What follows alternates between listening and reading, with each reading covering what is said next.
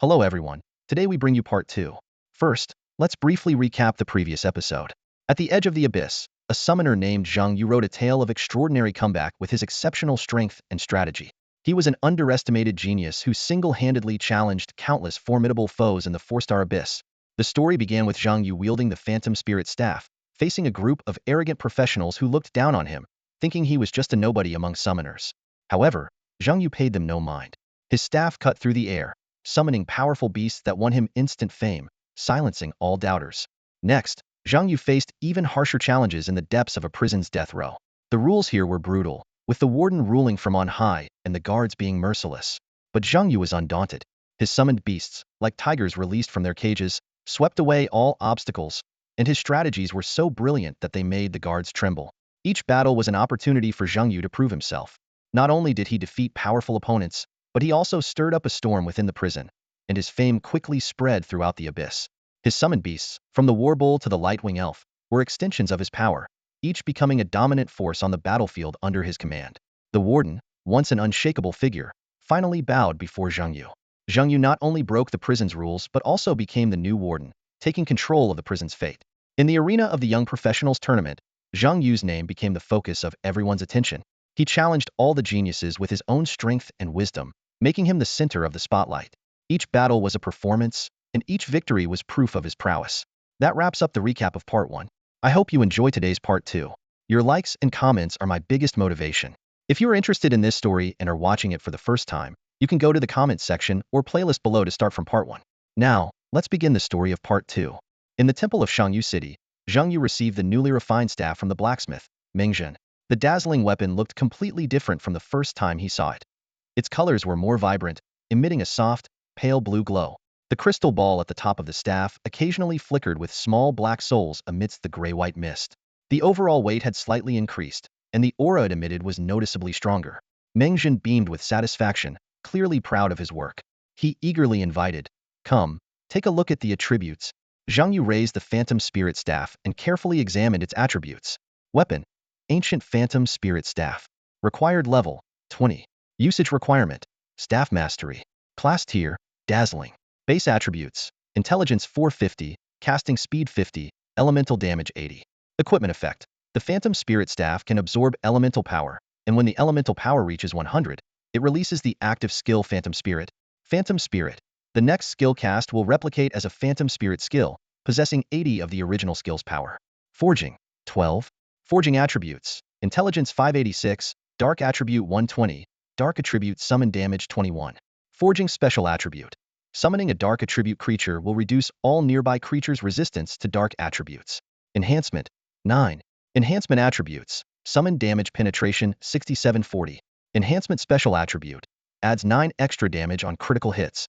Refinement: 0. Runes: No runes embedded. Mengzhen, worried that Zhang Yu might not fully grasp the staff's power, began to explain in detail.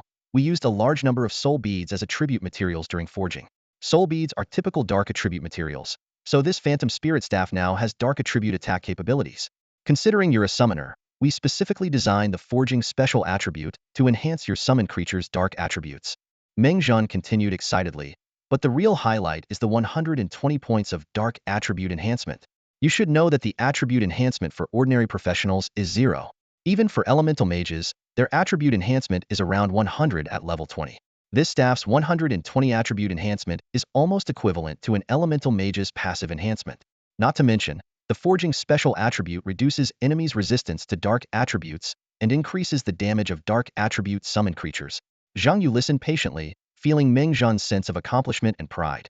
After all, crafting such a successful dazzling tier weapon was a rare opportunity for many blacksmiths. Zhang Yu was very satisfied with the result. Although it was costly, it was definitely worth the price. The original 450 intelligence attribute, increased by 586 points through 12 layers of forging, provided a total of 1036 intelligence from a single staff.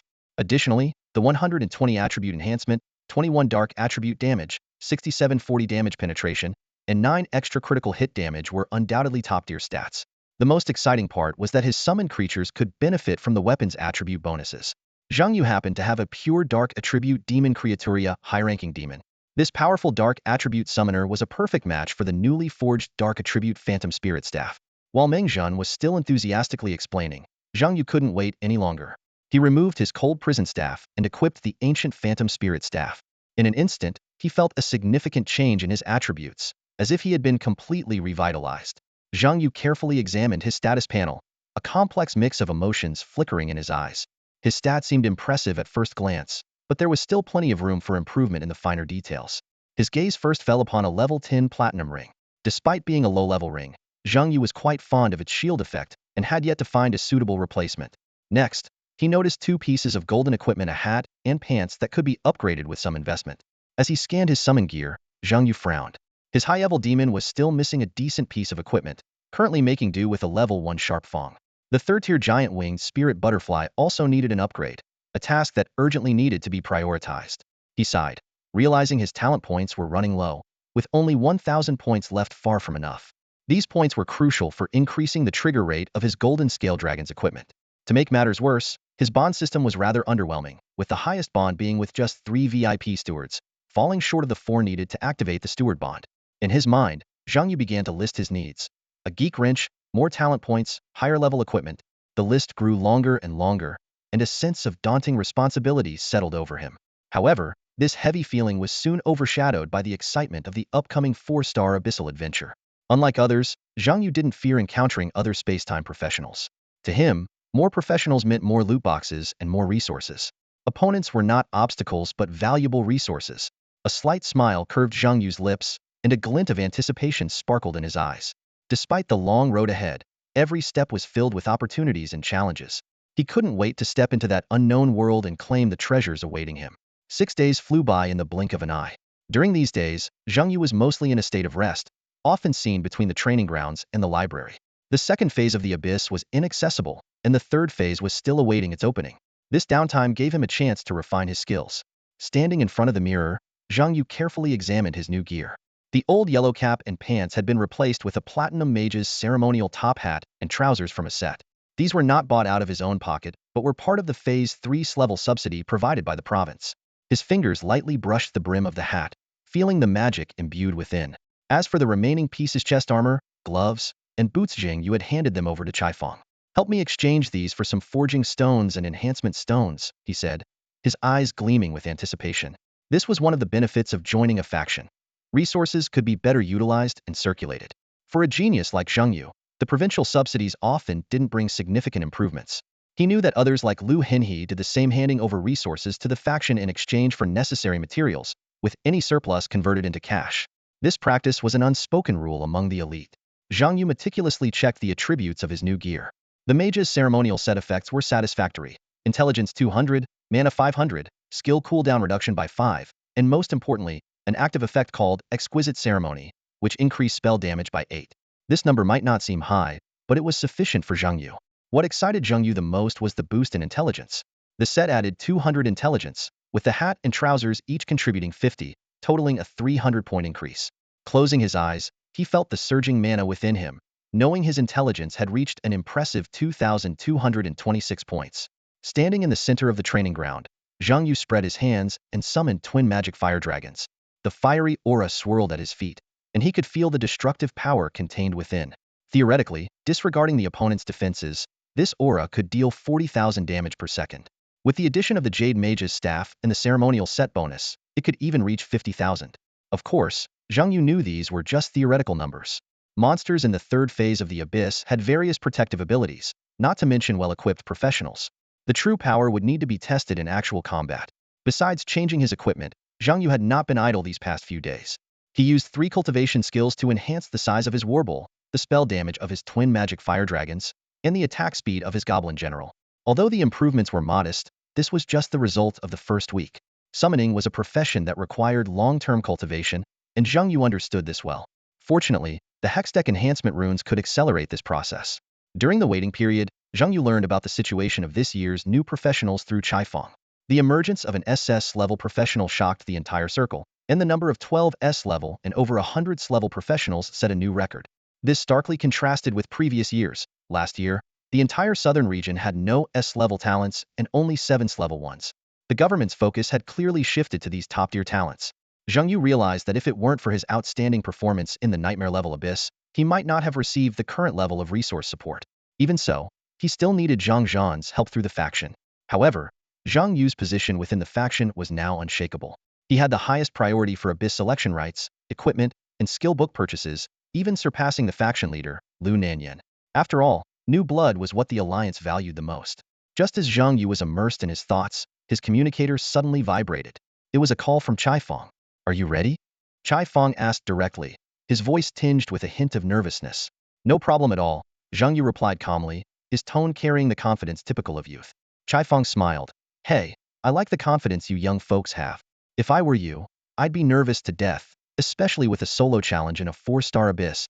Zhang Yu didn't respond, seemingly deep in thought about the upcoming challenge. Unfazed by the silence, Chai Fong continued, "I'll send a car to pick you up later. You should get to Nanqing City and rest for a night. The abyss opens around 7 p.m. tomorrow." "All right," Zhang Yu responded briefly. "Oh, by the way," Chai Fong suddenly remembered, "I found the level 25 summoning beast skill book you asked for." "You found it?" Zhang Yu's voice noticeably lifted, clearly interested in the news.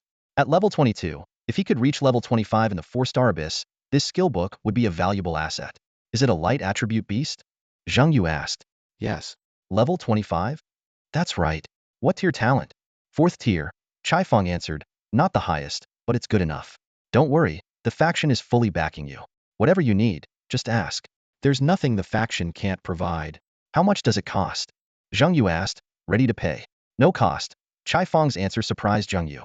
Seeing Zhang Yu's puzzled expression, Chai Fong explained, "Actually, this skill book came from the Rong family. When Rong Li heard it was for you, he didn't charge anything." "The sword god?" Zhang Yu confirmed. "Yes, the #1 swordsman in Jiuzhou, sword god Rong Li. Didn't expect him to be so generous," Zhang Yu remarked. Chai Fong laughed. "Even if Rong Li didn't charge, Lu Nanyan, the faction leader, wouldn't take your money. If you manage to clear the 4-star abyss and succeed, you'll be the second Zhuge Wuhan. For the faction, your growth and strength outweighs these resources by far." He paused, then continued, "All right, enough of that. Once you level up more, especially past level 40, you'll understand the importance of the faction. It's more crucial than you think. I've sent the skill book to you via mail. The driver will also bring some gifts from the faction leaders." Chai Fong's tone turned serious. "I won't be going to Nanqing City with you. I have my own abyss to enter soon. I wish you all the best, and come back alive." "I'll wish the same for myself." The air grew tense. For professionals, entering the abyss always meant facing the possibility of death. Returning alive was the greatest blessing. Zhang Yu was silent for a moment, seeming to absorb the weight of the blessing. Nanqing City is located at the intersection of Jiuzhou, Shaba, and northern Myanmar. As a nanny car carrying Zhang Yu entered the city limits, it was stopped and searched by the military. The driver explained that the security in Nanqing City had always been poor, mainly due to rampant scam syndicates that often smuggle, kidnap, and create disturbances in the area. "Are scams still a thing?" Zhang Yu asked, puzzled. He was not familiar with this aspect of the world, and was surprised that the northern Myanmar region here was so similar to his previous life. The driver, a frequent visitor to Nanqing City, knew quite a bit about the local situation. "Plenty of them," he said. "The most outrageous ones target new professionals like you. Some claim they can help people level up and gain strength without entering the abyss, fooling many young folks. Others lure people into gambling by promising a free gift of 300,000. The driver paused and added, "And you are also part of their betting pool." "Me?" Zhang Yu was taken aback, not expecting to be a subject of gambling. "That's right," the driver explained. "They bet on your clearance time, your chances of passing the next stage, and even the number of professionals you kill and the time you get killed." "You can bet on that?" Zhang Yu exclaimed. "How do they know my information?" "Forum posts, temple announcements, even your friend list," the driver elaborated. "You entered a 4-star abyss. As soon as you kill a few professionals, the temple will issue a notification." Hearing this, Zhang Yu couldn't help but marvel at the bizarre nature of the world. He had thought that his fame was limited to Shangyu City and Jiangshui City, but he was surprised to find that he was also well known in Nanqing City. The vehicle drove into Nanqing City and soon arrived at the Apostles' Isle Abyss Hall. There, Zhang Yu met Mayor Minimo, a level 42 priest, and the highest level priest Zhang Yu had encountered so far. Minimo was dressed in typical priestly robes, his demeanor gentle and refined, with a thin face and slender build. It was hard to imagine that such an elegant mayor could manage the chaotic Nanqing City. Minimo warmly welcomed and hosted Zhang Yu. After all, the Apostles' Isle Abyss was within his jurisdiction, and having someone clear it would greatly benefit Nanqing City. Generally, choosing a 3-stage abyss would be done in a city of the same faction, ensuring that the benefits stayed within the group. The 3-stage abyss in Shangyu City had shown no signs of opening for the past 2 months, and the only 4-star abyss had been dormant for half a year. In addition to Mayor Minimo, Zhang Yu also encountered Lu Henhe, the daughter of the alliance leader, and her teammates. Although there was not much interaction between the groups, Lu Henhe's teammates were watching Zhang Yu from a distance, clearly interested in him. Zhang Yu didn't mind. He knew it was hard to stay low profile. An S-level talent, a summoner profession, and the challenge of a 4-star abyss that even an S-level talent like Lu Henhe dared not attempt alone were all enough to draw attention. The most attention-grabbing part was that they would enter the Apostles' Isle abyss at the same time. Although not in the same instance, entering simultaneously meant inevitable comparisons. Who cleared it first, who failed, who got killed, and who killed the most would all become hot topics. Zhang Yu, though unfamiliar with the forums of other places, knew that the debate over who was stronger between him and Lu Henhe was already the hottest topic in Shangyu City. Casinos outside the Nanking city border had also opened bets on the two of them. Marketing accounts were making a big deal out of it. In this world, professionals held a status even higher than celebrities, not only with high fame but also with more power. Their every move was fodder for public discussion, from professional information and matches to personal gossip. After the Zhou Yun incident in Jiangshui City, Zhang Yu had learned to face such attention calmly. As he was lost in thought, a low hum interrupted him. Looking up, Zhang Yu saw a phantom island rising in front of the abyss hall.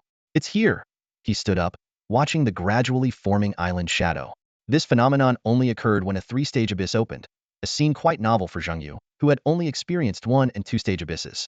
He focused intently on observing the island phenomenon until a system prompt appeared before him. The 3-stage abyss, Apostles' Isle, has been opened. Zhang Yu faced the abyss difficulty selection screen and unhesitatingly clicked on the 4-star difficulty.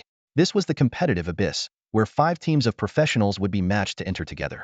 As the system displayed matching in progress, Lu Henhe stepped slowly in front of Zhang Yu. Don't feel pressured, she said calmly. I don't intend to compete with you. After all, it's unfair to compare when you're going in alone, and I'm bringing a team. I'll wait a bit longer for you if you can clear it solo. Lu Henhe's words carried a tone of respect for Zhang Yu.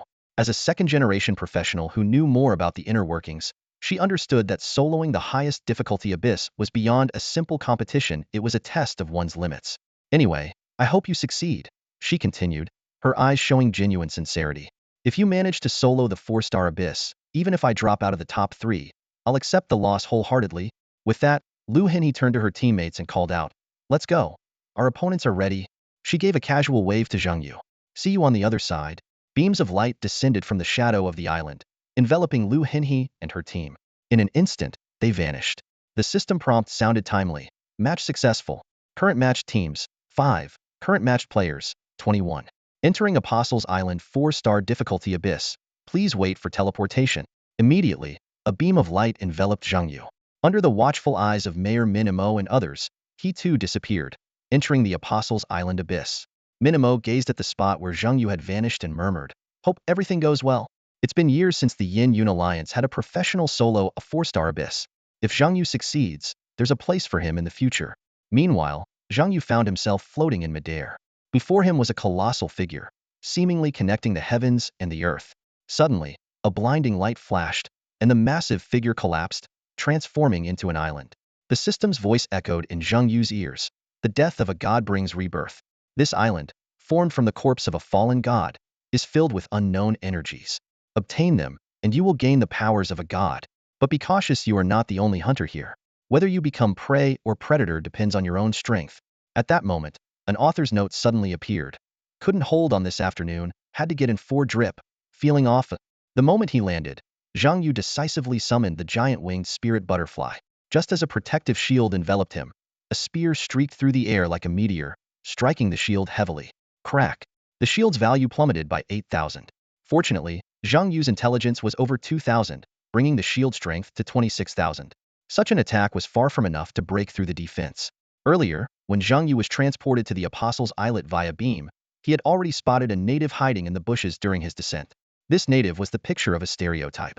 Brown skin adorned with tribal tattoos, sharp teeth glinting coldly, and long brown hair braided tightly. Whoosh! Another spear whizzed through the air. This time, it missed Zhang Yu and was blocked by the warbull. The warbull's formidable defense, combined with the attributes granted by the Dragon Sage, significantly reduced the damage. Less than 3,000 damage was negligible to the warbull, which boasted 70,000 health points. Seeing his attack fail, the native turned and fled without hesitation, moving at an incredible speed. Zhang Yu wasn't about to let him go. He immediately activated the active skill of his platinum equipment, the Wraith Bracelet Wraith's Noose. A blood-stained black rope shot out, accurately lassoing the native's neck. With a gentle tug, The rope tightened instantly. The native let out a muffled groan of pain, his body involuntarily leaning back and moving towards Zhang Yu. The war bull seized the opportunity, launching a wild bull charge that sent the native flying into the air. Entering the savage bloodline combat mode, the war bull launched a ferocious attack. Surprisingly, the native's defense was quite high. Despite the war bull's attack power exceeding 10,000, each strike only dealt around 6,000 damage. Zhang Yu noticed that every time an attack landed on the native, his colorful tattoos would glow, seemingly absorbing part of the damage. Even so, against the war bull, which had 3 control skills and dealt high damage, the native was utterly powerless. Trying to escape? War Stomp pinned him down. Attempting to fight back? War Roar stunned him immediately. Meanwhile, the giant-winged spirit butterfly's butterfly song not only increased the war bull's attack speed, but also utilized the soul-snatching flute's armor-breaking effect to lower the native's defense. Ultimately, the war bull's third strike ended the native's life. A system notification popped up. Killed Apostle's Islet native LV-25. Gained 10,209 experience. Zhang Yu was slightly surprised that this ordinary monster granted 10,000 experience, equivalent to a second-stage elite monster. But on second thought, this was the most challenging abyss of the third stage, so the experience point seemed reasonable. He needed 500,000 experience to level up from 22 to 23, making this gain a drop in the bucket. After killing the native, Zhang Yu noticed the tattoos on the native's body were slowly dissipating. The energy dispersed into the air, eventually returning to the ground. Zhang Yu knew well that the land beneath his feet was actually the corpse of a god. So, the tattoos that could absorb damage were the so-called divine power? Zhang Yu pondered, dissatisfied that this power had not been transferred to him. Just as he was mentally grumbling, system notifications popped up one after another. The apostle mark has been refreshed. The system notification suddenly flashed before Zhang Yu's eyes. You can find the coordinates of the apostle mark on the map. Zhang Yu immediately opened the system map, and several different colored markers popped up. A green marker, the closest to him, caught his attention. The system continued. Try to gather as many apostle marks as possible. Obtaining an apostle mark will temporarily enhance your abilities based on the mark's power. The more marks you collect, the greater the boost in your strength. Zhang Yu's gaze swept over the dead natives on the ground, deep in thought. The system only mentioned that acquiring the marks would increase his power but didn't specify the final outcome or how to end this abyss. Could it be to eliminate all competitors? Zhang Yu muttered to himself, a smile playing at the corners of his mouth. If that's the case, then it's perfect. A glint of greed flashed in his eyes. The more I kill, the more spoils I get. I desperately need talent points and emblems right now. Zhang Yu sprang into action. He retrieved the war bull from his storage space and took out a specially designed saddle to attach to the giant winged butterfly. He had commissioned this custom flying saddle during his downtime to solve the problem of gripping the butterfly's fuzzy skin. He mounted the saddle, secured his seatbelt, and gripped the handles on either side.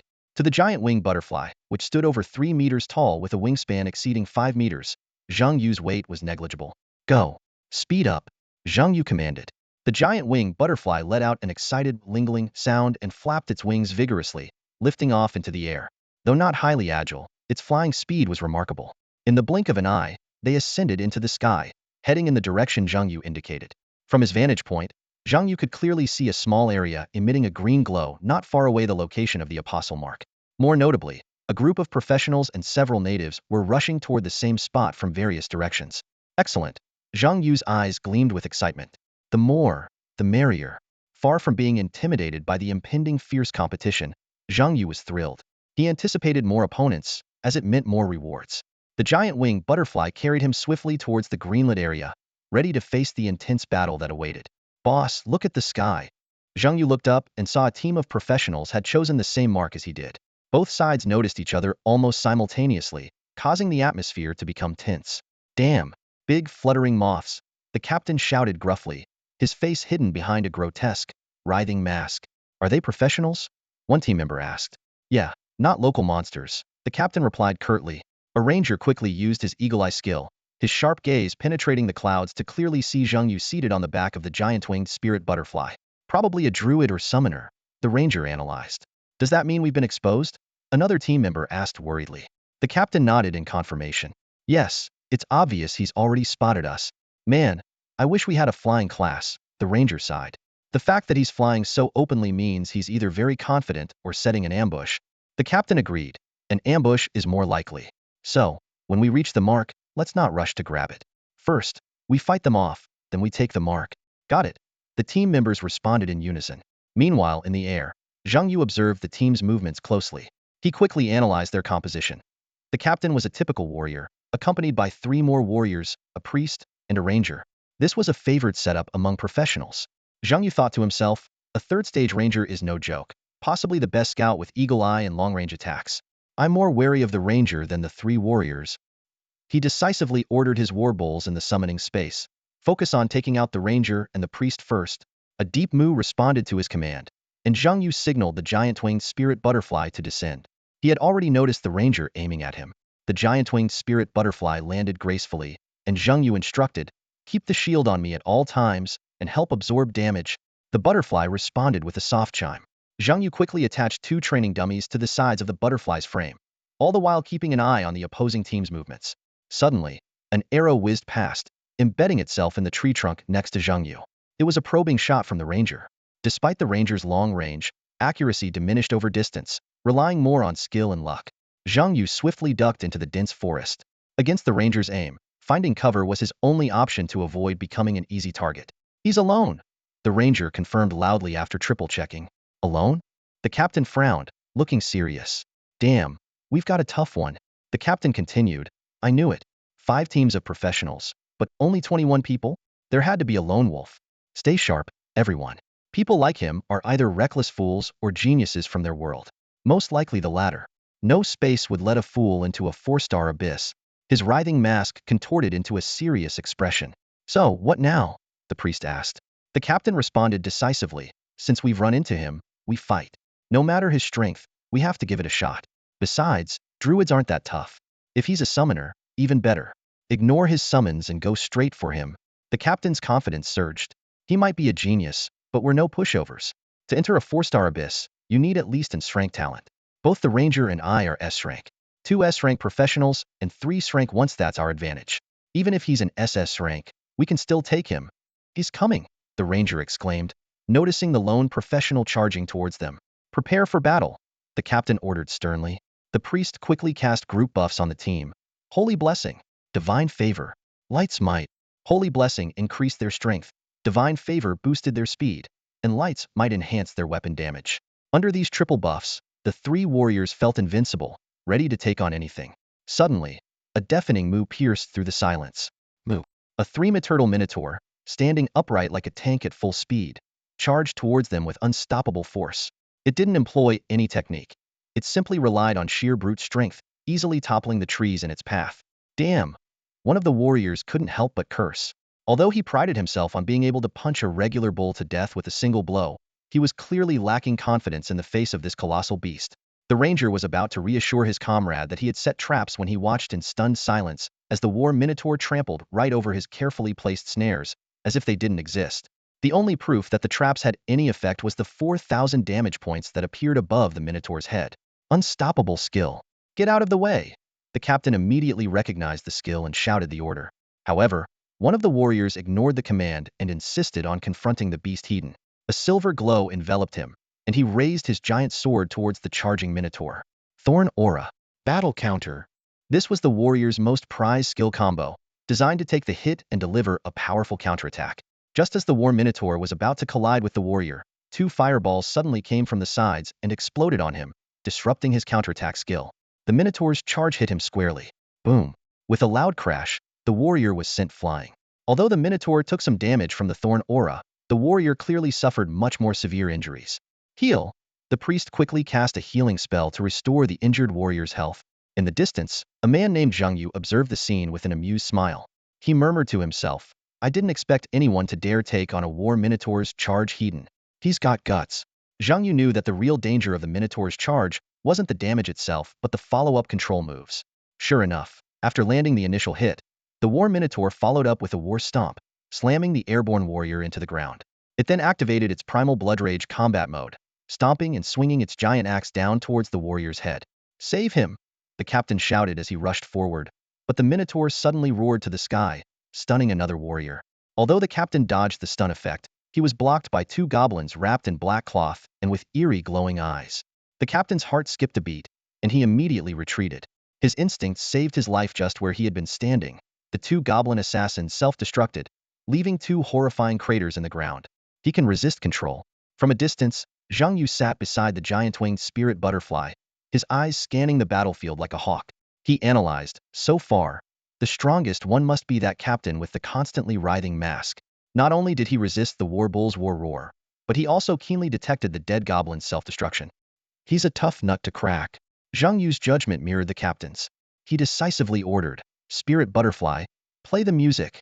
Instantly, the sound of the butterfly's song and mournful melodies intertwined, directly breaking the warrior's thorn aura. At that moment, a critical axe strike hit its mark, and the warrior fell to the ground. Buzz, the resurrection cross's effect activated, and the warrior stood up again. Damn! Another warrior, just recovering from a stun, cursed as his longsword glowed red. He dashed behind the war bull and stabbed through its waist. Glass-piercing talent. Zhang Yu marveled to himself. Moo, the war bull roared in pain, its health plummeting. But with its primal bloodline, it fought more fiercely as its health dropped. The blood patterns on its body lit up, and it swung its axe in a sweeping motion. Sensing danger, the piercing talented warrior quickly retreated. The just-revived warrior seized the moment, his thorn aura lighting up, and taunted the war bull. Despite being at a two-tune disadvantage, the war bull resisted stubbornly. The captain noticed a goblin riding a giant wolf, exuding an imposing aura, preparing to join the battlefield, followed by a squad of various combat units. He realized the situation was dire. "Asen, cover me," the captain ordered decisively. He knew this lone wolf was no simple opponent, and that the summoner had to be dealt with quickly. Rain of arrows. The ranger known as Asen immediately unleashed his skill. Arrows rained down, creating a smokescreen that obscured the goblin general's vision. The captain dashed into the smoke, evading the goblin general's attacks, and headed straight for Zhang Yu's hiding spot. "Die!" he roared, unleashing a blood-infused slash at Zhang Yu. Boom! The ground split open, but Zhang Yu had already sprouted wings and moved away. He observed the captain's mask from a distance, thinking it might be the source of his abilities. Suppressing his surprise, the captain's mask twisted even more, and he surged forward with blood energy towards Zhang Yu. He needed to finish this quickly, or his teammates would be in grave danger. Suddenly, a massive, hideous troll blocked his path. Roar! The troll bellowed, raising its hammer to strike. The captain was about to counterattack when he noticed entangling branches at his feet. "Trivial trick," he sneered. As an S-class talent user, such obstacles were insignificant. Blood rage slash. A circular blood slash instantly cut through the troll's body and dispersed the branches at his feet. At that moment, the mask on the captain's face morphed into Zhang Yu's features. "Got you," he pointed, and his warrior's blood aura spread, enveloping Zhang Yu. "Die." The blood aura transformed into multiple sharp swords, aiming straight at Zhang Yu's vital points. Locked skill? As the blood sword thrust towards Zhang Yu, there wasn't a hint of worry in his eyes. Unable to dodge, he decided to take it heed in. This was clearly the enemy captain's trump card, intended for a swift kill. However, Zhang Yu was no easy target. With a crack, the shield shattered. The training dummy absorbed part of the damage, and this seemingly impressive strike didn't even breach the first line of defense. "Is that all?" Zhang Yu glanced at his unscathed health bar, a mocking smile curling at his lips. "You're so weak. You can't even one-shot a summoner." The masked warrior was stunned, staring at Zhang Yu in disbelief. "Are you really a summoner?" His prideful attack had been effortlessly neutralized, and the thickness of Zhang Yu's shield was far beyond his expectations. In reality, one training dummy had already fallen, and the other was barely holding on. Combined, the two dummies had 40,000 health, and the shield had nearly 30,000. This meant the warrior's attack had dealt a staggering 70,000 damage. "Sorry, you were just a bit short," Zhang Yu said with a smile. Even if the damage had pierced through the training dummies, the giant-winged butterfly would have shared 50, and the Een Spirit Boot's active skill provided a 30 damage reduction. With this level of protection, how could he possibly be harmed? "Demon!" Zhang Yu commanded, summoning a higher demon. The menacing figure appeared, and chains immediately ensnared the captain. Simultaneously, for arrows shot from the shadows, hitting the warrior with pinpoint accuracy and unleashing a stunning plasma effect, instantly taking away a third of his health. It turned out the goblin general had been waiting for the right moment. Meanwhile, the ranger was struggling under the high damage from the twin demon fire drakes, with his attacks being intercepted by goblin death soldiers and shield bearers. The two S-rank warriors were suppressed by the warbull, and the S-rank ranger's assault was blocked by the goblin combat squad, while also being continuously hit by the twin demon fire drakes. Seeing their plan to swiftly kill Zhang Yu fall apart, the captain looked at the higher demon cloaked in black mist and felt a surge of alarm. Worse yet, the goblin general, equally formidable, was watching from a distance. Retreat. The captain made a quick decision. Continuing the fight would mean certain defeat. "You've been marked by the higher demon? Where do you think you're going?" Zhang Yu sneered. And you dare turn your back on a higher demon? Are you serious? There was no way he would let his prize slip away. Only by killing the enemy could he obtain the treasure chest. They were not allies, and with the captain's strength, he would become a future threat. Elimination was the only option, without any hesitation. The higher demon turned into a shadow, aiming straight for the captain's head. Demon decapitation. The demon struck. The high-ranking demon's black streak slashed across the captain's neck. Sesharp claws cut through, yet no blood spurted out. The captain remained unharmed, and Zhang Yu was not surprised. As an S-ranked talent bearer, the captain surely had life-saving measures, just like Zhang Yu's invincible diamond-grade item, the ancient boots. The captain didn't counterattack, as he was busy dealing with 4 plasma arrows shot by the goblin general. Blood shield. A thick red energy shield enveloped the captain, effortlessly blocking all attacks. In the distance, a warrior with piercing talent was being relentlessly pushed back by a war bull. "Captain, help!" he cried out in despair. The war bull, with its savage bloodline, fought with increasing ferocity, its eyes blood-red and raging. The captain observed coldly, calculating in his mind. This summoner hadn't even used the berserk skill of his summoned beasts, yet he had them cornered this far. What was more concerning was the dazzling staff the summoner wielded. The captain's mask could sense danger, and Zhang Yu's summoned beasts and staff were the sources of that threat. After weighing his options, the captain decided to save only the priest. With the priest and the Apostle Island's marking rule, he still had a chance to turn the tables. As for the other teammates, as long as Ranger Asen survived, the remaining 2 useless ones were bound to be devoured by the summoner. Who would blame him then? The captain ran straight towards the priest, shouting to the ranger, "Asen, save yourself. Don't worry about the others." As an S-ranked ranger, Asen could easily escape the battlefield. The 2 warriors would serve as bait to distract Zhang Yu. Zhang Yu noticed the captain's intention and immediately leaped onto the giant winged butterfly. "Chase!" he commanded. The goblin general charged forward, and the high-ranking demon unleashed a chain attack. Seeing the attack closing in, the captain didn't hesitate. Blood burst. Boom! A tremendous surge of blood energy erupted from the captain, propelling him forward like a blood-fueled rocket. However, the giant winged butterfly emitted its eerie melody again. Ling, the lamenting tune enveloped the goblin general and his 44 heavy cavalrymen, instantly boosting their agility by 600 points. The level 22 heavy cavalry, fully armed, showcased their peak strength, speed, and teamwork. Boom boom! Within a few breaths, the heavy cavalry caught up with the blood-bursting captain. Alarmed, the captain halted and slammed his right hand onto the ground. Boom! The powerful blood energy altered the terrain, attempting to block the cavalry's charge. Jump! With the goblin general's command, the heavily armored cavalry leaped high, effortlessly crossing the altered terrain. This scene shocked not only the captain but also Zhang Yu. At the critical moment, the priest acted. Holy punishment! A radiant light enveloped the heavy cavalry, instantly slowing them down. The giant wolves' legs seemed to sink into mud, making their advance difficult. The leap reduced the wave's speed. The priest then cast a slowing spell on the heavy cavalry, effectively neutralizing the charge attack. Sitting atop the giant winged butterfly, Zhang Yu surveyed the battlefield, calculating his next move. Although the goblin general's charge skill had the highest damage coefficient, Zhang Yu preferred to use it as a mobility skill after numerous battles. Despite the charge being neutralized, the goblin general and the heavy cavalry still managed to block the captain's path. At the same time, a higher demon arrived just in time to intercept the priest. The battlefield was in constant flux, with both sides locked in a stalemate. Seeing no way out, the captain unleashed his blood energy and shouted, "Are you planning to annihilate us?" Zhang Yu, looking down with a stern expression, replied, "Didn't we all prepare for death when we entered here? In that case, why act weak? Just hand over the spoils." Zhang Yu had made up his mind. He wasn't going to let the captain go. There were 2 reasons for this. First, the war spoils were determined by the strength of the defeated target, and killing an S-rank talent holder was far more rewarding than defeating a second-stage abyssal elite monster. Second, this Apostle Island abyss contained apostle marks, giving the enemy a chance to turn the tables. The captain's strength, combat judgment, and decisiveness were all formidable. Understanding the hunter's rule of never letting prey escape, Zhang Yu immediately ordered, "Enrage the summoned beasts." Without hesitation, he applied the summoner's strongest state skill to both the goblin general and the higher demon. Under the effect of the enrage, the entire heavy cavalry's momentum doubled. The higher demon's murderous intent began to overpower the higher-level captain. With a cold smile, Zhang Yu said, "You may have numbers, but against a summoner, you should be prepared for a gang assault." The ensuing battle was a one-sided massacre. The blood energy warrior, though versatile, became fatigued when his blood energy was excessively depleted.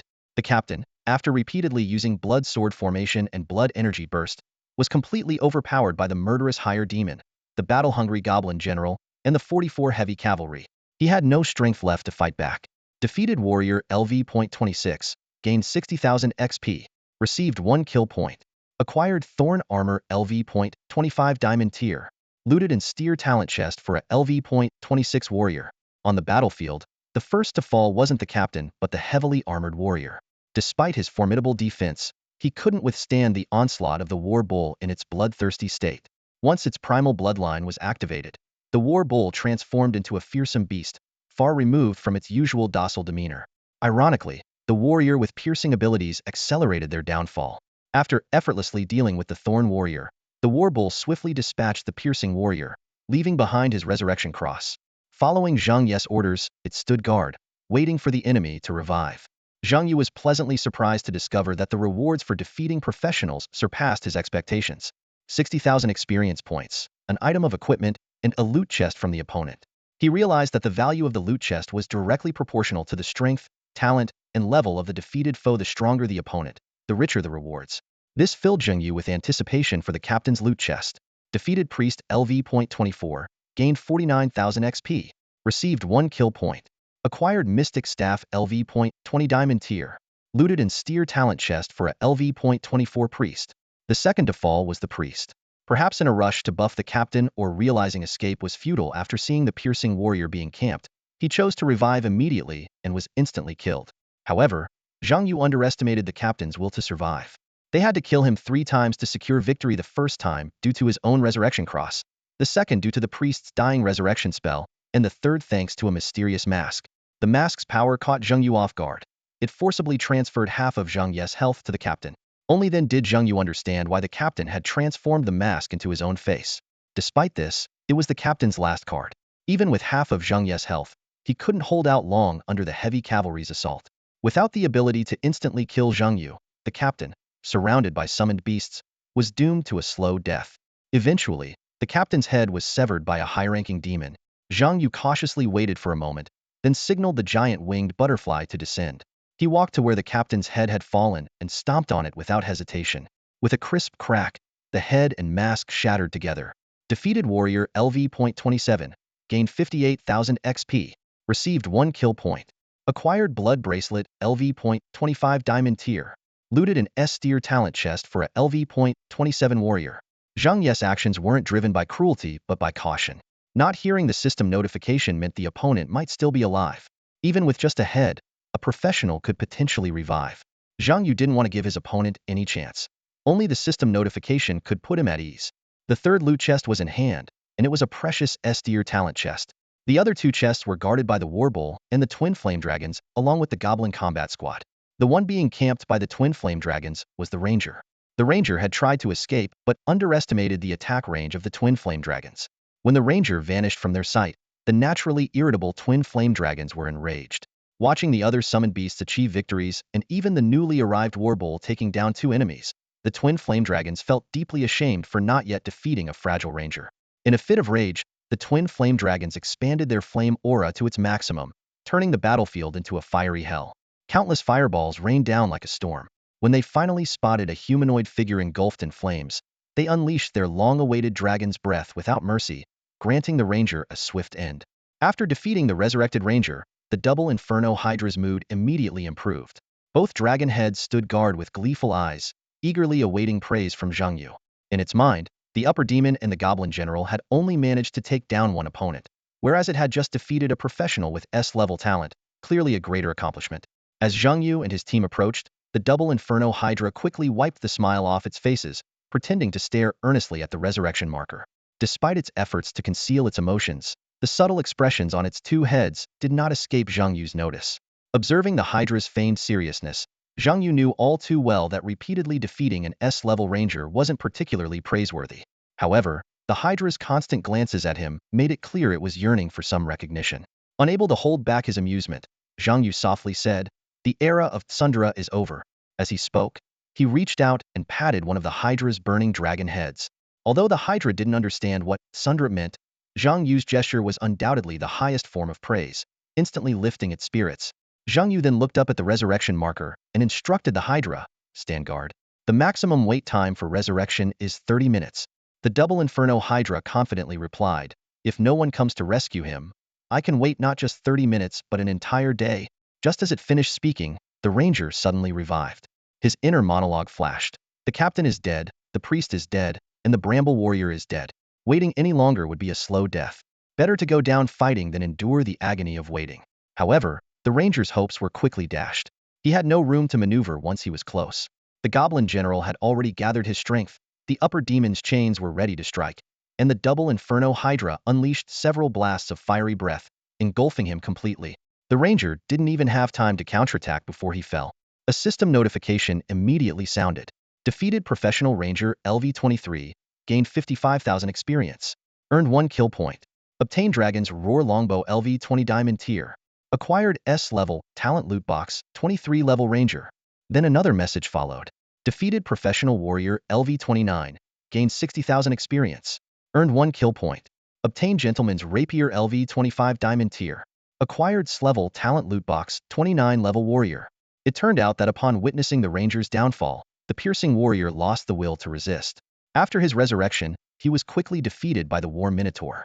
The Revive Cross can indeed save a life, but only if the enemy doesn't camp your corpse. Zhang Yu knew well that under normal circumstances, the Revive Cross needed the protection of teammates to be effective. If all teammates were dead, then the Revive Cross would just be a ticket to a second death. After the brutal battle ended, the battlefield was littered with the bodies of 5 professionals. Zhang Yu surveyed the scene, taking stock of his losses. A troll lay in a pool of blood. All the goblin suicide bombers, shield bearers, and wolf riders were dead, leaving only scattered equipment on the ground. Reflecting on the battle, Zhang Yu couldn't help but marvel at the ranger's prowess.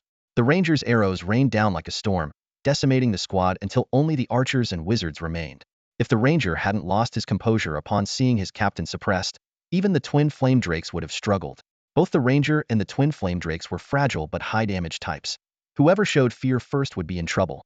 From the ranger's perspective, Zhang Yu thought he might have chosen to flee too.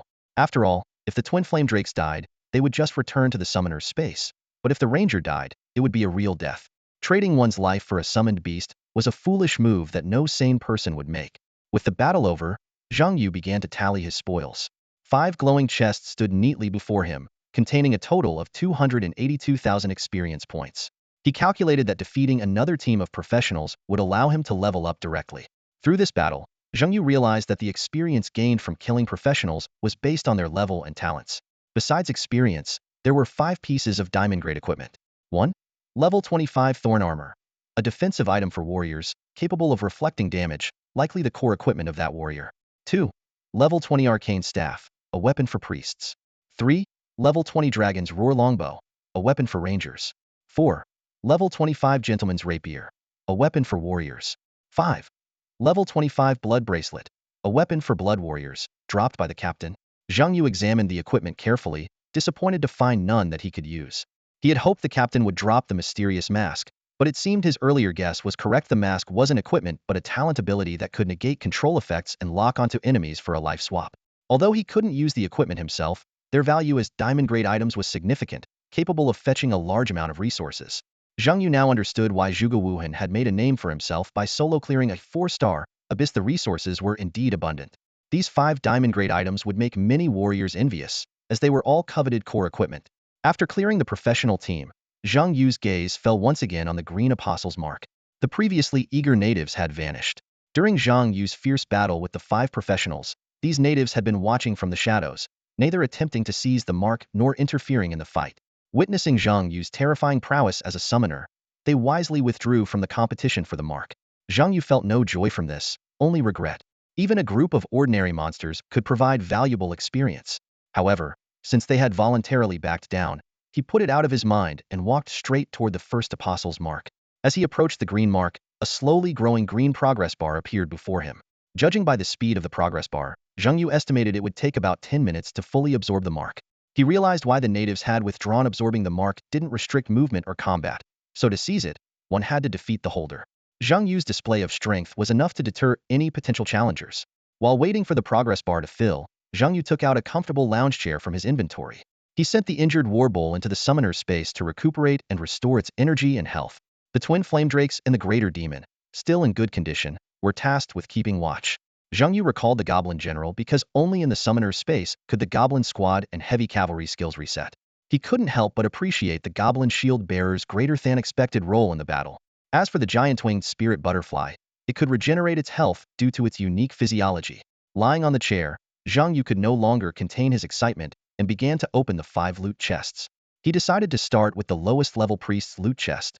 Opening loot chest.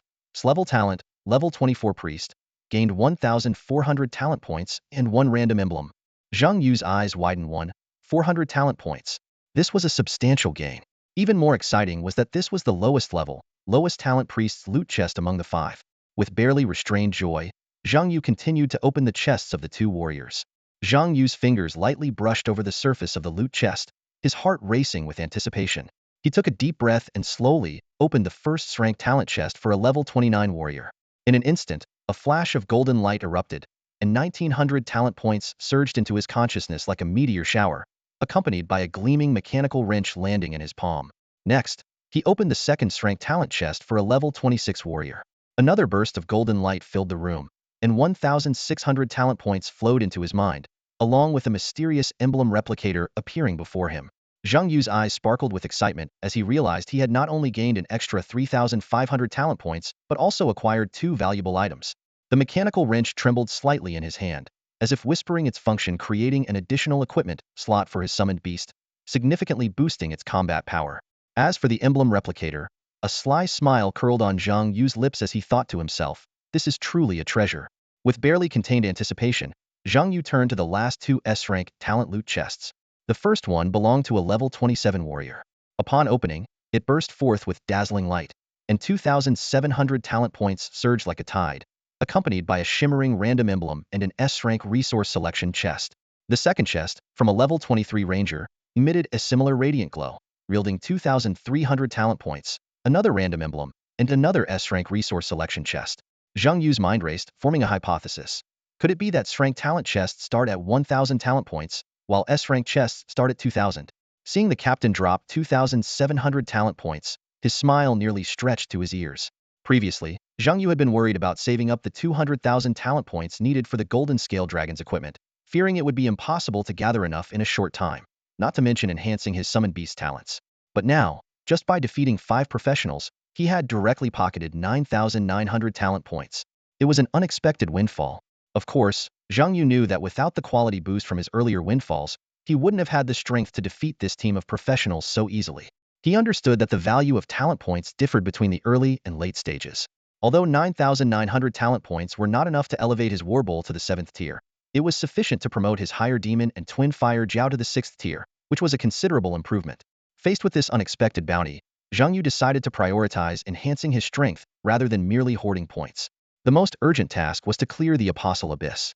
This battle had not only shown him the power of professionals from other dimensions, but also given him a clearer understanding of his own capabilities.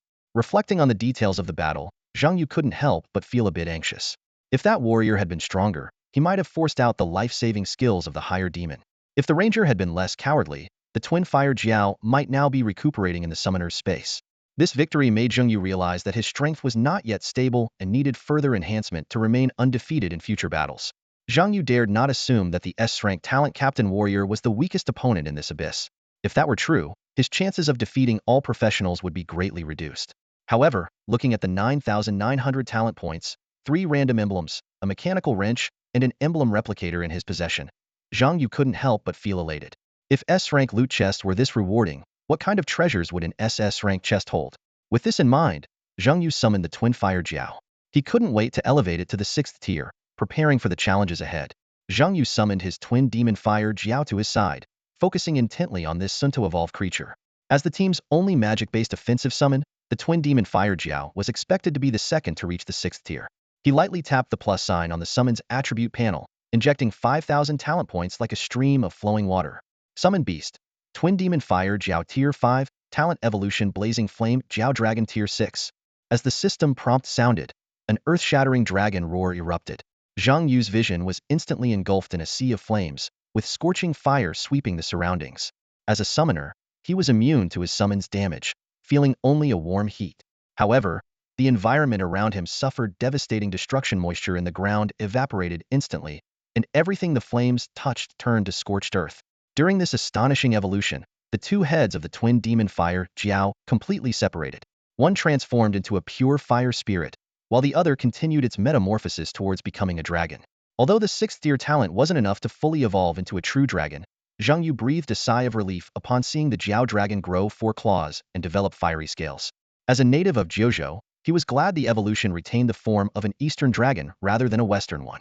In the end, the twin demon fire Jiao split into 2 entities. One fully evolved into a Jiao dragon, and the other became a pure elemental fire spirit. They were named Flame Jiao Dragon and Blazing Flame, respectively, but still maintained a twin form. Blazing Flame, in its fire spirit form, attached itself to the Flame Jiao Dragon, and the overwhelming flames from earlier were its doing. After the evolution, the Blazing Flame Jiao Dragon took a deep breath, absorbing all the surrounding fire into its body. Blazing Flame then condensed the flames into a humanoid shape, standing atop the Jiao Dragon's head. This form reminded Zhang Yu of the fire character from a fire and ice game he had played faceless, without internal organs, and an exact replica of his own build. Zhang Yu carefully examined the Blazing Flame Jiao Dragon's attribute panel, discovering that health and attack power were calculated separately. Blazing Flame had low health but high attack power, whereas the Flame Jiao Dragon had the opposite. Even their equipment was independent. This meant one set of resources could nurture 2 summoned beasts, which delighted Zhang Yu. From the skill attributes, it was clear that both Blazing Flame and Flame Jiao Dragon had the ability to fight independently. They shared 2 skills, Flame Aura and Fire Serpent Hell, retaining the advantages of twin skills. Blazing Flame possessed Infernal Fire, which could instantly melt an enemy's defenses and cause immense pain, while Flame Jiao Dragon mastered Dragon Flame, featuring explosive damage and fire spread effects. As Zhang Yu reveled in the joy of his summons upgrade, a system message interrupted his thoughts. You have obtained the Apostle's Mark Source of Life.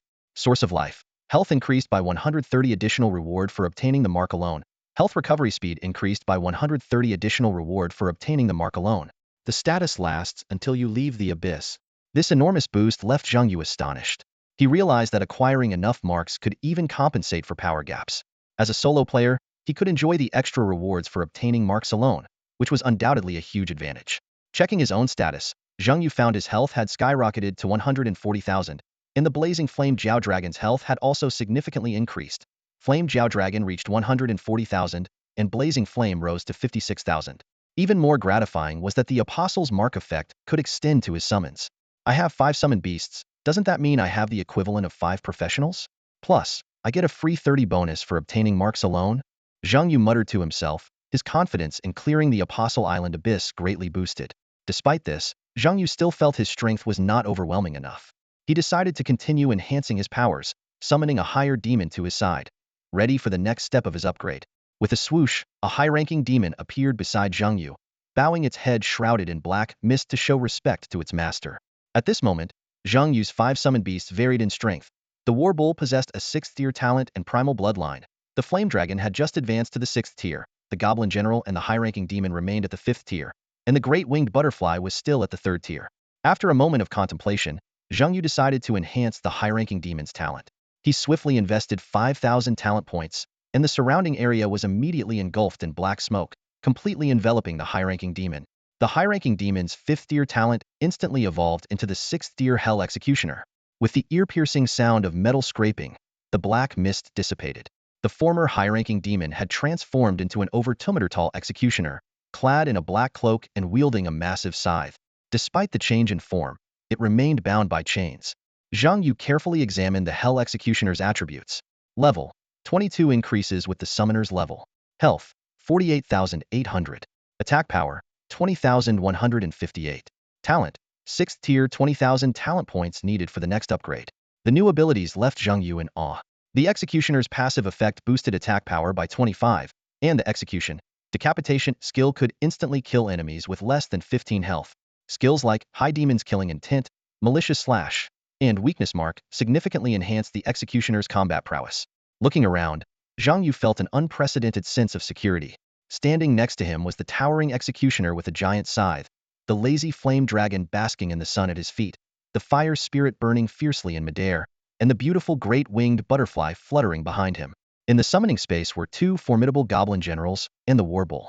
This lineup made Zhang Yu finally appreciate the advantages of being a summoner. Finally, Zhang Yu's gaze fell on his inventory. There lay 3 random emblems and an emblem duplicator.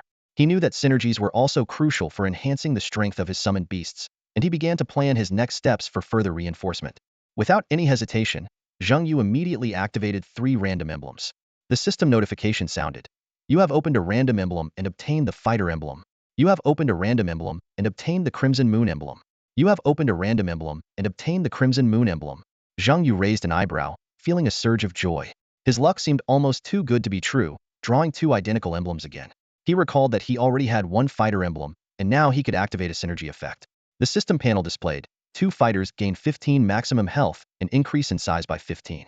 After a moment of consideration, Zheng Yu decided to bestow the fighter emblems on the War Bull and the Goblin General. These 2 frontline tanks received substantial boosts. Especially the War Bull, whose already massive frame became even more imposing with the 15 size increase. Next, Zheng Yu's gaze fell on the newly acquired Crimson Moon emblems. He carefully examined the new synergy effect. Crimson Moon 246,810. Once your summoned beasts collectively lose 50 of their total health, the Galio Golem will be summoned to fight, crashing into the densest group of enemies and knocking them into the air, dealing massive damage. 2 Galio Golem. 4 Tyrant Galio Golem. 6 Demon King Galio Golem. 8 Supreme Demon God Galio Golem. 10 Divine Galio Golem. Galio has no summoning cooldown and remains until death. Galio cannot regenerate health or energy, nor receive any healing skills, but can benefit from buffs provided by summoned beasts and the summoner. Zheng Yu's expression turned a bit peculiar. He never expected to witness Galio descending from the sky. For a moment, he was almost tempted to deplete his summoned beast's health just to summon Galio. But logic quickly prevailed, reminding him that the primary goal was to win the battle. Galio and its knockup effect, along with massive damage, were undeniably powerful trump cards not to be wasted lightly. Moreover, Galio could only benefit from buffs given by summoned beasts and the summoner. Zheng Yu calculated that if it could receive the Apostle Mark buff, it would be even more worthwhile to summon. Finally, Zheng Yu casually distributed the Crimson Moon emblems and the Golden Scale Dragon emblem among his summoned beasts, activating their synergy effects. Then, he used the last emblem replicator to duplicate a VIP Steward emblem, achieving the Force Steward effect. Choose 2 summoned beasts to evolve into VIP Stewards. Without hesitation, Zheng Yu selected the highest damage dealer, the Executioner, as the second VIP Steward. Immediately, one of the Hell Executioner's skills transformed. Hell Form VIP Steward. The Hell Executioner can freely enter Hell Form and will not die immediately when health drops to 0. Hell Form maintains an extremely powerful combat state until energy is exhausted or the form is voluntarily deactivated. The Summoner who has signed a Master-Servant contract can also revive it. The Demon Beast can only enter Hell Form once per day. Zheng Yu silently noted this powerful new ability, fully preparing for the upcoming battle. The changes in the Hell Form skill made Zheng Yu's eyes light up. No longer needing death to trigger it, he could now enter freely without time constraints, only limited by his stamina. Combined with the Principal Arc, it was undoubtedly a powerful combination. Although the skill's damage hadn't increased, its significantly enhanced flexibility greatly boosted its combat effectiveness. Zheng Yu quickly reviewed his current synergy effects. 4 VIP Stewards Goblin General Heavy Cavalry, Barbaric Bloodline War Minotaur, Flame Dragon Jiaolong, Hell Executioner, 2 Fighters Barbaric Bloodline War Minotaur, Goblin General Heavy Cavalry, 2 Dragon Sages Barbaric Bloodline War Minotaur, 2 Golden Scale Dragons, and 2 Crimson Moons. He realized he lacked offensive synergies and thought he should add some swordsmen, archers, rangers, or glacial synergies. The number of crests was also insufficient. His gaze shifted to the top left corner of his vision, where a system-generated list floated, displaying the roster of professionals who had entered the Apostle Island Abyss. The list didn't show specific names, only numbers, professions, levels, and survival status. Zheng Yu quickly scanned the 5 entries that had turned gray and marked as deceased, feeling a slight sense of relief. He worried that other professionals might die too quickly or more precisely, that they wouldn't die by his hand. For Zheng Yu, killing other space professionals was the fastest way to gain strength. Not only could he acquire a wealth of experience and equipment drops, but he could also get crests, replicators, and loot boxes, as well as the still unclear killing points. Even without knowing the exact use of the killing points, he could tell they were a highly valuable resource. At that moment, a system notification sounded. Apostle marks have been refreshed. The map has been updated with the new Apostle mark coordinates. This time, 12 marks have been refreshed, each guarded by an energy protector that must be defeated to obtain the mark. Zheng Yu noticed the reduced number of marks. Fewer marks meant a higher likelihood of encounters. In the previous round, he was lucky to only run into the masked captain's team. Other professional teams seemed to have avoided each other, leading to the masked captain's team being the only one to suffer casualties. Instead of immediately checking the map, Zhang Yu first recalled all summoned beasts except for the giant-winged spirit butterfly, then mounted the butterfly and took to the sky. While apostle marks were important, to him, the ultimate goal of seizing the marks was victory. If he could eliminate all competitors, wouldn't all the marks be his? As he ascended, Zhang Yu's field of vision expanded. The island wasn't large, and the light from all 12 apostle marks came into view. Suddenly, he spotted a team of professionals about 3 marks away from him. To his surprise, another team was rapidly moving in that direction, clearly targeting not the mark but the team of professionals. Zhang Yu frowned slightly, thinking, oh, someone else has the same idea as me? Clearly, this team had the same goal, to hunt. It seemed they were confident in their own strength, Zhang Yu surmised. In the abyss, the wisest strategy was usually to sit back and watch others fight, only engaging when absolutely necessary. After all, losing a team member or a resurrection cross meant a decrease in combat power. Only those extremely confident in their abilities would actively seek out battles. Killing professionals yielded experience, equipment, and killing points, making it a tempting but competitive endeavor. Spirit butterfly, speed up and fly over there, Zhang Yu urged, his eyes gleaming with excitement. They've started fighting. We need to get there quickly to mediate. This self-proclaimed helpful and peace-loving professional smirked meaningfully as he directed the giant-winged spirit butterfly towards the impending battle. Ling, the giant-winged spirit butterfly, sensed her master's urgency to save lives and immediately began its butterfly chant, instantly bestowing a 600-point agility boost. With a swift gust of wind, Zhang Yu, riding the magnificent butterfly, sped towards the battlefield like an arrow. Meanwhile, at the edge of the battlefield, a team had already reached the apostle's mark. In the group, a petite girl with a green staff cautiously scanned the surroundings. She turned to the muscular young warrior with dark gray skin beside her and whispered, "Brother, someone is tracking us." Hearing this, the young warrior quickly reacted. The massive sword on his back swayed slightly with his movements as he commanded in a deep voice, "Druids form up. Shield warriors protect the mages." He then asked, "Sister, from which direction are they coming?" "From the sky," the girl exclaimed. The young warrior looked up sharply and saw a dazzling butterfly diving towards them at incredible speed. Instinctively, he moved to dodge, but realized the butterfly wasn't attacking. Instead, it gracefully flapped its wings and landed elegantly. A puzzled voice came from behind the butterfly. "Huh, did I arrive too early?" The young warrior stared warily at the sudden figure. No teammates, no support, just one person alone. This was the hallmark of the legendary lone wolf profession. Sensing the hostility, Zhang Yu peeked out from behind the giant-winged spirit butterfly's wings, offering a friendly smile. "Don't worry, I'm here to mediate." After a pause, he added, "Mediate? Well, it seems I came too early. You haven't started fighting yet." Just then, the sound of hurried footsteps came from the distant forest.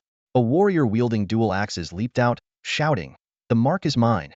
The kills are mine. All the gear is mine." Following him, 4 more similarly armed warriors emerged, roaring like beasts. Zhang Yu and the young warrior exchanged glances, both seeing the exasperation in each other's eyes. Zhang Yu couldn't help but comment, "I thought it was a formidable, confident hunter team, but it turns out, just a bunch of brutes. Dual axe warriors, typical berserkers. A team of 5 berserkers, that's rare. It's even crazier than me with 2 assassins." He then noticed the unusual dark gray skin of the young warrior's group, unlike any ethnicity he knew.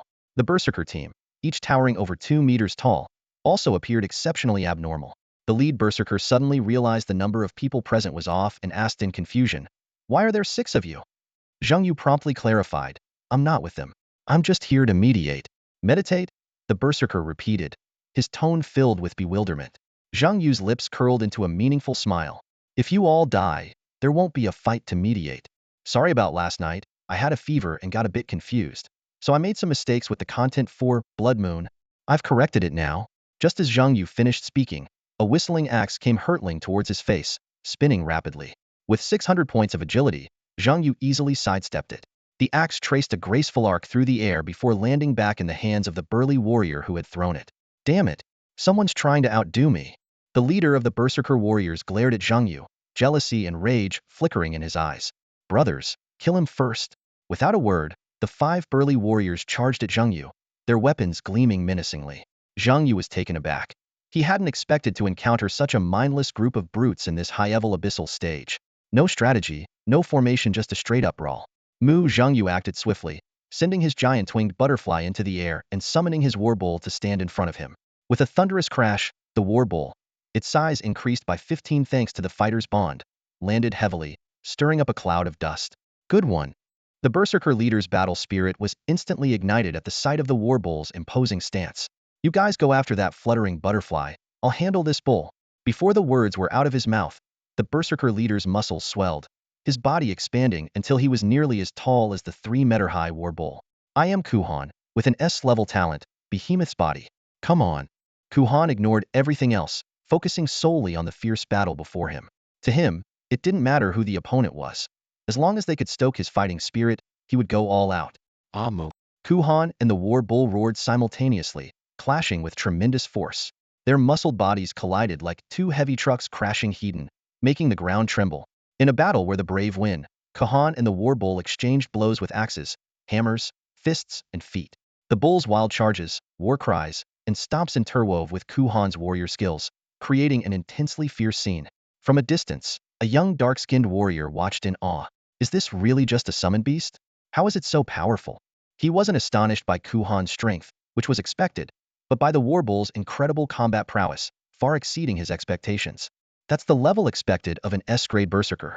The dark-skinned youth pondered, his brow furrowing.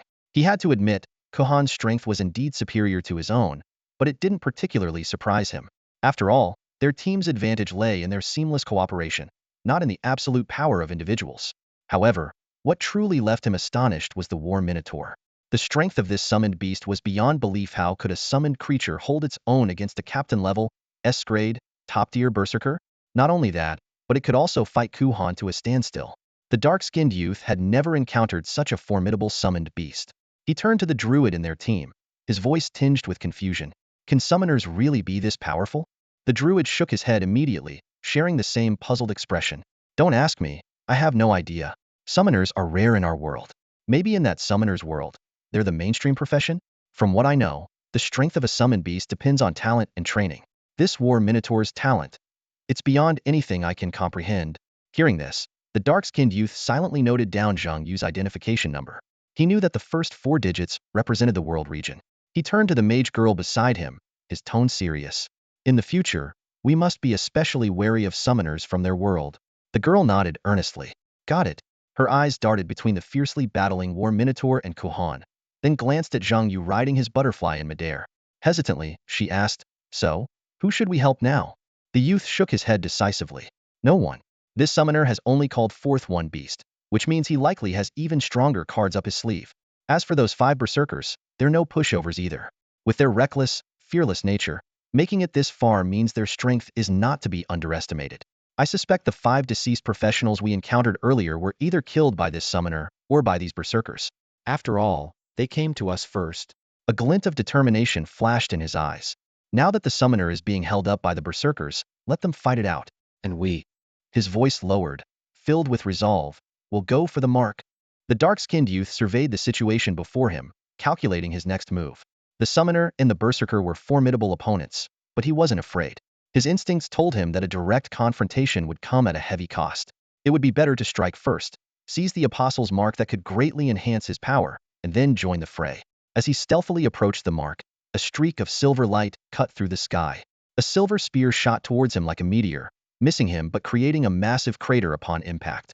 The explosion was powerful, imbued with the energy of the apostle's mark. Who's there? The youth tensed up instantly, scanning his surroundings with heightened vigilance. Another spear whistled through the air.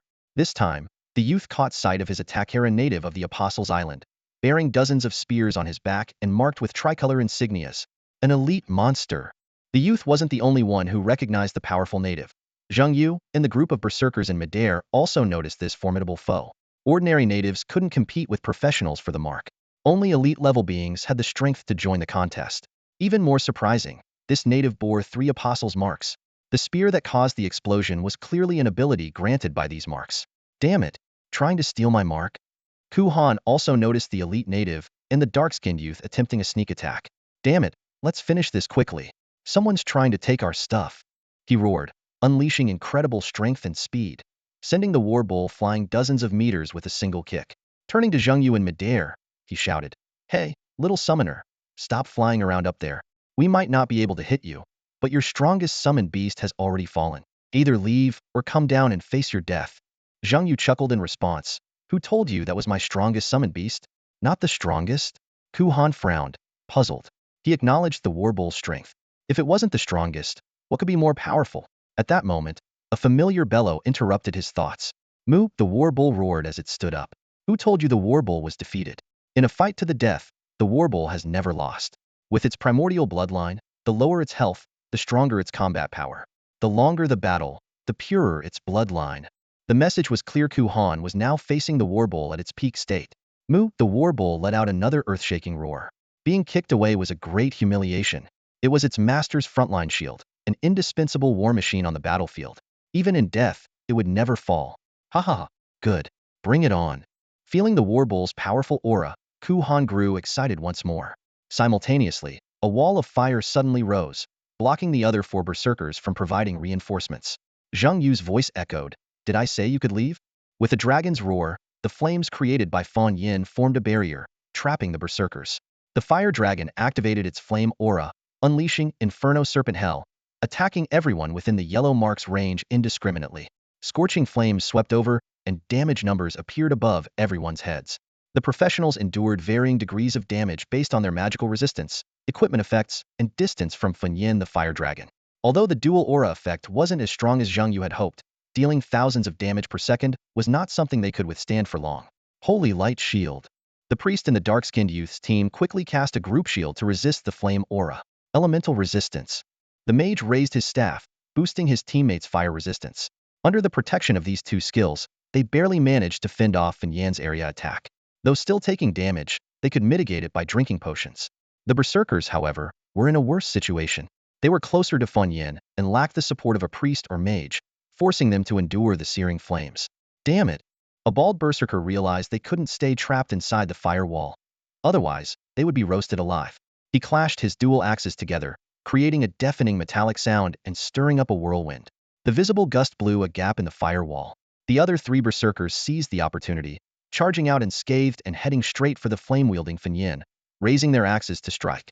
Roar, but before they could reach Fan Yin, the fire dragon blocked their path. Whoosh, whoosh, whoosh, whoosh. Meanwhile, the goblin general from the rear shot plasma arrows at them. In an instant, the three berserkers found themselves facing Fan Yin, the fire dragon, and the goblin general in unknown battles. Zhang Yu, lying on the back of the giant winged butterfly, observed the chaotic battle below. The war bull brawling with Kuhan, the other berserkers tangled with Fan Yin, the fire dragon, and the goblin general, while his combat squad engaged as well. Around the mark, the elite native with 3 apostles' marks single-handedly held off the dark-skinned youths group, showcasing incredible power. Thanks to the elite native's interference, the dark-skinned youth couldn't reach the mark. Now, it was a matter of which side would show a weakness first. As soon as one side gained the upper hand, the entire battle would shift. Zhang Yu still had an uncalled 6th-tier talent, the executioner, waiting for the right moment to turn the tide. Unexpectedly, it wasn't any professional or the elite native that changed the battlefield, it was the mark itself. The chilling air of the extreme ice elements filled the atmosphere, the bear's roar echoed through the skies, and the holy blessings light shone brightly. The team of young black-skinned warriors displayed their wealth of combat experience, each member showcasing their unique skills to swiftly defeat the elite native creatures. The mage's frost magic froze the elite natives in place, while the priest's blessings empowered their allies. A druid summoned a giant bear, capable of both dealing damage and controlling the battlefield, launching a fierce assault on the enemies. However, the brown marks on the elite natives absorbed a significant portion of the damage. Suddenly, a red mark on one of them glowed, and with a swift thrust, it pierced through the giant bear's body. The priest hurriedly cast a healing spell, but the native's damage was far beyond expectations, rendering the healing ineffective in restoring the bear's health and time. In the nick of time, the young black-skinned warrior swung his greatsword, smashing it down heavily on the elite native. "Guowei!" he shouted. The powerful strike driving the elite native into the cracked ground with immense force. At that moment, the Guowei skill not only stunned the elite native, but also accidentally triggered a nearby yellow mark. The ground suddenly trembled as the yellow mark sank into the earth. In an instant, a giant composed entirely of rocks emerged from the ground. The sudden appearance left everyone stunned, halting the battle as they stared in awe at the colossal figure. Zhang Yu quickly examined the rock giant stats. Mark Guardian Yellow Rock Giant. Level: LV 30. Rank: Elite. Health: 2.15 million. Attack power: 8750. Skills: 1 Earthquake, 2 Grand Earthquake, 3 Rock Throw, 4 Rock Shield, 5 Super Earthquake. The emergence of another elite creature brought a glint of excitement to Zhang Yu's eyes. Although it meant more enemies, it also promised greater loot. He decided there was no time to waste and aimed to quickly kill 1 or 2 enemies to turn the tide of battle. Executioner. It's your time to shine. Zhang Yu summoned the Executioner while activating his fully charged Phantom Staff. The staff's effect was immediate. The next skill cast would be copied, creating a Phantom skill at 80 of the original strength. In an instant, 2 Executioners, each wielding a death scythe, appeared beside Zhang Yu, surrounded by dark elemental energy. It's time for the Executioner to hunt, Zhang Yu murmured. Seeing this, the young black-skinned warrior's face darkened. A level 30 elite rock giant with over 2 million health, the elite native that could rise from the ground, and those 2 terrifying summoned creatures, any one of them was formidable enough. But facing all 3 simultaneously made him consider retreat. However, they were already engaged with the elite native and had triggered the rock giant, making disengagement difficult. Gritting his teeth, the young warrior plunged his greatsword into the ground and shouted, "Everyone, get in here." Centered on the greatsword, a semicircular shield enveloped the entire team. An ethereal door-like pattern appeared on the ground, with the greatsword acting as a key, slowly turning within the door. Realizing the situation, Zhang Yu immediately commanded the executioners, "Disrupt them. Don't let them escape." He suspected it might be some form of teleportation ability and resolved not to let the opponents slip away easily. The 2 executioners turned into shadows, swiftly charging at the young warrior's team. Their sharp scythes slashed through the shield, leaving 2 cracks. The ethereal door on the ground also showed signs of fracturing. With an attack power of 20,000, the executioners were clearly beyond ordinary defenses. As the executioners prepared for a second strike, a sudden impact from an owl eagle knocked one of them off course. Another shield warrior dashed out of the shield, using his body to block the other executioner's attack. "Go!" The owl eagle, speaking with a human voice, urged its teammates to retreat quickly. The shield warrior nodded at the dark-skinned warrior and the mage, a determined glint in his eyes.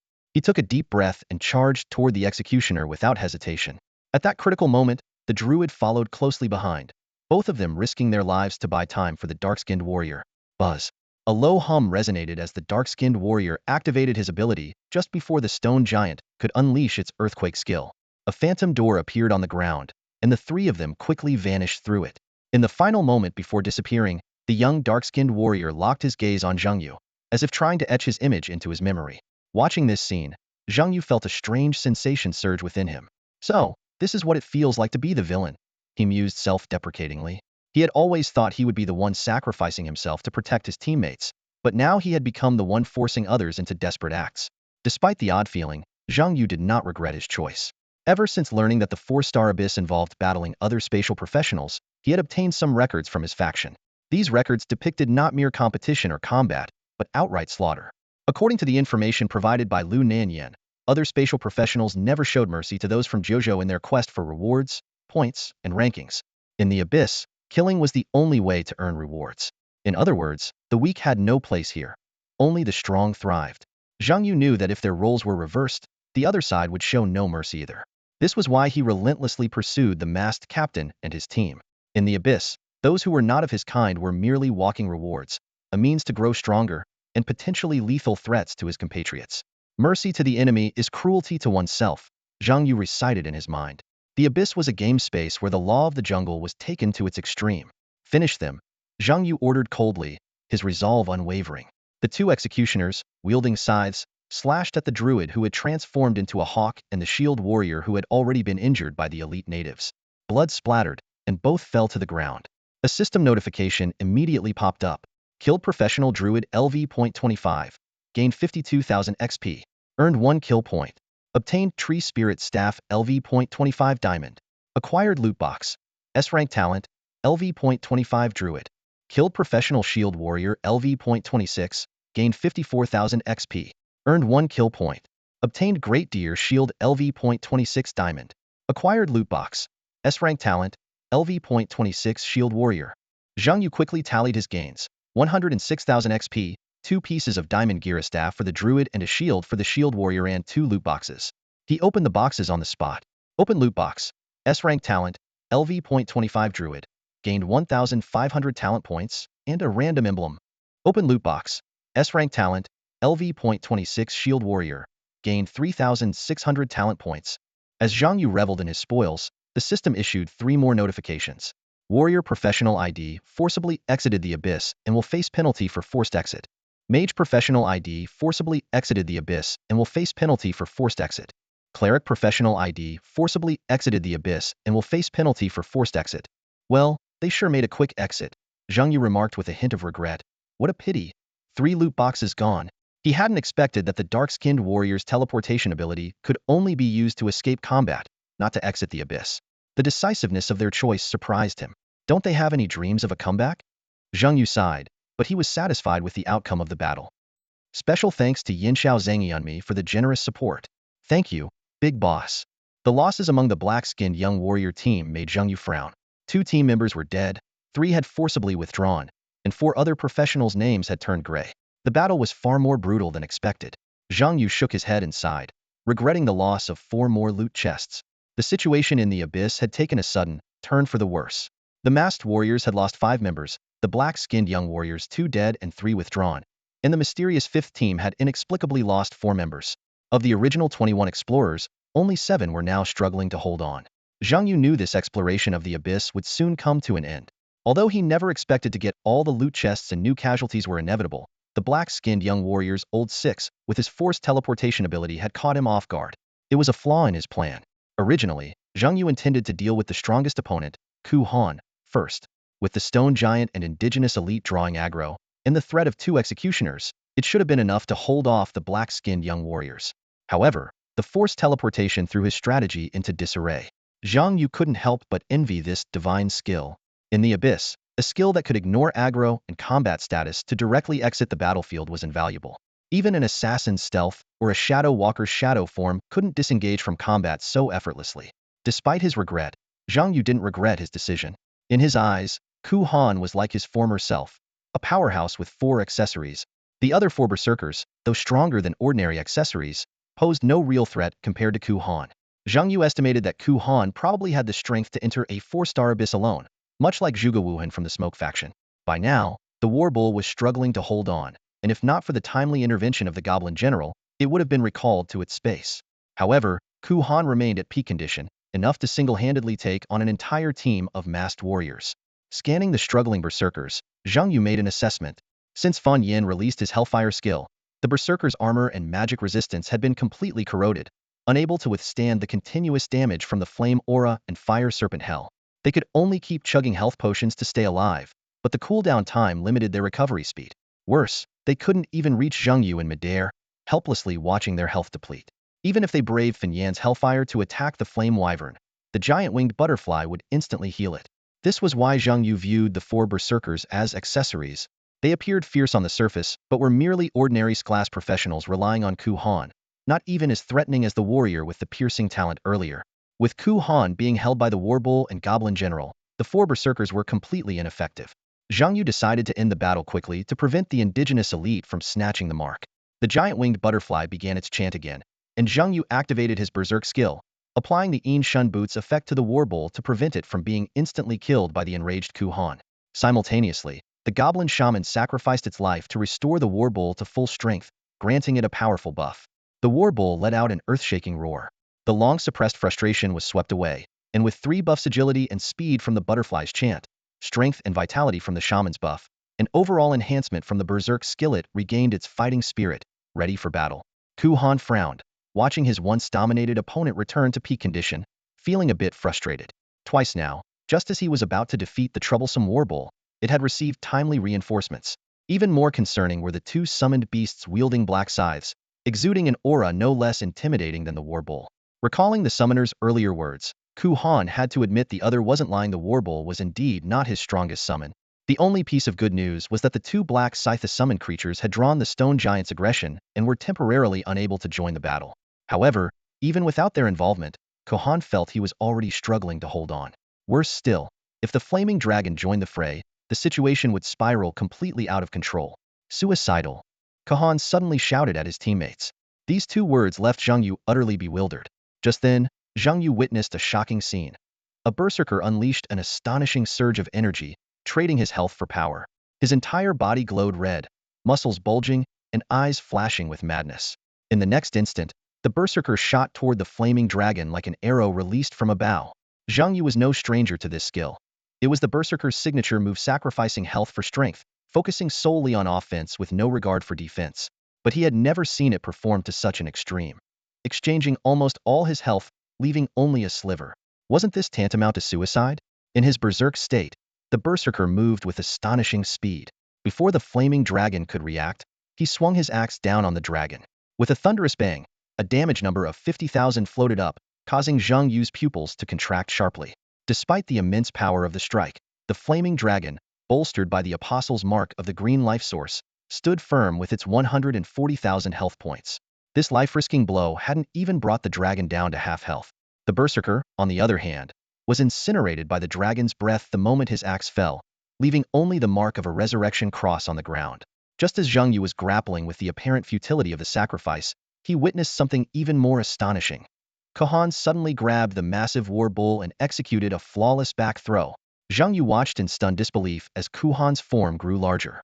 In that moment of realization, Zhang Yu finally understood the true meaning behind the berserker's suicidal act. Kuhan was not an ordinary berserker. He was a rare, hidden class known as the Undertaker. The Undertaker, a hidden warrior class, is epitomized by Kuhan, who ranks 21st on the Kyushu leaderboard. Previously, Zhang Yu had mistaken Kuhan for a berserker who traded blood for power, but the truth was far more astonishing. The abilities of an Undertaker are fearsome. They can inherit the strength and health of deceased teammates and even temporarily control their corpses. At this moment, Kuhan had absorbed the power and health of a fallen warrior, exploiting a loophole in the rules that considered the resurrected state as death. Combined with his unique talent growing larger with more health, Kuhan's current form had surpassed that of the war bull, reaching an intimidating level of strength. Zhang Yu finally understood why the berserker had fought so hard to gain power before sacrificing himself, and why a foreman berserker squad had been assembled. These were not mere accessories, but a carefully designed tactical reserve. Among all classes, only berserkers could trade blood for power, and undertakers inherit a percentage of the maximum health regardless of the actual loss. This meant that berserkers and undertakers were a perfect match, leveraging each other's strengths to the fullest. Recalling how he had nearly gone all out to kill that black-skinned trickster, Zhang Yu felt a sense of relief. If he had done so, he might have met his end at Kuhan's hands.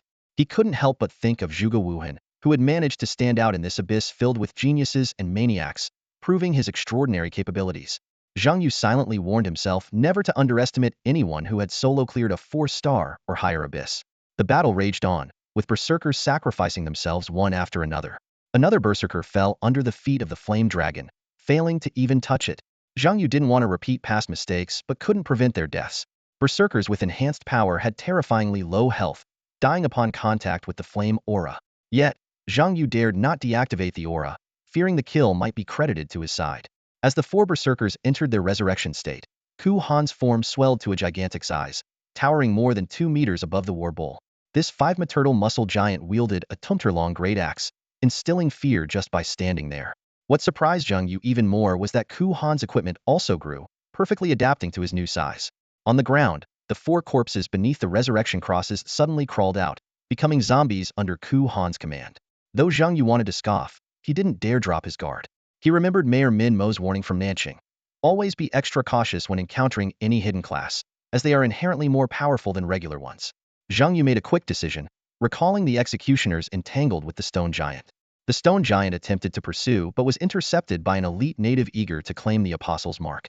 The elite native showed no interest in the battle between the summoner and the undertaker, focusing solely on killing the stone giant first. The 2 executioners dashed toward the gigantic Kuhan like lightning, their black scythes gleaming with malice. Despite his massive size, Kuhan remained agile, swinging his great axe to counter. With a thunderous crash, the axe missed, thanks to the butterfly buff enhancing the executioners.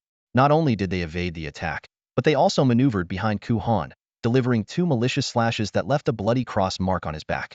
Get lost! Kuhan roared, his voice waves stunning both the real and fake executioners. He stomped the ground with his right foot, unleashing a formidable aura that repelled the executioners and even forced back the charging trolls.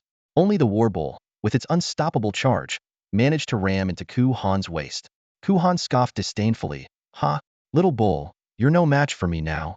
Kuhan braced himself against the charging war bull, his muscles straining and the ground beneath his feet cracking from the immense force. He quickly tossed his axes into the air, freeing his hands to firmly grasp the bull's horns. With veins bulging from his arms, he unleashed a tremendous surge of strength, flinging the massive creature backward. With a thunderous crash, the war bull was toppled to the ground. Kuhan caught his falling axes and, without hesitation, swung them down. With a sharp crack, the shield protecting the war bull, hastily conjured by the great-winged butterfly, shattered. The axe blades bit deeply into the bull's flesh, sending blood splattering.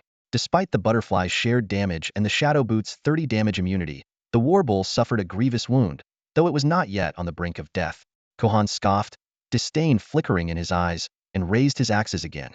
At that moment, a jet-black flame surged towards him, forcing him to halt his attack. The searing fire burned his skin, the pain like 1,000 needles piercing his body. Worse still, he felt his strength draining away and his defenses plummeting. You're strong, but you're up against a summoner who alone is a formidable team. Zhang Yu's voice rang out calmly. The battle has only just begun. Before the words had fully settled, a huge shadow hurtled down from the sky, aiming directly at Kuhan. It wasn't just a boulder. It was the legendary guardian Galio. Simultaneously, the flame dragon, having shaken off the zombies, joined the fray, spewing scorching dragon fire.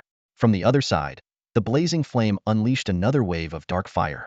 Kuhan was caught in a dire predicament. A massive object, possibly Galio, was descending from above, while dragonfire and dark flames closed in from either side. Having just endured the searing flames, he knew their danger. Another hit would likely nullify his defenses. If that happened, the two executioners, who had been waiting for their chance, would surely deliver a fatal blow. In a split second, Kuhan chose to retreat. However, this played right into Zhang Yu's hands. Behind Kuhan, 12 invisible goblin assassins were poised, ready to detonate themselves at any moment. With threats looming from all sides, an even fiercer battle was about to erupt. What is this? Kirihin exclaimed, furrowing his brow at the sudden appearance of a dozen black goblins. Before he could react, 12 death goblins exploded simultaneously, enveloping him in a cloud of poisonous purple mist. A severe dizziness and nausea hit Kirihin as his skin rapidly decayed under the corrosive toxins. His health plummeted, and his escape route was completely cut off. Just then, Galio landed heavily, causing a massive earthquake. All creatures within the quake's range, including elite natives, stone giants, and Kirihin, were thrown into the air. 3 bursts of explosive damage appeared above their heads. Due to the weakened defense from the vile fire, Kirihin took more damage than even the elite native monsters. The war bull seized the moment and launched Kirihin into the air just as he was about to land. The twin executioners followed up with additional damage. In this dire situation, Kirihin had no choice but to use his life-saving skill, Coffin Tomb. A giant coffin appeared out of thin air, enveloping him tightly while releasing a suppression field that temporarily halted the twin executioners' pursuit. Taking this brief moment to catch his breath, Kirihin finally saw the true form of the rock that had fallen from the sky, a colossal gargoyle made of noble anti-magic stone. Its wings spanned dozens of meters, and its fortress-like body exuded an aura of invincibility. Those resolute eyes made it seem like a city's guardian, instilling a sense of security. However, this sense of security only belonged to Zhang Yu. For Kirihin and the unfortunate elite native caught in the battle, the gargoyle Galio was their nightmare. Galio dug his claws into the ground and propelled his massive body towards Kirihin. With a thunderous crash, Kirihin's coffin shattered. At the same moment, 2 sharp explosions rang out on either side of Kirihin. It was the true Hell Executioner and the Phantom Executioner, both in their hell forms. These terrifying summoned beasts aimed their blades at Kirihin's neck. Kirihin barely managed to raise his axes to block, but at the critical moment, Galio suddenly folded his wings and released a strange power. In the next second, Kirihin involuntarily abandoned his defense and swung his axe at Galio's indestructible anti-magic stone body. With a swish, Kirihin's axe struck Galio, while the executioner's blades simultaneously slashed at his neck. This was the Hell Decapitation skill, a hell-form double-sided assault by the twin executioners. Even with the health of 4 berserkers, Kirihin couldn't withstand such terrifying damage. To make matters worse, Dragon Flame, Vile Fire, and Plasma Arrow followed immediately. Kirihin's health hit rock bottom in an instant. In his final moments, he saw the war bull, whom he had repeatedly knocked down but who always got back up, charging towards him. Ha ha ha! Kirihin laughed wildly, pressing his nearly severed neck with both hands.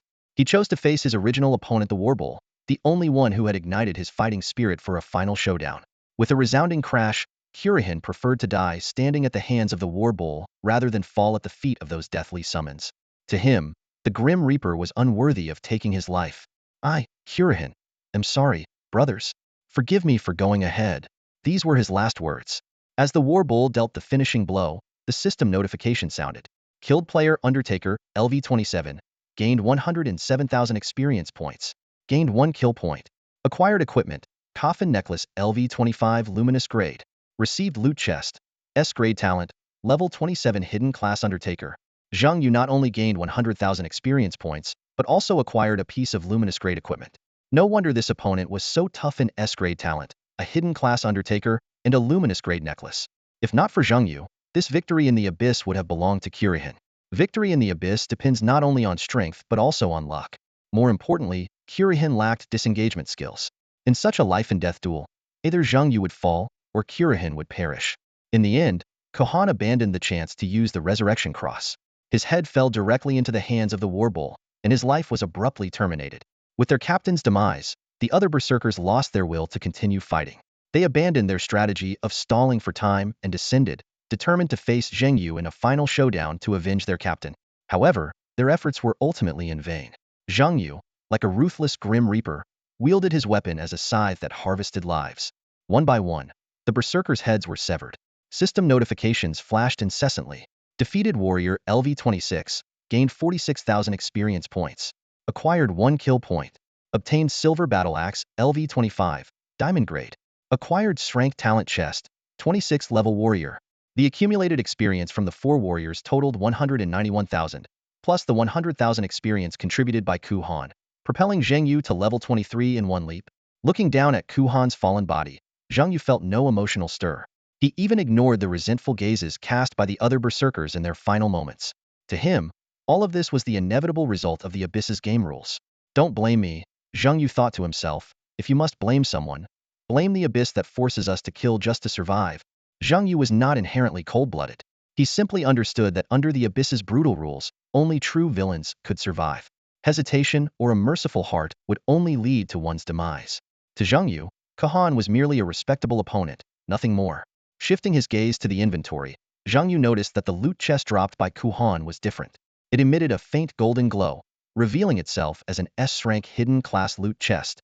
Glancing at the stone giant, Zhang Yu saw that it still had half of its health left, but the elite native was nowhere to be seen. This sight deepened Zhang Yu's understanding of the Apostle Island natives' nature. They would flee without hesitation when faced with a formidable enemy. The elite native had probably fled long before Kuhan was killed, which might explain why he had 3 elite marks. They were likely stolen by being a backstabber. Zhang Yu seamlessly took over the battle with the stone giant. After defeating Kuhan and his men, the Axiom Arc rejuvenated the War Bull and the twin executioners, enabling them to continue fighting the stone giant. With anticipation, Zhang Yu opened the golden glowing loot chest.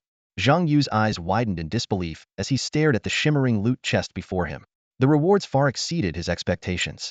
A whopping 3,700 talent points, 1,000 more than the S-tier loot chest of the masked warrior. The customizable emblem chest made his heart rasa customizable. This meant he could precisely address his weaknesses. Images of the Scarlet Moon Demon God, Galio, immediately flashed in his mind. Even a 2-bond ordinary Galio was immensely powerful. A 10-bond demon god Galio would be unstoppable. However, a single customizable bond wouldn't be enough to complete the set. Zhang Yu decided to temporarily store it in his inventory, waiting for the right opportunity in the future. Next, he eagerly claimed the Hextech equipment. The system notification sounded. You have received Hextech equipment Stormbringer Greatsword. A familiar blue broad-bladed sword appeared before Zhang Yu's eyes, and he felt a wave of nostalgia. The system then provided a detailed description of the Hextech equipment's features. It could be equipped by summoners of the 6th tier or higher, and different components could be combined to create finished equipment without conflicting with the summoner's existing gear. Once equipped, it could only be removed using a special unloader, which could be obtained from the resource selection chest. The attributes of the Stormbringer Greatsword made Zhang Yu's eyes light up. 20 attack power. Even more exciting was the fact that this sword could be combined with other equipment to forge various powerful finished items, such as the Blade of Death or the Giant Slayer.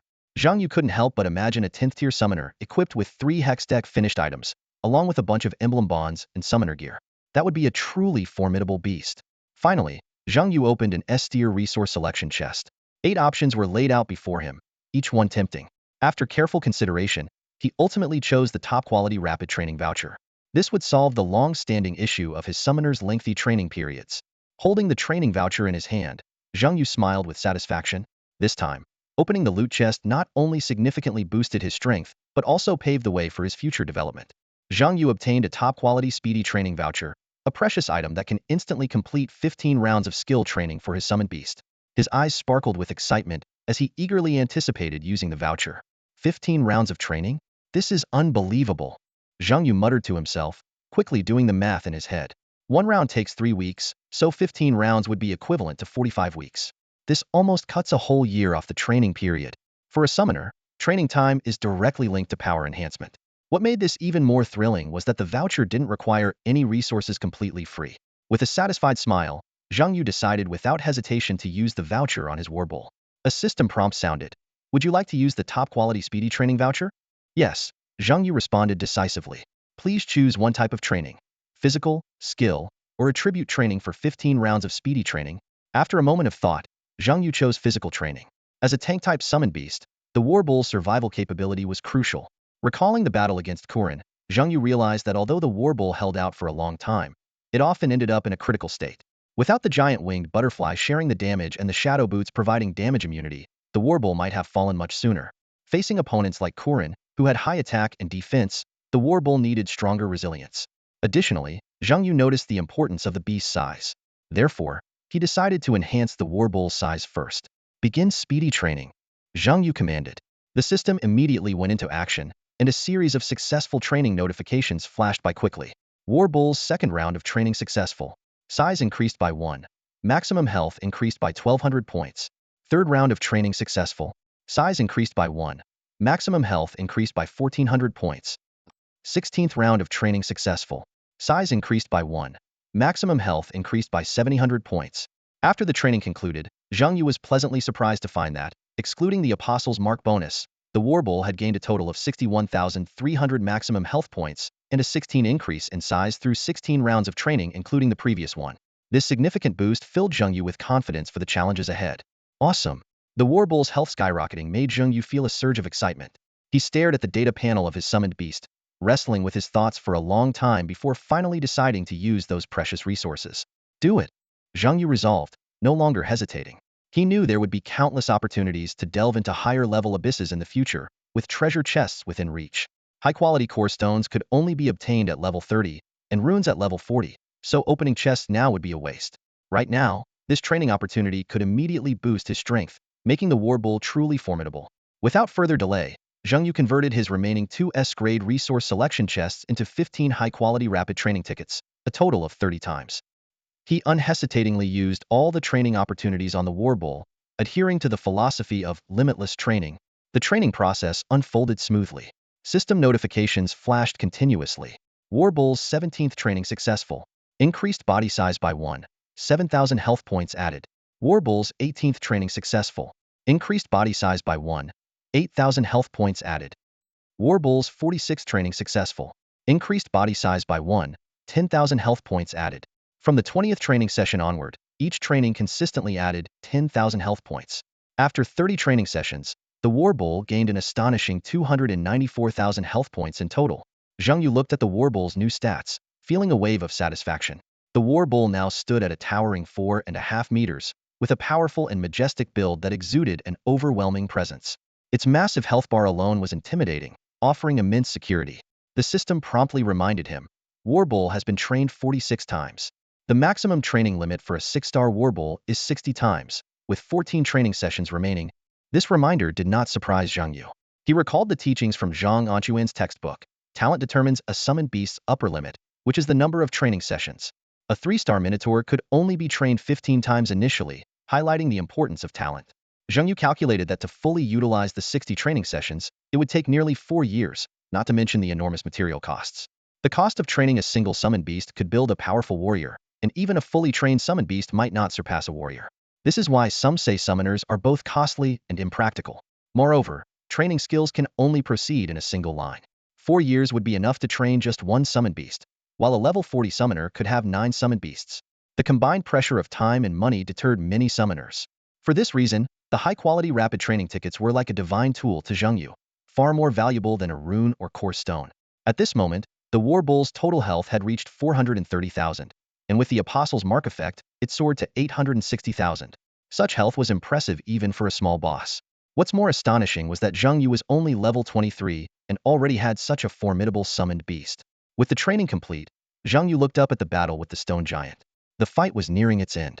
The stone giant, an elite monster, had high health but a simple combat pattern, relying solely on various intensities of earthquake attacks. Whenever the stone giant raised its hand, the war bull, twin executioners, goblin general, and blazing dragon would quickly retreat from the quake zone, easily avoiding damage. Even the largest super earthquake, with its low damage, could be directly withstood. As time passed, the stone giant's health dwindled. Finally, the hell executioner, in its hell form, delivered a decisive blow, beheading the stone giant in one swift move. Defeating the level 30 stone giant granted Zhang Yu 77,841 experience points. His attention was drawn to the system notification that suddenly popped up. Immediately after, another message appeared. Defeated an elite monster. Received a stage 3 abyss loot chest. As the stone giant collapsed, a strange energy surged into Zhang Yu's body. The system notification chimed again. You have obtained the Apostle's Mark source of the stone giant. Instantly, Zhang Yu felt a powerful force enveloping him, with a thick shield forming like a second skin. The system detailed, source of the stone giant, granting a shield equal to 100 of your health plus an additional 30, and increasing physical armor by 100 plus 30. These enhancements last until you leave the abyss. Not only Zhang Yu, but all his summoned beasts were also enveloped in a white shield. This formidable defense made Zhang Yu worry for any potential adversaries. After defeating the stone giant, Zhang Yu habitually glanced at the list in the top right corner. He gasped out of the original 21 participants in the abyss, only 2 remained within a few hours. Seems like there's a kid with dreams here, Zhang Yu mused. Well, let's show him the harshness of reality. Zhang Yu looked down at his status. 860,000 health, 860,000 shield. He smirked, displaying the classic villain grin. With these stats, even if the war bull stands still, that masked warrior would have to slash until tomorrow morning.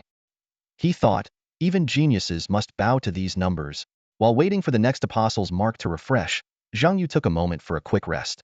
He swiftly opened the loot chests he had obtained earlier. One by one, the 4 berserkers' chests revealed their contents. S rank, talent level 25 warrior, 1,500 talent points, 1 random emblem. S rank, talent level 29 warrior, 1,900 talent points, 1 equipment forge. S rank, talent level 24 warrior, 3,400 talent points. S rank, talent level 28 warrior, 1,800 talent points, 1 emblem duplicator. Finally, he opened the elite loot chest from the stone giant, gaining 800 talent points. Zhang Yu quickly calculated, including the druid and shield warrior chest from the black-skinned young warrior team and the 3,700 talent points from the frostbite battle. The total talent points gained from this round of combat amounted to 18,200, just shy of 20,000. In this abyss, I'll create a 7th-tier talent summon, Zhang Yu resolved. He then opened the remaining 2 random emblems. The system notifications followed. Congratulations. Obtained the fighter's emblem. Congratulations. Obtained the mutant warrior's voracious appetite emblem. Taking a deep breath, Zhang Yu prepared himself for the challenges ahead. Mutant warriors. Voracious appetite 36. Voracious appetite. Each time an ally dies, all mutant warriors gain attack power and spell damage. 3. 2 attack power, 2 spell damage per ally death. 6. 5 attack power, 5 spell damage per ally death. Zhang Yu gazed at the newly flashing emblem before him, his eyebrows furrowing slightly. He muttered to himself, so, the random effect of mutant warriors has turned into a fixed one? Memories surged as Zhang Yu recalled other effects of the mutant warriors, abilities like metamorphosis that grow stronger over time, and Voidborn with its execution capability. His eyes lingered on the word ally in the synergy description. Unlike the usual summon creature term, this one gave him pause. Does this mean units like Goblin Strike Squad, Heavy Cavalry, and even Phantom Executioner count as allies? He chuckled. This synergy is practically sacrifice your teammates for immense power. What surprised him even more was that there seemed to be no cap on the effect. Zhang Yu quickly did the math in his head. The level 23 Goblin Strike Squad had 48 allies, and the Heavy Cavalry had 46. If all of them died, the mutant warriors would gain an astounding 188 attack power boost. That's an insanely high boost. Originally planning to use the selective emblem and duplicate emblem to create a 4-synergy Galio, Zhang Yu now saw greater potential in the mutant warriors. His gaze fell on the selective emblem in his hand. Although he preferred synergies like Fortune, Pirate, or Piltover, the selective emblem could only choose from available emblems. After weighing his options, Zhang Yu chose the mutant warrior's voracious appetite and duplicated it using the duplicate emblem. He swiftly equipped the mutant emblems on Blaze Drake, Goblin General, and Hell Executioner, all of whom had strong offensive capabilities. The fighter emblem was given to the Great Wing Butterfly to enhance its survivability. With the final piece of loot in place, Zhang Yu's lineup was revitalized. War Bullhead became a reliable frontliner, while the mutant warrior's synergy enabled a sacrificial combat style, significantly boosting Blaze Drake and Executioner's damage potential. Just then, the system issued a new notification. Notice. Detected remaining members in outsider faction. 2. Remaining natives on Apostle Island. 344. Remaining Mark Guardians. 32. When only one outsider remains, the current energy battle will be automatically settled. The sole victor of the faction will receive a random mark. The mark will be weakened upon leaving Apostle Island. Apostle mark has refreshed. The current mark is a special mark arena. The faction with 2 remaining members will determine the winner and receive the ultimate divine reward. In 5 minutes, all faction participants will be teleported to the arena. Zhang Yu scratched his head, suddenly enlightened. No wonder those natives aren't fighting over anything or participating in our battles. They're not even in the same race as us. He quickly pieced it together. The outsider professionals were one race, the natives were another, and the Mark Guardians were yet another separate race. So, was I too fast in killing, leading to such a quick clear? Zhang Yu chuckled at himself. He realized that Apostle Abyss was different from the Cold Street Abyss and Shrine Abyss he had previously experienced. There was no complex storyline here. It was purely a competitive abyss. The mechanism was simple. Match professionals to compete for Apostle marks. As the number of marks dwindled, conflicts between professionals would escalate. Zhang Yu thought of the professional team he hadn't encountered, possibly defeated by Mark Guardians or elite natives. In the end, only one person could clear it. For the other beings in this Apostle Abyss, their battles would continue. Just like the native elite who slipped away under the stone giant's nose, Zhang Yu understood that brute force wasn't necessary. With patience and the right opportunity, he could evade the mark. After all, many more battles awaited them in the future. Such abysses were not uncommon, especially after the 3rd stage. However, the survival rate was usually very low, much like the fallen warriors under Zhang Yu's command, Ku Han and Masked Fighter. Their prowess made them treasured assets to various factions in Jiuzhou, just like Zhang Yu now, who was a rare talent. Yet, even they could not escape the fate of death. The brutality of competitive abysses far exceeded that of narrative or pure monster hunting abysses. It forced professionals to fight each other. Even those who tried to hide until the end would be forced into combat by the so-called arena. Zhang Yu thought to himself that it was wise to end the battle quickly and move on to the next abyss. After all the necessary killings were done. Only one opponent remained. Reflecting on this abyss journey, Zhang Yu felt quite satisfied. Although short, it was the most rewarding experience he had ever had. As the 5-minute preparation time drew to a close, Zhang Yu temporarily recalled his summoned beasts to their summoning space, allowing the power of Apostle Island to transport him to the arena. The so-called arena was essentially an open space outlined by yellow energy. Apart from Zhang Yu and a black-haired young man standing within the area, the perimeter was densely packed with natives and dozens of varied Mark Guardians. Some resembled beasts, others plants, and some appeared as elemental incarnations. Under the constraints of Apostle Island's rules, they watched the upcoming match peacefully as competitors. Zhang Yu was filled with curiosity about this Apostle Island. If the natives represented the new humans born here, did the Mark Guardians represent the energy of the dead god's corpse?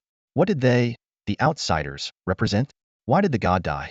Why were these rules established after its death? Or rather, why turn this place into a competitive abyss? With these questions in mind, Zhang Yu glanced over the audience outside the arena. He was surprised to see a vine Mark Guardian with 4 human corpses pressed under its massive vine body. Zhang Yu turned to the black-haired young man and asked, "Those 4? They wouldn't be your teammates, would they?" Clearly, the question hit a sore spot. The black-haired young man, burning with rage, drew his sword and roared, "Die! I will win. For my teammates, I will win." Zhang Yu clapped his hands lightly, his tone mocking, "Great! So much spirit. Let me reward you with a minotaur." With that, he summoned the war minotaur. The 4.5-meter-tall war minotaur landed with a thud in front of the black-haired young man. His eyes widened at the massive health bar, 860,000 health points, 860,000 shield points. In an instant, the young man's eyes became exceptionally clear. He was angry for a moment, then recognized the reality of his situation. Zhang Yu saw through the black-haired youth's intentions. It was clear he wanted to flee. However, once you step into the arena, there's no turning back. Even the black-skinned warrior with the forced teleportation ability couldn't leave this stage of life-and-death combat. Mu, the war bull, let out a deafening roar, the sound waves knocking the black-haired youth unconscious. He was powerless, lifted high by the bull's horns, helplessly tossed in the air. Fear washed over him like a tidal wave, and the shadow of death loomed over him. At this moment, the black-haired youth finally understood why other fighters died so quickly. Clearly, there was a monster in this abyss whose strength far surpassed everyone else, namely, the summoner before him. The summoned beast had a health pool comparable to a boss-level creature. Even with the Apostle Mark's enhancements, it was still absurdly high. Zhang Yu watched the black-haired youth's pitiful attempt to escape with a cold stare, a hint of mockery on his lips. "Now I see why your teammates are dead and you're still alive. You survived by cowering and running away. Seeing the youth's pathetic state, devoid of any will to fight, Zhang Yu wasted no more words.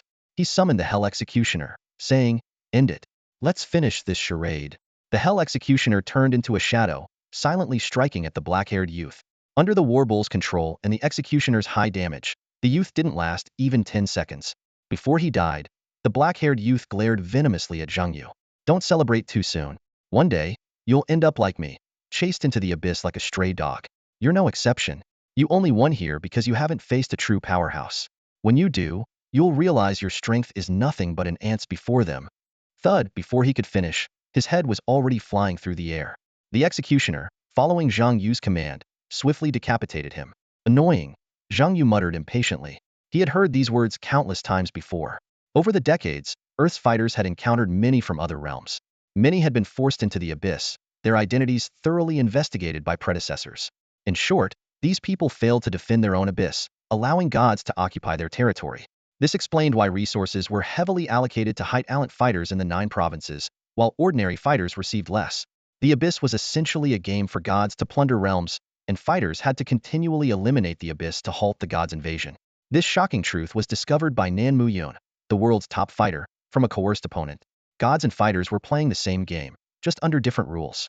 Zhang Yu learned these secrets on his second day in the faction, thanks to Chaifeng. The faction only accepted fighters above level 40, and young fighters with S-level talent only these had the right to know the secret. Zhang Yu vividly remembered the video call with Lu Nanyan. According to current human progress, when the 10th tier abyss appeared, only a handful would reach level 90, qualified to enter the 10th tier abyss and stop the so-called God's invasion. The government would focus resources and attention on 2 areas: factions and potential newcomers capable of reaching Nan Muyun's level. The surge of potential newcomers this year was anticipated. The appearance of the 9th tier abyss signaled that humanity's time was running out. Allocating resources to factions allowed high-level fighters like Nan Muyun, Li Chenggong, and Rongli to act as vanguards, buying time for newcomers to grow. This was why Zhang Yu's resources were easily transferred to Li Feng. Lu Nanyan's explanation echoed in Zhang Yu's mind. Although he possessed S-level talent, he wasn't on par with top-tier professionals like Nan Muyun, and thus wasn't included in the major plan for Kyushu's next decade. Ordinary S-level talents were insignificant in this grand scheme, and the resources Zhang Yu obtained were all fought for by himself. These words made him realize the confidence behind Li Nan and Zhou Yun's brazen actions. They understood Kyushu's future strategy well. Zhang Yu couldn't help but recall his university days in his previous life, when he once lost a scholarship for needy students. The similarity between the two situations struck him. He shook his head, bringing his thoughts back to the present. The 10th level abyss was still far out of reach, and he was only at level 23. There was a long way to go before he could awaken and confront Zhou Yun. However, he didn't feel pressured. After all, there were strong individuals like Nan Muyun ahead of him. Let the tall ones hold up the sky, Zhang Yu comforted himself. The most important thing now was to improve his strength, and the future could be planned gradually. Just as he was deep in thought, system notifications popped up consecutively. The first was about the black-haired youth skill. Defeated professional LV24, gained 38,000 experience points. Earned 1 slaughter point. Acquired black iron, shirt, LV25, platinum grade. Received S-level talent 24 level warrior loot chest. Zhang Yu sighed inwardly. Indeed, very poor. Although he sympathized with the opponent's plight, in the abyss, it was kill or be killed. A 24 level professional's core equipment being just a platinum grade shirt was quite shabby in this 4-star abyss. No wonder they were killed by an elite Mark Guardian. Their strength was truly lacking. Immediately after, a notification from Apostle Island arrived. You have slain the last faction member, securing victory in the faction war. Received the Energy God's gift, acquiring the Life Source Mark. The Life Source Mark will lose 9/10 of its effect after leaving Apostle Island due to the loss of the Energy God's blessing. You have cleared the 4-star abyss of Apostle Island. In Nanqing City, at the entrance of the Abyss Hall on Apostle Island, a luxurious sedan came to a halt. Mayor Minimo quickly approached as a refined man wearing glasses stepped out of the car. It was none other than Lu Nanyan, the leader of the Smoky Cloud faction. What's the current situation? Lu Nanyan asked directly. Minmo's expression was grave. The kill score has reached 12. An assistant nearby added. It just updated to 13. Another one killed? Lu Nanyan raised an eyebrow. Yes. Min Imo nodded, his tone revealing his shock. It's unbelievable. In less than 3 hours, he's already taken out more than half of the professionals. There were only 20 professionals on Apostle Island excluding Zhang Yu. A smile appeared on Lu Nanyan's face. We've struck gold with this one. We owe it to Zhang Zhan for insisting on recruiting Zhang Yu and demanding an S-level resource for him. Minmo's eyes showed a hint of envy. Our Smoky Cloud faction has gained another cornerstone professional. Lu Nanyan immediately shook his head. Don't jinx it. The last time I heard that was when Wang Hui entered the 5-star abyss, and he never came back. Lu Nanyan's expression turned serious. For Zhang Yu, Rong Mingjian, and Lu Hinhe to become key players in our ultimate plan, following Zhuge Yuan's path alone isn't enough. I hope they can create miracles, but more importantly, I hope they survive. Mentioning Wang Hui brought Minimo into silence. As a fellow professional, he knew well of Wang Hui's Glory Day San's level talent, a hidden profession, and was seen as the future successor of the Smoky Cloud faction, even expected to follow in Nan Mayan's footsteps. However, a challenge in the 5-star abyss left the genius forever inside. The assistant cautiously asked, "Can we really start preparing to celebrate? Even though 13 professionals are dead, there are still 7 left. It feels like celebrating at halftime." Minimo explained, "Go ahead and prepare. The mechanism of Apostle Island is that with each Apostle mark obtained, one's strength at least doubles. Most importantly, obtaining an Apostle mark alone grants additional bonuses. Clearing it is not a problem." Just as the assistant turned to make arrangements, Minimo called them back. "Don't prepare." "Why?" the assistant asked, puzzled. "Didn't he already clear it?" Before the words settled, a notification popped up before all professionals in Nanqing City. Notice: congratulations to Professional Zhang Yu the Summoner for breaking the historical clearance time for the 4-star difficulty of Apostle Island Abyss. Clearance time: 2 hours, 57 minutes, and 25 seconds. Team Leader: Zhang Yu the Summoner. Team Members: none. Even the usually composed Lu Nanyan couldn't hide his surprise. How long did it take? Less than 3 hours to clear a 4-star abyss. Minimo: what's the historical record for clearing the 4-star difficulty of Apostle Island? Lu Nanyan asked eagerly. Minimo recited it readily. The fastest was 2 days, and that record is mine. Lu Nanyan smiled slightly. Zhang Yu has broken another of the mayor's records. I wonder if he'll break one of mine. I'm looking forward to it. Lu Nanyan was clearly in a great mood, eagerly anticipating even more astonishing feats from Zhang Yu in the future. Lu Nanyan stood by the window, his brow furrowed and thoughts churning. He recalled the previous concerns caused by the SS-level practitioner from the Li faction. An SS-level talent was enough for the Li family to demand a significant portion of Kyushu's resources. In comparison, the only noteworthy member of the Yinyun faction was his daughter, but her advantage was negligible against an SS-level talent. As for Rong Mingjian, though quite powerful, he belonged to the Rong family's swordsmanship faction and had no ties with Yinyun. However, the situation had taken a turn. Although Zhang Yu only had S-level talent and was a much-doubted summoner, his combat abilities were impressive. He had single-handedly cleared a 4-star abyss, breaking historical records and securing the top spot on the dual rookie leaderboard. Such combat performance was undoubtedly the best proof of his potential. Lu Nanyan rubbed his chin and muttered to himself, "It seems I have to thank Li Nan and Zhou Yun. If not for them, Zhang Yu wouldn't have gone to Shangyu City, nor would he have joined our Yinyun faction. No, the one I should thank the most is Zhang Zhan." Suddenly, Lu Nanyan realized he hadn't seen Zhang Zhan for several days, and it had always been Chai Feng reporting on his behalf. He turned to his secretary and asked, "By the way, where is Zhang Zhan?" The secretary respectfully replied, "Mayor Zhang Zhan has entered the abyss." "Arranged by Wuhan?" "Yes." A slight smile appeared on Lu Nanyan's lips. It seems Wuhan places great importance on Zhang Yu. That phrase, special attention, priority opportunities, was exactly what Zhuge Wuhan said. He calculated in his mind. Zhang Zhan's ranking in the Yinyun alliance was low, and his status wasn't high. Ordinarily, he wouldn't be considered for a team in the 5-stage abyss. With his strength, he couldn't pass without strong teammates. Being able to join a team so quickly must have been arranged by Zhuge Wuhan. After all, Zhuge Wuhan was responsible for adjusting team compositions and arranging high-level abyss entry rights for the Yinyun faction. Zhang Zhan hadn't had any notable achievements or merits recently, so being given a team ahead of time was clearly a reward from Zhuge Wuhan for bringing in Zhang Yu. Lu Nanyan couldn't help but think about Zhou Yun, who had struggled to join the Li faction but still hadn't secured a team. As Lu Nanyan pondered, a sudden humming sound came from the depths of the abyss. He looked up sharply, a trace of anticipation in his eyes. Zhang Yu is out. The news of Zhang Yu clearing the level spread like wildfire, instantly sweeping through the online forums of Nanqing City. Simultaneously, the forums in Shangyu City also erupted, with a flood of comments pouring in. "I knew this guy could do it. Wow, 3 hours. That's insane. I checked the record for the Apostle Island 4-star abyss. The fastest was 2 days." Tao Qian glanced at the buzzing forums and shook his head with a chuckle. "Relax, everyone. This is just a normal performance for my buddy Yu." Someone asked curiously, "Wait, isn't the 4-star abyss different from the nightmare level abyss?" A seasoned player quickly explained, "You don't get it, do you? The 4-star abyss is even harder than the nightmare-level abyss. But why didn't Zhang Yu clear the 4-star abyss here in Shangyu City? Another person questioned. Because it doesn't exist, another player answered. Our city has 2 3-phase abysses, but 4-star difficulty is randomly activated, and it hasn't happened here yet. That's a shame. This honor should belong to Shangyu City, someone said regretfully. It doesn't matter much, a rational voice interjected. The 3-phase abyss offers no rewards and isn't a perfect clear. When it comes to the 5-phase abyss, Zhang Yu will return to Shangyu City as the mayor. Clearing any abyss then will bring us rewards. True, but if Shang Yu comes back as mayor at level 40, what about Zhang Zhan? Someone pondered. Hell, step aside, another person responded bluntly. Watch your mouth, young man. A warning voice sounded. There's no need to be cautious, an experienced player explained. Usually, if a new level 40 professional arrives in a city, the current mayor steps down.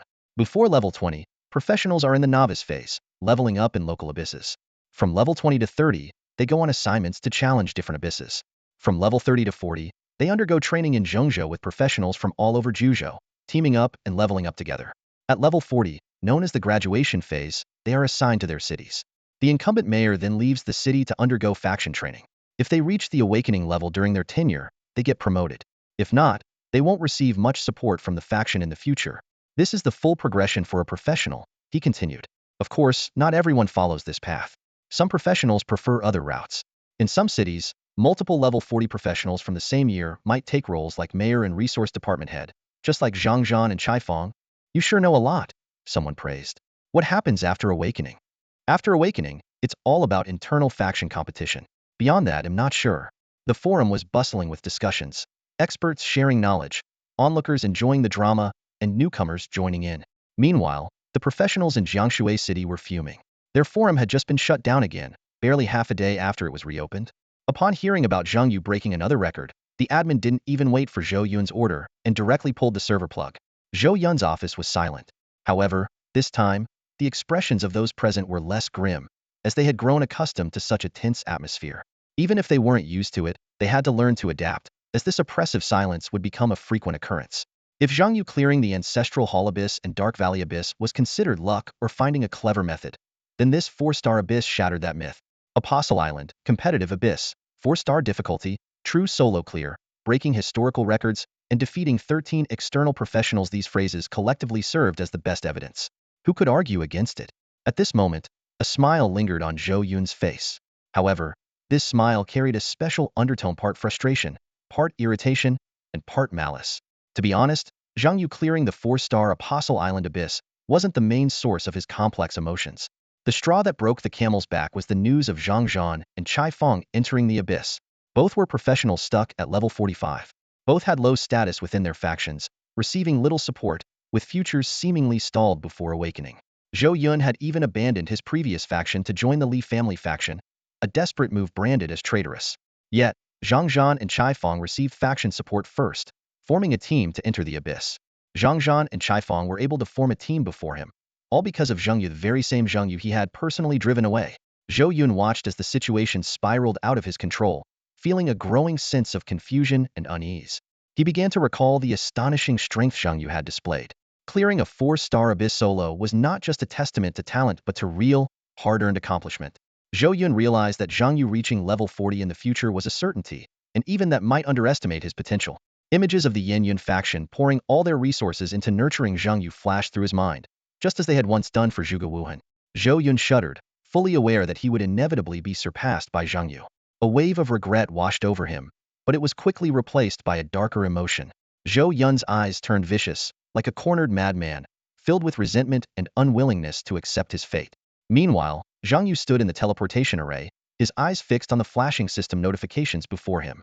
You have cleared the 3rd stage of Apostle Island Abyss at 4-star difficulty. Reward: Apostle Island Abyss chest 4-star difficulty, 350,000 proficient experience points. Congratulations on breaking the historical clear time for Apostle Island Abyss at 4-star difficulty. Clear time: 2 hours, 57 minutes, and 25 seconds. Reward: Historical Clear Package. Apostle Island Abyss 4-star difficulty, 350,000 proficient experience points. Apostle Island Clear Achievement 4-star difficulty. Zhang Yu quickly did the math and realized that these 700,000 experience points would elevate him to level 24. He had initially thought this Abyss expedition would at least get him to level 25, granting him his 6th summoned beast, But reality had other plans. Leveling up clearly slows down after reaching level 20. Zhang Yu mused. No wonder Zhang Zhan took a full 8 years to reach level 40. Just as he was about to claim his rewards, another system notification popped up. You have slain 13 proficients in this abyss, earning 13 slaughter points. Your slaughter points ranking in Zone 1331. Not in the top 1,000. Your slaughter points ranking in the abyss region. Not in the top 10,000. Note: Slaughter Points shop is now open. Zhang Yu's eyes scanned the information quickly, already formulating his next plan of action. Kill Point store? As Zhang Yu noticed that the teleportation would take some time, he opened the Sanctuary interface and discovered a newly added Kill Points leaderboard option. Curiously, he clicked on it and was immediately presented with two leaderboards: the Abyss Kill Points leaderboard and the 1331 District Kill Points leaderboard. The information on the Abyss leaderboard was completely obscured, making it impossible to know the points required to enter the top 10,000. Zhang Yu frowned and pondered, speculating that there could be two reasons for this. Either his level and points were too low to access the information, or Earth had not yet entered the 10th tier Abyss stage and thus had not officially joined the leaderboard competition. Turning to the 1331 District leaderboard, familiar names caught his eye. Nan Muyun topped the list with 2,451 points, closely followed by General Liao from the Jiuzhou Military District Liaoning, with 2,011 points. Although Liaoning did not rank high in level and combat power, his kill points closely trailed Nan Muyun's, reinforcing his reputation as the god of slaughter. The third place was held by Diana, the national goddess of Eagle Country, with 1,944 points. The gap between the top three and the other contestants was like a chasm.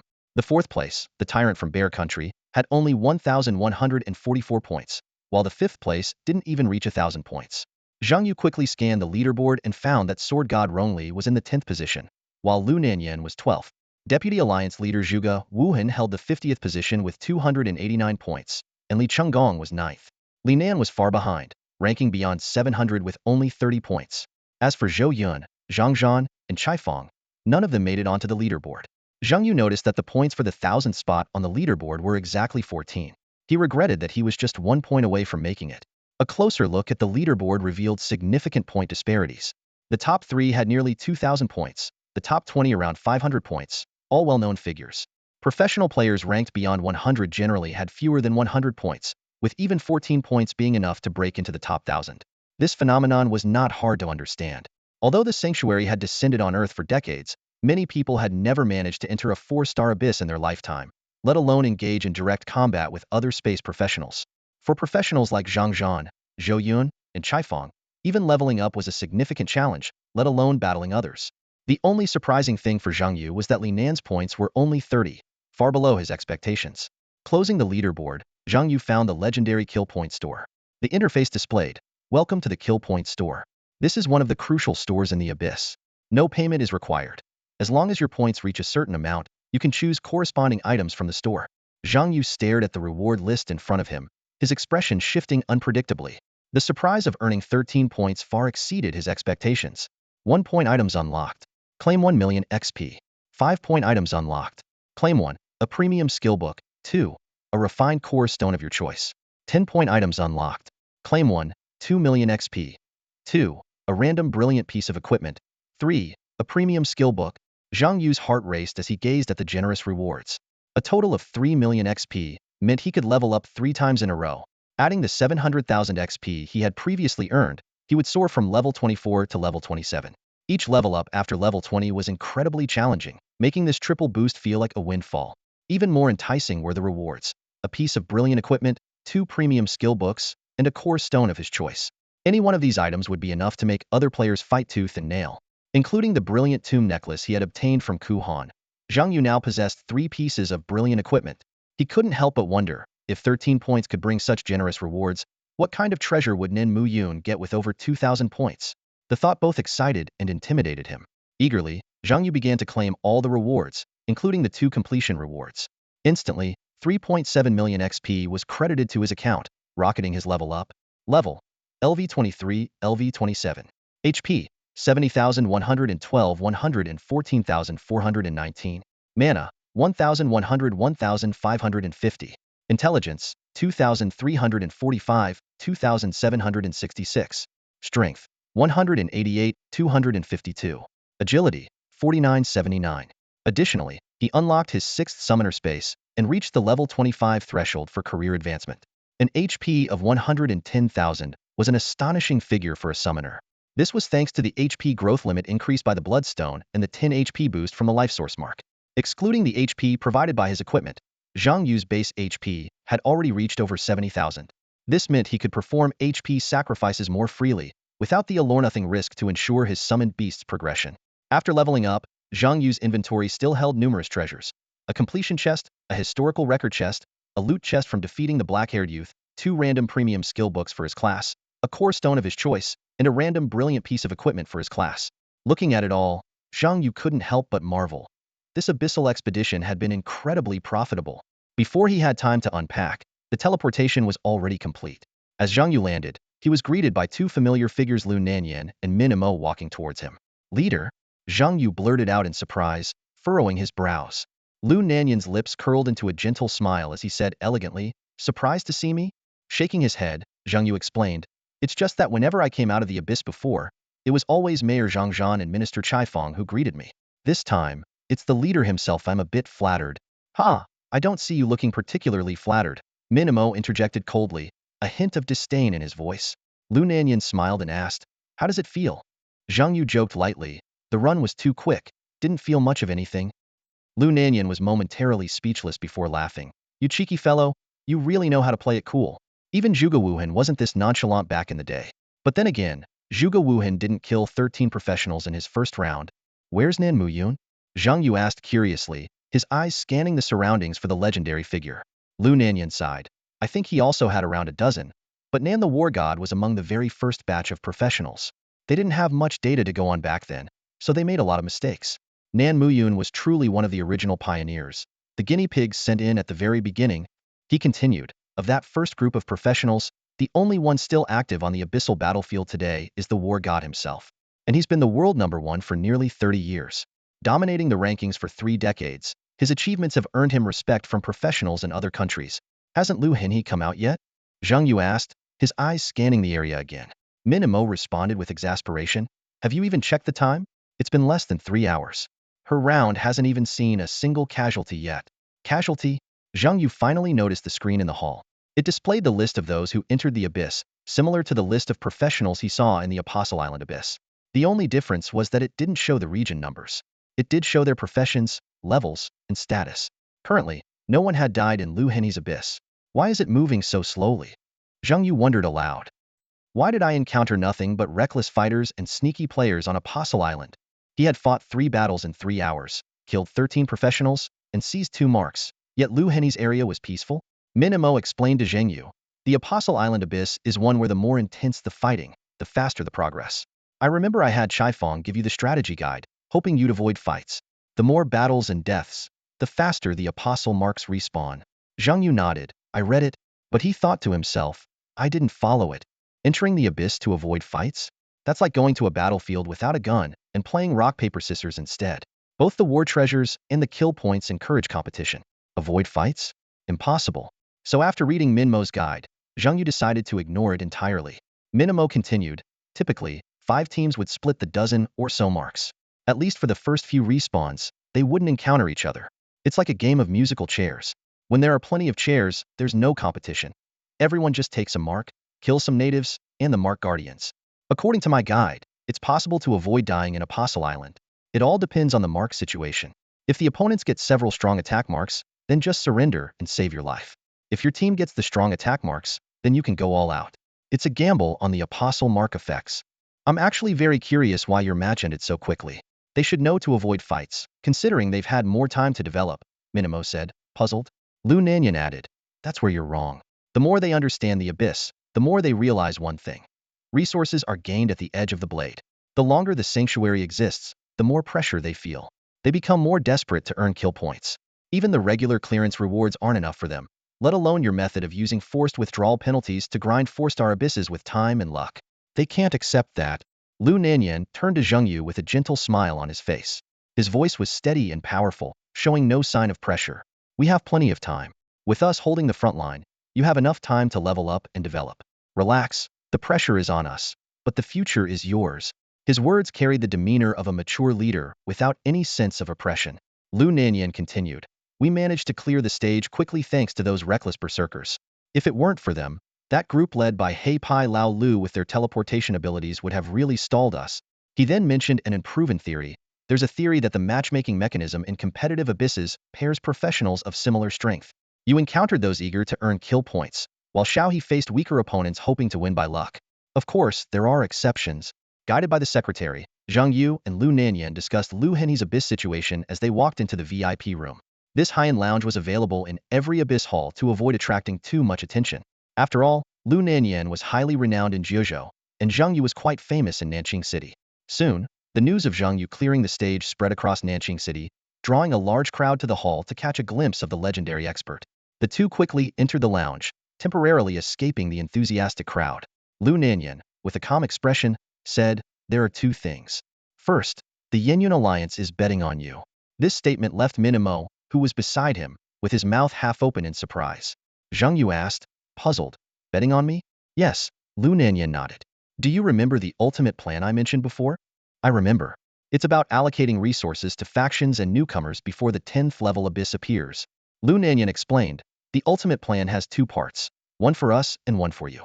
Based on your current performance, both Zhuge Wuhan and I believe you have the potential to be a key player in the second part. The Yenyun Alliance will allocate resources to you in the later stages, so you don't need to worry about any resource issues." He paused and then continued, "As for your conflict with Li Feng, well, Li Nan, you need to resolve it yourself. Zhuge Wuhan, the entire Yenyun Alliance, and I are all backing you up." Lu Nanyan initially wanted to mention Li Feng but reconsidered, thinking Li Feng wasn't even worthy of being Zhang Yu's opponent at this point. Regarding the enmity between Zhang Yu and Li Nan, as well as Zhou Yun, Lu Nanyan actually thought it was beneficial. It could drive Zhang Yu to level up faster. He even contemplated intensifying the conflict, perhaps provoking Zhou Yun to retaliate, and then stepping in to resolve it, thereby strengthening Zhang Yu's loyalty to the Yenyun Alliance. Of course, this was just his idea. Zhou Yun, being over 30, probably wouldn't do something so foolish, right? Zhang Yu felt a bit hesitant after hearing Lu Nanyan's proposal. Despite having strength talent, as a summoner, he worried that other members of the Yenyun Alliance might object. However, Lu Nanyan's smile reassured him somewhat. "Don't worry," Lu Nanyan explained. "We've already had a serious meeting about this, and it was unanimously approved." "Unanimously?" Zhang Yu asked in disbelief. Minimo, who was standing nearby, couldn't help but laugh. "Yes, unanimously. Initially, some people had biases against summoners and questioned your strength talent. But after Alliance leader Wuhan had a heart-to-heart with them, it became unanimous." Zhang Yu could already guess what that heart-to-heart entailed. Although he had never met Zhuge Wuhan, the unwavering support he had shown and the stories Zhang Yu had heard from Chaifeng about Zhuge Wuhan cutting down high-ranking officials made him very curious about this leader. "A truly formidable man," Zhang Yu remarked. As soon as he said this, he noticed the peculiar expressions on Lu Nanyan and Min Mo's faces. "Did I say something wrong?" Zhang Yu asked, confused. Lu Nanyan smiled without saying a word, while Minimo quickly shook his head. "No, you're right." But he couldn't hide the mischievous grin at the corner of his mouth. Lu Nanyan didn't explain and instead changed the subject. "Let's move on to the second matter. You're already at level 27. Would you like to represent the Yenyun Alliance in the Youth Profession Tournament?" Zhang Yu was a bit surprised. "Is registration open now?" A secretary nearby explained, "The registration deadline is tomorrow. Technically, your cohort shouldn't be eligible. The Youth Profession Tournament is usually for the previous year's newcomers. The job change date is mid-June, but the registration cutoff is early July. Not every newcomer can reach level 25 within 20 days like you did." Zhang Yu realized. "So you'll be competing against professionals from previous years?" The secretary smiled and replied, "The Youth Profession Tournament is open to those who have changed jobs within the last 3 years. So you won't be competing against just last year's cohort, but the past 3 years.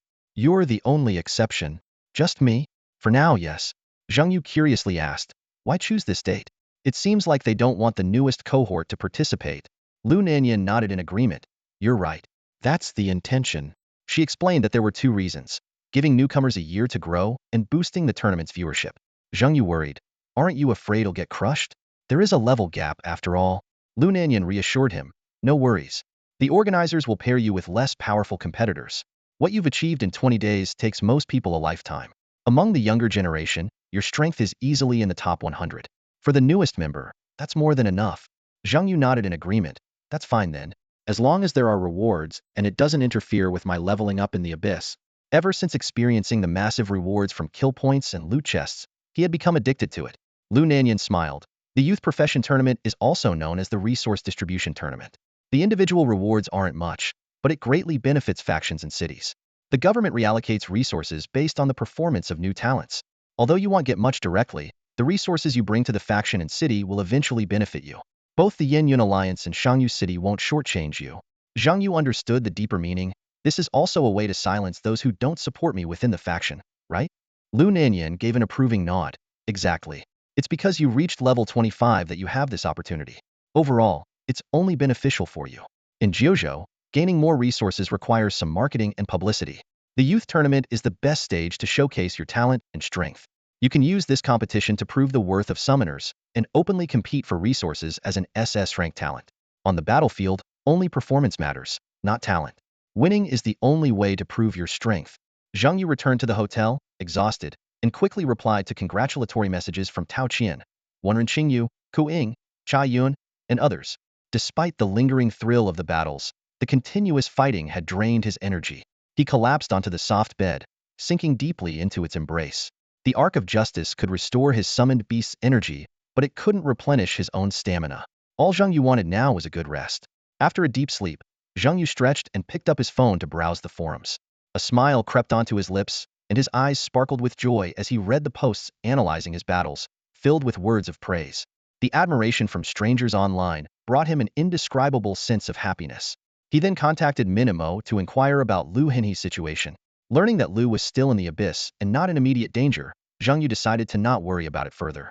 After a simple breakfast, Zhang Yu comfortably lounged on the sofa and began sorting through the spoils of his recent battles. First, he examined the 13 pieces of equipment dropped by the defeated professionals. A warrior's thorn armor, a priest's mystical staff, a ranger's dragon roar longbow, a masked warrior's blood bracelet. All were diamond-grade items, each one a core piece of the opponent's gear. Zhang Yu thoughtfully rubbed his chin. The abyss not only granted kill points, but also dropped the opponent's core equipment, almost enticing professionals to fight each other. The rewards from killing were even richer than those from abyss dungeons. The more one killed, the stronger they became. This realization made Zhang Yu ponder. Could the abyss exist to make professionals stronger to fend off divine invasions? If so, could it be that the abyss and the gods were fundamentally opposed? As he mulled over these thoughts, Zhang Yu took screenshots of the equipment's attributes and sent them to Wang Cheng. As the head of equipment management for the Yin Yun faction, Wang Cheng had established direct contact with Zhang Yu the previous night. This level 55 awakened priest, once a successful businessman, now served as the financial overseer of Yin Yun Alliance. Zhang Yu asked Wang Cheng to estimate the value of the equipment and exchange it for forging stones and enhancement stones. These warrior items weren't very useful to him, but one item particularly caught his attention: the dazzling great equipment from Ku Han, the tomb necklace. Examining the tomb necklace's attributes, Zhang Yu understood why Ku Han was so resilient. This purely defensive accessory not only provided substantial dual resistance, but also had a special effect called Tomb, which could block damage and forcibly interrupt the opponent's attack. Zhang Yu removed his ancestor's blessing necklace and replaced it with the newly acquired tomb necklace, instantly feeling his intelligence increase by 300 points, surpassing the 3,000 mark to reach an astonishing 3066. Another reason to hunt professionals, Zhang Yu muttered to himself, a glint of excitement in his eyes. Finally, Zhang Yu turned his attention to the long-awaited reward: a random dazzling grade equipment obtained by trading 10 kill points. This would be his third dazzling grade item, and more importantly, it would be tailored to his profession. Rubbing his hands together, he silently prayed, "Anything but a weapon or necklace, please." With a mix of anticipation and nervousness, he slowly unveiled the mysterious dazzling grade equipment. Zhang Yu's face lit up with joy as he opened the Brilliantier reward chest from his kill points and found a level 25 brilliant quality ring named Cheng Tian Zaiwu. This was exactly the piece of equipment he had been missing. He glanced down at the diamond tier resentment ring on his finger, which he had obtained from the Cold Street Abyss. Despite being only level 10, he had been reluctant to replace it due to its shield skill. However, now that he had the shield provided by the giant winged butterfly and the damage-blocking ability of the coffin necklace, it seemed like the old ring had fulfilled its purpose. Zhang Yu carefully examined the attributes of the new ring. Ring, Cheng Tian Zaiwu. Required level, 25. Requirements, none. Quality, brilliant. Attributes, intelligence 240, strength 240. Effect 1, Cheng Tian. Active skill that creates a Cheng Tian area. Within this area, all life forms except the user, teammates, and summoned creatures are lifted by a powerful upward force, dealing 7,000 fixed damage and causing temporary airborne control. The heavier the life form, the weaker the airborne effect and the lower the elevation. Effect 2, Zai-D. Active skill that creates a Zai-D area.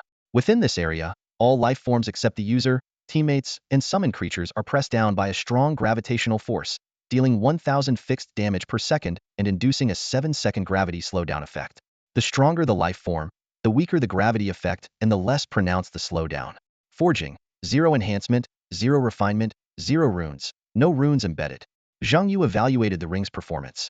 Although the damage output was average, the two control skills offered significant tactical advantages, one causing airborne status and the other a gravity slowdown. As a summoner, he lacked personal skills and couldn't learn abilities from other classes, so he relied on equipment to gain additional maneuverability. Not bad. Zhang Yu nodded to himself, acknowledging the ring's value. The 240-point intelligence boost and the 2 additional skills were indeed a considerable upgrade for him. Without hesitation, he removed the resentment ring and put on the Cheng Tian Zai Wu. As the new ring settled on his finger, Zhang Yu felt a surge of power coursing through him, instantly boosting his intelligence attribute to 3,306 points. With 3 dazzling grade pieces of equipment in hand, Zhang Yu stood at the pinnacle of third-stage professionals.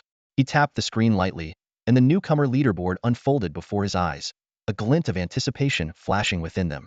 However, to his surprise, the top-ranked equipment was not his beloved illusory spirit staff, but a dazzling grade weapon named Changhen Sword. Zhang Yu frowned slightly, recalling the image of Rong Mingjian. He had heard that Rong Mingjian also chose to challenge the 4-star Abyss alone to compete for the leaderboard. This dazzling grade longsword was likely a carefully prepared gift from the sword god Rongli for his beloved son. Although third-stage dazzling grade equipment was extremely rare, Zhang Yu was not alone in possessing it. The fact that the Changhen sword had surpassed the illusory spirit staff in ranking suggested that its forging level was extraordinary. A glint of determination flashed in Zhang Yu's eyes as he resolved to reclaim the top spot.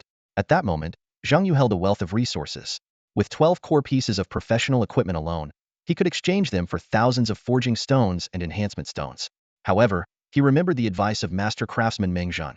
The further you go, the rarer the materials required for crafting become, and the lower the success rate, making it less cost-effective. Moreover, as a level 20 piece of equipment, the illusory spirit staff did not need to be forged to perfection. More importantly, Zhang Yu understood that with his current resources, he was unlikely to compete with the level 68 sword god Rongli.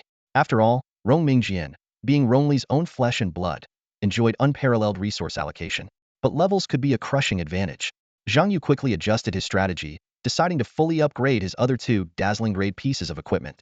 Although the Changhen sword's forging level might be higher, it was still just a level 20 piece of equipment. Zhang Yu, on the other hand, could equip level 25 gear, which would give him a significant level advantage over his opponent.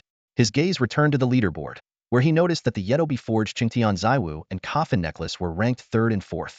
Clearly, offensive equipment still outperformed defensive gear.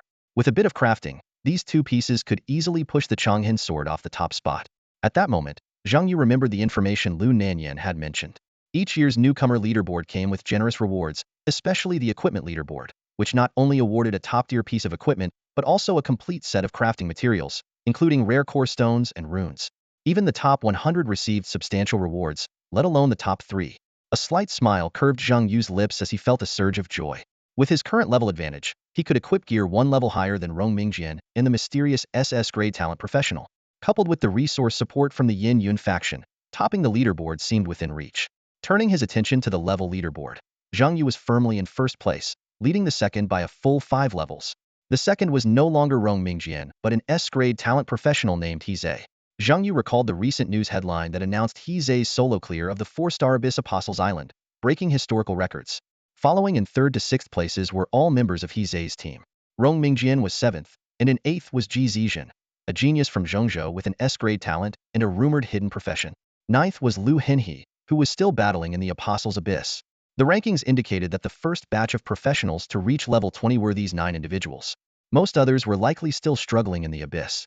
Once Rong Mingjian, Lu Henhe, and the mysterious SS grade talent professional returned from the Abyss, the leaderboard would undergo significant changes.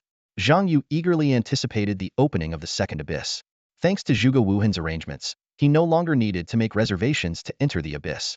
The only other 4-star Abyss opened by the Yin Yun faction was reserved for him, granting him absolute priority. For Zhang Yu, the type of Abyss didn't matter. As long as it was 4-star and allowed him to hunt other professionals, he would be satisfied. Nonetheless, he still needed to wait a few more days. Zhang Yu closed the leaderboard interface and casually opened the clearance chest, looking forward to new surprises. Zhang Yu gazed at the newly opened 3-stage Apostle Island Abyss 4-star difficulty loot chest with a sense of anticipation. As the system notification chimed, he received a piece of armor, the Arcane Battle Armor, level 25, diamond grade. Following that, a refined core stone named Stone Giant also found its way into his inventory. In addition, he collected a significant amount of materials: 35 enhancement stones and forging stones, 50 pieces of island withered wood material, and 10 health potions that restore 15,000 HP each. However, upon inspecting the rewards, Zhang Yu couldn't help but sigh. The recent gear drops are all useless, he muttered to himself. Although slightly disappointed, he quickly adjusted his mindset. After all, he already had 3 pieces of radiant grade equipment, and even if this diamond grade armor was usable, he was reluctant to replace his current hornet robe unless he found a better escape mechanism. Recalling his encounters with other professionals, especially after witnessing Ku Han's prowess, Zhang Yu no longer underestimated anyone. He understood that everyone had their unique way of surviving. Whether they were forced into the abyss or actively challenging the 4-star abyss, these professionals were not to be taken lightly. Several memorable examples flashed through Zhang Yu's mind: the masked warrior's full control negation and blood manipulation, the black-skinned warrior's forced disengage teleport, and Ku Han's mysterious hidden class the Undertaker. These experiences reinforced his belief in the importance of having a reliable survival skill. Turning his attention to the Stone Giant Core Stone, Zhang Yu carefully examined its attributes. Level: 25. Quality: orange. Refined attributes: HP 5000, intelligence strength 100. Refined skill: any shield-type skill increases shield value by 10. Honestly, the attributes of a level 25 core stone are pretty poor, Zhang Yu thought with relief, glad he hadn't chosen a core stone from the resource selection chest earlier.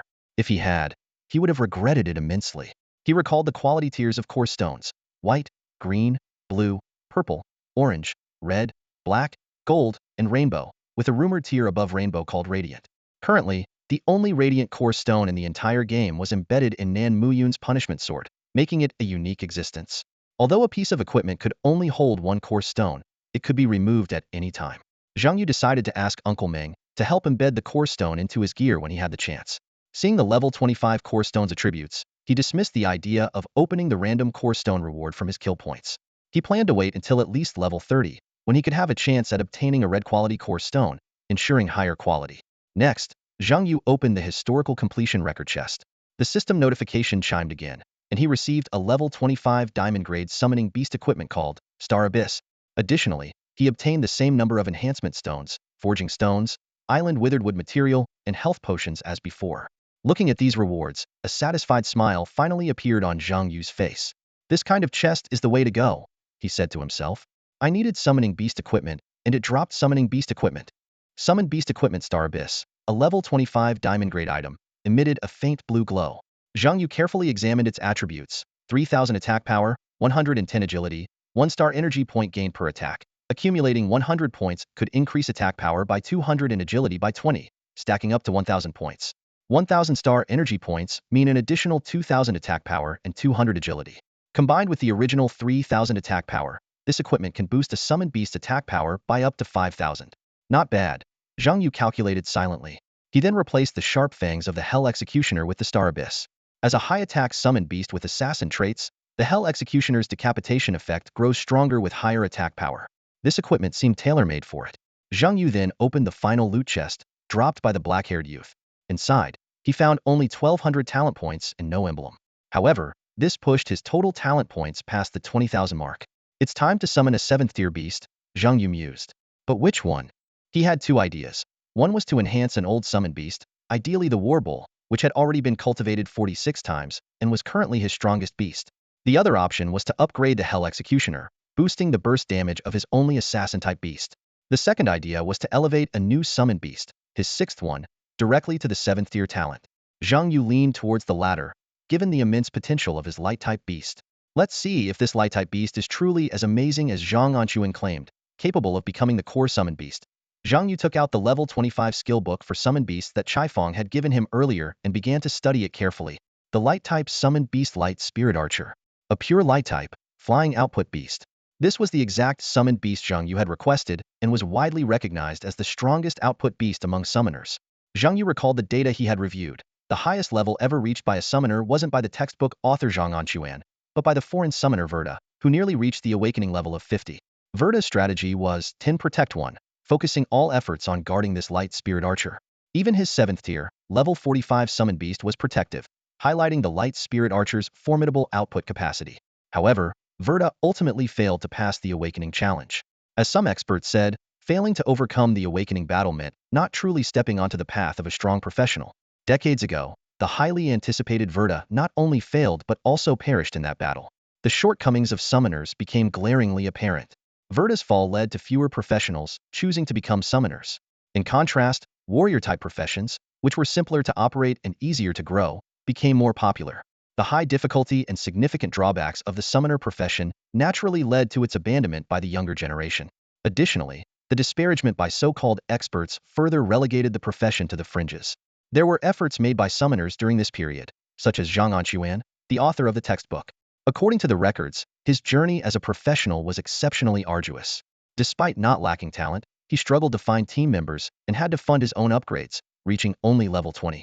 Zhang Anquan always believed in the limitless potential of summoners, but there was a lack of people to validate this belief.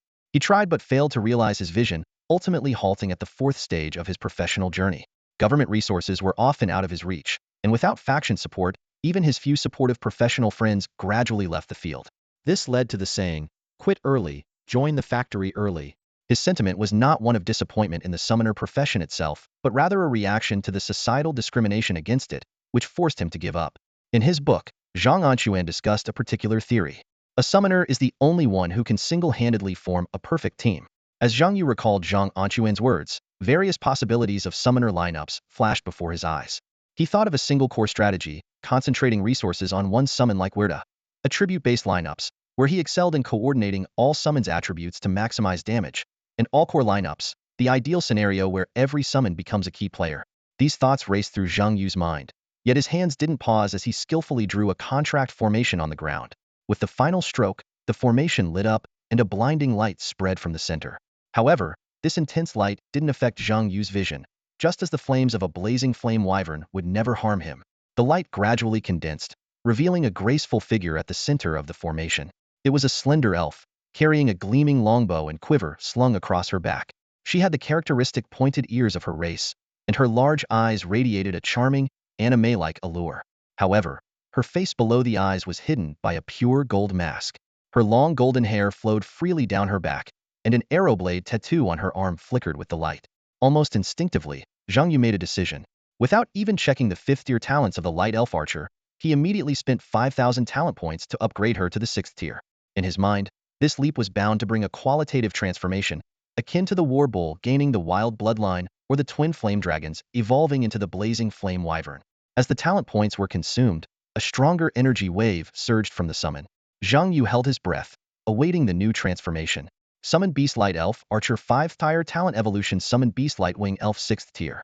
Light brings eternal life and grants me the power to halt wars, declared the Light Elf Archer with unwavering resolve, making a gesture as if embracing the light. She gracefully knelt on one knee, and the scattered beams of light around her began to converge, focusing on her slender figure. A miraculous scene unfolded. The light gradually condensed, forming a pair of wings on the elf's back. When unfurled, each wing reached a length of 3 meters, with a full wingspan of 6 meters. In front of the petite elf, these wings appeared astonishingly grand. Although composed solely of light elements, the wings looked like real angel wings, radiating a holy glow. Zhang Yu watched in awe, a feeling of indescribable reverence welling up inside him. As the last ray of light dissipated, the light elf archer officially evolved into the Lightwing Elf. From her earlier declaration, Zhang Yu inferred that she had received a mysterious blessing, granting her the ability to wield light in battle. This meant that the Lightwing Elf had surpassed the realm of ordinary elves. "My king," the Lightwing Elf addressed Zhang Yu with the most formal elven etiquette upon seeing him. Zhang Yu noticed that each elf called him differently, reflecting their unique personalities. Among all his summoned creatures, the Lightwing Elf was undoubtedly the most courteous and noble. Gazing at the powerful wings behind the Lightwing Elf, Zhang Yu found the answer to who should be his first tier 7 summoned creature. With limited talent points, enhancing the most powerful summoned creature was undoubtedly the wisest choice. Advancing the Lightwing Elf from tier 6 to tier 7 required 20,000 talent points, the same as other summoned creatures. Having already spent 5,000 points, Zhang Yu had 16,200 points left. He refrained from using the demon contract to sacrifice health, as health was crucial in battle. Previously, he had relied on ample health to withstand the attacks of a swift masked warrior. At this stage, Zhang Yu couldn't afford to sacrifice too much health. He still needed 3,800 talent points. The training dummy provided a mere 40 points, and using free attribute points to increase health seemed inefficient compared to boosting intelligence. Zhang Yu had one more opportunity to acquire talent points for free: the Hextech Enhancement Rune at level 25. This was the key upgrade. If he could draw an economic rune, he could save a significant amount of health. While he didn't hold out much hope, he decided to give it a try. Draw Hextech Enhancement Rune, Zhang Yu silently commanded. The system prompt immediately followed. Congratulations! You have drawn the 11th Rune Gold level Rune Early Education. Congratulations! You have drawn the 12th Rune Prismatic level Rune Hedge Fund. Early Education. Silver level Enhancement Rune. Your summon creatures will permanently gain 1 attack point for each enemy they defeat. Hedge Fund. Prismatic level Enhancement Rune. Instantly gain 8,000 talent points. Your stored and used talent points will accrue interest, calculated at the end of each Abyss run. For every 1,000 talent points stored, gain 100 points of interest, with a maximum interest cap of 5,000 points. Zhang Yu was momentarily stunned. Then a peculiar expression spread across his face. Could it be that his luck with equipment had shifted to the Hextech runes? Both Early Education and Hedge Fund were enhancement runes he had long desired. The earlier one acquires Early Education, the more pronounced its effects. Unfortunately, he hadn't obtained it before the Dark Valley, which could have boosted the Flame Dragon's attack by at least 1,000 points. Still, it wasn't too late now. If Early Education was a delicate dessert, then Hedge Fund was a substantial main course. Earning 100 points of interest for every 1,000 points saved, up to 5,000 points, meant that with 50,000 talent points, he could max out the savings. Each Abyss run would then yield 5,000 talent points. Zhang Yu couldn't help but fantasize if he could obtain another Hedge Fund. Would they merge and upgrade like the training dummies? Zhang Yu hadn't expected to actually draw an economic Hextech rune. Hedge Fund not only granted an immediate 8,000 talent points, but also provided ongoing interest. His talent points instantly surged to 24,200, enough to upgrade a Tier 7 summon creature. It's you, Zhang Yu said, looking at the graceful elf before him. In her eyes, he saw a resolute determination to protect something, even at the cost of her life. Zhang Yu recalled her words when she evolved into the Lightwing Elf. Light granted her not only eternal life, but also the power to combat wars. Unlike the War Bull, who was born for battle, the Lightwing Elf fought out of a necessity to protect. They represented two entirely different beings. Without hesitation, Zhang Yu invested 20,000 talent points, the most he had ever spent at once. He was about to welcome his first Tier 7 talent summon creature. Summon creature, Lightwing Elf, Tier 6 talent evolution summon creature. Elven Bow, Lightwing Elf, Tier 7. The Lightwing Elf slowly spread her wings, a divine light enveloping her soft body. Under this light, her delicate features and fair skin appeared exceptionally holy, so much so that Zhang Yu felt no trace of desire. A special symbol appeared on the Lightwing Elf's forehead, and within the illuminating beam, a green bow and arrow faintly materialized. She reached out and grasped the green bow. The system prompt followed. Your summoned creature, Lightwing Elf, has been recognized by the Elven Bloodline, gaining the advanced Elven Bloodline mark and acquiring the Elven bow passed down through generations. As the divine beam faded, the Lightwing Elf, holding the Elven bow, had a gentle green glow emanating from the Bloodline mark on her forehead. She had truly become a light elf inheriting the Elven Bloodline legacy. The summoned beast, the Spirit Bow, and the radiant winged elf hovered in the air, emitting a gentle glow. She was at level 27, and as the summoner's level increased, her health had reached an astonishing 217,000 points. With an attack power of 24,105 points and a talent tier of 7, she needed just 50,000 more talent points to level up. Zhang Yu gazed at the leader of the Elven clan and couldn't help but admire her. No wonder she's the core damage dealer. She really is something else. The radiant winged elf's traits were impressive. She possessed a passive Elven bloodline ability, allowing her to partially resist magic damage. Her advanced bloodline could even negate 50 of the magic damage from enemies, significantly enhancing her survivability. Her 5 skills were each unique. Elven Archer LV27. As the elected leader of the Elven clan, the radiant winged elf's archery skills were unparalleled. This passive skill increased her shooting speed by 40 and her shooting range by 50. Wings of Light LV27. Each normal attack marked the enemy with the Wings of Light seal, with damage stacking infinitely with each hit, increasing by 1 each time. Skill attacks would unfurl her wings, shooting 27 feathers of light at the target, marking the enemy. Radiant Burst LV27. She fired a magic arrow imbued with immense light energy, exploding in a designated area. This not only dealt massive damage, but also triggered the Wings of Light. Each layer of Wings of Light inflicted 5,000 true damage, making it incredibly powerful. Spirit Bow, Treant LV27. In a forest or plant-rich environment, the Treant could provide the radiant winged elf with enemy positions, acting as a living radar. Spirit Bow, Piercing Arrow LV27. Channeling the power of her elven ancestors, she used the Trent's mark to guide an ultra-long-range attack. This shot ignored all enemy defenses and guaranteed a critical hit, serving as her ultimate weapon. Zhang Yu meticulously analyzed the radiant winged elf's abilities. Although her attack power was not extraordinarily high, the combination of Wings of Light and Radiant Burst made her a true core damage dealer. The Wings of Light continuously stacked damage, and coupled with the high attack speed from Elven Archer, ensured her sustained output. Radiant Burst provided burst damage, with the true damage from triggering Wings of Light bypassing defenses and significantly enhancing her damage potential. No wonder the strongest summoner in history, Verda, chose to invest resources in the Radiant Winged Elf. Zhang Yu murmured, "If my resources were limited, I might make the same choice." He recalled the predicament he faced in the abyss of the Apostle Islands. Facing the high-health Mourner Frost and the Stone Giant with 2 million health, he deeply felt the lack of a strong damage dealer. The high magic resistance of Mourner Frost drastically reduced the output of the Blaze Fire Dragon, forcing him to rely on the Goblin General's electrified arrows. Defeating the Stone Giant was even more arduous, taking his 4 summoned beasts a long time to bring it down. The Stone Giant not only had astounding health but also various defensive measures: high resistance, thick armor, sturdy shields, recovery skills, brutal regeneration, and even racial suppression. Theoretically, the dragon's breath could deal 100,000 damage, but hitting the Stone Giant, achieving 50,000 was already quite good. Zhang Yu realized his team of summoned beasts lacked a core damage dealer capable of breaking through the front lines. The Radiant Winged Elf perfectly filled this gap. These 20,000 talent points were well spent. Zhang Yu nodded in satisfaction, looking at the Radiant Winged Elf holding her spirit bow, his eyes gleaming with anticipation. He knew that with this powerful new ally, the future challenges would become even more exciting. Zhang Yu admired the Elf Bow Lightwing sprite with satisfaction. This newly acquired summon was something he couldn't put down. Continuous damage came from Lightwings, burst damage relied on Radiant Light, tracking ability depended on Tree Spirit, and range was guaranteed by Piercing Arrow. Most importantly, the sprite's appearance was absolutely flawless. He carefully equipped the Lightwing sprite with Star Source pet gear and handed her the Storm Greatsword. Although the Storm Greatsword was just a piece of scattered equipment, its 20 attack boost was perfectly suited for the Lightwing sprite.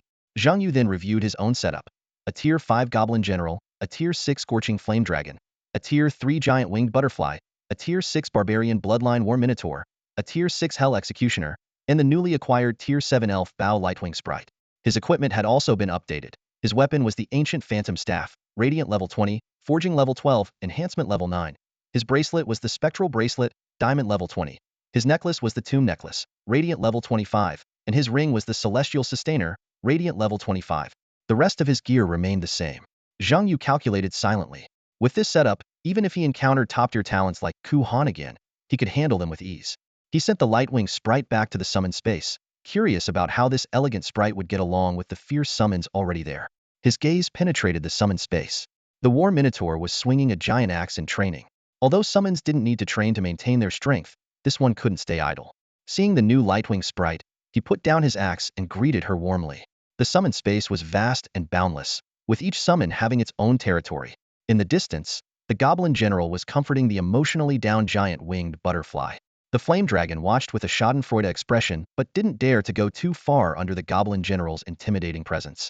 Since separating from the Twin Flame Dragon, the personalities of Scorching Flame and the dragon had become increasingly distinct. The dragon was like a mischievous child, while Scorching Flame was like a reclusive scholar, having built a mountain in its territory and sleeping alone at the peak. Feeling the arrival of the Lightwing sprite, Scorching Flame merely opened an eye to glance at her before going back to sleep. The Goblin General, along with the Giant Winged Butterfly and the Flame Dragon, welcomed the new member and began teaching the Lightwing sprite how to choose a territory and build a preferred environment within the summon space. Zhang Yu was surprised to find that these space rules, which even he as a summoner didn't fully understand, were so well known to the summons. It seemed that the summons had their own unique way of life and social circles within this space. The arrival of the Lightwing Fairy caught the Goblin General's attention. He finally had a companion who seemed mature and level-headed. When Zhang Yu wasn't summoning them, the Goblin General was often exhausted by his less sensible comrades. The Giant Winged Butterfly and the Flame Dragon were particularly clingy, leaving him little room to breathe. Now, with the addition of the Lightwing Fairy, he saw a glimmer of hope in sharing the responsibility of looking after these children. However, the Hell Executioner was not welcoming towards the new Lightwing Fairy. It hissed menacingly, its black scales standing on end, refusing any interaction with the Lightwing Fairy. This hostility was expected. As a creature of darkness, it was naturally at odds with beings of light. The Lightwing Fairy reacted indifferently to the Hell Executioner's hostility, merely furrowing her brows slightly before ignoring it altogether. She gracefully spread her wings and stood quietly aside, as if such elemental opposition was a common occurrence for her. Seeing the 6 summoned beasts coexisting peacefully, Zhang Yu breathed a sigh of relief. He entrusted the task of looking after them to the Goblin General and exited the summoner's space. After completing the Lightwing Fairy's evolution, Zhang Yu took stock of his remaining resources and found he had only 2 top-tier skill books left. Just as Zhang Yu was about to enjoy his lunch, he received a call from his secretary, Lu Nanyan. She brought 2 important pieces of news. First, Zhang Yu's second 4-star Abyss prison dungeon would commence in 2 weeks at the headquarters of the Smoke Cloud Alliance in Hangzhou. Second, the youth professional tournament would hold its first preliminary match 3 weeks from now. Upon learning about the Abyss difficulty and schedule, Zhang Yu worried he might not be able to participate in the tournament. However, the secretary explained that as a faction member, Zhang Yu had a direct pass, allowing him to skip the preliminaries and advance straight to the top 100. This news surprised Zhang Yu, making him realize the privileges of faction membership. But with this came pressure, as direct qualifiers were typically strong professionals who had proven their mettle in previous seasons. Despite this, both Zhuge Wuhan and Alliance leader Lu expressed confidence in Zhang Yu. Their expectations were not about rankings but about Zhang Yu demonstrating his skills in the tournament. Even if he won just 1 match, it would be worth celebrating. Gradually, Zhang Yu accepted this challenge. He realized that, as a novice summoner with only a month's experience, having such an opportunity was a tremendous fortune. Each additional match he won would be a pleasant surprise for others. The upcoming tournament promised to be a spectacle, featuring an under-the-radar summoner, a highly coveted direct pass, a rookie with limited experience, and the potential for astonishing displays of power. Zhang Yu took a deep breath, ready to face the challenge ahead. Zhang Yu couldn't help but marvel at how the Alliance leader not only had strength but also excellent marketing skills. He could imagine the impact on the audience when they saw the contrast during his matches. The weakest summoner fighting the toughest battles, such a label was sure to draw immense attention. Lu Nanyan's words still echoed in his ears. Just win 1 match. I'll send you all the information about the prison's death row shortly, the assistant continued. Also, if you need to craft any equipment soon, I can set up a private appointment with a blacksmith for you. Zhang Yu didn't refuse. Although Meng Zhan was a familiar blacksmith, he heard that the faction's own blacksmiths were more skilled and had a higher success rate. The best part was, the crafting fee is waived, and the blacksmith will be at your service before you enter the prison's death row. Zhang Yu thought, it's not about the money, but why not use the free service? 1 day later, Lu Henhe cleared the Apostle Abyss in less than 2 days. She was very lucky, getting 2 strong attack marks consecutively at the end. With these marks, she finally secured her victory in the arena. Stepping out of the Apostle Island Abyss, Lu Henhe was filled with pride and excitement. Clearing a 4-star abyss meant she had truly joined the ranks of the strong, and the future looked promising. At the entrance, she saw her father, the man who always wore a gentle smile. Lu Nanyan waved and asked, "How do you feel?" Recalling the tough battles of the past few days, and the times her teammates were almost wiped out, Lu Henhe replied firmly, "It was tough, but I felt the pressure from other space professionals. It was my first life-and-death battle with professionals, challenging but rewarding." Lu Nanyan nodded appreciatively. Let's go home then. He had stayed in Nanxing City just to wait for his daughter, but there was still much to do. Lu Henhe asked curiously, "Aren't we waiting for Zhang Yu?" Lu Nanyan smiled. "He cleared it long ago, and he's not in Nanxing City anymore." Cleared it? Lu Henhe asked in surprise. "He did it alone. Faster than our entire team?" Lu Nanyan pointed to the data published by the temple in the Abyss Hall. "Didn't you notice there was no historical record when you came out? He not only cleared it solo but also broke the record." Lu Henhe looked at the record time, her mouth half open in disbelief. Less than 3 hours? She suddenly felt a sense of defeat. She had been excited because she knew the Apostle Island's clearance time exceeded 2 days. She had been proud, even modestly saying those words earlier. But comparing her time to Zhang Yu's 3 hours made the data seem unreal. Seeing his daughter's emotions, Lu Nanyan gently said, "There's always someone better. Even your father was overshadowed by Rong Li's talent. But Rong Li was also overshadowed by other space professionals." Lu Henhe asked puzzledly, "How did you get through it?" She faced a similar dilemma, always being outperformed by Rong Mingjian. And now there was Zhang Yu, with even more formidable Li family SS-level talent professionals in the future. Her strong-willed nature made her feel quite uncomfortable.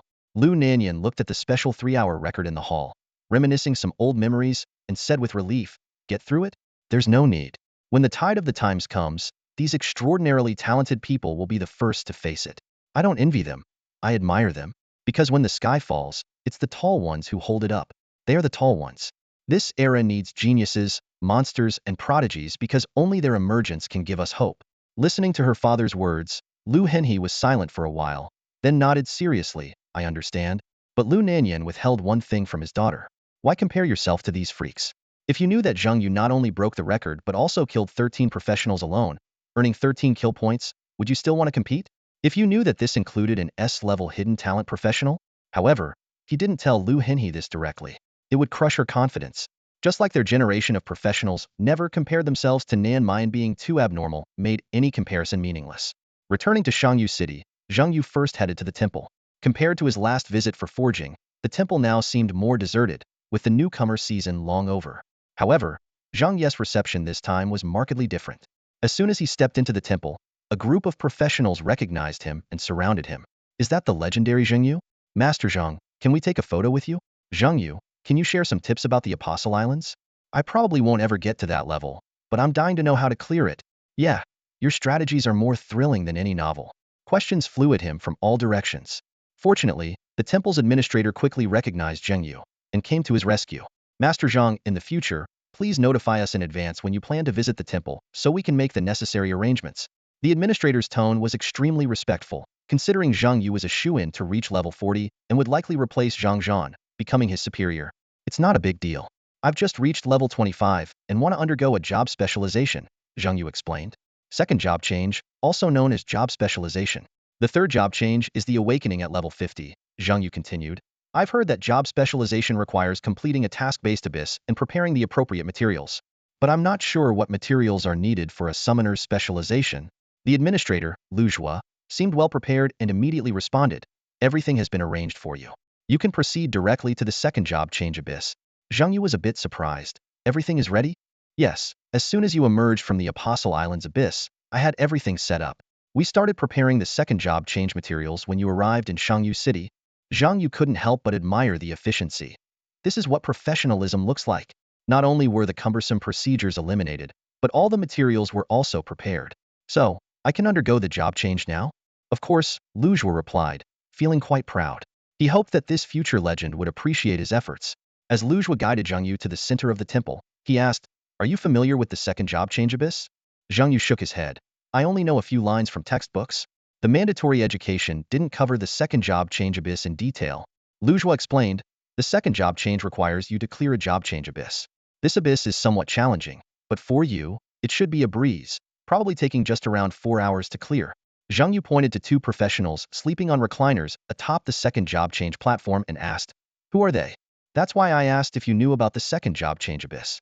The main difference between this abyss and others is that everyone shares the same abyss. Zhang Yu was puzzled. What do you mean? Lu Zhuo elaborated. As I mentioned, the second job change abyss is somewhat difficult.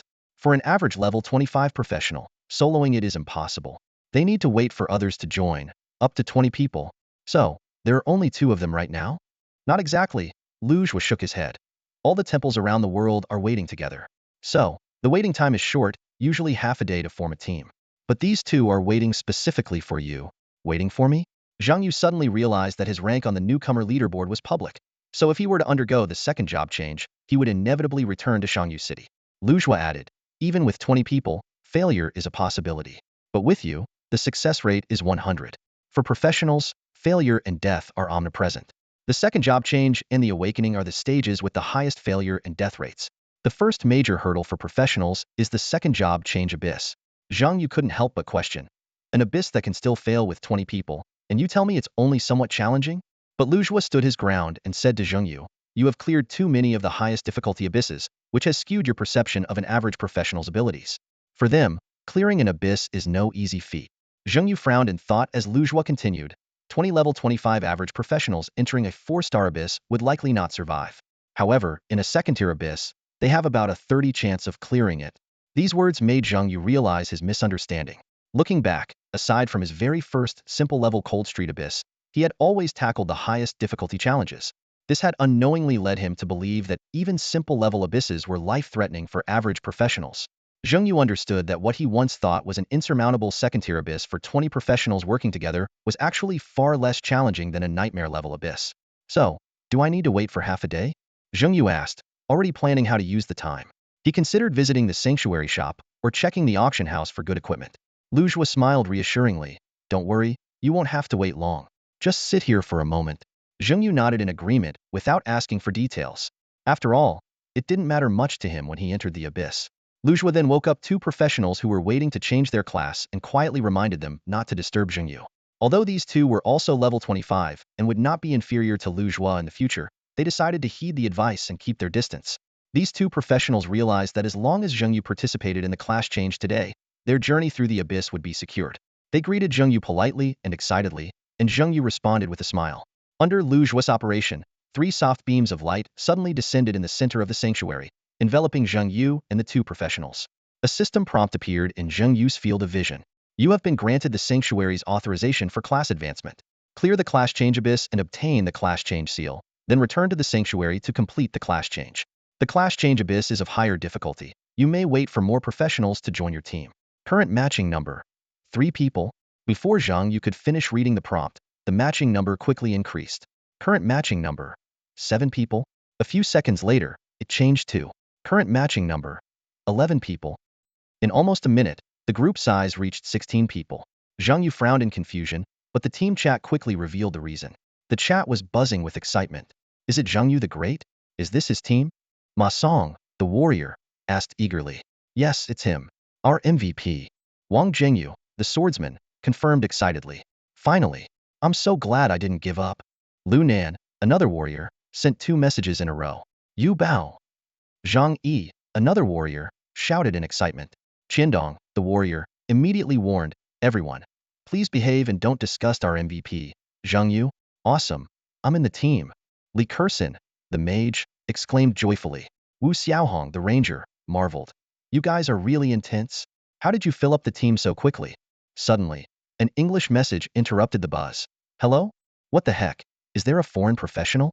Lu Nan, the warrior, was surprised. Wang Zhengyu, the swordsman, proudly speculated. Could it be that our mighty Yu's fame has spread overseas? Louis Peter, the warrior, asked in confusion. What are you talking about? The message showed auto-translate below it. Looks like he doesn't understand? Li Kersin, the mage, guessed. Wang Si, the monk, analyzed. He probably got in by sheer luck. The rest are definitely here for Zhengyu. I'm not. Bama, the shield warrior, explained. I had no idea what was happening. My teacher dragged me here early in the morning, and I've been waiting since. Lu Nan, the warrior, laughed. You should thank your teacher. This time, we're guaranteed to clear the dungeon. Because of Zhengyu, Bama asked tentatively. Call him the Great. Lu Nan corrected. Bama was speechless and simply typed an ellipsis. Louis Peter tried to communicate again. Hello, can someone explain to me what this means? The message still showed auto-translate. Wang Zhengyu, the swordsman, replied impatiently. Peter, don't ask. Just enjoy the ride. Louis Peter could only respond with a series of question marks, indicating his confusion. Watching the lively chat, Zhengyu finally understood what Lujua meant by quickly entering the second-tier abyss. Clearly, the news of him entering the second-tier abyss had not only caught the attention of professionals in Shangyu City, but had also been sold as information. This group had been waiting for him. Zhengyu approached 2 silent professionals and asked their names. Zhang Xian, warrior. Xiong Qisheng, warrior. They answered briefly. They didn't participate in the chat because their idol was right in front of them, making words unnecessary. Zhengyu continued to ask, how did they know I was entering the second-tier abyss? Because the temple has team information that shows the names, one of them explained. Zhengyu suddenly understood. Just then, the system notification sounded. Matchmaking complete with 20 participants. Entering the second-tier abyss demonic giant tree. In less than 2 minutes, the team was assembled. Including the 3-minute preparation time, Zhengyu had only waited for about 5 minutes. Good luck. Lujua waved goodbye to Zhengyu with a smile, watching him and the 2 professionals disappear into the beam of light. During the teleportation, a prompt appeared before Zhengyu. Second-tier abyss. You need to defeat the demonic giant tree and the demonic creatures in the forest within the specified time to obtain the transfer badge. Time limit: 5 hours. If you fail to kill the demonic giant tree within 5 hours, you will be corrupted by demonic energy, reducing all attributes by 99. Timer starts now. 4 hours 59 minutes and 59 seconds. The countdown began immediately. Louis Peter, the warrior, anxiously typed in the chat. It's a timed abyss. How did I get so unlucky? We haven't even landed yet, and the countdown has started? Lu Nan, the warrior, reassured him. Unlucky? You'll change your mind soon. Wang Zhengyu, the swordsman, bluntly said. Don't panic. Zhang Xian, the warrior, explained. In a normal abyss, you would have to pay to join a team. Wang Si, the monk, was immediately interested. Pay? Will Zhengyu the Great lead people into the abyss for a fee? I'd pay any amount. Let's discuss it. Lu Nan, the warrior, countered, "Do you think Zheng Yu the Great needs money?" Wang Si, the monk, retorted, "Even the greatest need money for more resources. Besides, you might not know how much money I have." Lu Nan was about to respond when the beam of light suddenly transported them to a forest. 20 people looked at each other, the scene falling into silence, starkly contrasting the lively chat. Zheng Yu observed, feeling like it was an online meetup where people who were lively in the chat suddenly became shy in person. However, the silence lasted only a moment, because they could see each other's professions, and Zheng Yu's summoner profession was too conspicuous to hide. Zheng Yu the Great. The first to recognize Zheng Yu was Wang Si, the monk. The monk was a hidden profession that Zheng Yu had never seen before, and the only close combat profession without a weapon. Feeling everyone's gaze, Zheng Yu decided not to hide anymore and said directly, "So, follow my lead? All yours." Except for the foreign warrior, everyone replied almost in unison. Peter anxiously said, "It seems you're very famous in Kyushu, but no matter how great you are, we need to speed up. Timed abysses are the hardest to clear, with a final boss that's not only powerful but also has terrifyingly high health. If we don't hurry, we won't be able to clear it." Zheng Yu nodded in agreement. "You're right." He also wanted to finish the dungeon quickly, and since he had never experienced a timed abyss, caution was necessary. Zheng Yu turned to the other professionals and said, "Follow me." With that, he summoned the giant winged spirit butterfly, flew into the air, locked on a target, and headed in that direction. Such a beautiful summon, several female professionals couldn't help but admire. "Now's not the time for admiration. Let's keep up, or we'll be left behind. And that could be dangerous," someone reminded. "True." The group immediately sprang into action, following Zheng Yu in unison. Peter watched this and sighed. No wonder Kyushu people are so united. Zhang Yu looked up to see the giant winged spirit butterfly circling anxiously in the sky, its murmurs filled with worry. Below, the footsteps of their pursuers grew ever closer. "Don't worry, once we change classes, I'll upgrade your abilities," Zhang Yu gently reassured the disgruntled butterfly. He knew exactly why it was upset. The newly arrived Lightwing Elf had already been upgraded to level 7, while the butterfly was still stuck at level 3. Zhang Yu was already planning to upgrade both the giant winged spirit butterfly and the goblin general to level 6 as soon as possible. However, his current pool of less than 5,000 talent points was far from sufficient. Nevertheless, the abyssal transition would also yield a substantial amount of resources. "Just a bit longer, it won't be too much longer," Zhang Yu comforted the butterfly as if it were a child. This tactic worked well. Upon hearing Zhang Yu's promise, the butterfly flew with renewed vigor. "There, over there." Zhang Yu pointed to a tree that was moving not far away. The giant winged spirit butterfly swiftly descended. Rora Tree Spirit, sensing Zhang Yu and the butterfly's presence, lashed out with a branch without hesitation. Snap! The whip-like branch cracked through the air with a sharp sound. The pursuers, hearing the tree spirit's roar and the cracking of the whip, knew that Zhang Yu had engaged in battle and quickened their pace. Only Peter muttered in bewilderment, "Don't all JoJo professionals work in teams? Why is he acting so disorganized?" "You even know that word?" Lu Nan couldn't help but retort. No one else paid Peter any mind. Chasing the swift giant winged spirit butterfly had already drained their energy, and no one wanted to waste breath on Peter. However, when they reached the battle site, they found only the severed remains of an ordinary tree spirit. "No way, he finished it that quickly? Where's Zheng Yu?" "Up there. Keep going." Slasha Black Panther with blood-red eyes didn't even have time to react before it was instantly killed by a combo from the Hell Executioner. Despite its decent health, it couldn't withstand the Hell Executioner's ferocious attacks. The entire forest was filled with the aura of corrupted creatures. Zhang Yu had already slain over a dozen such creatures, but they were all minor monsters, offering only a small amount of experience and a slight increase in his summon's attack power. Though it was only a few points, it was better than nothing. An hour had passed, and neither the aerial view from the giant winged spirit butterfly nor the communication with tree spirits by the Lightwing Elf had revealed the location of the boss, the corrupted giant tree. With no directions, no storyline, and no markers, there was only one conclusion: it hadn't killed enough yet. Blazing Flame Dragon. Zhang Yu's patience was wearing thin. If they want to stall for time like this, don't blame me for being ruthless. Burn it all. Boom! The blazing flame dragon activated its double flame aura mode, indiscriminately setting the forest ablaze. Kill notifications flashed continuously. Killed corrupted groundhog, LV25, gained 6,451 experience. Killed corrupted flower spirit, LV25, gained 5,555 experience. Killed corrupted spider, LV25, gained 7,111 experience. Zhang Yu flew overhead while the blazing flame dragon rampaged on the ground.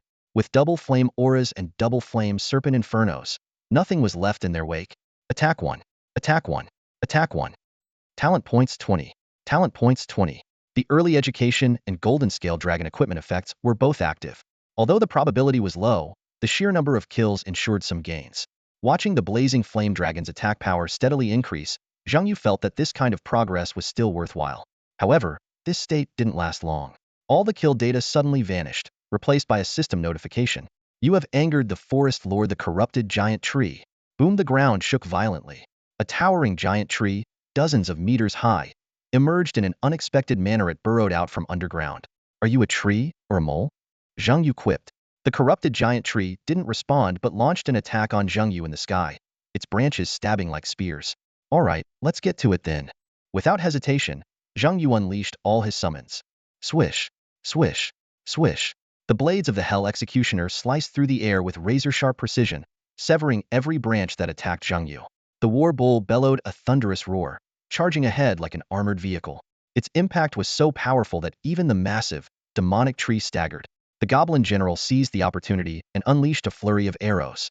Meanwhile, the Lightwing Fairy spread its wings and flew around Zhang Yu, marking the demonic tree with 27 radiant sigils. These sigils were not only beautiful but also deadly, amplifying the power of the fairy's first arrow by 27. Suddenly, a clear, ringing sound echoed through the air. It was the butterfly spirit song, a skill that consumed its own health to enhance the team. At level 27, the butterfly song instantly boosted the team's agility by 700 points, causing the Lightwing Fairy's firing speed to reach its peak. Whoosh, whoosh, whoosh. Green arrows rained down like a torrential downpour, each shot dealing more damage than the last, with the numbers continually rising. The Goblin General was not to be outdone, firing a relentless barrage of plasma arrows at the tree. The blazing fire Jiao unleashed a torrent of flames, dealing nearly double damage to the plant-like creature. The demonic tree's body was soon riddled with damage numbers, interwoven with burn marks and arrow impacts. Despite its massive health pool, it had limited offensive capability, no defense, no resistance, and no special skills, making it even weaker than nightmare-level abyssal monsters. Whenever the demonic tree attempted to act, the war bull would immediately interrupt. It would either stomp the opponent into a daze, stun it with a deafening roar, or use an unstoppable charge to disrupt the tree's skill casting. This coordination left the demonic tree completely powerless. As the battle progressed, the Lightwing Fairy's wings gradually covered the tree with luminous sigils. The fairy spread its wings wide, channeling light energy into its bow, forming a magical arrow imbued with immense radiant power. Boom! The light arrow was released, instantly triggering all the radiant sigils on the tree. A blinding light illuminated the entire forest, as if a miniature sun had risen among the trees. In the distance, the group waiting for the flames to die down suddenly saw the notification of the demonic tree's death and the completion prompt. They fell silent, astounded by how quickly the battle had ended, without even witnessing most of it. Can someone tell me how Zhang Yu managed to kill the demonic tree? Someone asked in bewilderment. But no one could answer, as they had spent their time either traveling or catching up. Every time they reached Zhang Yu's battle site, the fight was already over, and they had to keep chasing. The foreign professional named Peter stared in disbelief at the still glowing light in the distance. He murmured to himself, another genius from Jiuzhou? And a summoner at that? After defeating the level 30 corrupted giant tree boss, Zhang Yu glanced at the notification that popped up, clicking his tongue in dissatisfaction. 35,000 experience points, a class change emblem, and a loot chest. Such meager rewards were quite disappointing. However, he was prepared for this, as the main reward of the class change abyss was indeed the emblem. Before leaving the abyss, Zhang Yu eagerly opened the loot chest, hoping to gain some extra benefits. The chest revealed only 2,800 talent points, with no other rewards. Calculating in his head, he added these to his remaining 4,600 points, totaling 7,400 talent points, which equated to 740 interest points. Returning to the sanctuary, Zhang Yu received his completion rewards, 20,000 practitioner experience points, and a class change abyss completion chest. Curiously, he opened the chest to find a level 25 silver grade heavy armor chest piece. He casually tossed this piece into the sanctuary store for auction. Guided by Lu Zhua, Zhang Yu began the tedious class change process. He methodically completed the steps of resource allocation, waiting for the sanctuary's response, and making his vows. Finally, standing on the familiar class change platform, he completed the Summoner's class enhancement. The system notification chimed, announcing that Zhang Yu had acquired the Summoner exclusive class enhancement skill energy level. This skill grants summoners the ability to modify their summon beast's abilities, with each level increase adding additional attribute points to the beast. Raising the energy level requires summoner energy and specific materials. Upon reaching level 10, it unlocks the professional cultivation skill for further enhancing the summoned beasts. Professional cultivation consists of two aspects: star rank and talent reversal. Star rank cultivation begins when a summoned beast's energy level reaches 10. Each additional star affects skill damage, skill form, and even the overall form of the beast. Talent reversal, on the other hand, requires the beast to reach 10 stars and full cultivation status, achieved by completing exclusive abyss challenges to enhance the beast's talent level. Zhang Yu realized that becoming a true practitioner only starts at level 25. Before that, it was just the beginner's village. The core of the summoner class lies in cultivation, with all skills revolving around it. At level 10, summoners manage their beast's physique, skills, and attributes. Post-level 25 class enhancement introduces energy levels and star ranks for cultivation. Each energy level upgrade demands both money and time, while star rank improvements require even more resources. However, the real constraint for summoners is the energy, which can only be obtained through combat and kills. Even the former top summoner, Verda, only managed to cultivate one elf archer to 10 stars, successfully enhancing its talent to obtain the light-winged elf. This indicates that aside from demonic contracts, there are legitimate ways to upgrade a summoned beast's talent level, albeit extremely challenging. Zhang Yu realized this gave him another reason to hunt other practitioners. His current hex deck runes, like War Chest and Early Education, were significantly enhanced through kills. Now, the summoner's inherent abilities also encouraged him to battle and kill. Zhang Yu couldn't help but marvel at how the Abyss and the Sanctuary had taken the law of the jungle to its extreme. Class enhancement not only brought cultivation skills, but also opened up more avenues for him to explore. Zhang Yu completed his summoner specialization, gaining 3 new active skills: Mass Dispel Summoner, Mass Heal Summoner, and Swarm Attack. These skills allow him to remove negative effects from his summoned creatures, provide significant healing, and command them to focus their attacks on specific targets. Coupled with his previous cultivation skills, Zhang Yu finally felt like a true summoner. However, in Zhang Yu's eyes, this specialization was merely the first step out of the beginner's village. Lu Nanyan had once told him that human practitioners would ultimately have to face gods capable of destroying entire worlds. Clearly, the power he gained from this specialization was far from sufficient. The other 2 practitioners who successfully changed their professions alongside Zhang Yu came to thank him, even offering money and resources. Zhang Yu politely declined their goodwill, as helping them through the abyss was just a casual favor for him. Yet, this casual favor of Zhang Yu signified the emergence of a new competitor in the eyes of some. Nonetheless, initially, no one paid much attention to this matter. In a bar, Peter recounted Zhang Yu's feat of instantly killing a demonized giant tree to his friends, but he was met with ridicule. "Come on, Peter. How much did you drink last night?" a friend laughed. "A summoner instantly killing a demonized giant tree? Do you even know how much health that thing has? I told you to lay off the drugs. Now look, your brain's fried," another friend guffawed. Blushing with embarrassment, Peter defended himself passionately. "You have no idea how powerful this summoner from Jojo is." "How powerful?" his friends inquired. Peter suddenly froze, realizing he hadn't actually witnessed how Zhang Yu had quickly killed the demonized giant tree. This realization made his friends laugh even harder. Peter hastily added, "He's ranked first on the Jojo rookie leaderboard. That just means this year's rookies in Jojo are pathetically weak, letting a summoner take the top spot," a friend mocked. "Enough, Peter," another friend said. "Just admit you're weak. Being carried through by a summoner isn't something to brag about." Veins bulging on his forehead, Peter continued to argue. "Being carried by a summoner isn't shameful. Clearing a dungeon? Is that shameful?" Peter then began describing some incomprehensible scenes, like giant butterflies, mountains ablaze, and holy light. This just made everyone laugh even harder, filling the bar inside and out with a joyful atmosphere. After his job transition, Zhang Yu enjoyed a rare period of relaxation. He leisurely strolled through the temple, bonding with his summoned creatures, and occasionally basked in the sun at his newly acquired villa. Sometimes, he would put on sunglasses and a mask to go shopping, as his newfound fame required caution. In stark contrast to Zhang Yu's laid-back lifestyle were Tao Qian, Wen Qingyu, Ku Ying, and Chai Yun. This quartet formed a team striving to reach level 20. They were well-equipped and experienced, making even the challenging ancestral halls seem like no big deal. In Shangyu City, they had secured a spot among the top-tier professionals. Zhang Yu, however, stood out as a unique figure. During this period, 2 global events shook the world. First, an elite team led by Liao Ning, the killer god of 9 provinces, along with the Bear Nation's tyrant, the Eagle Nation's present-day Statue of Liberty Diana, the Indian Dark Monk, and the Sun Never Sets captain, successfully cleared the 7th-tier abyss, the Abyssal Rift in the Eagle Nation. Even more thrilling, Liao Ning, the tyrant, and Diana all broke through to level 70. This achievement was monumental. As the abyss levels increased, they became rarer, and conquering each one made a significant contribution to global stability. If an abyss was left unchecked, it would become unstable. A fifth-tier abyss going out of control could devour an entire city, while a seventh-tier abyss could engulf one-third of the Eagle Nation's territory. This was not alarmist rhetoric, but a tragic reality from the past. Hence, powerful individuals worldwide put aside their differences to combat these high-level abysses. After all, professionals above level 60 were extremely rare. The second event that followed was even more nerve-wracking. War god Nin Muyun announced that he would lead the newly promoted Liao Ning, the tyrant, and Diana to challenge the 8th-tier abyss located at the equator. This decision shocked everyone. The equator abyss was not only the first abyss in human history, but also the highest known tier. If not addressed promptly, it could become unstable with catastrophic consequences. Nan Muyun would be the first person in human history to step into an 8th-tier abyss. Zhang Yu spent his idle days on forums, closely following these major events, especially the reactions to Nan Muyun's challenge.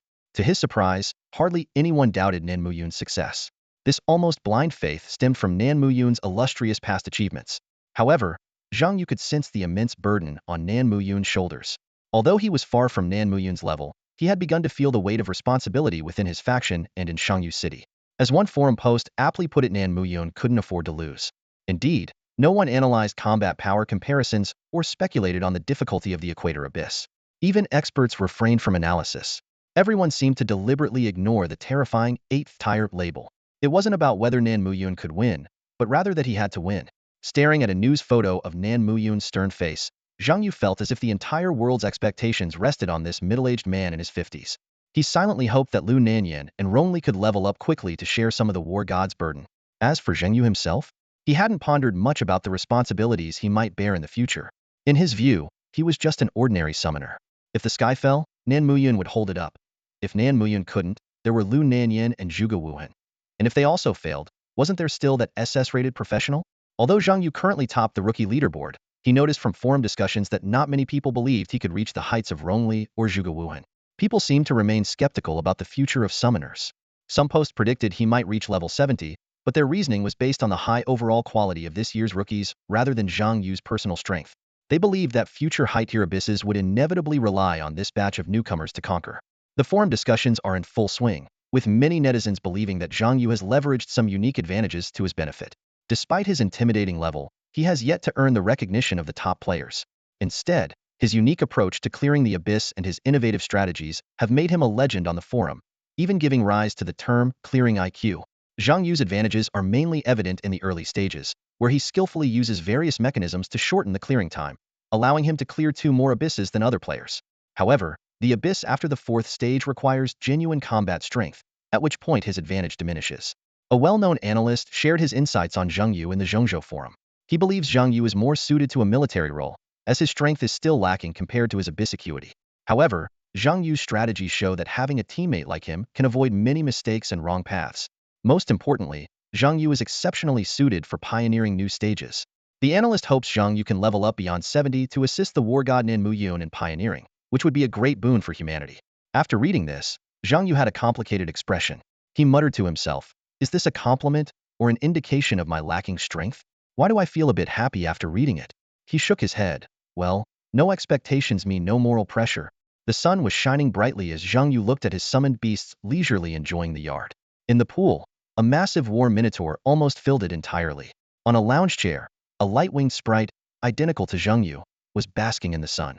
Not far away, the blaze beast disguised itself as a small sun, while a miniature dragon lazily hung from a tree. Zhang Yu decided to continue enhancing his strength. He waved at the giant, winged butterfly playing with real butterflies on the lawn. "Ling, come here." The giant winged butterfly excitedly flew towards Zhang Yu, its massive body pinning him under the lounge chair. Coughing, Zhang Yu pushed away the overly enthusiastic summoned beast, spitting out some moth fur, and asked, "Where's the goblin general?" "Ling," the giant winged butterfly let out a long call. Zhang Yu was surprised. "Cooking? He can cook?" Recently, the villa had been empty, with Tao Qian and the others deep in the abyss. Bored, Zhang Yu decided to let all his summoned beasts out to bond. Only the Hell Executor, who disliked sunlight and had a strong homebody attribute, chose to stay in the summoning space. Zhang Yu never expected to find the goblin general busy in the kitchen. This unexpected discovery left him deep in thought. You've got to admit, the goblin general's cooking is top-notch. Zhang Yu couldn't help but be amazed as he looked at the muscular goblin general in front of him. The general was surprisingly refined, with elegant manners and articulate speech, completely overturning Zhang Yu's preconceived notions about goblins. Who knew a VIP steward could have such capabilities? Zhang Yu muttered to himself. He found it hard to believe that a goblin, even a general, could exhibit such sophistication. In his mind, goblin generals were supposed to be bloodthirsty beasts, not cultured individuals. Zhang Yu pondered that this transformation might be due to the steward's influence. Yet, he couldn't help but wonder why other creatures with the same VIP steward bond, like the War Minotaur, Flame Wyvern, and Hell Executioner, didn't exhibit the same level of refinement. Could it be that the bond worked differently for each species? Unable to figure it out, Zhang Yu sneakily ate his steak behind the War Minotaur, mumbling to himself. Master, is something troubling you? The goblin general asked politely, noticing Zhang Yu's odd behavior. Zhang Yu shook his head. No, nothing much. I was just thinking it's time to upgrade your and the giant winged butterfly's abilities. The goblin general remained calm upon hearing this, a testament to his battlefield experience. However, the giant winged butterfly behind him let out an excited bling, causing Zhang Yu to quickly dodge to avoid being knocked under the table by the massive, fluttering creature. On one hand, we have to go to a 4-star abyss named Prison Dungeon in 5 days. No one has cleared it yet, so it's bound to be tough.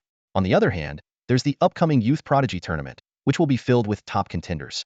We need to boost our strength, Zhang Yu explained as he quickly finished his steak and headed to the courtyard with the giant winged butterfly and goblin general.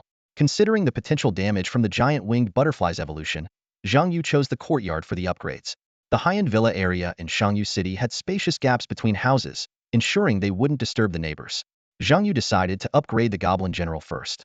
Typically, summoners abandon goblins once they reach level 25, breaking the contract since the only level 1 skill book available is for goblins.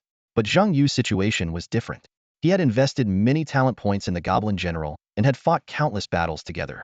The goblin general was not only a formidable fighter, but also the leader in the summoner's space, making it impossible to break the contract. Most importantly, upgrading the goblin general from tier 5 to tier 6 required only 3,000 talent points, the lowest among all summoned beasts. Zhang Yu didn't hesitate to invest the 3,000 talent points. Summoned Beast Heavy Cavalry Regiment Goblin, General Tier 5 Talent Evolution Elite Squad Goblin, General Tier 6. With the system notification, 3 powerful roars echoed through the courtyard. Suddenly, a military flag appeared in the goblin general's hand. A legion? Zhang Yu immediately checked the attributes of the Tier 6 Goblin General. Besides the basic attribute increase and skill coefficient enhancement, the Goblin Combat Squad had undergone significant changes, including a new skill. The Goblin Elite Squad consisted of warriors handpicked by the Goblin General, rigorously trained and battle-hardened. This Special Operations Unit included 54 Elite Goblin Heavy Cavalry, 27 Elite Goblin Archers, 15 Elite Goblin Death Warriors, 27 Elite Goblin Shield Bearers, 6 Elite Goblin Siege Artillerymen, 2 Elite War Trolls, 1 Elite Goblin Battle Mage, 1 Elite Goblin Shaman. The Heavy Cavalry Regiment was directly integrated into the Elite Squad, with all members evolving into Elite Warriors. The Trolls upgraded to 2 War Trolls, and a new Goblin Battle Mage was added, significantly boosting combat power. The impressive roars heard earlier came from this Elite Squad. This was a true Elite Squad, personally assembled by the Goblin General. Additionally, the Goblin General had gained a new skill. The war banner fluttered in the wind as the Goblin General held it high, leading the charge. The crimson flag seemed to call for victory, its presence invigorating every member of the elite squad with a surge of energy. Their steps became more agile, their weapon swings faster, and each strike more powerful. This group enhancement skill, though only affecting the elite squad, had the potential to change the course of the battle. Zhang Yu watched this scene intently, his mind already charting the future evolution path for the Goblin General. He envisioned a significant increase in numbers more goblin troops, each stronger and braver than before. The Goblin General would grow into a true commander, leading vast armies. Although goblins are often regarded as weak, this perception stems from their low starting point. Unlike other races, goblins find it nearly impossible to enhance their innate abilities through level and star upgrades. However, Zhang Yu firmly believed in the limitless potential of the Goblin General's future. He even fantasized about the day when this goblin army could rival the legendary Undead Scourge in numbers. Reflecting on his current summoned beasts, Zhang Yu had a clear plan in mind. The Goblin General would focus on expanding the army and improving the Goblin Warrior's quality. The War Bull would develop towards a larger size, greater resilience, and better control abilities. The Hell Executioner would enhance its assassin's burst power, while the Light-Winged Elf would boost sustained damage output. As for the giant-winged Spirit Butterfly, Zhang Yu unhesitatingly invested 5,100 talent points into it. He watched the transformation process with rapt attention. 300 points elevated it from Tier 3 to Tier 4, 800 points from Tier 4 to Tier 5, and finally, 4,000 points pushed it to the peak of Tier 6. With the infusion of talent points, the giant-winged spirit butterfly began an astonishing metamorphosis. Its body gradually expanded, and its wings became more vibrant. Upon reaching Tier 4, it wrapped itself in a massive cocoon, its surface shimmering with strange lights, as if life was being nurtured within. Finally, at the moment it broke through to Tier 6, the cocoon split open. A breathtakingly beautiful butterfly emerged, its enormous body and brilliantly colored wings exuding a queenly majesty. Its delicate antennae swayed gracefully, and each flap of its wings released a mesmerizing floral fragrance. Seeing this true spirit butterfly queen, Zhang Yu couldn't help but smile and murmur to himself, "Did I just fast forward through the 5-stage cocoon process?" Queen of Spirit Butterflies, a level 27 summon beast, grows stronger as the summoner levels up, with its health increasing accordingly. At this moment, it boasts 80,500 health points and 14,478 attack power. To reach the next stage, it needs another 20,000 talent points. Zhang Yu carefully examined the skill list of the Queen of Spirit Butterflies. Skill I, Queen's Protection, level 27. The Queen of Spirit Butterflies forms a protective bond with another summon beast, providing a powerful shield worth 72,390 points. Queen's attack power 5. When the shield breaks, it deals 43,434 damage to the enemy. Queen's attack power 3 and absorbs 50 of the damage. Skill 2. Spirit Butterfly, level 27.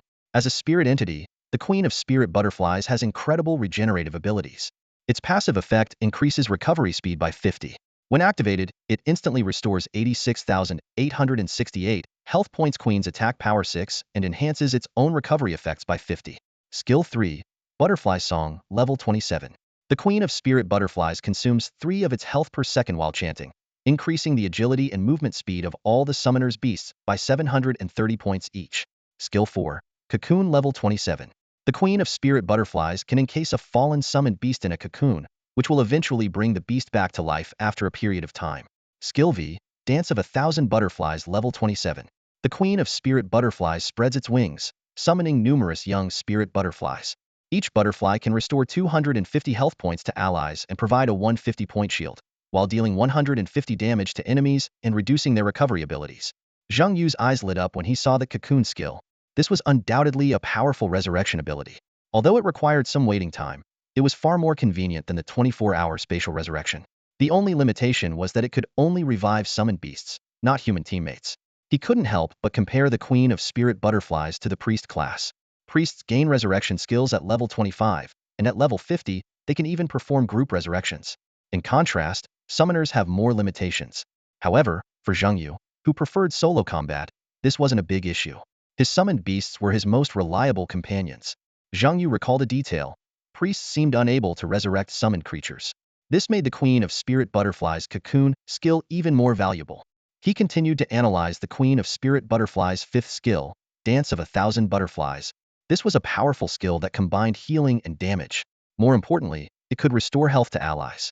Each young spirit butterfly could heal allies and provide a shield, while dealing damage to enemies and weakening their recovery abilities.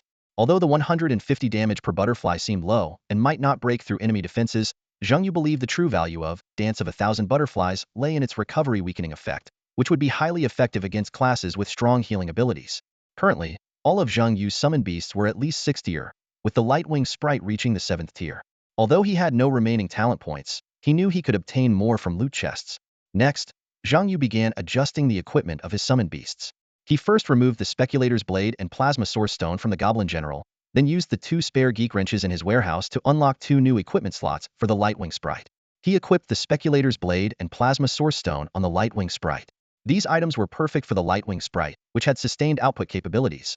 The Speculator's Blade increased attack speed, and its talent point activation was based on attacks rather than kills. The Plasma Source Stone synergized with the Lightwing Sprite's high attack speed to deal more plasma damage. Currently, the Lightwing Sprite was equipped with Star Abyss Summoned Beast equipment, Plasma Source Stone Summoned Beast equipment, Speculator's Blade originally belonging to the Golden Scale Dragon, and the Storm Greatsword, which didn't occupy an equipment slot. Zhang Yu then equipped the Goblin General with a War Rhino Drum, a summoned beast item he had the faction help him find. Although it was expensive, the faction provided it for free. War Rhino Drum level, 25 Diamond Summoned Beast equipment. Attributes: 25,000 health, 2,580 attack power. Effect: when the drum is struck, it increases the summoned beast's health limit by 15 and boosts speed by 35 when charging at enemies, lasting for 3 minutes. Zhang Yu considered this item a crucial asset for team battles. Finally, He placed a platinum windshield amulet in the Goblin General's second equipment slot. Zhang Yu gazed at the three pieces of gear: the Radiant Wing Sprite, the Goblin General set, and the Clingy Spirit Butterfly Queen, feeling a surge of anticipation. He recalled how he had used a specialized wrench to unlock an equipment slot for the Goblin General, perfectly fitting the faction-gifted windshield talisman.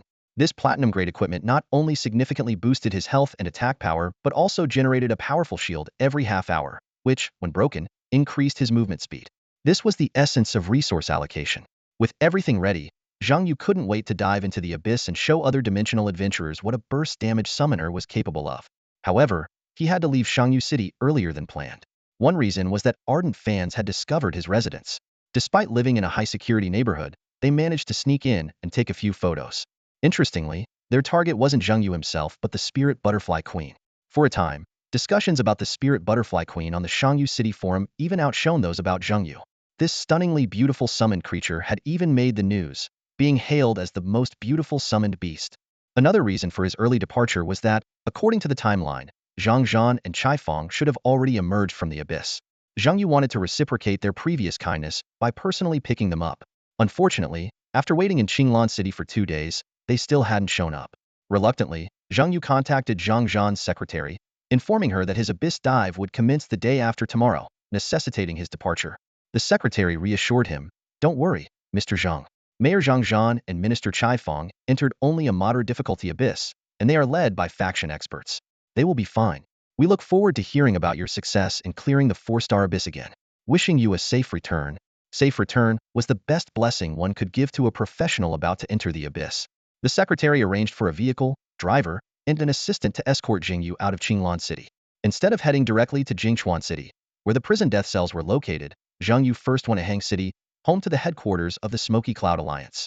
The 2 Radiant-grade pieces of equipment he had left there had been successfully forged, and he was eager to see their final forms. Hang City, a bustling metropolis, gradually awakens in the early morning. As a rising star in the economic development of the Jiuzhou continent, the city's rapid ascent in recent years has been remarkable, even showing signs of surpassing Guangzhou and Shenzhen. The city's meteoric rise can largely be attributed to 2 of the top 5 alliances in Jiuzhou: the Yan Yun Alliance led by Lu Nanyan and the Swordmaster Alliance headed by Rong Li. Today, the headquarters of the Yan Yun Alliance is unusually lively.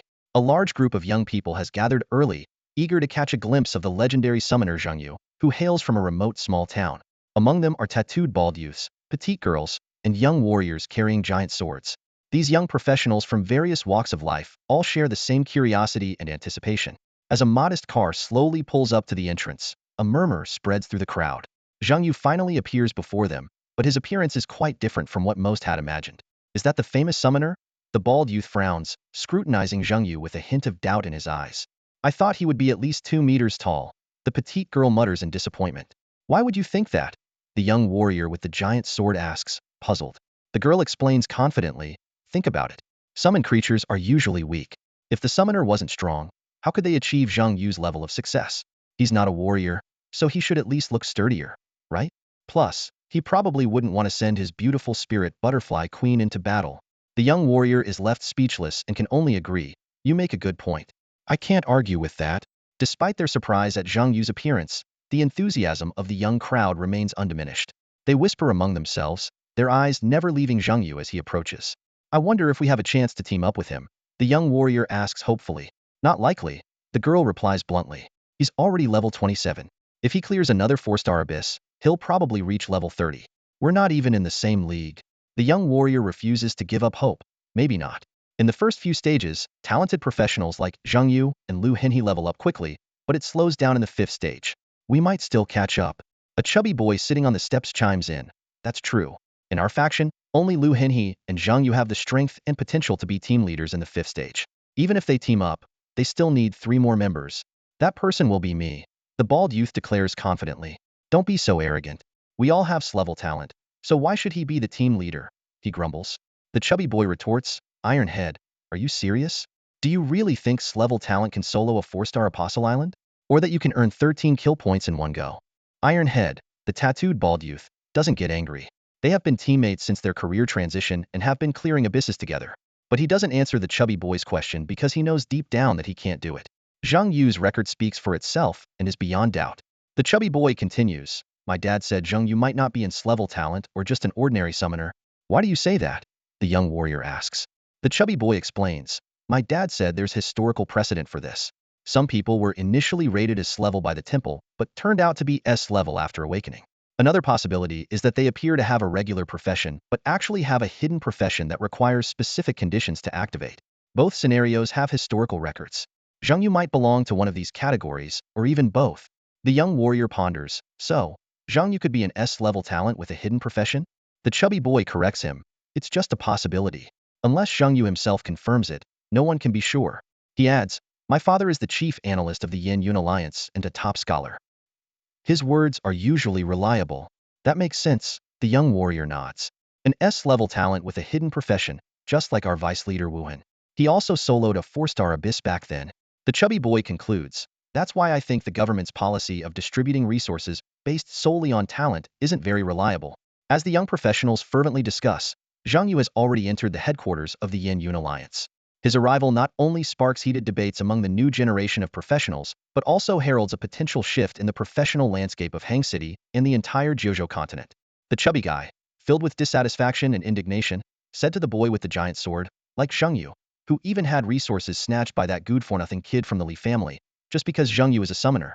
This is blatant professional discrimination, and I think your combat skills are no worse than some of those with S-grade talents.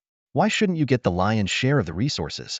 The boy with the giant sword just smiled lightly and waved his hand, saying, that's all in the past. Now, not only has Zhang Yu received the full support of the Yin-Yun faction's resources, but I've also gotten what I deserve. Achievements speak louder than words. Just as he finished speaking, Zhang Yu was led into the hall by a staff member. The staff member, quick and efficient, immediately introduced, these are your fellow professionals from the same cohort. They just returned from the Abyss last week and are all above level 20 now. You can chat with them while I contact the blacksmith for you. Zhang Yu nodded in agreement. He wasn't shy and knew that these people were probably here to meet him. After all, anyone who could join the faction had at least S-grade talent, either passing the rigorous assessments or being scouted as elite members beforehand. After introductions, Zhang Yu learned the basics about the people present. The boy with the giant sword was named Lu Hong, S-grade warrior. The chubby guy with a mature look in his eyes was Dai Junming, S-grade rare hidden profession alchemist. The petite girl was Yu Yin, S-grade mage. And the boy with sharp eyes who rarely made eye contact with Zhang Yu was named Lu Hao, also S-grade warrior. There were a few other professionals standing in the distance, seemingly hesitant to approach. As soon as they met, Yu Yin eagerly asked, what does the spirit butterfly queen eat? Does she grow up drinking dew? Zhang Yu couldn't help but picture the spirit butterfly devouring a steak while being scolded by the war bull. Though he couldn't explain why a butterfly like the spirit butterfly enjoyed eating meat and had both a proboscis and a mouth for feeding, he decided to maintain her image and not shatter the girl's fantasy.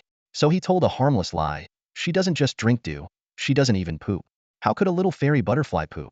After touring the faction headquarters, Zhang Yu arrived at a forging room even more magnificent than the temple in Shangyu City. The constant clanging of metal filled the air, and waves of heat hit him as he stepped inside. He carefully accepted 2 pieces of equipment handed to him by the blacksmith, a ring emitting a strange glow and a uniquely designed necklace. Zhang Yu examined the ring closely. The words, Chang Tian Zai Wu, faintly appeared on its surface, and the level 25 requirement surprised him. The ring's attributes were astonishing. It increased both intelligence and strength by 240 points. Even more exciting were its special effects. Using Chang Tian would double his airtime, while Zai Wu could cause a stun effect. The forging and enhancement data were equally impressive. Level 17 forging provided a 725-point intelligence boost, doubling both airtime and gravity. Level 11 enhancement added 11 magic damage reduction and resistance to control skills. The necklace, named Graveyard, was also exceptional. With a level 25 requirement, it offered a 300-point increase in both intelligence and strength, as well as 8,000 points in magical and physical defense. Level 15 forging and level 10 enhancement further amplified its performance, especially by adding an extra 15 health when the wearer had a shield. However, what truly shocked Zhang Yu were the black-quality summoner core stones embedded in both pieces of equipment. He recalled that the best he had in his warehouse were only orange quality, and here they had skipped 2 entire levels. Noticing Zhang Yu's astonishment, the blacksmith named Wayne and explained, these core stones were personally sent by Leader Liu. He said that whatever others have, you should have too. Wayne and paused before adding, these are top-tier pieces of equipment, and these black-quality core stones are a perfect match. Besides, he said with a hint of humor, summoner core stones are always reasonably priced. Wayne An continued, explaining that the forging process for the Cheng Tian Zai Wu ring had gone exceptionally smoothly, reaching level 17 with just 1,300 forging stones. Although this number sounded staggering, market value exceeding 400 million, it was highly efficient for equipment of this caliber. To be honest, Wayne said with a bit of regret, if your equipment weren't capped at level 25, I would have continued forging. I've crafted weapons up to level 65 for the leader, reaching level 26 forging. For level 25 equipment, level 17 is already the limit. Zhang Yu nodded thoughtfully, understanding Wei Nan's point. Both pieces of equipment had reached the maximum potential for their current level, and even the black core stones were barely fitted. Reflecting on his time with the Yinyun faction, Zhang Yu felt a warm surge of gratitude. Priority in equipment crafting, the convenience of abyssal choices, and now these two top-tier summoner pieces with precious black core stone. She had never imagined that leaving Jiangshui City would lead to such generosity. Looking at the equipment in his hands, Zhang Yu felt a deep sense of appreciation and anticipation. The casket necklace and bearing the heaven glowed brilliantly in Zhang Yu's hands. These two pieces of equipment had consumed 2,500 forging stones and 2,000 enhancement stones, forged to levels 17 and 15, and enhanced to levels 11 and 10, respectively. Zhang Yu knew that these materials far exceeded the value of the core equipment he had obtained from various professionals. His eyes flickered as he realized that the Yin-Yun Alliance had fronted a significant portion of these resources for him. So, resource allocation really does tilt in one's favor. Zhang Yu murmured to himself, recalling the grand promises made by Lu Nanyan. He hadn't expected those promises to be fulfilled so quickly. He realized that it would be difficult to refuse the faction's future requests for him to lead others. Zhang Yu didn't mind the idea of leading people. He reminisced about the days when he guided Tao Qian, when Ren Qingyu, and others through the abyss. Now, Tao Qian, when Ren Qingyu, Ku Ying, and Chai Yun had all developed the ability to navigate the abyss independently. Although their potential might be limited, Zhang Yu had indeed cultivated 4 high-level professionals for Shangyu City. He believed this exchange was fair. Enjoying resources naturally required reciprocation. More importantly, nurturing more high-level professionals would also lay the foundation for his ultimate plans. Zhang Yu carefully donned the 2 pieces of equipment, feeling a surge of powerful energy flow into his body. The familiarization increased his intelligence by 1,327 points, and the 2 core stones contributed another 400 points. His total intelligence soared to an astonishing 5,000 points. As a summoner, this meant that his summoned beast's attack power would significantly increase. This incredible number sparked a bold idea in Zhang Yu's mind. Perhaps he could really lead a team through a 4-star abyss. But he quickly suppressed this thought, deciding that unless Lu Nanyan or Zhuge Wuhan personally requested it, he would not take the initiative to lead people into such dangerous territory. After obtaining the newly crafted equipment, Zhang Yu wasted no time. He hurried to Jingchuan City overnight and took a brief rest at a hotel. At 3 a.m., he calmly entered the abyss entrance alone. The system prompt sounded in his ear. 3-phase abyssal prison death cell has been activated. You have chosen a 4-star abyss, matching with 6 teams of professionals to enter the abyss together. Matching in progress, please wait. Moments later, the matching was successful. Current match teams, 6. Current match participants, 26. Entering the abyssal prison death cell at 4-star difficulty. Please wait for the transfer. With a wave of dizziness, Zhang Yu found himself in a grim space. The system's voice echoed again. This is a prison for those who have broken the rules. And the rules were established by the gods. Please choose your faction prisoner or warden. Zhang Yu took a deep breath, ready to make his choice. At this moment, he felt an unprecedented mix of pressure and anticipation. Zhang Yu floated in the pitch-black void, and suddenly, a selection screen appeared before him, reminiscent of a video game.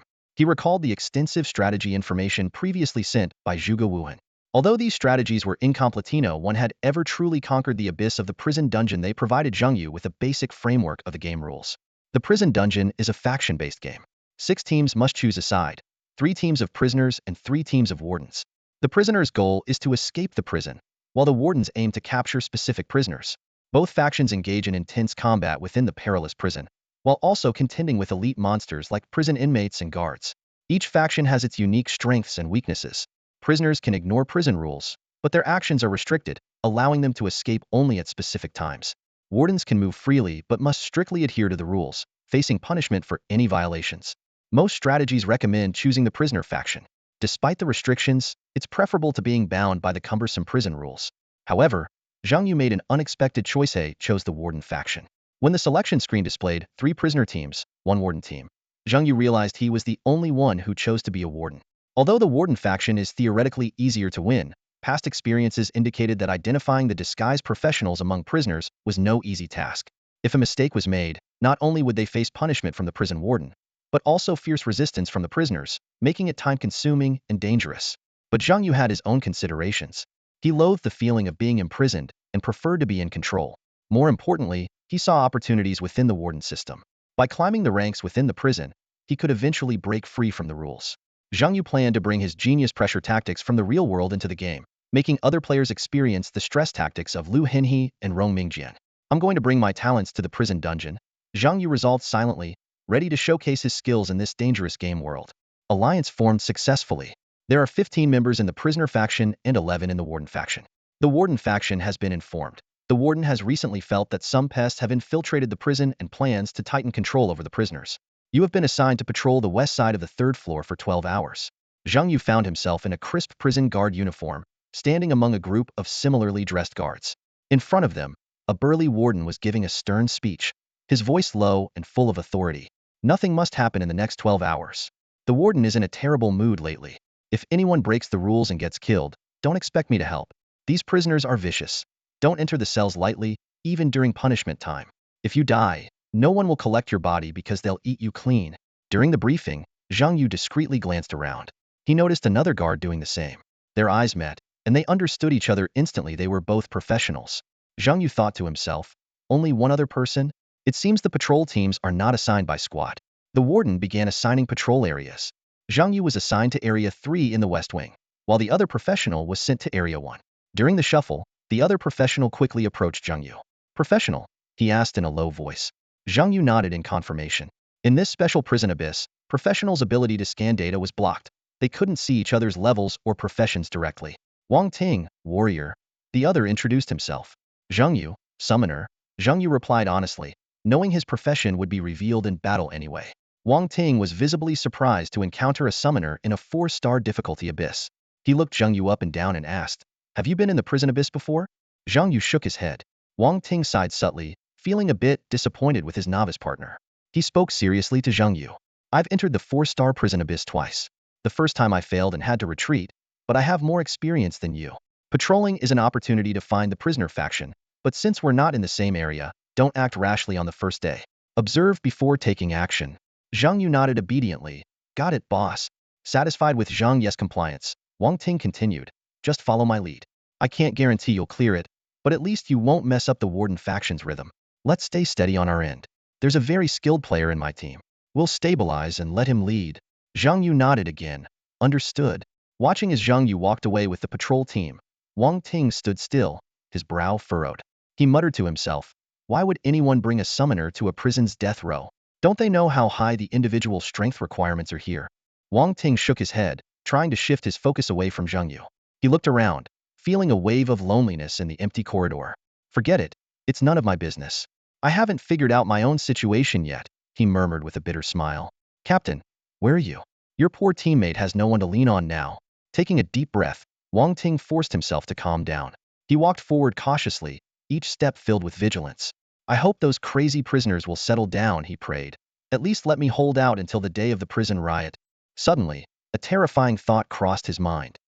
Oh no, I hope I don't run into any other professionals. With these anxious thoughts, Wang Ting followed the patrol team ahead, heading towards Zone 1. Meanwhile, Zhang Yu was facing his own challenge. The patrol team leader, a stern-faced middle-aged man, shoved a pile of cleaning tools in front of him. Zhang Yu looked down and saw brooms, mops, and other cleaning supplies.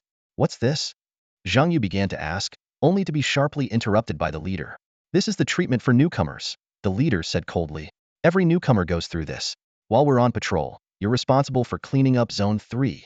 Zhang Yu was stunned, thinking to himself, wow, workplace bullying at its finest, and in the abyss no less. He realized that all professionals who joined the manager's camp started as the lowest-ranking rookie guards, often bullied by others. This explained why professionals usually avoided the manager's camp. Dealing with these people alone consumed a lot of energy. Just then, a mocking voice came from a nearby cell. Haha, bullying the newbies again. Are we? Zhang Yu turned to see a prisoner with a sinister expression sitting in the cell, a disturbing smile on his face.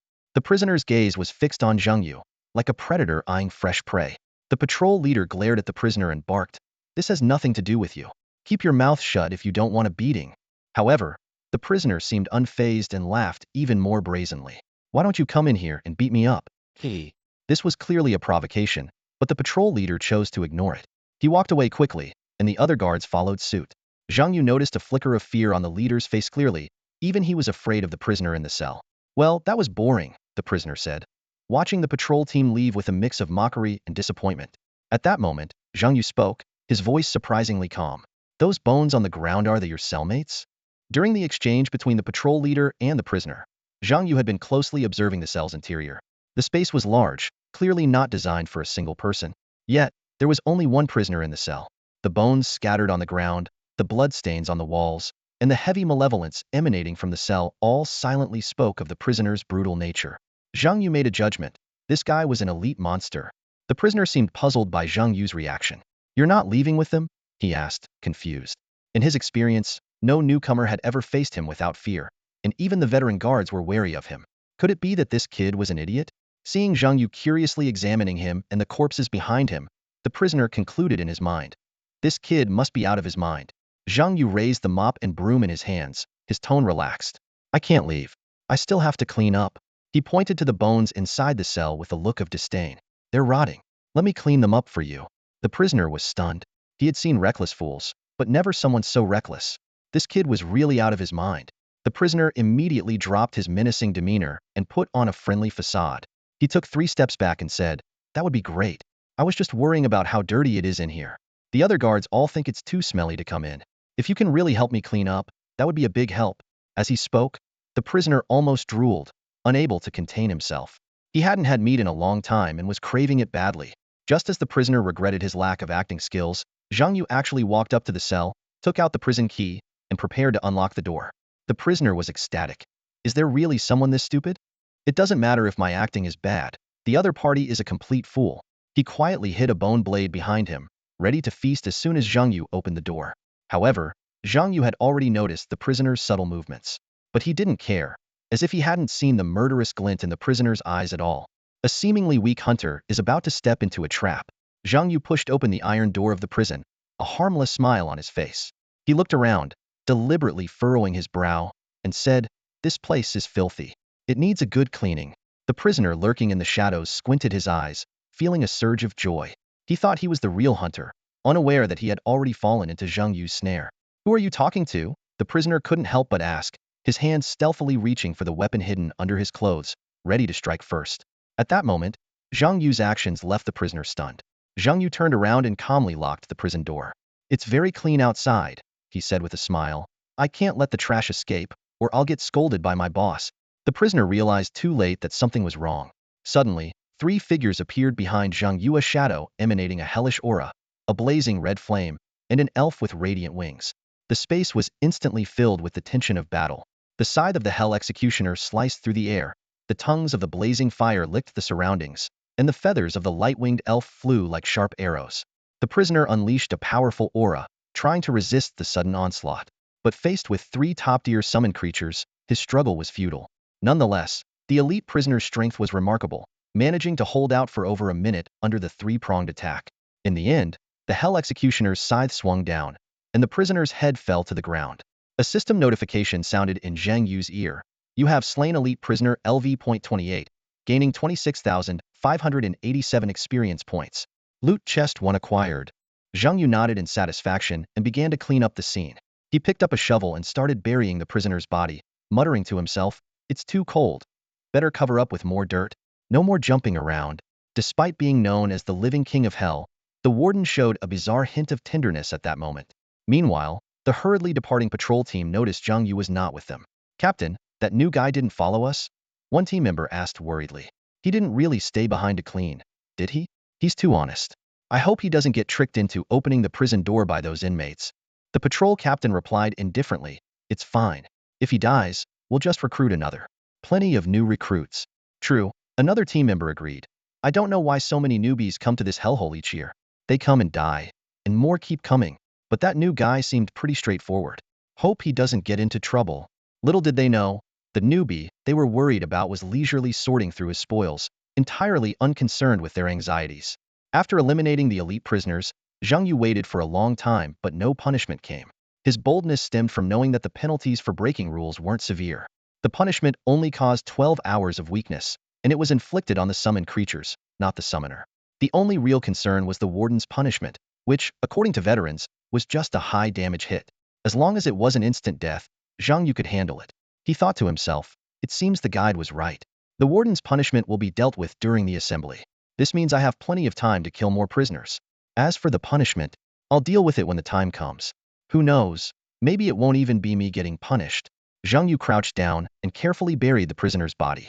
Then, he started cleaning the cell, disposing of the remains until the space was spotless. Looking at the pristine prison, a satisfied smile appeared on his face. Not bad, he muttered to himself. Where can you find a diligent civil servant like me? The workplace needs more people who take their job seriously. Let me set an example. Picking up a broom, Zhang Yu tapped on the bars of the neighboring cell and calmly said, "Hello, I'm here to clean." The prisoners next door had clearly heard everything that had transpired. The thin walls between cells made it easy to hear any noise. A trembling voice responded, "Clean? You're here to clean us out, aren't you?" Standing outside the door, Zhang Yu remained silent. After a moment, he said coolly, "I'll take that as no one's here, so I'm coming in." With that, the cell door clicked open. Inside, there were over a dozen prisoners, all eyeing Zhang Yu warily. He looked around and frowned. Why is there so much trash? And it's all non-recyclable waste. Infuriated by his taunt, the already irritable and unruly prisoners couldn't hold back their anger. Despite hearing the sounds of the previous killings, they couldn't help but retaliate. You can kill a man but not insult him. You. Their rage lasted only for a second before their heads flew into the air. The executioner of hell had begun his reaping. With the VIP steward's enhancement, Zhang Yu moved gracefully through the cell, decapitating every prisoner in no time. System notifications flashed continuously. Killed common prisoner LV30, XP 6874. Killed common prisoner LV27, XP 4444.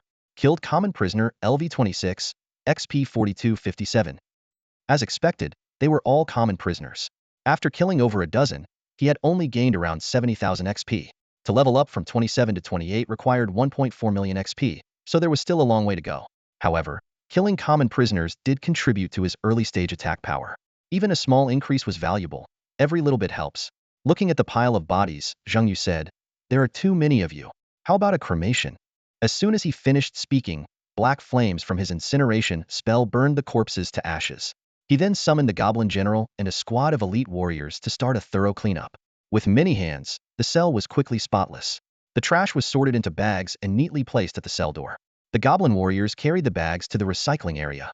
Despite the sudden appearance of busy goblins in the prison, no one took notice.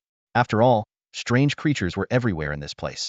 Eyeballs growing from cracks in the walls, human spider hybrids delivering messages, brown slimes cleaning toilets, and even pig-headed beings offering to help carry trash. The warden's camp also had numerous non-human entities, and even the human-like ones were mostly disguised. The cells were even more peculiar. According to previous guides, there were 10 cells in the prison abyss that were off-limits and 10 wardens not to be provoked, half of whom were non-human. So, even summoning a massive war minotaur wouldn't raise suspicion. Besides, as part of the management camp, Zhang Yu had no need to hide. Thinking this, Zhang Yu summoned the war minotaur. He thought, since these prisoners are all hiding in their cells, it means they can't move before the riot day and can't switch cells. So, there's no need to search deliberately. I'll just kill them one by one. Eventually, I'll force him out. After all, it's the summoned beast breaking the rules, not me. With this thought in mind, Zhang Yu turned his gaze to the next cell. The cell was deathly silent, the prisoners too scared to make a sound. Zhang Yu, following his usual routine, asked calmly, "If no one speaks up, I'm coming in to clean." The prisoners initially thought about resisting, but the sight of the nearly 5-meter war minotaur behind Zhang Yu made their courage evaporate instantly. It was as if an invisible hand gripped their throats, rendering them speechless. A commotion broke out in the cell. When everything settled, Zhang Yu had gained tens of thousands of experience points, increased his attack power by several points, and left a pile of corpses behind. Without hesitation, he moved on to the next cell. As long as no one stopped him, he would continue this way. After all, he could always let the war minotaur take the blame later. The 4th and 5th cells held ordinary prisoners. The 5th cell had a slightly stronger guy, but he only gave Zhang Yu an extra 3,000 experience points, not quite an elite monster. When Zhang Yu arrived at the 6th cell, the sight before him caught his eye. The entire cell was shrouded in darkness, and a dark-skinned, shirtless man sat in the deepest corner. Beside him were 3 other imposing prisoners. Zhang Yu glanced at the cell number, West Wing 3006. He felt a surge of excitement and thought, so it's you guys. If I remember correctly, this is one of the 10 forbidden cells. What luck? Luck? The dark-skinned man looked up at Zhang Yu, his voice deep and intimidating. You think you're lucky? Zhang Yu smiled calmly and explained. This prison has over 1,000 cells, 3 floors underground, 5 above ground, totaling 8 levels. Each level has 4 sections, each section with a maze of corridors, and each corridor has 6 cells. To be randomly assigned here on the first day and encounter one of the 10 forbidden cells, how is that not luck?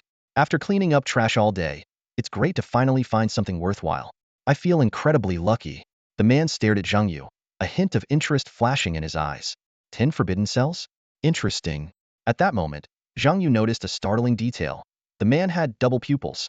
Even more shocking, the 3 prisoners beside him also had double pupils. 4 pairs of double pupils fixed on Zhang Yu, and in that instant, he felt unprecedented pressure. He thought to himself, no wonder this cell is notorious. There's definitely something special here. Let's hope the loot they drop doesn't disappoint. With that, Zhang Yu opened the cell door in front of them, skillfully locking it behind him. Moo. The war minotaur landed with a deafening roar. Simultaneously, the 4 prisoners sprang into action like arrows released from a bow. Boom!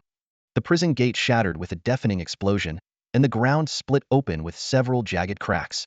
A prisoner was violently thrown out of his cell, but before he could even hit the ground, a blood-stained rope coiled around his neck like a venomous snake. Who gave you permission to leave? A cold voice rang out. If you step out, you'll trigger the alarm. Get back in here. Before the voice had even faded, the rope tightened abruptly, yanking the prisoner back into the cell like a rag doll. What followed was a series of bone-chilling sounds. The ground shook violently, blinding flashes of light erupted, and a cacophony of screams, bull roars, and even faint dragon cries filled the air. Inside the cell, flames burst forth, and dazzling lights occasionally pierced through the iron bars. Feathers flew out and then back in, accompanied by a rhythmic, tearing sound. The entire prison block erupted into a frenzy. The other inmates in nearby cells fell silent, too terrified to make a sound. They prayed silently, hoping that the prisoner with the nickname He Gue would be able to subdue this mysterious new guard. They knew all too well that if even He Gue couldn't hold his ground, they would be the next trash to be cleaned up. Amidst this atmosphere of fear, a young prisoner stood out. His face was a mix of curiosity and terror as he clung to the bars, straining to see what was happening in the neighboring cell. As a professional, he knew that the rampaging guard was also a professional, and his target was to capture people like them. It's over. It's over. It's over. The boy muttered to himself. How did I run into such a rule-breaking lunatic? Isn't he afraid of getting killed by the warden? The boy recalled the rules he had heard. Professionals in the management camp couldn't kill prisoners at will. If they killed the wrong person, they would face punishment and a weakened state. Did this guard not care about any of that? His gaze fell on the massive minotaur that had followed Zhang Yu into the cell. A bold guess flashed through his mind. A summoner? No way. The boy seemed to understand why Zhang Yu was so recklessly breaking the rules. In this abyss, neither the guards nor the prisoners knew much about professionals, let alone the unique profession of a summoner. This meant that the one who would ultimately be punished was the summoned creature, not the summoner himself. Isn't this a bug exploit? The boy's expression grew stranger. Why didn't anyone notice this before? He quickly realized that this was a 4-star abyss. Ordinary summoners didn't have the qualifications or strength to enter, let alone sweep through one prison cell after another. Whether it was a druid or a necromancer, they needed to personally cast spells to fight. Only a summoner could completely relinquish control and rely solely on their summoned creatures to battle. This bug could only be exploited by a summoner. Damn, this is so unfair. The boy muttered as he prayed that the prisoner with dual-colored eyes in the neighboring cell could kill Zhang Yu. The elite prisoner in cell 3006 was formidable, but the boy knew it was a slim hope. From the screams, it was clear they were human screams, not the cries of summoned creatures. 3 minutes later, everything fell silent. The light vanished, and the sound stopped. A goblin dragged a blood-stained sack into the corridor. Blood seeped from the loosely tied sack, and the boy glimpsed a lifeless, blackened head haphazardly piled inside. Shit. The boy's heart sank. Anyone who could easily kill the prisoner in cell 3006 was undoubtedly far stronger than himself. And the next target was undoubtedly his cell. Without allies, he would be like a fish in a barrel, waiting to be slaughtered. The thought of forcefully quitting flickered in his mind, but was quickly dismissed. This was his second time entering this abyss. If he exited again, he would never have another chance to enter a 4-star abyss. His future growth would inevitably lag behind other geniuses. Fight back? The idea was snuffed out as quickly as it appeared. Compared to clearing the abyss, his life was more important. The boy never imagined he would find himself in such a dire situation, despite his exceptional talent. Sigh, Master was right. There's always someone better, always another genius above a genius. The boy murmured to himself, his gaze fixed on the corridor outside. Now, there was only one option left. The young man reached out and drew a massive sword, its blade gleaming coldly. With a swift motion, he slashed through the lock on the cell door. the sound of metal breaking echoing sharply in the silent prison. He shoved the door open and dashed out without hesitation. The prisoners behind him stared in shock, unable to utter a word. Whispers filled the air. What a day! First, someone dared to break the warden's rules and kill at will, and now someone's escaping at a time like this. Just as the young man stepped out of the cell, a piercing alarm blared, reverberating throughout the entire prison. Bzzz. Not far away, Zhang Yu stood with a look of delight on his face, eyes fixed on the young man who was desperately fleeing while weakened. He thought to himself, well, what do we have here? This guy must be a professional to risk escaping like this. The pressure must have been immense to drive him to such a suicidal act. Turning to his subordinates, he commanded, "We need to move faster. Take him down immediately. The alarm will attract a swarm of guards. Even the captain and the officers will come. We can't let them get the kill." As soon as he finished speaking, the executioner of hell turned into a black streak, darting towards the young man like lightning. The young man, seemingly exhausted, didn't even attempt to fight back and kept running. Zhang Yu sneered. Trying to run? Zaiwu. He activated the Zaiwu equipment skill, and an intense gravitational force instantly pressed down on the young man. Boom! The sudden gravity crushed the young man to the ground, knocking him unconscious. Zhang Yu was pleased. The effect of his level 17 forging was indeed powerful, doubling the gravity and causing dizziness. Although the stun was brief, it was enough for the executioner of hell to catch up. Just as the young man regained consciousness and prepared to flee again, a black mark appeared above his head. He immediately felt weak, cold sweat trickling down his neck, as if his deepest fears were about to manifest. Shook the sound of a scythe slicing through the air. The young man instinctively dodged but was still struck on the back, a deep wound opening up, blood gushing out. The executioner of hell's weakness mark was now on the young man who was solely focused on escaping. Following that, the negative effects of being a fugitive also took hold. Dozens of radiant wings appeared, their blinding light shining directly at him.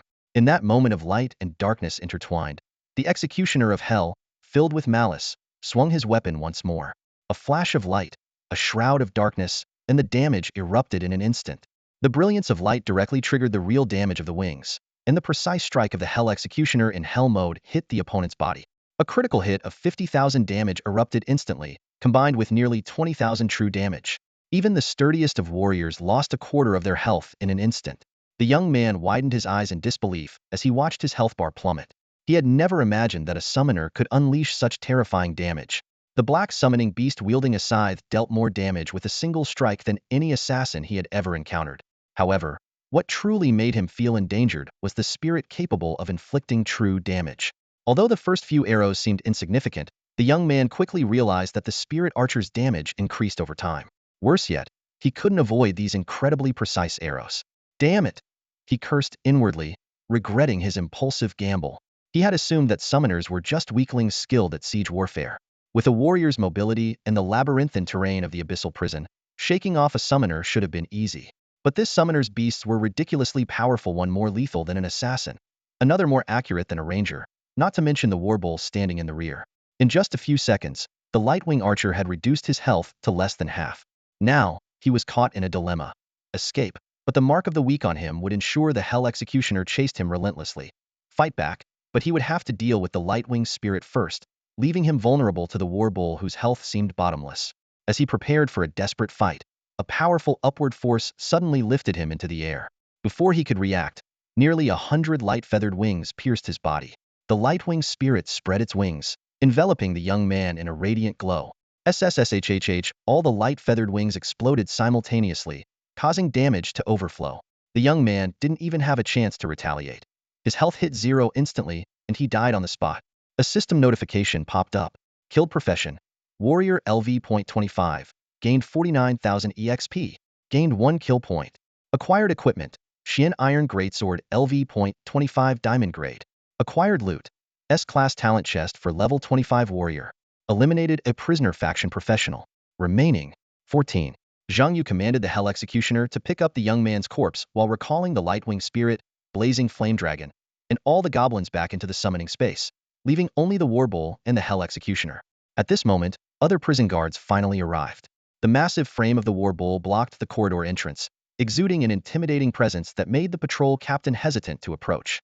"Bull, move aside and let them in," Zhang Yu ordered. The Warbull stepped aside, creating a path. The patrol captain recognized the newcomer Zhang Yu immediately, his face full of confusion. "Is it you? What are you doing here?" There was a prison break alarm just now. Did you see anything? Zhang Yu nodded. The captain immediately reprimanded him. You saw it and just stood here? Why didn't you go after them? Before he could finish, a guard beside him reminded, Captain, the alarm has been lifted.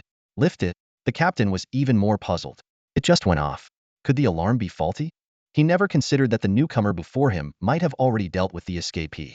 The captain stepped into the corridor and was instantly stunned by the sight before him. 6 cells, and not a single prisoner in sight, so clean it was suspicious. He frowned and thought, had the prisoners escaped?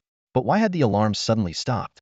Just as he was puzzling over it, his gaze fell upon several blood-stained sacks by the side of the corridor. A sense of foreboding washed over him. New guy. What's that? The captain turned to Zhang Yu, who was standing nearby, his voice tinged with tension. Zhang Yu answered impassively, prisoners.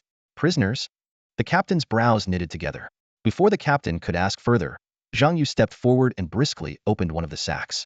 A blackened human skull rolled out, spinning a few times before coming to a stop. The captain gasped, immediately recognizing who it was: Heisho, the prisoner from cell 3006, known for his dual pupil abilities. As the patrol captain responsible for this area, he had a vivid impression of this particular inmate. Did you kill them?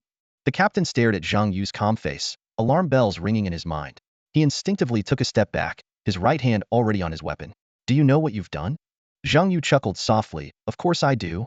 The captain felt a surge of absurdity. You knew and still dared to kill the prisoners? The warden made it clear that the prisoners are more important to this prison than we are. We can punish them, but we must never kill them. You're endangering all of us. At that moment, the captain wished he could immediately execute Zhang Yu, but he couldn't be certain these prisoners had indeed been killed by him. If he mistakenly killed a colleague, he would also face severe punishment. Breaking the rules? Killing prisoners? Zhang Yu feigned innocence and pointed behind him. It was them. I'm just a lowly worker following your orders to clean up. The captain didn't understand what lowly worker meant, but he suddenly realized that his escape route was blocked by a war bull. His expression grew serious in an instant. So, you're all in this together? The captain's voice trembled slightly, realizing he might have walked into a carefully laid trap. Ahead, Zhang Yu stood there, flanked by hellish creatures wielding scythes, clearly his allies. A massive war minotaur blocked the way behind him. Despite the dire situation, the patrol captain remained calm. They had the advantage in numbers and were not weak themselves, but the unknown nature of the opponent made them hesitant to act rashly.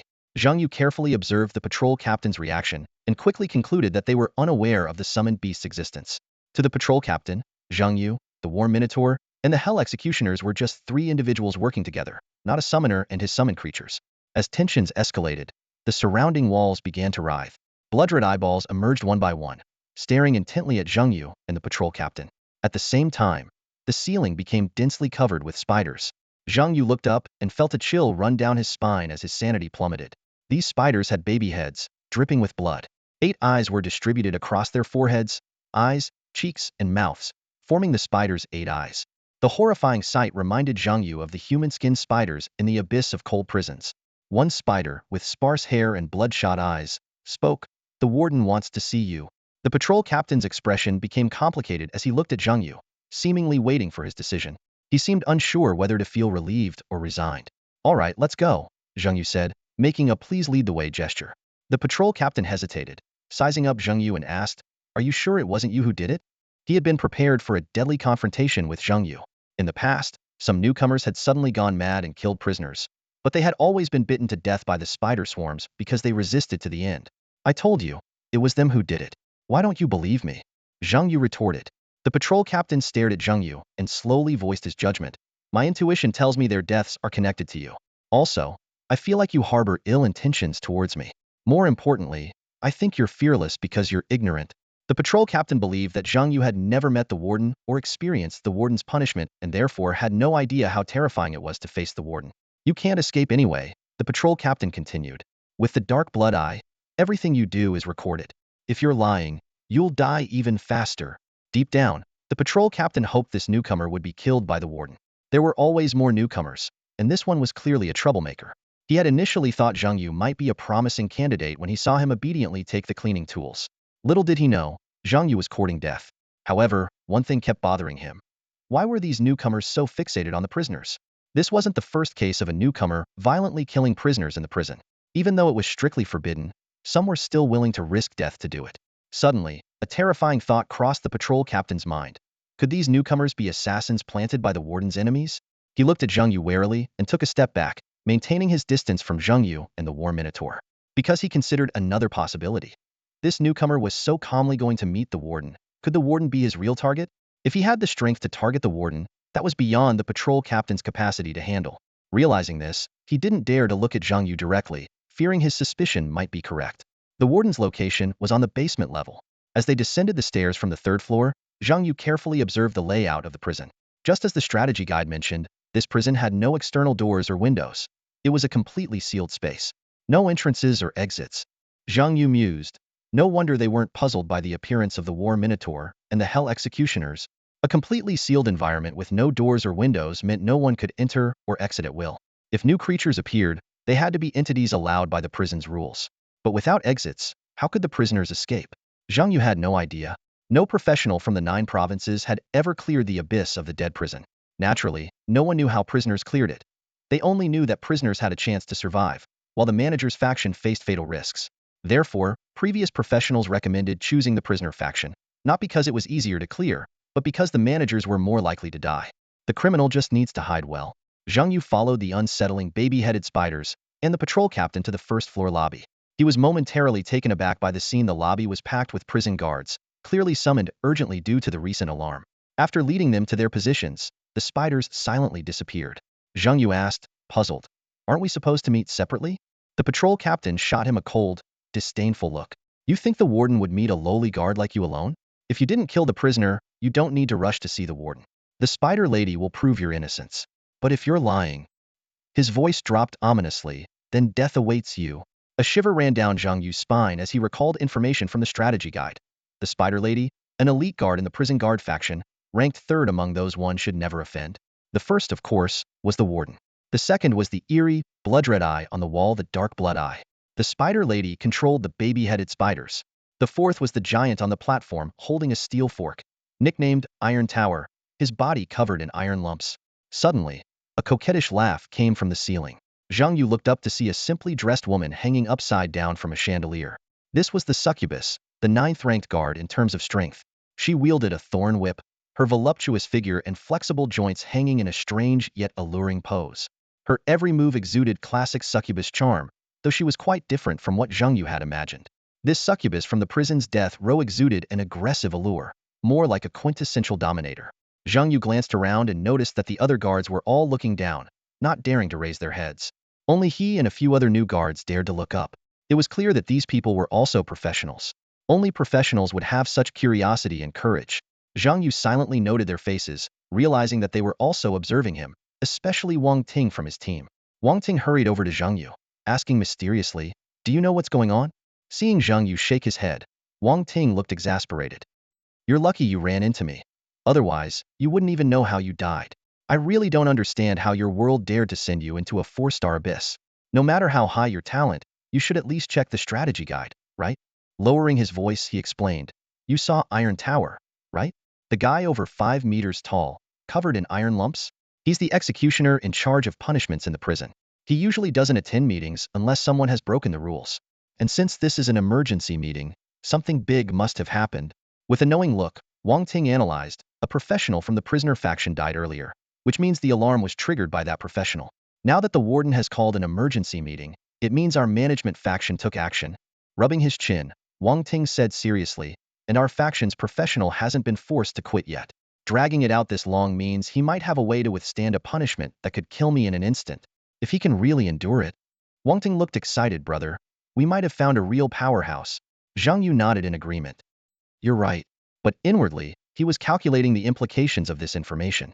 Zhang Yu looked around and was astonished to see that almost all the top leaders of the administrator faction were present. The spider swarms were restless in the corners. The tentacles of the dark blood eye slithered along the walls, monitoring every move within the prison.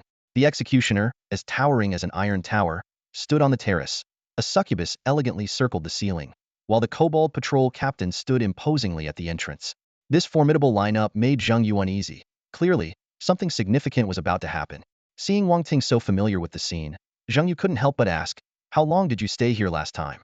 Wang Ting recalled, "About 10 days. It was quite a long time." 10 days? Zhang Yu was shocked. No one managed to clear it in that long? Wang Ting, seemingly understanding Zhang Yu's confusion, sighed and explained. You don't understand the difficulty of the administrator faction. If a prisoner really wants to hide, we can't catch them. Just look at the current situation. Even to kill a few prisoners, we have to hold such a large-scale meeting. Unless someone can withstand the pressure, we'll lose a valuable member for nothing. Zhang Yu asked, puzzled. If the prisoners hide, they can't escape the prison either, right? Wang Ting shook his head and patiently explained. The key to this abyss is the riot day on the 10th day. Before that, the prisoners need to complete their tasks to successfully escape on riot day. Our chance is to find these prisoners performing tasks before riot day because their actions will inevitably cause disturbances. But if someone hides and doesn't do their tasks, we're in trouble. The situation will be deadlocked, and everyone will be forced to quit, or else be trapped in this prison forever. With a complex expression, Wang Ting said, the prison death cell truly traps people in the prison forever. Zhang Yu pondered and asked, so if I were in the prisoner faction, I would have some complete tasks while others hide. Even if you catch the active prisoners, the administrator faction still can't clear it, right? Wang Ting nodded in agreement. You're right. That's why no one wants to choose the administrator faction. Didn't you notice? The prisoner faction fills up immediately. Everyone wants to be a prisoner. The administrator faction is for the unlucky ones who are too slow. But as long as you strictly follow the rules and don't make mistakes, the worst that can happen is enduring another forced exit punishment. Zhang Yu finally understood why everyone thought the administrator faction was so hard to play. He asked again, since you all know the prison death cell is difficult to clear, why enter it? Why not choose a relatively stable 4-star abyss? Wang Ting looked puzzled at first, then seemed to realize something. Has your world not even experienced the first divine descent? Divine descent? You mean a world invaded by gods but failed to resist? Zhang Yu thought the other was also forced into the abyss. Wang Ting shook his head and explained, quite the opposite. We are from a victorious world. Although I don't want to sound arrogant, I have to tell you that our world is currently ranked in the top 10, and we've reached the 3rd stage of divine descent. Your world hasn't reached that stage yet, so you can't see the world rankings. You currently believe that failure leads to being forcibly sent into the abyss. But unfortunately, even if you fend off the first wave of divine descent, there will be a second, a third. It's a never-ending game. Or rather, there is an end, but no world truly clears it. The worst part is that each wave of divine descent adds a new rule, each making it harder for the professionals. For example, our world's current rule is forced entry into the abyss based on strength rating. Wang Ting's words hit Zhang Yu like a heavy blow, striking deep into his heart. He slowly revealed a suffocating truth. Strength professionals are destined to enter hell-level dungeons. As for someone like me, an S-rank hidden class candidate, I'm basically guaranteed the hardest dungeons, and there's a high chance I'll be thrown into an unbeaten one. A hint of helplessness flickered in Wang Ting's eyes. You think I want to be in this prison of death? I was forced into it. He patted Zhang Yu on the shoulder, his tone carrying a touch of envy. Honestly, brother, I'm quite envious of you. Your world has just entered this game, and you can still hold out for a long time. He paused, then continued. You're lucky to have run into me. Most people wouldn't tell you this much. Your higher-ups probably know a bit about these things, but they're likely afraid to tell you, fearing you'd panic. It's definitely not good news. Zhang Yu carefully observed Wang Ting's expression, sensing a deep-seated despair from his tone and demeanor. He realized that no matter what, the outcome was the same. If they lost, the gods would take over the world. If they won, new rules would force them into the abyss anyway. This game never ends. Zhang Yu murmured to himself. Suddenly, he remembered why Lu Nanyan hadn't told him about these rules. Because the worst thing is having no hope. Zhang Yu thought to himself. Behind hope lies despair. How many young people can accept that? He recalled the scene on Apostle Island where the 4 berserkers faced death with resolve, and Ku Han's calm acceptance of life and death. Zhang Yu suddenly understood. No wonder he thought, they're all young. They're not unafraid of death. It's just that they have no way out. Noticing the complex emotions in Zhang Yu's eyes, Wang Ting felt a pang of guilt. He sighed. I really shouldn't have told you all this. I'm just too talkative. Normally, veterans from the old world wouldn't share such despairing news with newcomers. It's my fault. Wang Ting's self-reproach was evident. He explained, I have a tendency to talk a lot, especially when I meet newcomers. I just can't stop myself. Zhang Yu was momentarily lost in thought, but quickly regained his composure. He looked at Wang Ting seriously and said, thank you. Wang Ting was puzzled. What are you thanking me for? Zhang Yu gave a bitter yet determined smile. Thank you for telling me the brutal rules of this game. It's allowed me to completely abandon my previous plans and focus on what I need to do.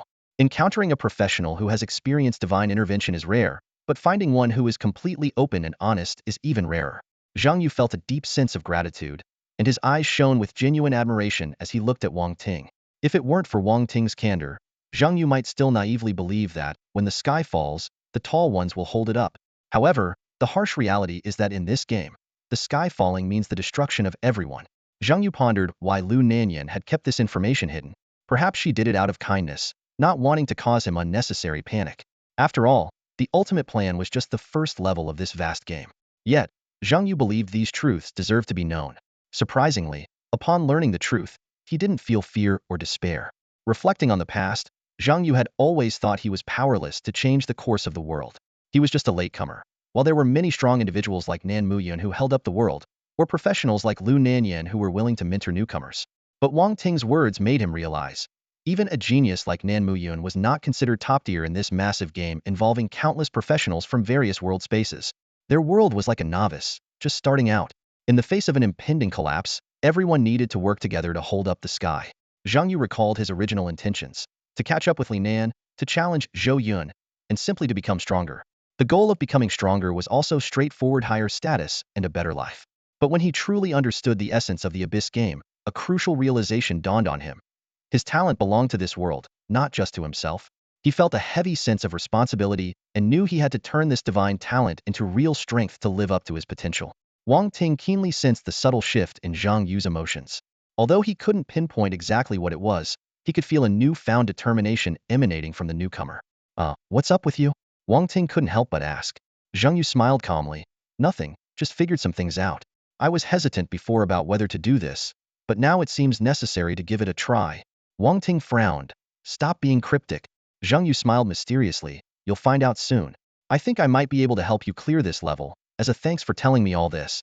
Since they were in the same faction, it wasn't unreasonable to say he could help him clear the level. What? You help me clear the level? Wang Ting's eyes widened, wondering if the newcomer had been scared senseless by the truth. I'm an S-rank professional from the old world, with full strategies and having been through this twice. I wouldn't dare say I could clear it. And you, a complete newbie, think you can help me clear it? He shook his head, thinking the kid must be crazy. At that moment, a low hum suddenly echoed. The giant door behind the tower slowly opened, and a massive serpent slithered out. Atop the serpent's head sat a well-built man, draped in a black cloak, wearing the distinctive warden's hat, with a long blade strapped to his waist, exuding an intimidating presence. The warden. A low murmur erupted from the crowd, and everyone immediately lowered their heads, facing the warden's direction. The atmosphere grew tense. After a few minutes of silence, the warden finally spoke, his voice cold and authoritative. A prisoner has died. I've said before, prisoners are the most important commodities in this prison. Each death is a loss for the prison. His gaze swept over the crowd, finally resting in the direction where Zhang Yu stood. However, I'm surprised this time. You knew the penalty was death, yet you still came? Following the warden's gaze, everyone's eyes focused on the area around Zhang Yu, trying to identify the rulebreaker. Standing beside Zhang Yu, Wang Ting panicked and whispered urgently, should we move? The warden seems to be looking our way. Could the killer be right next to us? He added nervously, we better not get implicated. In the prison's management ranks, the most important thing is to stay low-key and obedient. Zhang Yu smiled and reassured him. Isn't it possible that he is looking at us? Huh. Wang Ting was momentarily confused. Before Wang Ting could react, Zhang Yu had already fixed his gaze on the warden and said clearly, Warden, I'm just a witness, not the killer. So, you shouldn't suspect me. As soon as Zhang Yu finished speaking, all eyes instantly focused on him, including Wang Ting, who was standing right beside him. Wang Ting's face turned deathly pale, and a storm of shock surged in his heart. He had never imagined that the professional he had been speculating about was actually this seemingly ordinary newcomer next to him. Wang Ting opened his mouth to speak, but suddenly realized that Zhang Yu had mentioned both of them. This realization made cold sweat break out all over him. Even though not everyone might suspect him, keeping a low profile in the future was now impossible. Just as Wang Ting was grappling with his turmoil, the warden's cold voice rang out again. So, who should I suspect? An invisible pressure bore down on Zhang Yu, but it was intercepted by the sudden appearance of a massive war bull, which absorbed the brunt of the warden's intimidation. Pointing at the war bull, Zhang Yu said casually, Here, I've brought you the culprit.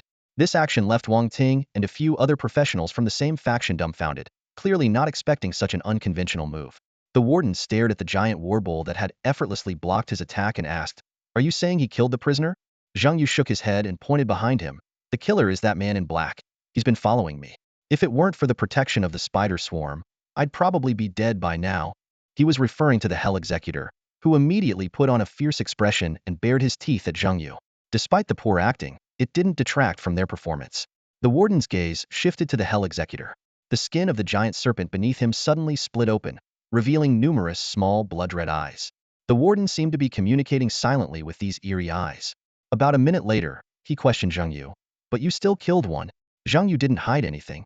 He pulled the corpse of a young prisoner faction member from his personal space and threw it to the ground. You mean him? Yes, I killed him.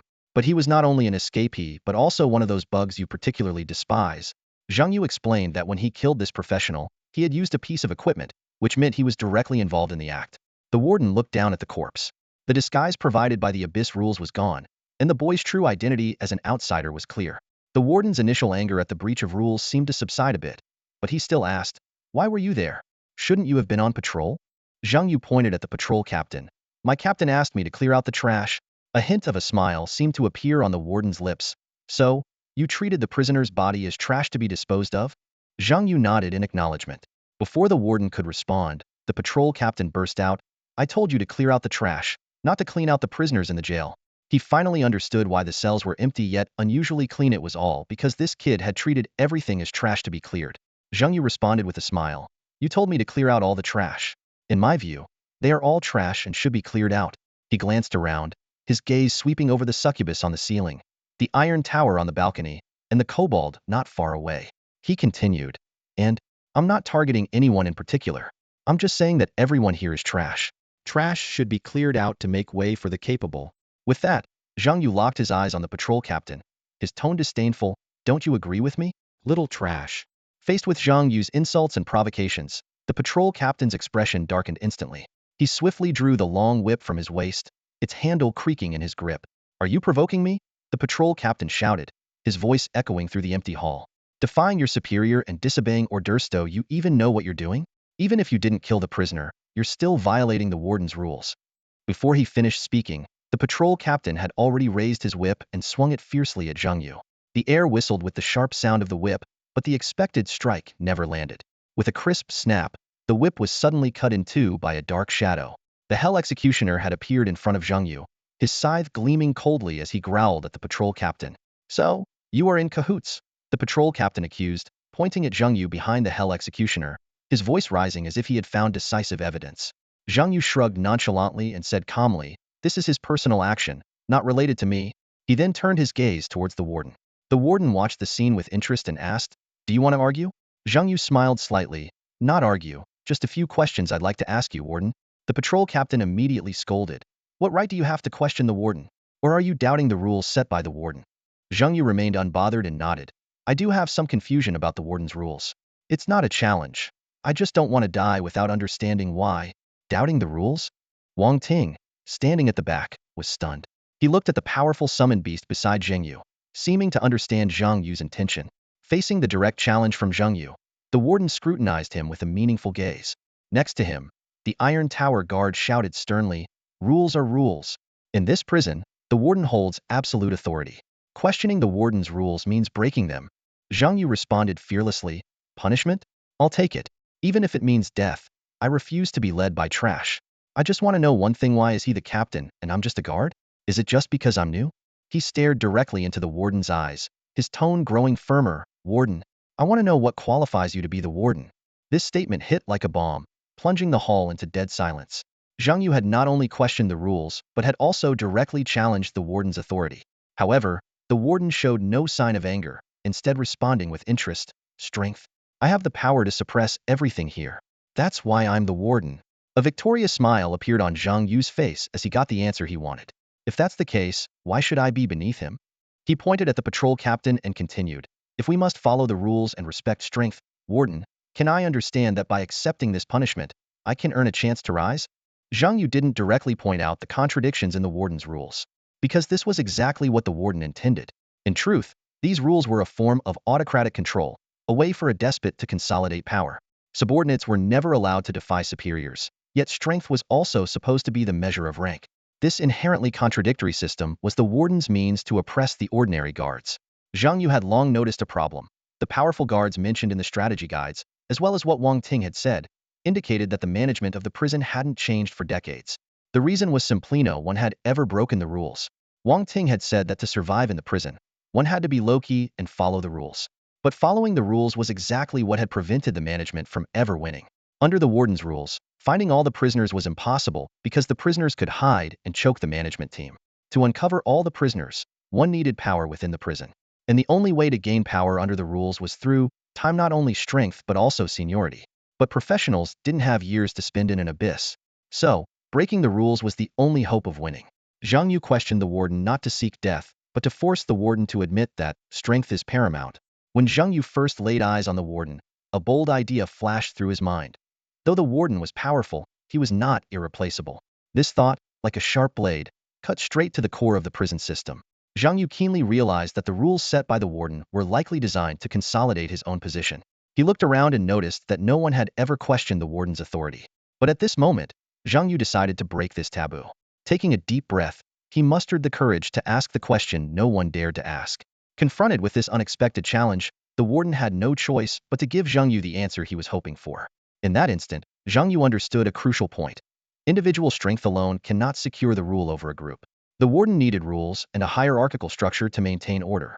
To avoid disrupting his carefully constructed power system, he had no choice but to acknowledge the principle of strength above all. However, once this statement was made, it became the basis for Zhang Yu's next actions. Zhang Yu stepped forward slowly and approached the patrol leader. Pointing at the leader, he kept his eyes fixed on the warden. "I don't think he deserves it," Zhang Yu said firmly. "Having someone so weak as my superior, I refuse to accept it." The warden frowned and asked, "You want to challenge him?" A sly smile played at the corners of Zhang Yu's mouth. "Not me, him," he said, pushing the Hell Executioner to the front. "I'm someone who respects strength," Zhang Yu continued, his tone tinged with flattery. "Just like I admire you, warden. I want someone strong to be my superior. So, I nominate this Hell Executioner to be my superior." The warden's face flickered with surprise at Zhang Yu's words. The patrol leader's eyes widened in shock, momentarily speechless. The prison guards watching the scene exchanged bewildered glances, clearly not expecting things to unfold this way.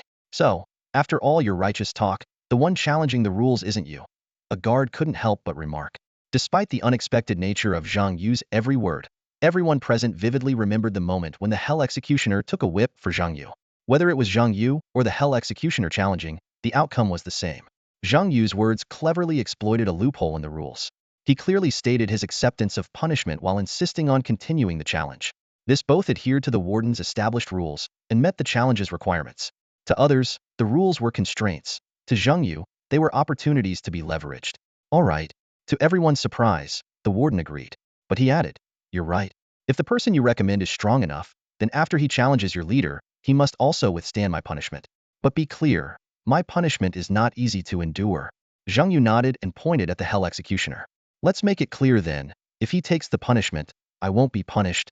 The warden felt a tinge of displeasure at Zhang Yu's insolent behavior, but there was a glint of admiration in his eyes. He keenly sensed that this newcomer had some sort of connection with those two formidable creatures, akin to the relationship between a spider queen and her brood. Unlike his guards who only knew brute force, Zhang Yu, with his intellect and courage, could be a valuable asset in managing the prison. The warden had been overwhelmed with the recent troubles plaguing the prison. If Zhang Yu truly had the capability, he was willing to give him a chance. However, this was contingent on Zhang Yu's underlings being strong enough to endure punishment. Upon receiving the warden's approval, Zhang Yu stepped back to make way for the Hell Executioner. The patrol captain's face turned ashen as he looked at the warden in disbelief, hoping he would reject this absurd request. He knew all too well that he couldn't even handle the inmates in cell 3001, and he always avoided eye contact with the prisoner in cell 3006. How could he possibly be a match for Zhang Yu? The warden's gaze remained fixed on Zhang Yu, filled with admiration. The patrol captain realized that the fight was inevitable. He glared at Zhang Yu, his voice tinged with a plea. "Is it really necessary to target me just because I asked you to clean up? Did I ever insult you? All the other newcomers have gone through this. Why can't you just endure it? Why do you have to make a scene?" Zhang Yu sneered. "Endure it? Make a scene? You've got it wrong. I'm not targeting you. I'm targeting everything about this place. The old ways here need to change. You just happen to be the first in line. It's just your bad luck." Before he finished speaking, the Hell Executioner let out a shrill cry, and its scythe slashed a black arc of malice. The patrol captain barely managed to block it, his face instantly darkening. He realized that this Hell Executioner was far more terrifying than any he had faced before. With just one move, he knew that its power was far beyond his own. In that moment of hesitation, the Hell Executioner marked the patrol captain with the weakling's mark. The outcome was decided. Zhang Yu watched the patrol captain struggle, surprised at how long he held out. He had preemptively used the Berserk Beast skill on the Hell Executioner. In unknown combat, the Hell Executioner was his strongest summon. The malicious slashes rained down like a storm, and the patrol captain had no means to counterattack. His arms, legs, and abdomen were covered in wounds, with black malicious energy preventing them from healing.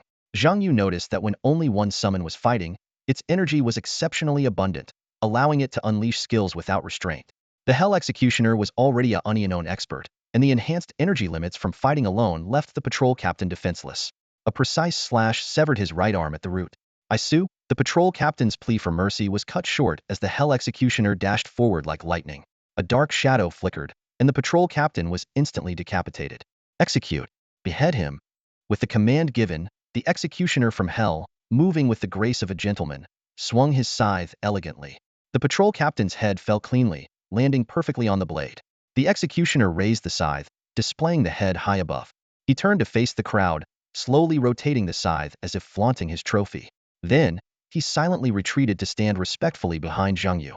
This seamless sequence of actions silently declared the true master of this battle. The professionals present, especially those aware of Zhang Yu's summoner identity, looked on with surprise and awe. Their gazes darted between the Hell Executioner and the even more formidable war bull nearby, all thinking the same thing. So powerful? This is exactly the ally we've been searching for.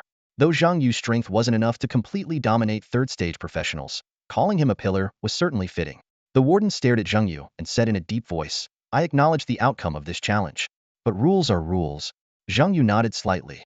"I understand." He immediately led the still-dazed Wang Ting away, deliberately keeping his distance from the Hell Executioner. This subtle move even caused the warden's mouth to twitch slightly. This kid sure knows when to play his cards. The warden raised his hand, and a purple mist appeared out of thin air, condensing into a purple steel fork. All eyes were drawn to the steel fork, making the patrol captain's death seem insignificant. They all knew that from the moment Zhang Yu issued the challenge, the captain's defeat was inevitable. Now, the real focus was whether the black creature wielding the scythe could withstand the warden's punishment. If it could, it would mean the creation of a new rule enduring punishment while gaining the right to challenge higher ranks. This would drastically alter the long-standing power structure of the prison. Suddenly, a prompt appeared before Zhang Yu. Warning.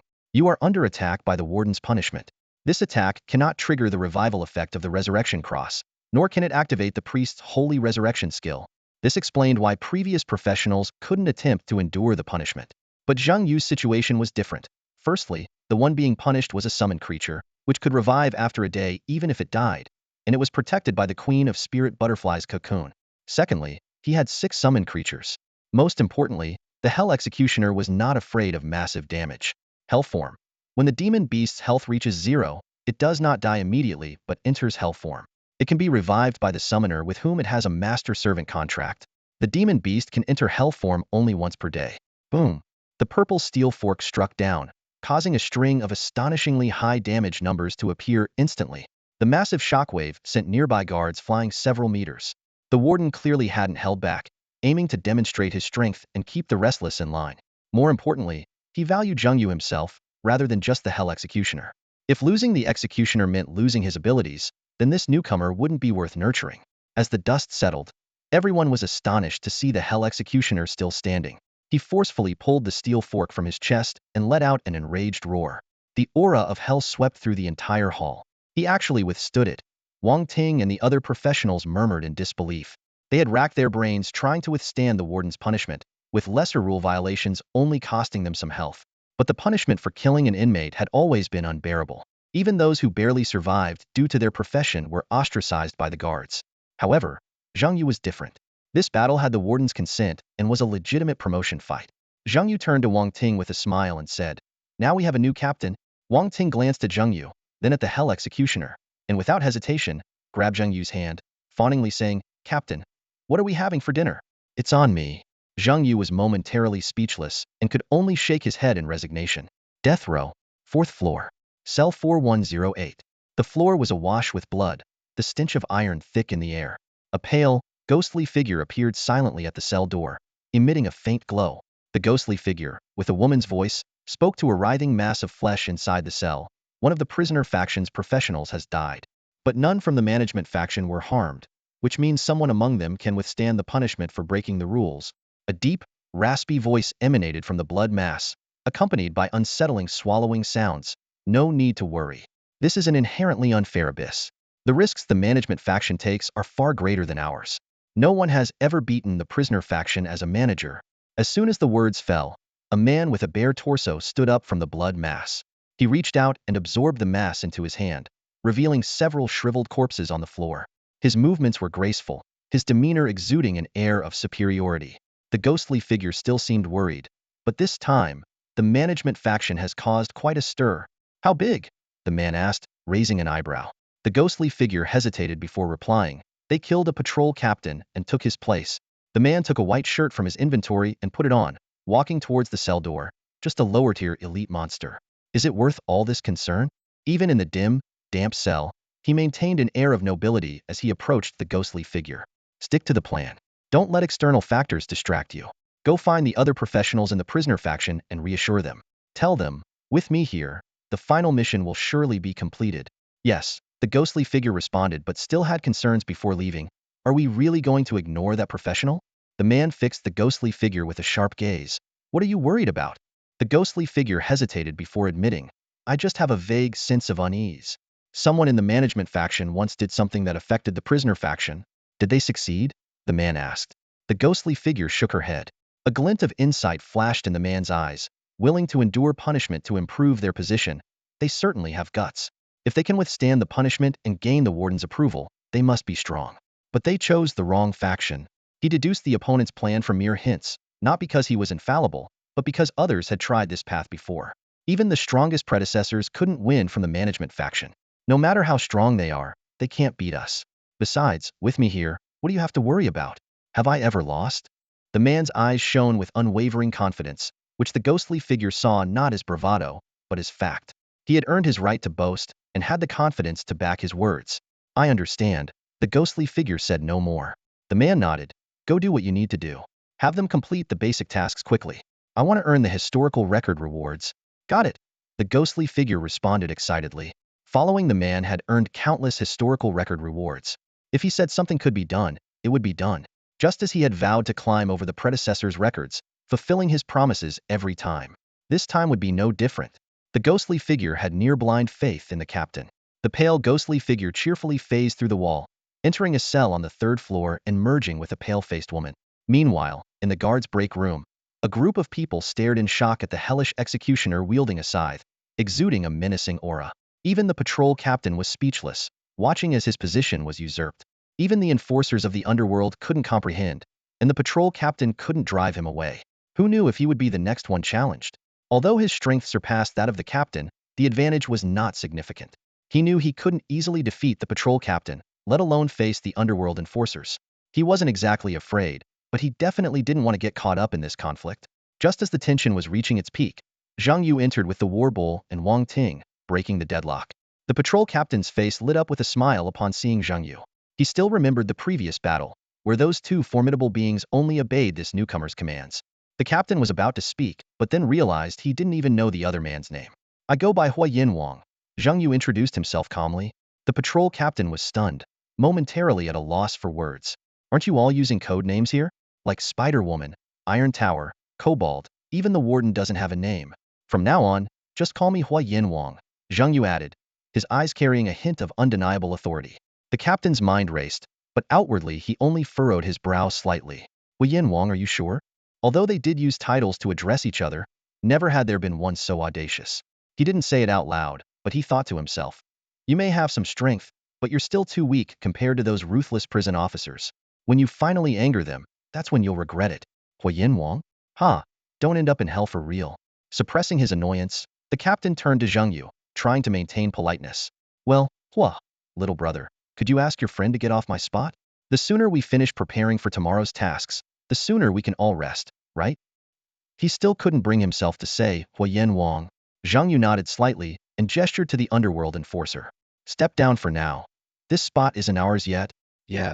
The patrol captain caught the implication in Zhang Yu's words, and his face darkened. In this prison, the lowest rank was the newcomers, like Zhang Yu and Wang Ting. Next were the veteran guards and regular members. Above them were the zone captains, responsible for managing specific areas. That was his current role. An alarming realization struck him. Zhang Yu aimed to climb higher, and his next target was him. The captain's heart sank as he understood that an inevitable clash was on the horizon. The regional officer tried to maintain his composure as he assigned tasks for the next day, but he quickly made his exit. He didn't want to face Zhang Yu's seemingly harmless yet notoriously cunning demeanor, nor did he want to confront the hellish executioner and the war bull that watched him with predatory intent. The weight of the pressure from these newcomers was like a mountain on his shoulders, a feeling of urgency he had never experienced before. Zhang Yu watched the officer's hurried departure with satisfaction. This was exactly the effect he wanted: a workplace brimming with positive competition. Did the old employees think they could coast on their seniority? Let's see if Zhang Yu, the master of internal competition, would allow that. Other patrol teams also began to leave, feeling the same invisible pressure and eager to return to their training. Although they might not see significant improvements in the short term, at least it provided them with some mental comfort. Finally, only one team remained: the team originally led by the former patrol captain, now under the command of the hellish executioner. The team members were silent, none daring to speak up or leave. They had all bullied Zhang Yu when he was a newcomer, and seeing what happened to their former captain, they feared they might meet the same fate. The silence stretched on, with Zhang Yu engrossed in his book, seemingly deep in thought. Eventually, someone couldn't hold back any longer and timidly called out, "Captain?" It took 2 calls for Zhang Yu to snap out of his thoughts. He smiled and said, "He's the captain." Everyone turned to look at the hellish executioner, shrouded in dark mist and exuding a menacing aura, their faces full of resignation. They all knew that the real captain was Zhang Yu. Sensing the awkward atmosphere, Zhang Yu decided not to make things difficult for them. "You can go. Staying here won't do any good. Go back and rest well. There's important work tomorrow." The team members were surprised. "You're really letting us go?" Zhang Yu smiled. "Of course. I never hold grudges. I settle them on the spot."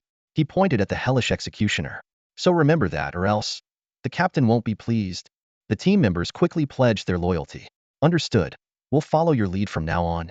They were not only afraid of losing their lives, but also saw an opportunity in following this living Yama. In that moment, their previously complacent attitudes seemed to awaken. After everyone left, Zhang Yu returned to his room to sort through the day's spoils. 7 loot boxes, elite monsters from cells 3001 and 3006, the former patrol captain's defeat, and a treasure box from a young warrior in the prisoner faction. Zhang Yu was pleased with the results. 7 loot boxes on the first day, and his progress in the abyss had already reached the captain level. Considering this was an abyss that would last over a dozen days and was filled with elite monsters, Zhang Yu estimated that the prison wardens like Iron Tower and the Cobalt, as well as the powerful inmates on the 3rd underground and 5th prison levels, would far exceed elite monster status. This abyss was difficult but resource-rich. Zhang Yu planned to use these days to at least enhance 2 7th-tier summon beasts in preparation for the upcoming young professional tournament. The Yen Yun Alliance and Shangyu City had treated him sincerely, and he wanted to repay them with excellent results. Excelling in the tournament would benefit Shangyu City's professionals and bring advantages to Mayor Zhangzhan and Chaifeng, possibly helping the Yen Yun Alliance secure more government resources next year. As a complete newcomer, Zhang Yu's achievements would be even more convincing. He silently vowed to stand out in the tournament. Zhang Yu eagerly opened the 7 loot chests while mentally planning his next moves. As the lids lifted, his eyes fixed on their contents, and his heartbeat quickened involuntarily. The prisoners from cell 3001 and the 3 prisoners from cell 3006, excluding the Blakaya demon, each contributed 1,500 talent points, with no additional rewards. Zhang Yu quickly calculated a total of 6,000 points. He nodded slightly, feeling that the outcome was satisfactory. Having opened many chests before, Zhang Yu had figured out the pattern.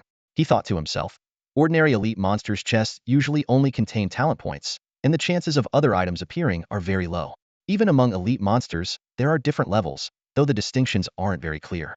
He recalled the most troublesome prisoner from cell 3006, the dark-skinned, double-pupiled prisoner, who was evidently stronger than the other 3, qualifying as a high-level elite monster. Consequently, his loot was more abundant. Similarly, the patrol captain was also a high-level elite monster. As for the chests from professionals, they undoubtedly offered the best rewards. The system notification rang in his ears. "You have opened the loot chest of its level 25 level warrior, gaining 1,500 talent points and 1 random emblem." Zhang Yu quickly took stock of his gains: 7 chests, 3 random emblems, and a total of 9,900 talent points. His eyes sparkled with excitement. If he could have similar gains tomorrow, he would be able to acquire another tier 7 summon beast. Indeed, it's through combat that one improves, Zhang Yu murmured to himself. He began considering his next steps. If he could indeed get another tier 7 summon beast, he decided to prioritize upgrading the War Minotaur or the Hell Executioner. These 2 summon beasts were the best for solo challenges. One a warrior-type assassin, the other a strong control-type tank, both ideal for elevating his status through single combat. But Zhang Yu's ambitions didn't stop there. His gaze grew deeper as a bold idea formed in his mind. If possible, if the resources are sufficient, Tier 8 might not be out of reach. A Tier 8 summon beast would mean breaking the talent ceiling for summon beasts in his world. He clearly remembered that the highest talent summon beast in Verda was a 45th level support beast, which was only a Tier 7 talent. Summoning a Tier 8 beast would be a historic breakthrough. Zhang Ye's eyes turned towards the first floor hall, filled with ambition and anticipation. He whispered, if I had a Tier 8 summoned beast, I might even go for a big play. Maybe I could achieve a perfect run once more. This thought filled him with exhilaration, as if a whole new realm of possibilities was unfolding before him. The dungeon prison. The next day, 3rd floor, West Wing. Zhang Yu and Wang Ting met as planned in the West Wing, the air thick with tension. Minutes ticked by, and 20 minutes later, the regional officer was still nowhere to be seen. Zhang Yu frowned and muttered, could he be hiding? I never thought he was such a coward. Wang Ting chuckled, a knowing glint in his eyes. If I were him, I'd hide too. As long as you stay hidden well enough, you won't get a chance to challenge me. He's probably thinking the same. He recalled the events of the previous night. As a district officer, he had seen everything. The regional officer had shown signs of avoidance last night, so it wasn't surprising he was hiding today. A confident smile curled at the corner of Zhang Ye's mouth. He won't be able to hide forever. Are you planning to search room by room like yesterday? Wang Ting asked, a hint of doubt in his voice. Zhang Yu responded firmly, as long as the warden doesn't change the rules, he'll keep doing it. Wang Ting furrowed his brow and couldn't help but question, but even if you keep searching, you can't cover many cells in a day. There's no way you can search them all before the riot day. Plus, for this prison, inmates are valuable assets. They call them goods, though no one really knows why. The warden won't let you keep killing them. To Wang Ting, Zhang Ye's performance last night was impressive but had limited impact. At most, it elevated him from an ordinary guard to a team leader. This didn't solve the problem of finding the inmate faction professionals, nor change the prison's systemic issues. Zhang Yu turned to Wang Ting, a mysterious smile on his face. I don't plan to keep searching forever. Wang Ting looked puzzled. Then what do you plan to do? Zhang Yu countered with a question. You just said the warden won't let me keep killing. So what do you think he'll do? Wang Ting hesitated. He was about to say the warden would kill Zhang Yu directly but realized something. Zhang Yu hadn't killed any inmates. From the warden's perspective, Zhang Yu had never harmed an inmate. His only actions were against the professionals in the inmate faction, which could even be seen as commendable. After a moment of contemplation, Wang Ting uncertainly said, change the prison rules? Exactly. Zhang Yu nodded in confirmation and explained, even though you call my world a newbie world, it has plenty of strategies. All of them share one thing. The rules have never changed. Just like the hierarchy of the warden's officers, which has never changed. Wang Ting's eyes lit up with realization.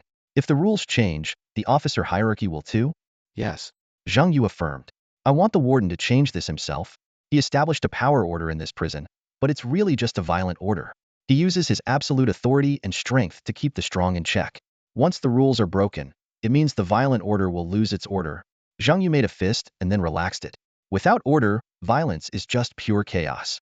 The prison will when everything falls apart. It's time to rebuild order. Listening to Zhang Yu, Wang Ting's expression became uneasy, his eye twitching slightly. He couldn't help but say, I thought you just wanted to climb the ranks in the prison. I didn't expect you to be this crazy. Crazy? Zhang Yu shook his head. This is the only way I can think of for the warden's faction to win. Even if I could keep climbing, what rank could I reach? Replace the warden? I don't have that strength. Zhang Yu had a clear understanding of his abilities. He could defeat the 9th-ranked succubus and might have a chance against the 3rd-ranked spider-woman, but only with all his summoned beasts. In an unknown fight, he couldn't even beat the 6th-ranked kobold. If you play by their rules, you can beat their subordinates, but winning against the big boss is a pipe dream. So, you have to break the rules. Make them play by my rules to win. Wang Ting pondered and said, so, you keep killing inmates and breaking rules, using your summoned beasts to counteract the rules. It's not just to anger the warden, but also to make some officers notice the loopholes? Zhang Yu nodded, his eyes gleaming with intelligence. His plan was unfolding step by step, and this was just the beginning. Wang Ting squinted his eyes, looking as if he had everything figured out, and rubbed his chin speculatively. Like, that dog-headed man? I noticed yesterday when the warden agreed to your challenge. He glanced at the dog-headed man. It's possible that quite a few officers are unhappy with the warden's rules. The more he thought about it, the more it made sense, and he added excitedly, the veterans from my world did mention a theory like this dismantling the prison guard system. But while the theory is simple, putting it into practice is nearly impossible because we've never had a summoner of your strength before. At this point, Wang Ting's expression turned peculiar, and he muttered under his breath, It's hard to imagine just how resource-rich your world must be to produce a summoner of your caliber. Zhang Yu ignored his remark and calmly said, no matter how rational or powerful a person is, they can lose control if their interests are compromised. Wang Ting couldn't help but ask, but what if nothing goes out of control? Glancing at the Hell Enforcer behind him, Zhang Yu said indifferently, then that's my second reason for killing the prisoners. He didn't elaborate further. Seeing that the regional officer still hadn't arrived, Zhang Yu motioned for the Hell Enforcer to follow him as he headed towards cell 3007, the place where the professional escaped yesterday. The other team members exchanged glances but followed silently and in unison. Wang Ting unhesitatingly left his original team to follow Zhang Yu, leaving his former patrol leader seething but unable to protest. Zhang Yu was in the west wing of the third floor, which had over 60 cells. The corridors were spacious, and as they passed cell 3001, Zhang Yu noticed it had a new inmate. A keen-eyed guard immediately explained, these are prisoners transferred from the first underground level. Lots of prisoners on the first underground level? Zhang Yu asked. The guard replied, new arrivals are usually placed there first. After being screened by the level's officers, they are then distributed among the cells. We generally don't leave cells empty. Who are the officers on the first underground level? Zhang Yu inquired. Lord Dark Blood-I. The guard answered respectfully. Zhang Yu nodded. Only he can monitor the entire prison and manage prisoner allocation. He then gave a deliberate glance at the eyeball embedded in the corner of the wall. Zhang Yu wasn't worried about the eyeball eavesdropping on his conversation with Wang Ting since Dark Blood-I could only see. Not hard, his was a surveillance system that had lost its audio function. Let's go, Zhang Yu said, then corrected himself. Let's patrol.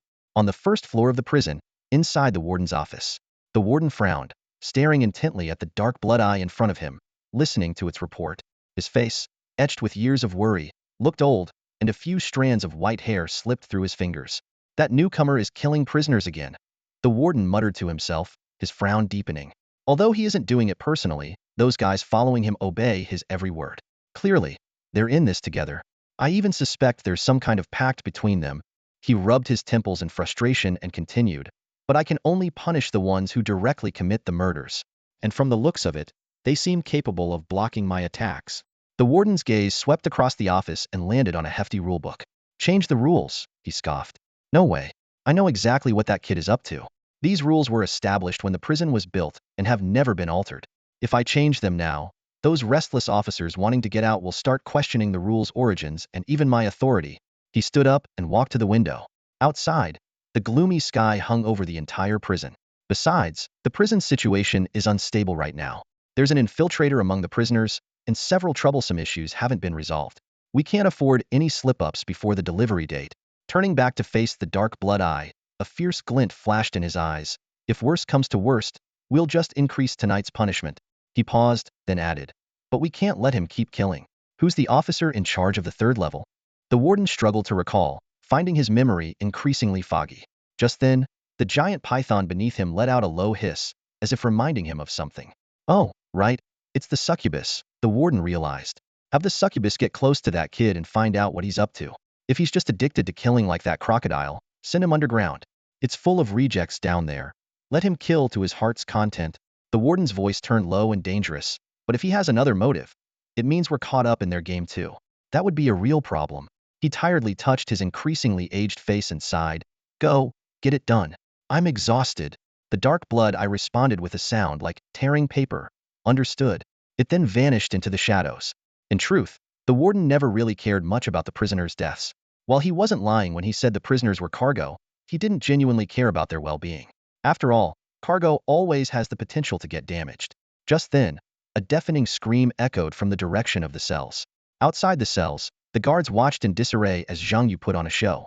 He feigned extreme anxiety, seemingly trying to stop the Hell Executioner and the War Minotaur from their killing spree, as if he hadn't been the one to bring the War Minotaur to this cell. This scene had already played out many times. From the morning patrol at 7 a.m. to now, near dusk, they had cleaned 20 cells. Even Wang Ting couldn't help but marvel at Zhang Yu's efficiency, combat prowess, stamina, and his relentless cleaning ability, leaving no prisoner behind. In just one morning, they had cleared 20 cells, taking down over 70 ordinary prisoners and 12 elite prisoners. Although they hadn't encountered any prisoner faction professionals, the results were still staggering. One of the prisoners was even stronger than yesterday's dual-eyed inmate. Such continuous high-intensity combat was something Wang Ting couldn't even imagine. Typically, a battle lasting over 10 minutes was considered long. Facing 12 elite opponents consecutively was something Wang Ting knew he couldn't do. and he doubted even professionals of the same level could manage it. What was more astonishing was that after clearing each cell, Zhang Yu would put on a stop-the-killing act. He did it tirelessly, never giving anyone the chance to catch him red-handed. He wasn't the one killing the prisoners. He even tried to stop it. Wang Ting couldn't help but admire Zhang Yu's dedication. However, Zhang Yu's feelings were mixed. On one hand, he was pleased with the day's rich haul, accumulating over 800,000 experience points. 12 elite prisoners meant 12 loot chests, 2 of which were on par with yesterday's duelite elite. The resources from the prison's death row far exceeded his expectations. But aside from resources, there were no significant gains. For instance, they hadn't encountered any prisoner faction professionals. More unsettling, no one had come to trouble him all day. Zhang Yu had been almost continuously killing prisoners from morning till now, stopping only briefly to clear cells and rest. Yesterday, a meeting was called after just a few hours, but today, everything was unusually quiet. After clearing the 21st cell, Zhang Yu noticed the ever-watchful dark blood eye and couldn't help but mutter, "Something's not right." "What's wrong?" Wang Ting asked, a hint of confusion flashing in her eyes. Zhang Yu pondered silently. He could sense Wang Ting's excitement over the day's gains. Hundreds of thousands of experience points, heaps of equipment and materials, and no fear of penalties. Grinding like this for a few more days would be a dream come true. But the warden's silence made him wary. Normally, the warden would never tolerate him to this extent. Zhang Yu had to admit that without a complete strategy, everything was just speculation. He realized that simply farming the prison inmates wouldn't solve the challenge of clearing the warden's faction. After a whole day, they had only cleared 21 cells. Considering the prison had thousands of cells, not to mention the larger underground cells, this method was clearly inefficient. Although clearing 21 cells was already fast, if it weren't for the Spirit Butterfly Queen's quick energy recovery skill, the Hell Executioner and War Minotaur would have been exhausted by the 10th cell. Zhang Yu's goal in farming the cells wasn't to clear the level but to gain experience, loot, and provoke the warden. However, the warden's silence left him uneasy.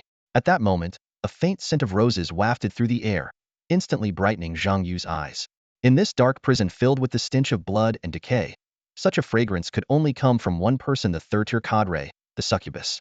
"Little brother, did you enjoy the killing?" Succubus Kaya's coquettish voice echoed, her seductive tone striking straight to the heart. Wang Ting and the other prison guards broke out in cold sweat, their faces turning even redder. As the ninth strongest in the warden's faction, Succubus Kaya had the power to directly control men. Seeing the succubus appear, Zhang Yu immediately flashed a bright smile, seemingly unaffected. He walked over to her with large strides, enthusiastically shaking her hands like a polished professional. "Welcome, tier leader Succubus, to inspect our work. Let's give a round of applause." He led the applause, his movements earnest, a professional smile plastered on his face, signaling Wang Ting and the other guards to join in. Clap, clap, clap. The sound of applause echoed through the cells. "Welcome, leader." Zhang Yu is a true professional. Zhang Yu's unexpected performance left Succubus Kaya momentarily at a loss for how to react, her emotions becoming somewhat disjointed. After encountering the succubus, Zhang Yu gained a new understanding of this race. He was surprised to find that succubi were not merely beings that seduce desires, as he had initially thought. This realization made him aware of his own stereotypes. The succubi's allure was far more complex than he had imagined. They could emit specific pheromones for different species and morph their appearance into whatever their target found most appealing, thereby reducing their opponent's combat effectiveness. This ability was not just simple seduction but a formidable tactical advantage. In this world where strength reigned supreme, appearance alone couldn't elevate one to a leadership position. The closer Zhang Yu got to the succubus, the more he sensed the lethal intent hidden beneath her allure, like a sharp dagger ready to strike. "Are you wary of me?" the succubus asked softly, her voice tinged with a hint of teasing. "Am I not attractive?" They were sitting in an unclean cell. Although the scent of blood wasn't strong, a few prisoners huddled in the corners, shivering. Wang Ting stood outside the cell, eyes fixed on Zhang Yu inside, ready to react to any potential danger. After all, the succubus Kaya's strength was far beyond what her delicate appearance suggested. Facing the succubus's question, Zhang Yu openly assessed her physique. "Attractive," he said bluntly, "but just average. I've seen more beautiful humans who didn't stir my desires either." The succubus chuckled softly, a sound that made Wang Ting outside feel weak in the knees. This was the innate allure of the succubi. Even the most vigilant found it hard to resist completely. "So, you're impotent?" the succubus continued to tease. Zhang Yu shook his head, not angered by her words. He knew well that such matters couldn't be proven unless he engaged in a direct confrontation with the succubus. But he also understood that if he entertained such thoughts, the outcome would be anything but romantic. It would be bloody. "Too much beauty feels unreal," Zhang Yu remarked. "Do you know the elves?" The succubus nodded in understanding. They are indeed exceptionally beautiful, but my beauty is different from theirs. Same thing, Zhang Yu remained unmoved. When beauty reaches a certain level, it becomes a weapon. He continued, I've always been curious about one thing.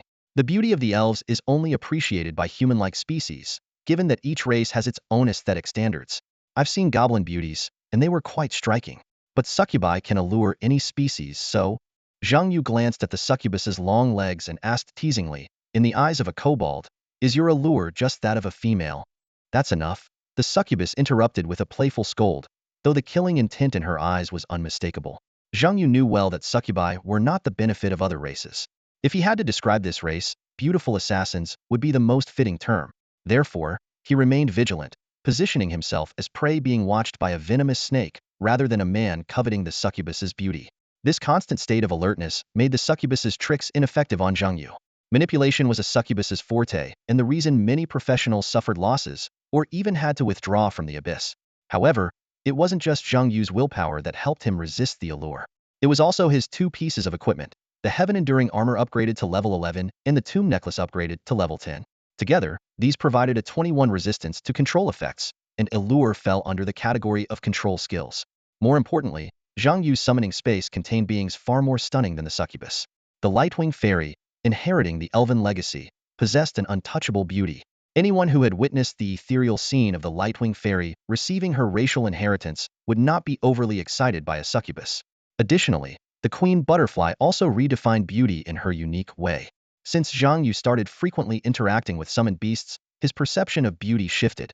The more beautiful a species, the more dangerous it is. The succubus standing before him now was the perfect embodiment of this theory. Sensing Zhang Yu's attitude, the succubus realized that using her charm to extract information was futile. She dropped her seductive smile, stared at Zhang Yu with a blank expression, and coldly said, 2 questions. First, what do you gain from killing prisoners? Zhang Yu thought that this cold demeanor might be the succubus's true nature. He answered without hesitation, the thrill of breaking the rules, the satisfaction of taking down a prisoner, the excitement after clearing out a prison cell, and… He paused, a slight smile forming on his lips, the sense of accomplishment from seeing the warden send a top-tier succubus to negotiate with me. In short, killing prisoners only benefits me. Instead of getting angry at Zhang Yu's arrogant and somewhat insane response, the succubus seemed to have anticipated it. She sneered and said, as expected, anyone with real power in this prison is a lunatic. Although the succubus couldn't understand why killing prisoners would bring a sense of satisfaction, she didn't want to delve deeper. She recalled a previous conversation with the crocodile in the underground. The crocodile claimed that dismembered corpses were his faith, and that he would go mad if he didn't tear apart a few prisoners daily. This kind of pathological obsession with killing was something the succubus neither understood nor wanted to understand, fearing it might taint her own mind. The succubus continued, second question. The warden wants to groom you, and has agreed to let you kill prisoners at will in the underground. Are you willing to work for the warden? This time, it was Zhang Yu's turn to be stunned. The warden wants to groom me? His expression was one of shock. Initially, he had planned to oppose the warden, to ally with the kobolds and the underground crocodile to overthrow the warden's rule. With his rule-breaking methods, he believed the warden would eventually want to kill him. But to his surprise, he was being recruited before his plan even began. Zhang Yu felt a secret sense of pride. Indeed, geniuses are favored no matter which world they're in.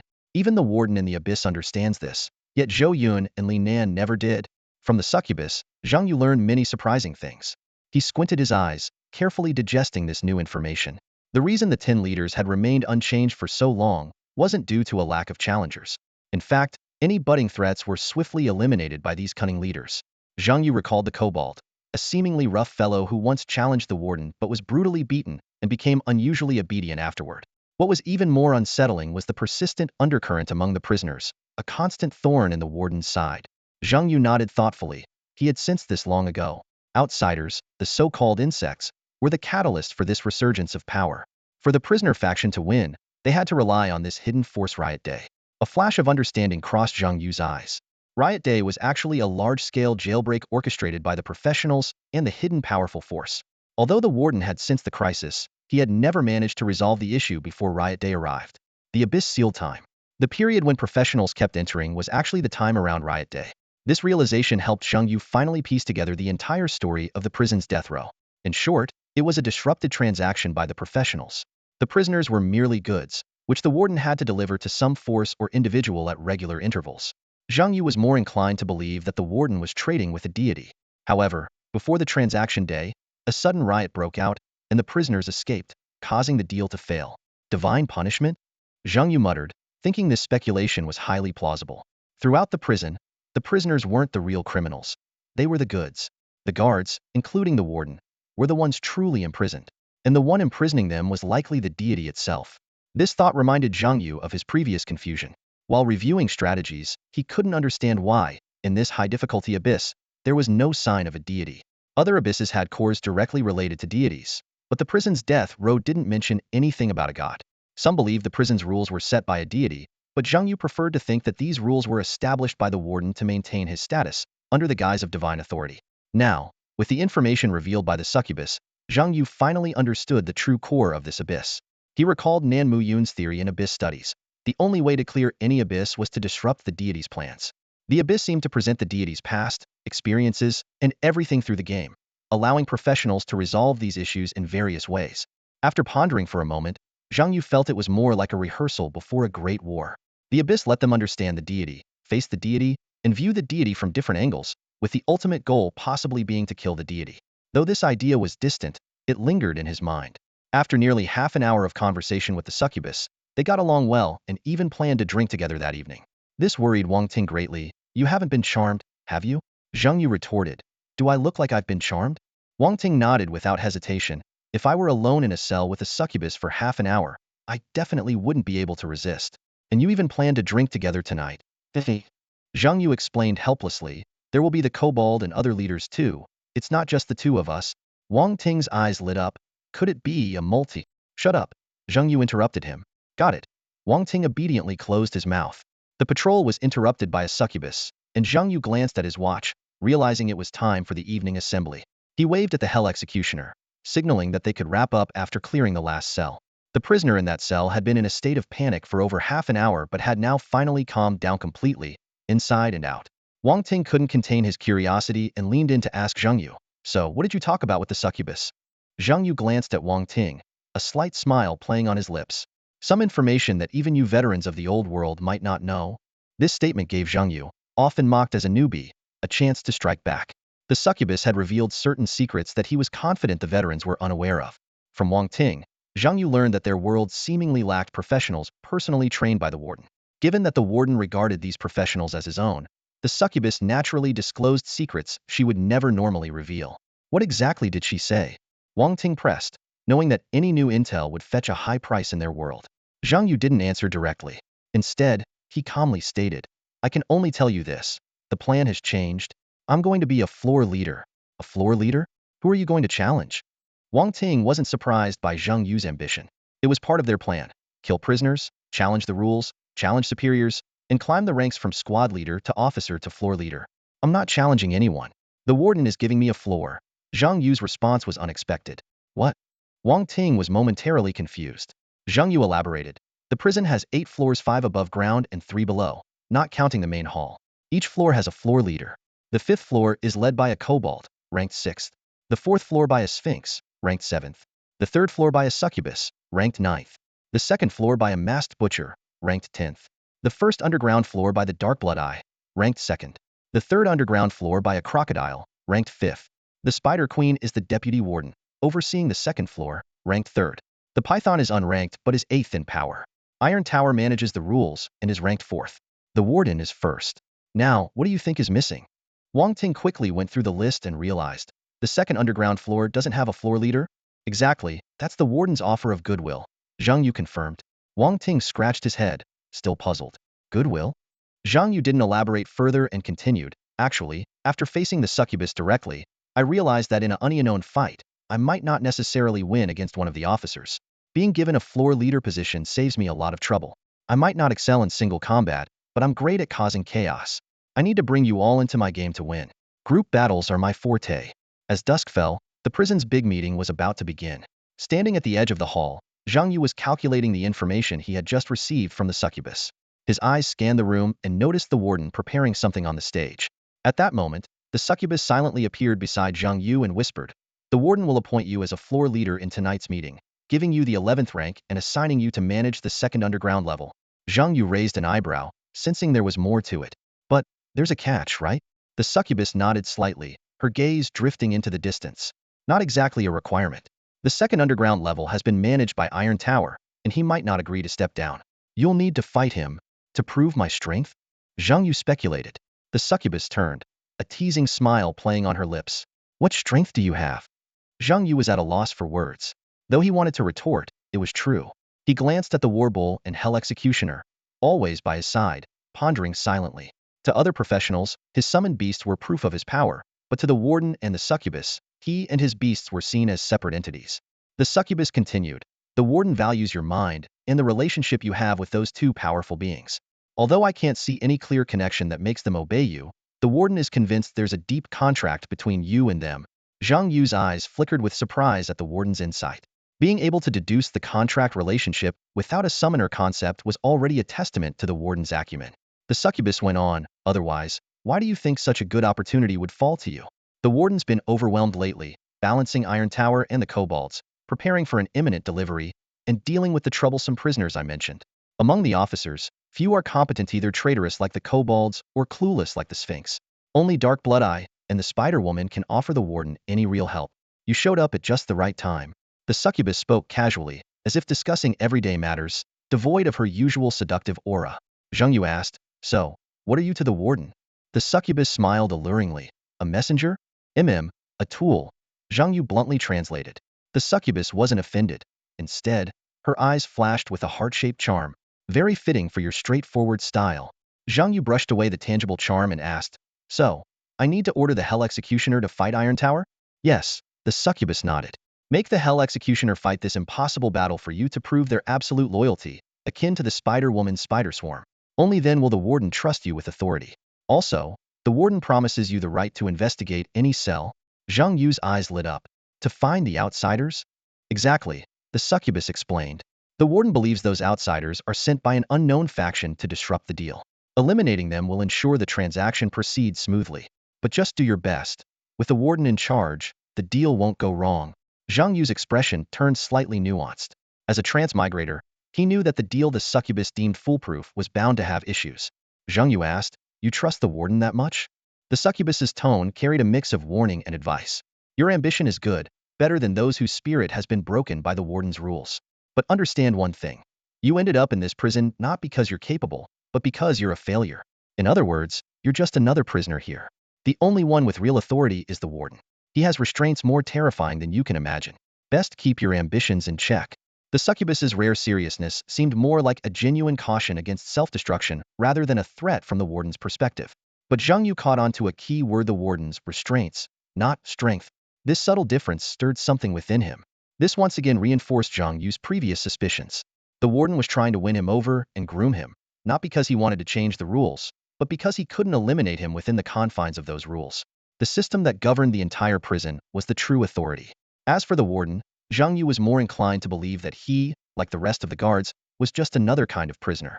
The succubus walked alongside Zhang Yu, her voice low and magnetic. All right, I've told you enough. In short, you need to be aware of your position. You've seized an opportunity now. As long as you survive the trade day, the position of floor leader is yours. From then on, you and I will be equals in this prison. I like talking to you, little brother. So if you ever need help, don't hesitate to come to me. They walked into the meeting hall, and the guards already gathered there started whispering upon seeing the succubus so close to Zhang Yu. She let out a soft laugh, a sound that, though gentle, rippled through the entire hall. The murmurs ceased immediately. The succubus, whose beauty was unparalleled in the eyes of any species, was a terrifying presence to these guards. Her soft laugh was enough to silence them all, showing that her status in the prison stemmed not just from her looks, but also from the blood-stained whip she wielded. Smiling, the succubus said to Zhang Yu, I'll be waiting for your performance. She hung her whip on the chandelier and was about to leave when Zhang Yu suddenly spoke. Oh, there's something I need to ask. What? The succubus paused. In the fight with Iron Tower, can I kill him? Zhang Yu looked directly into her eyes.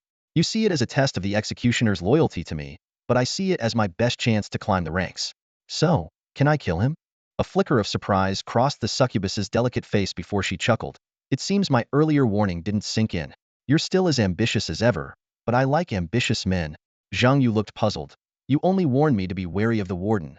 Not that Iron Tower had any hold over me. The succubus stared at Zheng Yu, a meaningful smile playing on her lips. Of course you can. But only if he doesn't surrender. Will he surrender? No. The succubus's tone turned serious. But if it comes to that, the warden will order you to stop. Zheng Yu instantly understood the underlying message. The warden would stop the fight, but he couldn't prevent Iron Tower from sacrificing himself. This realization made Zheng Yu ponder deeply. The game of power was more complex than he had imagined. A resolute gleam shone in Zheng Yu's eyes. He wasn't just boasting. He was genuinely prepared to face the Iron Tower. This was a golden opportunity to eliminate the Iron Tower, and he was determined not to let it slip away. But before taking action, he needed to make some preparations, the most crucial of which was upgrading the Hell Executioner to Tier 7. Without hesitation, Zheng Yu began opening the 12 loot boxes he had obtained today. As a series of system notifications flashed by, he didn't check each one individually but quickly tallied his total gains: 17,100 talent points and 3 random crests. Combined with the 9,900 talent points and 3 random crests left from yesterday, he had more than enough to upgrade the Hell Executioner to Tier 7, with over 7,000 talent points to spare. Next, Zheng Yu opened all 6 random crests. The system notifications rang out one after another. You have opened a random crest and obtained a fighter crest. You have opened a random crest and obtained a Scarlet Moon crest. You have opened a random crest and obtained a Lucky Star crest. You have opened a random crest and obtained a Lucky Star crest. You have opened a random crest and obtained an Assassin crest. You have opened a random crest and obtained an Assassin crest. Out of the 6 crests, 4 of them were a delightful surprise to Zheng Yu. Besides the already familiar Fighter and Scarlet Moon crests, the other 4 were unexpected bonuses.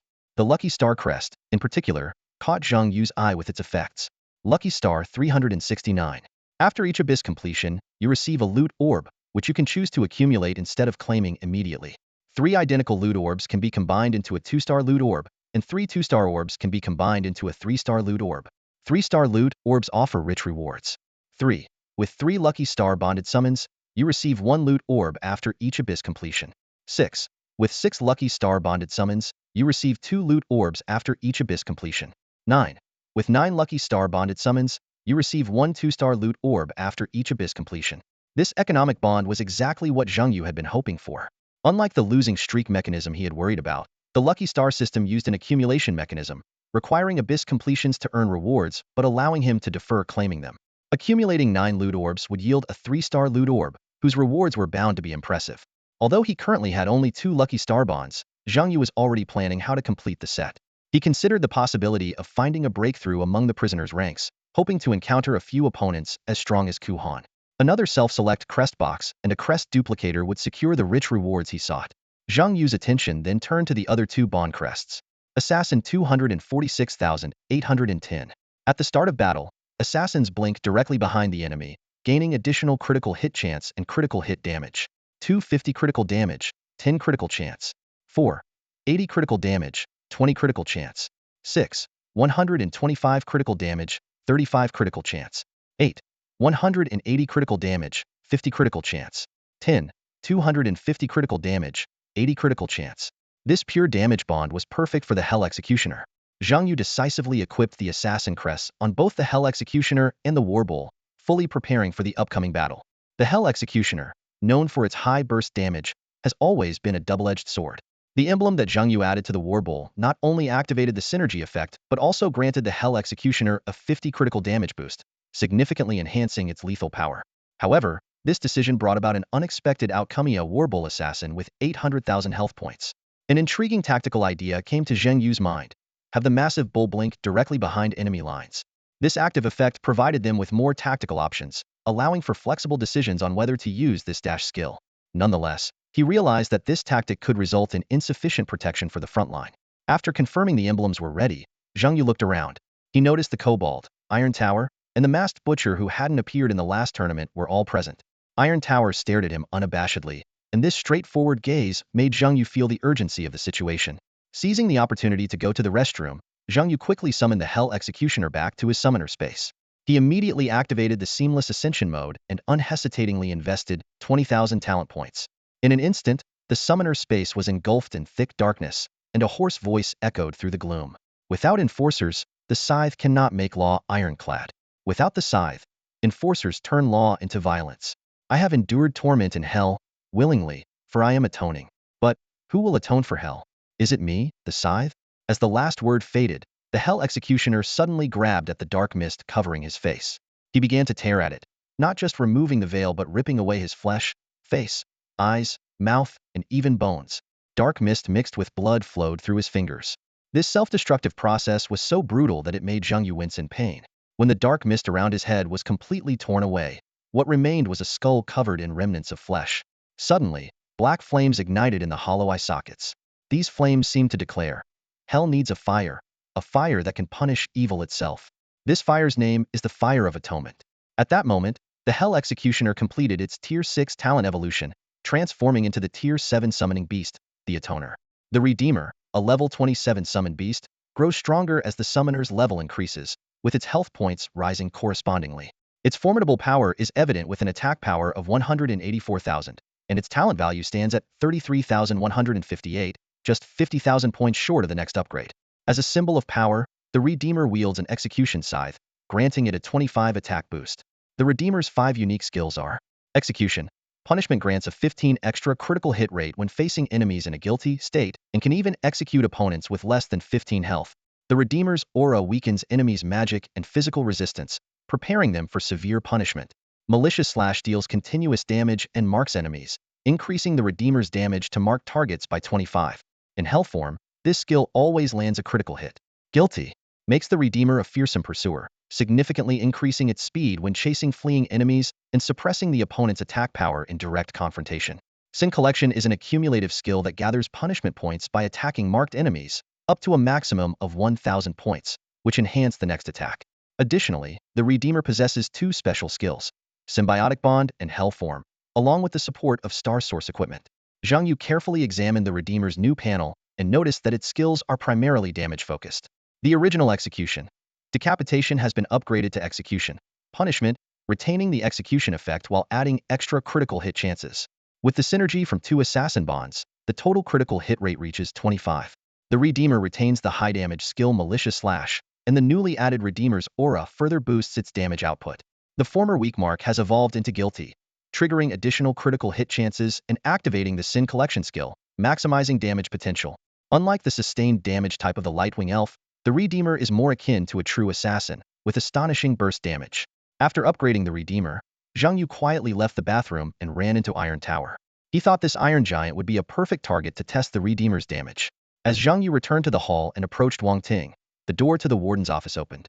The warden, as usual, appeared atop a giant serpent's head, looking down on everyone. His presence, a symbol of the highest authority in the prison, instantly silenced the bustling hall. All the prison guards slightly bowed their heads in submission. Zhang Yu glanced around and noticed that the Kobold, Succubus, Spider-Woman, and Iron Tower did not bow. He remained composed, observing the situation like the other officers.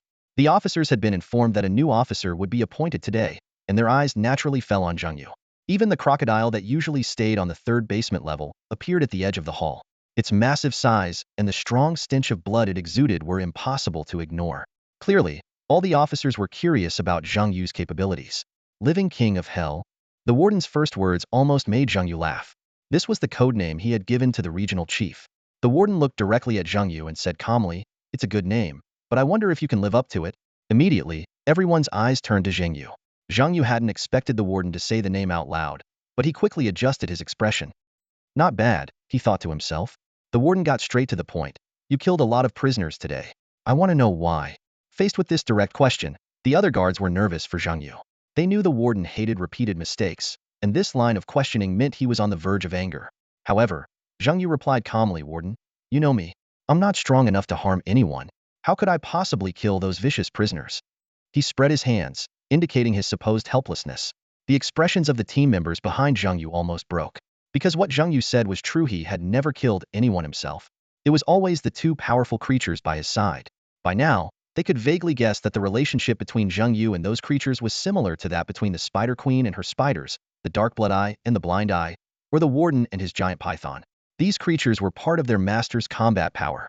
The warden chuckled softly and said, "Stop playing weak in front of me. Whether it's you doing the killing or those creatures protecting you, it all relates to you." Zhang Yu directly asked, "So, what do you intend to do with me, warden?" The warden stepped down from the python's head and looked at Zhang Yu. "The usual.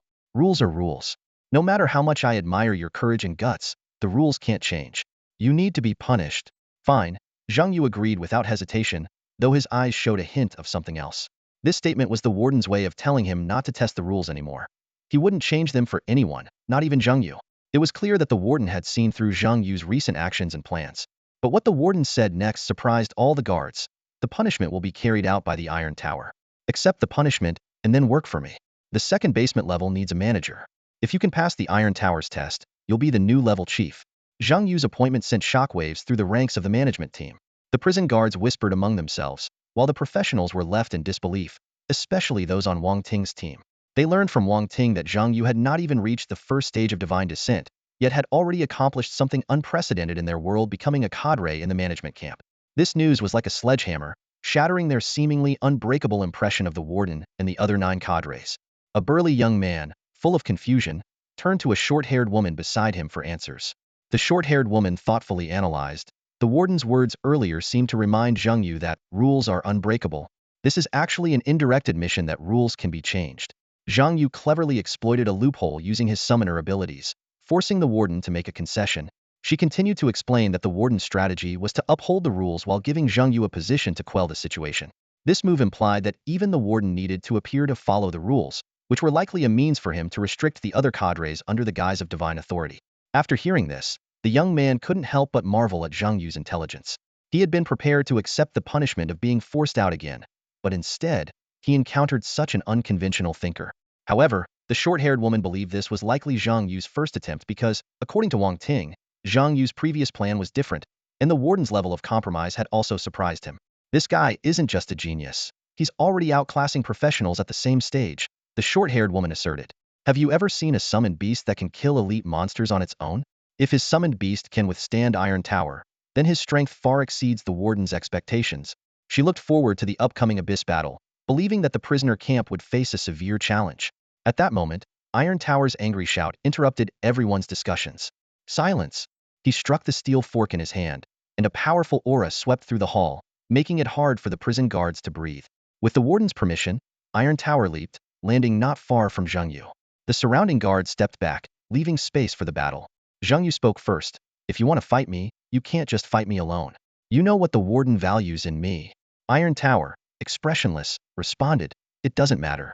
Even if you're like the spider lady, I'll kill you all the same. Then I'm relieved, Zhang Yu said. But I won't bully you. I'll only send one to fight you. If you can win, I'll acknowledge the strength of your cadres. Iron Tower's eye twitched slightly, clearly displeased with Zhang Yu's words. His aura began to gather, like a volcano about to erupt. Acknowledge us?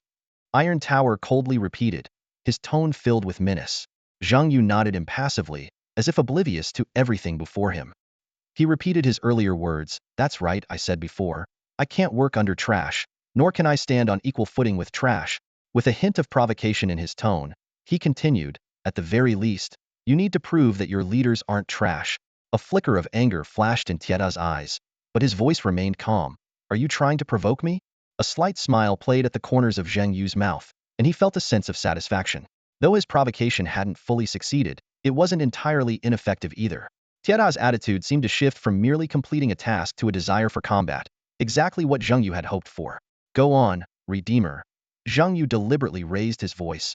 Make this clueless blockhead repent for his sins. Before his words had fully settled, a 7th-level Redeemer appeared out of thin air in front of everyone. Its raspy voice filled the hall instantly. Judgment. The Redeemer's aura enveloped everyone present, including the warden. The warden's eyes flickered, silently confirming the correctness of his decision. This newcomer was indeed formidable. If things got out of hand, he might not be able to handle it. Giving him some power for now might be the best solution. Black flames burned atop the Redeemer's head, and the oversized scythe in its hand emanated a heavy scent of blood. From a distance, a crocodile caught a whiff of this and smiled knowingly, seemingly developing a bit of fondness for Zhang Yu or perhaps for the Redeemer. You want to judge me? Tieta suddenly roared, the statement unexpectedly striking a nerve. He could tolerate being called trash, but couldn't stand the Redeemer's judgment. At this moment, everyone realized that the two beings about to clash both had the authority to punish evil. They were both executioners. Tieta hesitated no longer and attacked directly. The steel fork in his hand crackled with thunder as he thrust it towards the Redeemer. Thunder justice, he bellowed, and several bolts of lightning struck the Redeemer's position. However, the Redeemer was faster. It instantly appeared behind Tieta, raising its scythe and bringing it down swiftly. Guilty. The Redeemer's judgment fell like divine retribution, and Tieta was forced to one knee, resembling a condemned criminal awaiting execution. This scene stunned everyone present, including Tieta himself. A sudden surge of inexplicable guilt overwhelmed him, making him feel both absurd and deeply humiliated on a psychological level. The Redeemer appeared like a ghost behind the iron tower, his scythe exuding an aura of hellish terror. The blade, shrouded in black mist, whistled as it slashed towards the iron tower. Under the negative status effect, guilty is charged, the iron tower's reactions were sluggish, failing to dodge in time. The scythe struck his neck with a piercing metallic clang. Surprisingly, the iron tower's incredible defense allowed him to withstand the lethal blow. A look of astonishment flashed in Zhang Yu's eyes as he thought, an offensive and defensive mage warrior? No wonder he's ranked 4th in the prison's death row. This brief encounter not only revealed the iron tower's strength, but also gave Zhang Yu a rough estimate of the other officer's capabilities. Despite blocking the attack, the iron tower's expression was unusually grim. The damage from the Redeemer far exceeded his expectations. Without his high defense, that sneak attack would have killed a regular patrol captain instantly. He realized he had severely underestimated his opponent. Last night, after witnessing the Hell Executor's battle with the patrol captain, he believed the opponent was unworthy of the warden's position. As a result, he volunteered to carry out today's punishment on Zhang Yu, hoping to make the warden see reason. However, things didn't go as planned. It was clear that the opponent had held back yesterday. The power of that single flickering sneak attack was enough to secure a foothold in the prison's death row. The iron tower reached for his neck, his shoulder already stained with blood. Though not a fatal wound, he was indeed injured. Thunder prison. The iron tower roared, slamming his steel trident into the ground. In an instant, a thunderous zone formed around him. Lightning flashed across the floor, ceiling, and air. Zhang Yu and the other prison guards quickly retreated. Those who moved too slowly were instantly trapped, their bodies paralyzed and skin smoking. Electric execution. The term suddenly flashed in Zhang Yu's mind. The Redeemer, being the closest, couldn't escape the onslaught. Arcs of electricity danced across his body, his health plummeting rapidly. The lightning damage was staggering, and given the Redeemer's high attack but low defense, the situation was dire. However, the Redeemer wasn't fighting alone. Zhang Yu pulled out his phantom staff and discreetly tapped the ground. Buzz a green light enveloped the Redeemer. The group healing summoner activated, instantly restoring the Redeemer to full health. The Iron Tower was furious, turning to glare at Zhang Yu. Facing the Iron Tower's questioning gaze, Zhang Yu shrugged with a smile, utterly unrepentant. From the beginning, no one said this was a unknown duel, right? Isn't this just a punishment? He had long abandoned the notion of a fair fight, determined to exploit the loopholes in the rules. If the Iron Tower proved too strong, he was prepared to bring in the War Bull and the Lightwing Elf. To Zhang Yu, victory was the sole objective. Then I'll kill you first. The Iron Tower, seething with rage, hurled his thunderous trident. To everyone's shock, Zhang Yu made no effort to dodge. With a ripping sound, the trident pierced Zhang Yu's heart. For a moment, the hall fell silent. No one had anticipated such a turn of events, nor had they expected Zhang Yu's strength to be so lacking. Only the succubus on the ceiling and the observing warden furrowed their brows. They had seen through Zhang Yu's true intention in taking the hit without defense. Zhang Yu, with a steel fork protruding from his chest, slowly sat down on the ground. Feigning weakness, he spoke in a faint voice. This time, you're guilty. The Redeemer knows what to do, right? With that, he suddenly collapsed, making a soft thud and pretending to be dead. Suddenly, a piercing scream shattered the silence. The Redeemer seemed to go mad instantly, his eyes burning with the fire of revenge.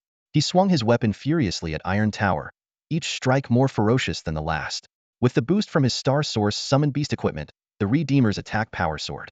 Iron Tower looked at the scene in bewilderment.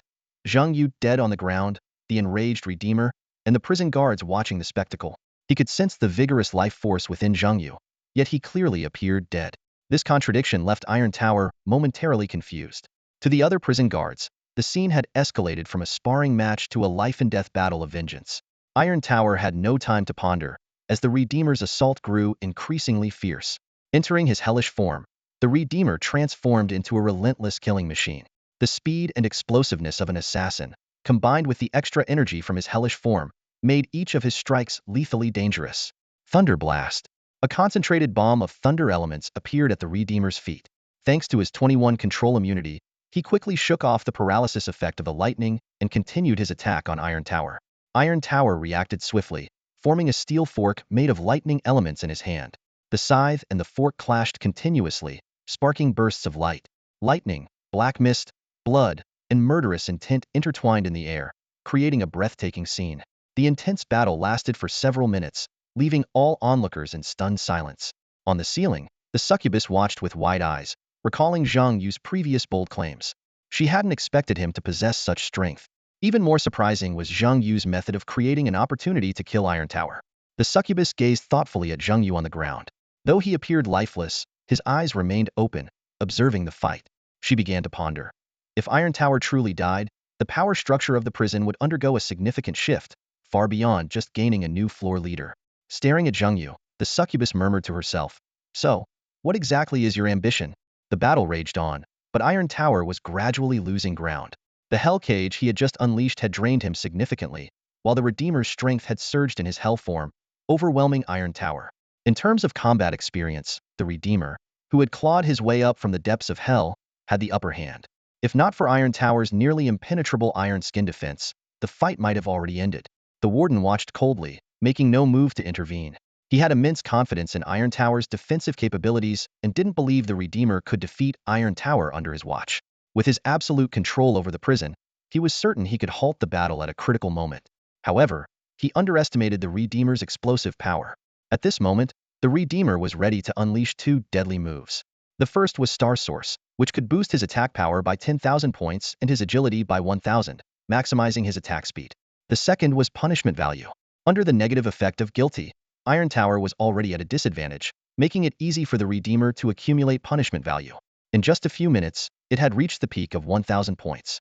When the punishment value hit 1,000, the next attack would deal massive damage.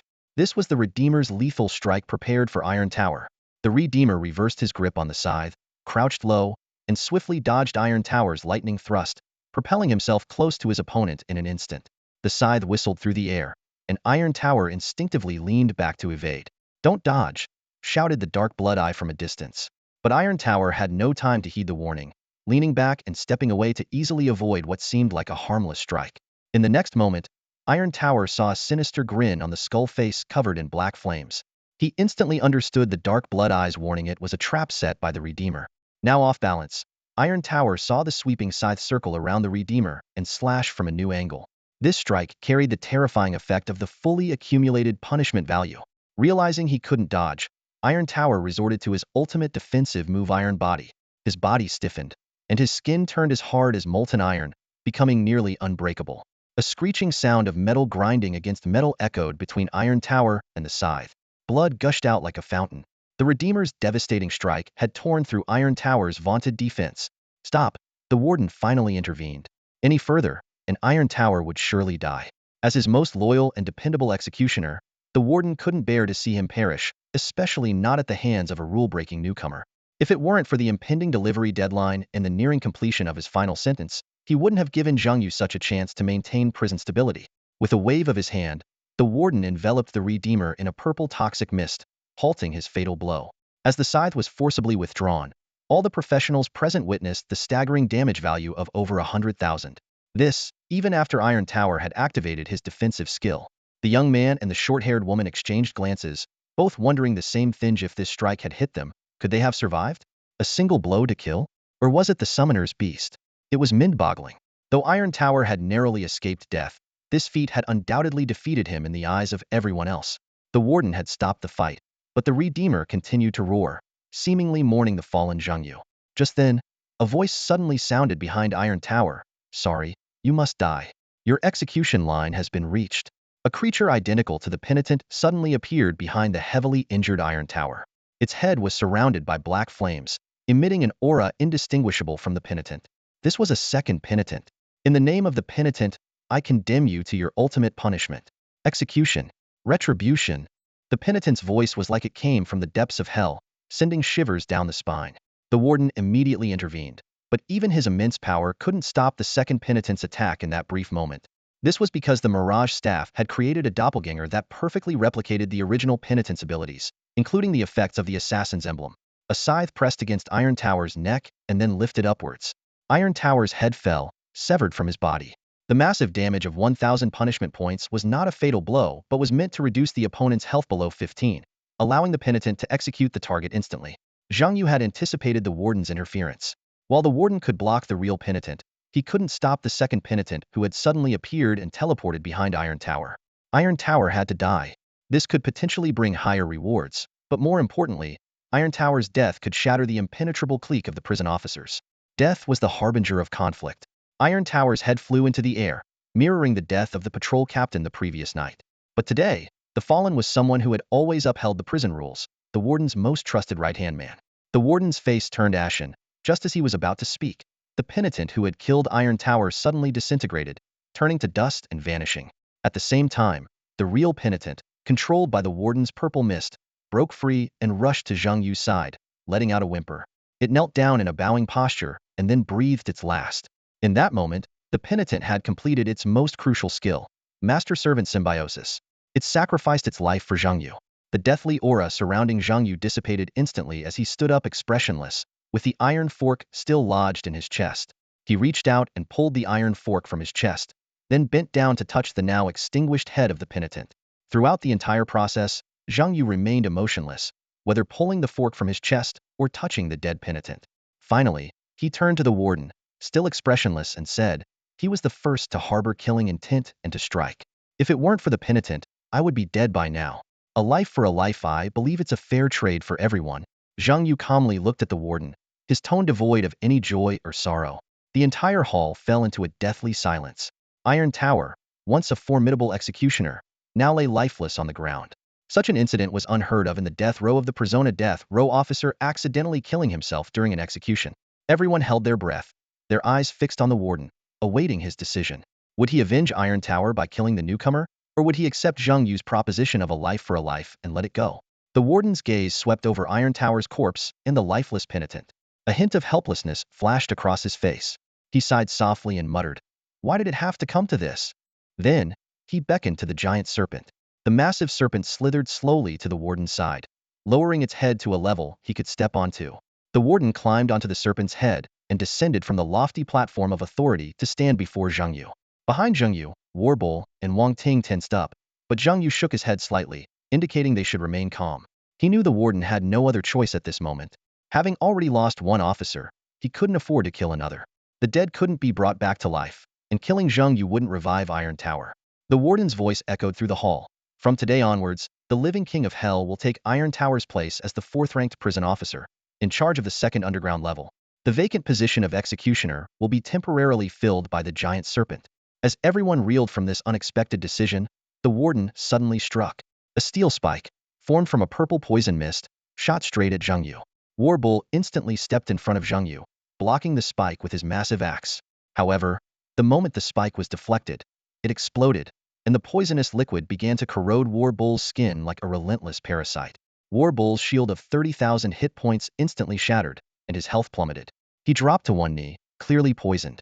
Despite this, Zhang Yu remained calm, his gaze steady on the warden. On one hand, Warbull had over 800,000 hit points, so this damage wasn't fatal. On the other hand, Zhang Yu understood that this was the warden's moment to assert his authority. After all, a newcomer had killed one of his officers. He couldn't just let it slide without doing anything. Attacking Zhang Yu was a way to demonstrate his power as the warden. By not resisting, Zhang Yu was also giving him face. The warden stared at Zhang Yu, his voice booming. "Remember, all the rights you have in this prison are granted by me. I am the rule here. Next time I tell you to stop, you stop?" Zhang Yu smiled and replied, "Understood." Only then did the warden remove the poison from Warbull.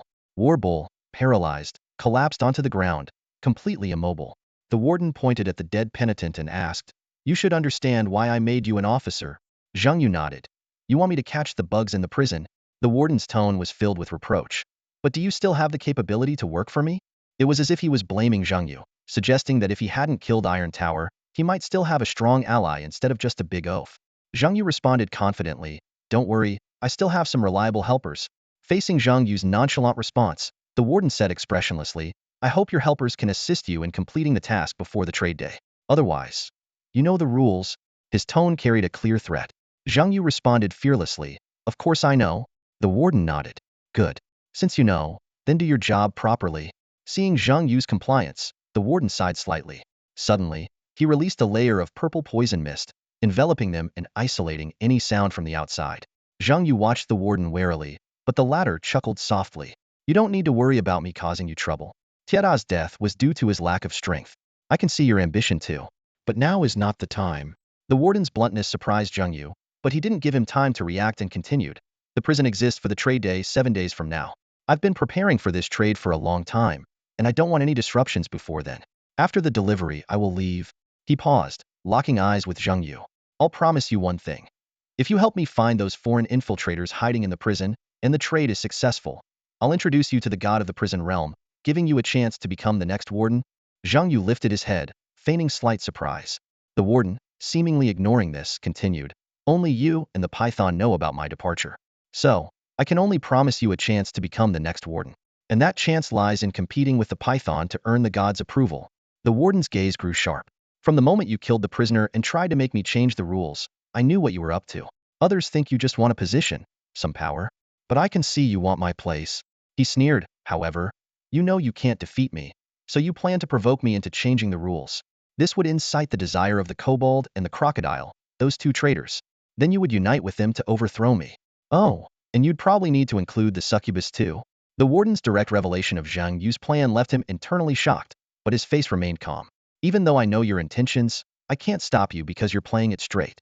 The warden's brow furrowed, his towering figure casting a stark silhouette in the dimly lit prison corridor. He stared at Zhang Yu and continued, even if I can see through your schemes, with each rule you break, this prison will eventually descend into chaos. If a riot breaks out, everything I've built here will be destroyed. The warden's voice was deep and raspy, carrying the weight of endless fatigue. It's not just the prison that will fall apart. The most terrifying thing is failing to complete the trade. You know who we're dealing with. He paused, a flicker of fear in his eyes. It's the god of the prison realm.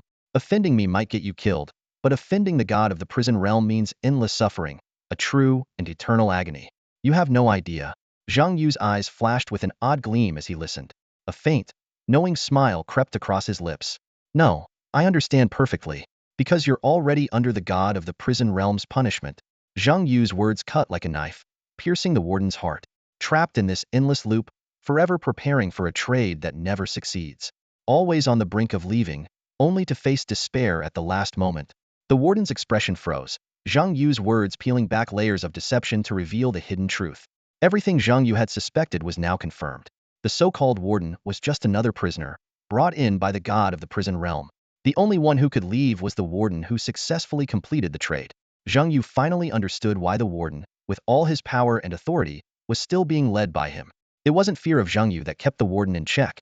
It was the fear of making a mistake at the final moment. The warden took a deep breath, as if gathering his thoughts. I always anticipated someone like Zhang Yu would come along, someone who would disrupt everything, break down the prison system. Few have the strength, the brains, and the boldness to exploit the loopholes in the rules. His gaze sharpened, locking onto Zhang Yu's eyes. Zhang Yu's arrival confirmed my fears, but I didn't expect it to happen so late. When Zhang Yu finally appeared, I almost felt relieved. The warden's voice carried a note of resignation. Because Zhang Yu came late enough. The trade day is imminent, and I'm close to seeing it through, but not late enough. There are still at least 7 days to go. His eyes grew complicated. With Zhang Yu, the outsider, and another hidden force in the prison, 3 threats are closing in as the trade day approaches. I have no choice but to compromise. The warden's voice turned somber. That means keeping Zhang Yu in check, resolving internal conflicts first, then dealing with the prisoners. I noticed that Zhang Yu isn't just interested in killing prisoners, but also obsessed with finding outsiders. That's why we have this confrontation today. His expression suddenly turned serious. What surprised me was that Zhang Yu could kill Iron Tower. The warden gave Zhang Yu a long, hard look before continuing. I always knew this day would come. You want the warden's position? Fine, but only after the trade day. His tone grew firmer. I can tell you this. Even if you ally with the kobold and the crocodile, and add the succubus to your ranks, the 4 of you together aren't my match. Do you think the kobold and crocodile have been so obedient all these years out of fear? It's because I'm strong enough. Zhang Yu remained silent, scrutinizing the warden closely. This was his first chance to observe him up close. The warden stood at an imposing height of around 2.5 meters, his exposed hands wrinkled like those of an ancient, withered man. Seeing Zhang Yu's lack of response and his scrutinizing gaze, the warden didn't shy away.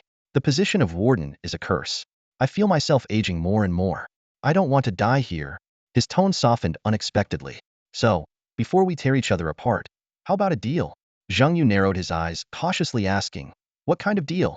The warden slowly laid out his terms. Help me find the outsider. Help me complete the trade day. Help me leave the prison, and you can compete with the giant python. Next trade day, you'll be the one to leave. His voice suddenly turned stern. If you insist on causing trouble, I won't hesitate to break the rules and initiate a massacre, killing you and your allies. It might ruin the prison's order, but at least it will keep things under control long enough to complete the trade. A confident glint appeared in the warden's eyes. Choose your outcome. Zhang Yu echoed the warden's words. So, I don't really have a choice? The warden replied. You can also choose to bring out your allies and test my strength. Zhang Yu slowly shook his head, a glint of determination in his eyes. He looked directly at the warden, his tone calm yet powerful. My goal has never changed. It's always been about those vermin. Your position is merely a means to an end. Now, our interests align. You want to complete the transaction, and I want to capture them. Given that, I have no intention of vying for your position any longer. The warden squinted his murky eyes, scrutinizing the young man before him. His voice was deep and probing. So, you're an outsider too? Zhang Yu didn't deny it. He simply smiled. In that moment, the barrier between them seemed to vanish, and everything was laid bare. Zhang Yu's thoughts drifted to the information he had recently obtained from Wang Ting, piecing together the entire backstory of the prison's death row in his mind. Haven't you already guessed that? Zhang Yu countered, his gaze piercing through the warden. Seeing the warden remain silent, Zhang Yu continued, the god of the prison domain granted you the power to control both the administrators and the inmates, but not me. That's the real reason behind your compromise. He paused, his tone softening. But just as you reassured me, you don't need to worry. My target is only those outsiders from a different faction. Zhang Yu's voice grew quieter, almost as if he were talking to himself. We've never won before. But now, I finally understand the path to victory. It's not about taking your position or disrupting the prison system. It's about cooperating with you to complete the transaction. He recalled his reasoning process. If the inmate's way to pass was by sabotaging the transaction, then the administrator's goal should be to complete it. Escaping? In this closed-off time loop, where was there to escape? From Wang Ting's strategy, Zhang Yu realized that for the warden, power within the prison wasn't paramount. The consequence of the inmate's success would be chaos, preventing the transaction from being completed. This was the true reason the warden was trapped here. For the warden, the transaction was crucial. He would do anything to see it through. Zhang Yu understood that he needed to push the warden to compromise step by step, killing inmates, resisting punishment, exploiting loopholes, showcasing strength. Defeating the Iron Tower every step sent a clear message to the warden. If he didn't take control, forget about the transaction day. In a few days, Zhang Yu could lead the dog-headed and crocodile men to stage a coup, leaving no time for the transaction. This was Zhang Yu's strategy to break the deadlock. He had two plans, the current relatively safe avoidance of conflict and the more aggressive approach of ousting the warden. Frankly, Zhang Yu hadn't expected the warden to compromise so quickly.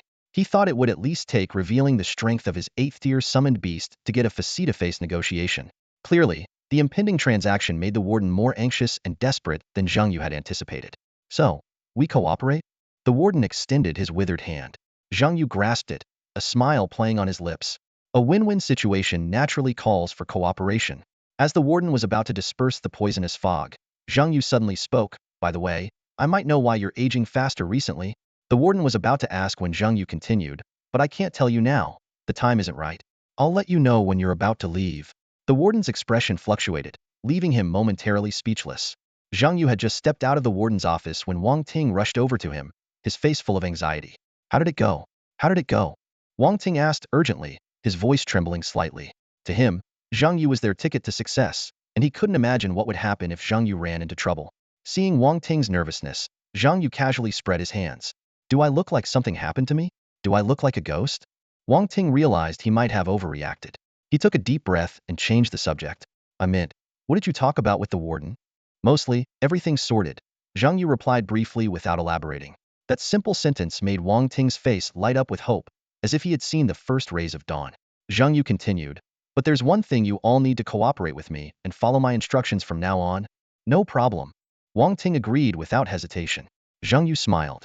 Don't you need to discuss it with them first? Wang Ting replied firmly. Discuss what? I'm the one who calls the shots here. To him, with Zhang Yu on their side, there was nothing to discuss. Besides, his team leader had already agreed to comply with all of Zhang Yu's requests the night before. Wang Ting knew his proud and capable female leader well. If even she was on board with Zhang Yu, there was nothing more to say. All right then, Zhang Yu said, recalling their first meeting and marveling at how much things had changed. Two things. Zhang Yu got straight to the point. First, you need to inform your teammates, including the big shot you mentioned earlier, and gather all the professionals from the manager's faction. All to the second basement level? Wang Ting interjected quickly. Yes, Zhang Yu nodded to confirm. So we don't need to search for professionals on other levels? Wang Ting asked, puzzled. No need. The warden will help us find the professionals. The warden has a way to locate the bugs? Wang Ting asked. Zhang Yu chuckled. If he did, he wouldn't need my help. So how do we find them? It's simple, really. We search room by room. Wang Ting was stunned, thinking they were back to square one. But he didn't dare question Zhang Yu, and instead speculated that Zhang Yu must have a clever plan. Seeing through Wang Ting's thoughts, Zhang Yu explained, sometimes the simplest method is the most effective. Besides, this time we're not searching alone. The warden will assign all the officers to assist us, including the Dark-Blood-Eye and the Spider Lady. With them, finding the professionals will be easy. I'll show you the specifics. After discussing the first task, Zhang Yu moved on to the second. Upon hearing it, Wang Ting's expression turned serious. Do we really have to do this? Isn't it a bit risky? We just need to find the professionals from the criminal faction to clear the game, right? Zhang Yu anticipated Wang Ting's hesitation and didn't press. I'm not forcing anyone. Just relay everything I told you to the other professionals. Those who want to join can come. Those who don't can leave after winning the faction game. Looking into Wang Ting's eyes, Zhang Yu's tone was enticing. But sometimes, you have to take a chance for something worth it. If it means a perfect game clear, would you go for it? With that, Zhang Yu turned and left with the war bowl, leaving Wang Ting standing there, murmuring to himself, a perfect game clear? Is it really possible? Watching Zhang Yu's retreating figure, Wang Ting felt a sudden surge of confidence. If it were this man, maybe it really was possible. Wang Ting began gathering the professionals from the manager's faction. They had never been this excited. In a faction that was previously considered impossible to clear, they finally saw Hopi a big hope. No one had ever managed to sit in a position of such power within the manager's faction. Now, all the professionals were being brought into the same team. It felt like joining a Fortune 500 company and finding out the major shareholder was a close relative who gave you the easiest job with the highest pay, where all you had to do was drink tea and clock in. It was exhilarating. All the professionals, including the short-haired woman and the young man, went to the second basement level. Yanjia. Wang Ting greeted his team leader, Li Yin, enthusiastically as soon as he saw her. Li Yin stood in the corridor of the second basement level, her gaze fixed on Wang Ting.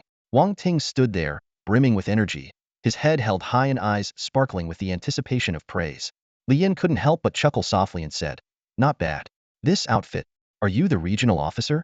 A young man standing nearby recognized Wang Ting's uniform and his eyes lit up. Wang Ting proudly lifted his chin and laughed. Just lucky. Brother, you said he'd give me a position to make things easier. Li Yin raised an eyebrow and half-jokingly replied, oh, calling him brother you now? Huh?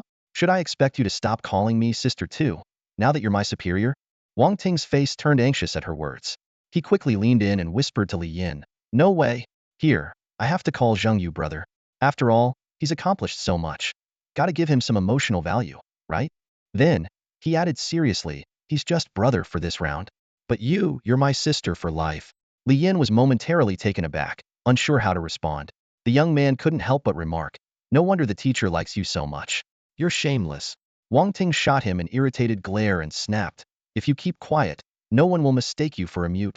Then, turning back to Li Yin, he asked, Sister Yin, do you think what Zhang Yu mentioned is reliable? Li Yan's expression grew serious at the mention of this. After a moment of contemplation, she slowly said, this, like Zhang Yu said, it's up to us to decide. I can't give you much advice, but I choose to stay and take the gamble. The young man nodded in agreement. I'm staying too. Every time I enter the abyss, I'm prepared to die. I've written several wills. If we can clear this perfectly, it increases the world's chances of resisting the divine descent. If I die, it won't matter much. The young man's words made Wang Ting thoughtful, his gaze gradually becoming resolute. Just then, the door to the second basement level's meeting room suddenly opened. Li Yin expected Zhang Yu but was surprised to see four officials: a kobold, a crocodile, a succubus, and a masked butcher file out. The succubus laughed seductively, her gaze sweeping over the newcomers outside, and turned to Zhang Yu behind her, saying, so these are your secret weapons? Zhang Yu's lips curved into a confident smile as he replied, don't underestimate them. Each one possesses unique skills. The crocodile's massive body squeezed through the crowd and approached Li Yin. He lowered his head, exhaling a strong, bloody breath as he sniffed at her. This woman smells good, the crocodile grinned. Looks like we have a reason to cooperate. With that, he bypassed the others and left the second basement level. The succubus, elegantly perched on the shoulder of the enormous masked butcher, smiled sweetly yet dangerously at Zhang Yu. I'll be waiting for your news. Don't disappoint me. Facing the succubus's seductive words, Zhang Yu remained unfazed and calmly responded, don't worry. My specialty is meeting everyone's expectations, including my enemies. After the 4 officials left, the remaining professionals, filled with a sense of reverence, entered the exclusive underground meeting room of Zhang Yu. From the attitudes of the crocodile and the succubus, they could sense that Zhang Yu seemed to be orchestrating a plan that could potentially achieve a perfect clearance. Zhang Yu looked around the room and warmly addressed the 10 remaining professionals, the other 2 teams besides his own. Welcome, my comrades. I know you have many questions right now, but let's address them one by one. First and foremost, the most critical issue. How to quickly identify other professionals. This was indeed the question on everyone's mind. Setting aside the idea of a perfect clearance, the immediate concern was whether they could clear the level at all. With a smile, Zhang Yu took out an item, and Li Yin immediately recognized it. A soul pearl? Exactly. Zhang Yu pointed to Li Yin like a teacher. It seems you've also cleared a ghost-type abyss. Li Yin nodded and explained. I once cleared a ghost-type abyss called Death Tunnel. The soul pearl is the most common consumable resource there. When detonated, it can impose negative effects on enemies, reducing their overall strength by 2. She furrowed her brow and looked at Zhang Yu. Are you planning to use markings to distinguish between abyssal monsters and professionals? The leader of the other team, a burly man with a stout build but not a fat face, immediately refuted. That's impossible. No marking item can distinguish between elite monsters and professionals. Otherwise, someone would have cleared it from the manager's camp long ago. Despite his rebuttal, his tone was not aggressive, which reassured Zhang Yu. Zhang Yu shook his head and said, First, even if such a marking item existed, we wouldn't have enough time or manpower to check every cell. The burly leader and Li Yin agreed and fell silent, waiting for Zhang Yu to continue. After all, reaching this point was already a significant breakthrough for the manager's camp. Second, Zhang Yu continued, Who said I was going to use it to distinguish professionals? Wang Ting timely asked, So, what's your plan, brother Yu? Zhang Yu took out a bucket of paint, dipped the soul pearl in it, and then took it out. The once black soul pearl was now bright red. Now, he explained, this is no longer a soul pearl, but a treasure given to me by the warden. The warden spent decades developing this supreme tool to identify foreign intruders. It's the only trump card of the manager's camp. The young man and the burly leader fell into deep thought, while Wang Ting raised his hand and said, I don't understand. The other professionals looked gratefully at Wang Ting because they didn't get it either. Wasn't this just a dyed soul pearl? And they had seen this kind of paint before. It was just a gadget from the temple mall used to change the color of items and equipment, usually bought by players keen on fashion. Li Yin thoughtfully said, We, standing in the manager's camp, know through Wang Ting about Zhang Yu's comprehensive analysis of the abyss. We know the warden doesn't have such a tool. But the professionals in the prisoner camp don't know this. They've never interacted directly with the warden nor become prison officials, so they have no idea whether such a tool exists. If a lie is convincing enough, it can become the truth. She looked up at Zhang Yu, her eyes full of surprise. Exactly, Zhang Yu praised. Very clear thinking. The young man and Wang Ting noticed the faint smile on Li Yan's face, feeling a mix of emotions. They thought to themselves, Sis, you're a genius in our world. How can you be so happy over a compliment? What happened to your cold and proud image? I still don't get it. Wang Ting continued to ask, I roughly understand your idea, but how exactly are we going to execute it? It's simple, Zhang Yu explained. We have the Spider Woman and the Darkblood Eye on our side, one to spread rumors and the other to monitor. Zhang Yu came up with a brilliant plan to use the Eye of Dark Blood to spread soul beads into every cell within a day, while simultaneously spreading rumors that these were the warden's top-tier tools. Confidently, he said, we just need to wait for them to reveal themselves. Wang Ting asked skeptically, is it really that simple? What if they stay calm? Zhang Yu smiled and explained that there would always be someone with weaker mental fortitude, especially among the professionals on the second underground level. He reviewed the data provided by Wang Ting, which was information compiled from Li Yan's world. Zhang Yu analyzed that professionals were evenly distributed across each level of the prison, meaning there was at least one professional on the second underground level. And I am the head of the second underground level, with the warden's authority, able to deal with prisoners as freely as the alligator on the third underground level, Zhang Yu said confidently. Plus, we have the succubus, which makes everything much easier. Li Yin suddenly understood. She realized that every professional entering the death row of the prison would prepare communication tools, such as pets, insect messengers, or even ghost skills. Despite their restricted actions, they would definitely stay in contact and know each other's locations. As long as the succubus could extract the numbers of 3 accurate cells, it would be enough to throw them into disarray. Suddenly, Li Yin noticed that the management faction seemed to have the upper hand. Not only did they have authority, but they also had the assistance of magical creatures like the succubus. However, she quickly realized that only Zhang Yu could command the succubus to work for them. So, what do we need to do? Li Yin asked. Zhang Yu put away his smile and said seriously, you just need to find the professionals, then do nothing and leave the rest to me. Because The price for leading you through this abyss is all the killing points from this event. I want all of them. Faced with Zhang Yu's domineering demand, no one objected. Both Fatty and Li Yin, as team leaders, even agreed. No problem.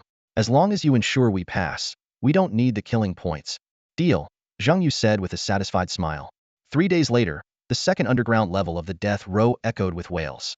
A young girl, drenched in sweat, cowered in a corner, listening in terror to the distant screams. Two human-headed spiders conversed in their sharp voices. How miserable. Yeah, even more ruthless than the alligator on the third level. I heard the new level head invented a method to torture prisoners. Seems like he's trying to extract some information. Extract what? Foreign bugs. The warden gave him something to identify foreign bugs. They say it's the new level head's hobby. He kills everyone. Even the cadre iron tower wasn't spared. Really that powerful? And I heard the new level head has already found many foreign bugs. These bugs came in an organized manner, knowing each other's locations. He's already extracted information from several of them. Seriously? And, before they could finish, a seductive fragrance wafted over, causing the two human-headed spiders to flee immediately. Only the alluring succubus remained, staring at the girl who was drenched in sweat, but trying to maintain her composure. She's a girl, can you handle it? Zhang Yu questioned, standing beside the succubus. The succubus rolled her eyes. I can handle both genders. Zhang Yu nodded. Not picky, that's good. The succubus was left speechless. Zhang Yu sincerely thanked the succubus. Thank you for your hard work. The succubus wiped the blood off her hands and smiled. No problem. Want to give it a try? It's quite enjoyable. She glanced suggestively at the cage. Following her gaze, Zhang Yu saw a girl inside the cage. Her body covered in whip marks, occasionally twitching, yet with a look of ecstasy on her face. Zhang Yu immediately shook his head. That's not my thing. The succubus moved closer to Zhang Yu and whispered, Oh, you prefer to be in control? I can be the one getting whipped, as long as you're willing. Zhang Yu sighed inwardly. Dealing with a succubus is really tough. He suddenly realized that the succubus might not have a fixed gender or form and could even charm creatures like spiders. This thought made him respect the succubus species, and his desire faded. The succubus shook her head in disappointment. Boring man. She turned to leave. I'll be waiting for good news. I'm off for now. After the succubus left, Zhang Yu let out a long breath. He realized that the succubus hadn't used her full charm on him. If she had, his 21 immunity to control wouldn't have been enough. The girl in the cage was still savoring the experience, letting out faint moans.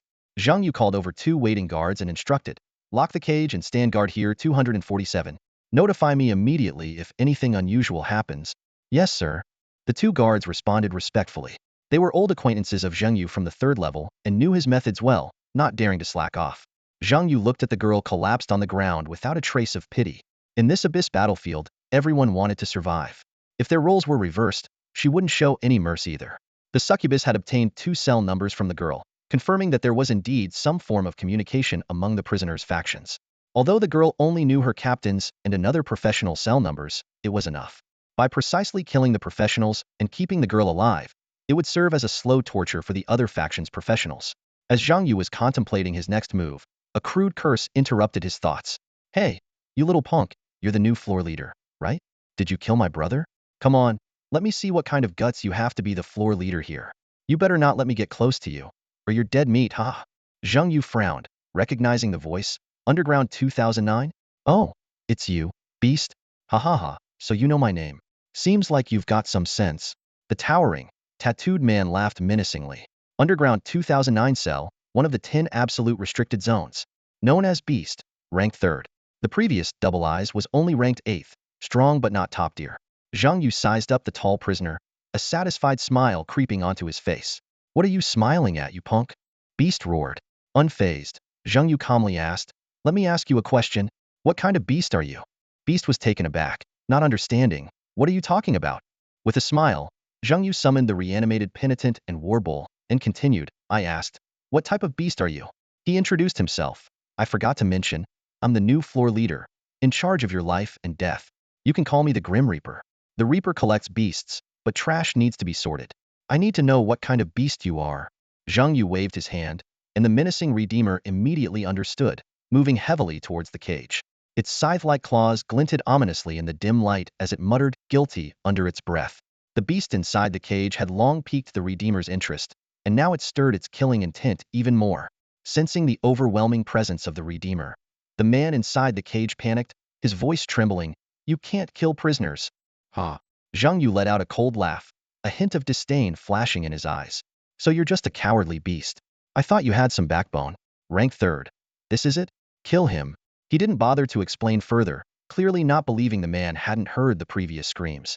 The fight was over as quickly as it began. In the blink of an eye, the elite beast ranked 3rd among the prisoners was decapitated. Its grotesque head, now held by the Redeemer, looked like a deflated ball, devoid of its former menace. A system notification sounded. Killed elite prisoner beast LV-30. Experience 86,874. Acquired loot chest. Level up. Level. LV-27 LV.28 inch. 143,000 more experience points needed to level up. Zhang Yu surveyed the second underground level, nodding in satisfaction. He thought to himself, kill at will without worrying about breaking any rules. In 6 more days, I should reach level 30. After becoming the floor leader, Zhang Yu learned that the second and third underground levels were essentially storage for inferior goods. New prisoners would be sorted into 4 levels by the Dark Blood Eye on the first underground level, and those deemed inferior were placed on the second and third levels. The exact criteria were unknown, as the Warden and the Dark Blood Eye kept it secret. This meant that even if Zhang Yu and Crocodile slaughtered all the prisoners on the second and third levels, it wouldn't affect trade days. Using a bunch of trash to appease 2 bloodthirsty individuals was a win-win situation. Zhang Yu was secretly pleased. Trash to them, but experience to me. At the evening assembly, the warden was absent as usual. Patrol captains from various departments reported to the floor leaders as they normally would. The difference was the presence of a new floor leader, whose overwhelming scent of blood was impossible to ignore. Remembering the recently deceased Iron Tower, everyone began to avoid the guards from the second underground level, fearing they might become targets. This feels so strange, mumbled the chubby captain, scratching his head. A young man beside him sighed and said, the management's usual approach is to keep a low profile. The lower the profile, the fewer the troubles, and the easier it is to complete tasks. When have we ever scared them like this? It's absurd. As second-time professionals, their words carried weight. Even Li Yin couldn't help but agree. It really is absurd. She had personally seen the beast's corpse being carried out of the prison and thrown into the incinerator. This was the 3rd-ranked prisoner. In other words, apart from the top-ranked warden in the management and the top figure in the prisoner ranks, Zhang Yu had already surpassed everyone else. Li Yin couldn't help but look at Zhang Yu, secretly envious. If only he were a professional from our world. I'm so envious of his world, having such a genius and powerful individual. 4th layer. In the depths of the dark dungeon, a life-or-death conversation was underway. How many professionals have died so far? A deep male voice broke the silence. The voice of the white specter cut through the air like a cold blade. 5. She began listing them one by one. The first one died on the first day, from the team of World 2876. The second and third perished on the 5th day, both from World 0719. On the 6th day, another professional from World 2876 fell. The last one, her voice trembled slightly, was Xiao Nan, who died yesterday. The man's voice lowered, a glint of coldness in his eyes. How did Xiao Nan die? The white specter shook her head, her tone tinged with helplessness. I wasn't there when she died. The place was filled with dark blood eyes, and I couldn't find a blind spot. The man furrowed his brow, seemingly struck by a thought. The professional on the second underground floor, they're from World 0719, right? Yes, the white specter replied curtly. Aside from the professional on the second underground floor who's gone missing, what's the status of the remaining 2 professionals from World 0719? The man pressed on. The white specter's voice carried a sense of anxiety. Not good. They're thinking about forcefully retreating, afraid they'll lose the chance to disengage if they're targeted. Fools. The man rarely lost his composure, a hint of anger flashing across his face. A classic prisoner's dilemma? What a cunning opponent. The white specter urgently interjected. Captain, this situation can't continue. Not only do the professionals from World 0719 want to retreat, but the team from World 2876 feels the same. They're unsure if the items the spider swarmed through into the cages over the past 2 days are real, and don't want to take the risk. Even, she hesitated. A sharp glint flashed in the man's eyes. Are Xiao Ning and Degu also thinking about retreating? The white specter's silence was answer enough. Idiots, the man sneered. Can't they use their brains? If such an item existed, why wait until now? If it existed, why keep the professional on the second underground floor alive? Are their brains made of dung? The white specter tried to explain. Because no one has ever become a floor leader in the manager's camp, they're worried. No what-ifs, the man interrupted decisively. Such an item simply doesn't exist. Despite his firm tone, a fleeting hint of doubt crossed his eyes. What should we do now? The white specter did not argue, hoping the captain would come up with a solution. The man's expression hardened. Simple. Kill that professional, and everything will be resolved. In this abyss, strength is what matters. Once he's dead, none of the remaining professionals will have the capability to become the floor leader. His death will break this deadlock. With that, the man raised his hand. A ball of blood seeped through the gaps of the cage, spreading to the surrounding cells. Amidst a few harrowing screams, all the prisoners in the cells perished. Blood gushed out like a tide, staining the entire corridor and continuing to spread, claiming more lives from the cages. That should be clear enough, the man said coldly. The White Spectre, however, asked worriedly, "What if he doesn't come?" "He will come," the man said with confidence. "For geniuses like him and me, the abyss is secondary. It's the kill points that matter. He knows what we, as top-tier geniuses, are thinking. He has my approval, but he will also pay for his greed." Meanwhile, somewhere on the second underground floor, Zhang Yu was busy opening a loot chest. Since becoming the floor leader 4 days ago, he had slaughtered all the elite prisoners on this floor, reaching level 29 with 70 of his experience bar filled. His gains were substantial: 32 loot chests, including one from the 3rd-ranked beastly prisoner and another from the 4th-ranked Iron Tower officer. As for the professionals, Zhang Yu had killed 5. Aside from the chest from the young warrior he killed on the first day, 4 loot chests remained. 2 were from the teammates of the female professional on the second underground floor, both S-grade talent chests. The other 2 belonged to professionals with weaker mental fortitudes. Almost the very next day after the rumors about the soul gems started spreading, the prison began to show signs of disturbance. One female professional's reaction was particularly intense. She even started attacking the guards. Each time a guard entered her cell, she would react like a startled bird. Zhang Yu stood in the monitoring room, his eyes scanning the rows of flickering screens. He muttered under his breath, "Still no professionals have voluntarily opted out. Their mental resilience is better than I expected." In truth, Zhang Yu wasn't worried about finding these individuals. In this abyssal challenge, even if he didn't identify all the professionals from the prisoner faction, he still had a way to clear the level. In other words, he never intended to find them all from the start.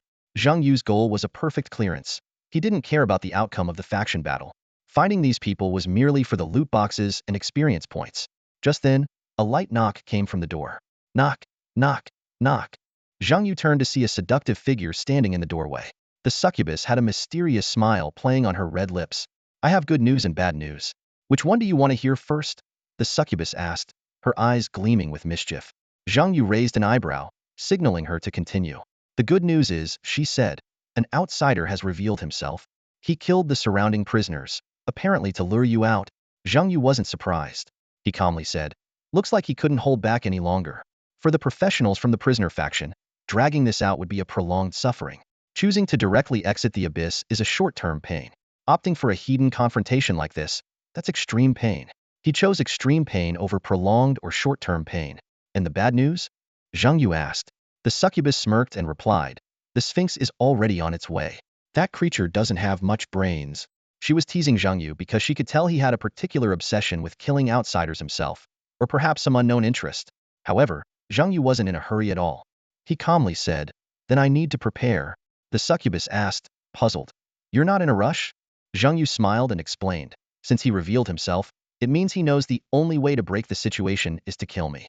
An outsider who can come up with such a plan isn't someone the Sphinx can easily kill. We can wait a bit. If the Sphinx is seriously injured, I'll clean up the mess. If they both get hurt, that's a double win."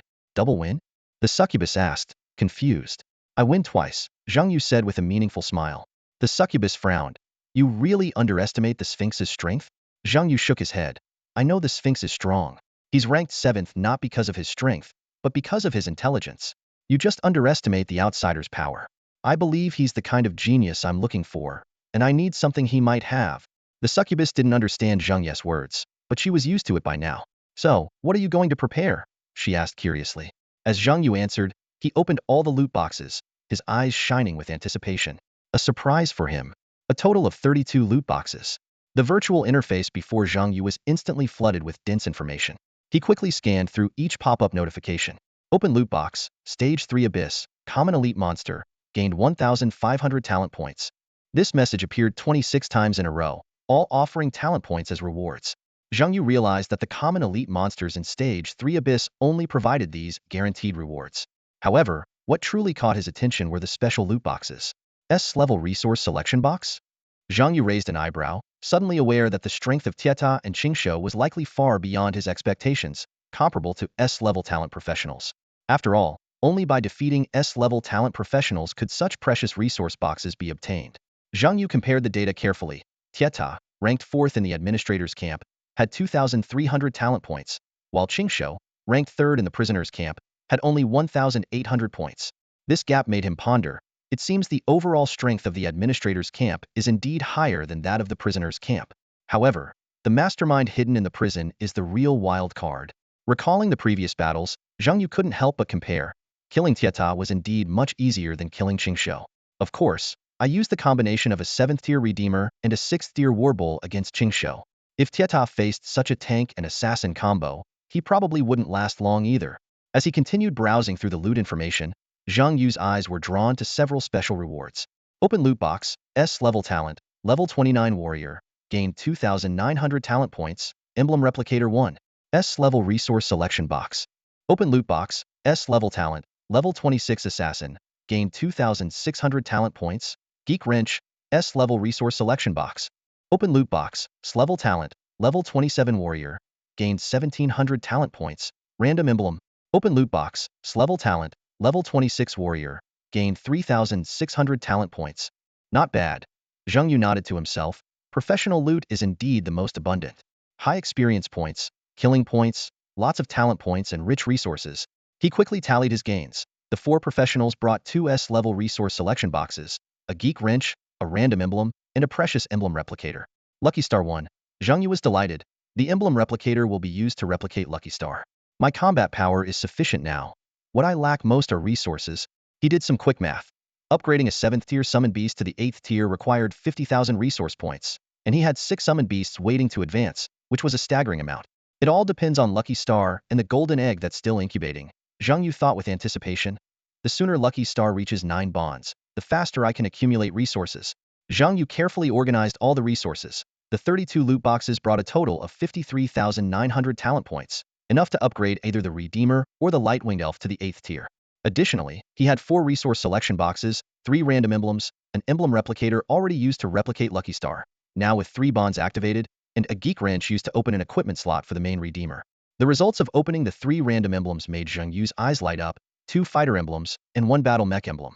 The bond effect of the battle mech particularly caught his attention. Battle Mech 36. Use the Supreme Selector to designate a Supreme Mech. In battle, the Supreme Mech can combine with 2 summon beasts possessing the battle mech bond, absorbing 90 of their base health. The summoner can enter the Supreme Mech for control. 3. Supreme Mech gains 60 attack power, 60 health. 6. Supreme Mech gains 180 attack power, 180 health, and upgrades to Apostle Mech. Zhang Yu's expression brightened instantly. Summoner control? I can actually pilot a mech, he thought excitedly. What man can resist the allure of a mech? If I had to choose between a mech and a succubus, I'd definitely pick the mech without hesitation. Although he currently only had 1 battle mech bond, Zhang Yu was already dreaming of the future. Gathering 3 mech bonds isn't too difficult. I only need 2 more. His eyes sparkled with anticipation, as if he could already see himself piloting a giant mech and dominating the battlefield. Mechs could serve as both a combat tool and Zhang Yu's last line of defense. A flicker of excitement crossed his eyes as he realized the immense potential of this bond. In critical moments, he could instantly merge his highest health war bull into a mech, retaining 90 of its health. This meant that even with 800,000 health, he could instantly convert it into a solid 720,000 health defense. Zhang Yu couldn't help but feel a sense of relief and joy. The emblem bond had once again surprised him. He envisioned himself piloting a colossal mech and couldn't help but smile. A summoner with a combat mech. Who would dare underestimate that? The surprises didn't end there. Zhang Yu suddenly realized he had gathered 6 fighters, which meant he could activate the full effects of 6 fighter emblems. The power of the fighter bond flashed through his mind. 2 fighters, 15 maximum health, 15 size increase. 4 fighters, 50 maximum health, 50 size increase. 6 fighters, 100 maximum health, 100 size increase. 8 fighters, 200 maximum health, 200 size increase. Zhang Yu quickly distributed the 6 fighter emblems among his 6 summoned beasts, including the backline damage dealer, the Radiant Archer. Although this might not be the optimal choice, he had no other options at the moment. As the last emblem fell into place, the 6 fighter bond was instantly triggered. A tremor shook the summoner's space. Zhang Yu watched in awe as his summoned beasts rapidly grew in size and their health surged. The war bull, already massive, became even more formidable, letting out a joyful low growl. Zhang Yu recalled the advantage its size gave him against the Undertaker Frostbite and felt a rush of excitement about his newfound strength. The Warbull's health skyrocketed to 1.4 million. Although the equipment and additional health bonuses didn't double, this figure was already comparable to a boss-level entity. Zhang Yu began to envision the future when he reached level 35 and had 8 summoned beasts, triggering the 8-fighter bond. The Warbull with 200 size growth would be truly awe-inspiring. However, rationality quickly took over. Zhang Yu realized that the enlarged size of units like the Radiant Archer and the Blaze Flame might make them prime targets for enemies. This will have to do for now, he thought to himself. At least the doubled health will greatly enhance their survivability. He couldn't help but chuckle at the sight of his suddenly towering sprites. Despite the massive boost from the 6-fighter bond and the pleasant surprise of the combat mech, the real game-changer was yet to come: the imminent use of 50,000 talent points to upgrade an 8th-tier summoned beast. Zhang Yu pondered deeply. Should I enhance the Redeemer or the Radiant Sprite? This decision would significantly impact his future combat strategy. Zhang Yu stood at a crossroads, his gaze shifting between the Lightwing Archer and the Redeemer. Finally, his finger hovered over the Redeemer. This wasn't the optimal choice.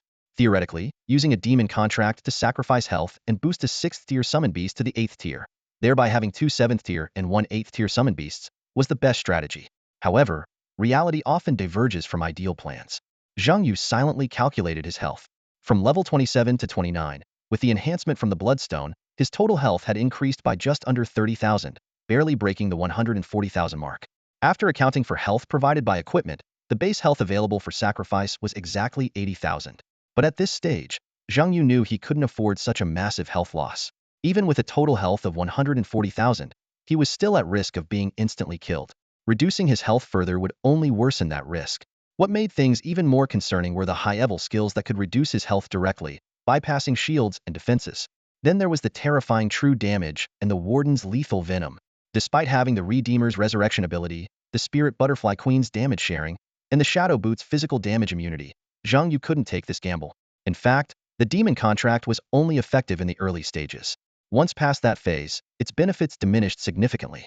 This was mainly because maintaining a healthy amount of health became crucial as the Abyss difficulty increased. After much deliberation, Zhang Yu decided to abandon the demon contract and choose a safer path.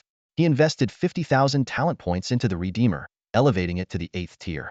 At that moment, a raspy voice echoed from within the summoning space, coming from the Redeemer's domain. I understand. Floating in midair, the chaotic aura around the Redeemer became exceptionally smooth upon reaching the 8th tier. As he spoke, it seemed he truly grasped some profound truths, and the knots that once troubled him vanished in an instant. I understand, the Redeemer whispered again. As his words faded, black mist spread from his body, forming a massive throne behind him. The Redeemer planted his scythe into the throne made of black mist. The moment he sat on it, an overwhelming aura burst forth from him. A system notification immediately followed. Summon Beast, Redeemer 7th tier, Talent Evolution Summon Beast, Demon Lord of Judgment 8th tier. Zhang Yu observed the Redeemer's transformation, deep in thought. Is he crowning himself as king? He had a rough idea of the Redeemer's epiphany. The Redeemer had always been puzzled by the concept of redeeming sins in hell, a place synonymous with sin itself. Who would redeem hell's sins? The answer was simple: become its ruler, just like Zhang Yu had dealt with the prison's death row. By becoming the one in control, he could resolve everything. By becoming the master of hell, the Redeemer fulfilled his deepest desire. Creating a throne and becoming a monarch was the first step. Thus, the 8th tier signified a monarcha demon lord of judgment. The system immediately displayed the detailed information of the demon lord of judgment. Summoned Beast, Demon Lord of Judgment. Level, 29 increases with the summoner's level. Health, 420,000. Attack, 38,024. Talent, 8th tier 20,000 talent points needed for the next upgrade. Demon Lord of Judgment Passive I. Wielding the Executioner's Scythe. Increases attack by 25. Demon Lord of Judgment Passive 2. Commanding the Black Mist Throne. Reduces enemies' dual resistances by 20. Skill I. Execution. Judgment, LV29. Skill 2. Malicious/LV29. Skill 3. Guilty. LV29. Skill 4. Sin Collection, LV29. Skill V. Hell's Black Mist, LV29. As a demon lord recognized by Hell, the Demon Lord of Judgment can manipulate Hell's black mist in battle. Enemies engulfed by the mist will enter a state of fear. Skill 6. Capital Punishment. LV29. The Demon Lord of Judgment declares the target guilty of capital punishment, with the black mist transforming into a massive scythe, delivering a devastating blow. The execution effect increases from 15 to 20. Skill. Master Servant Symbiosis. Skill. Hellform.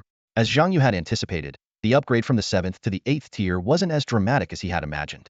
The original Redeemer's aura had now become the second passive of the Demon Lord of Judgment, driven by the Black Mist Throne.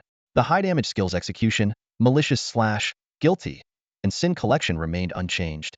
The new ability was the control over Hell's Black Mist. The transformation of the Lord of Retribution left Zheng Yu elated. Originally a singular assassin-type summoned beast, it had now evolved into a Lord-level entity with a diverse array of attack methods.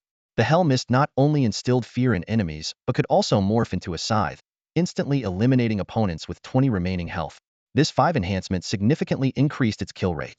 Zhang Yu carefully sensed the domineering aura emanating from the Lord of Retribution, estimating that this 8th-tier summoned beast could easily obliterate Iron Tower-level adversaries.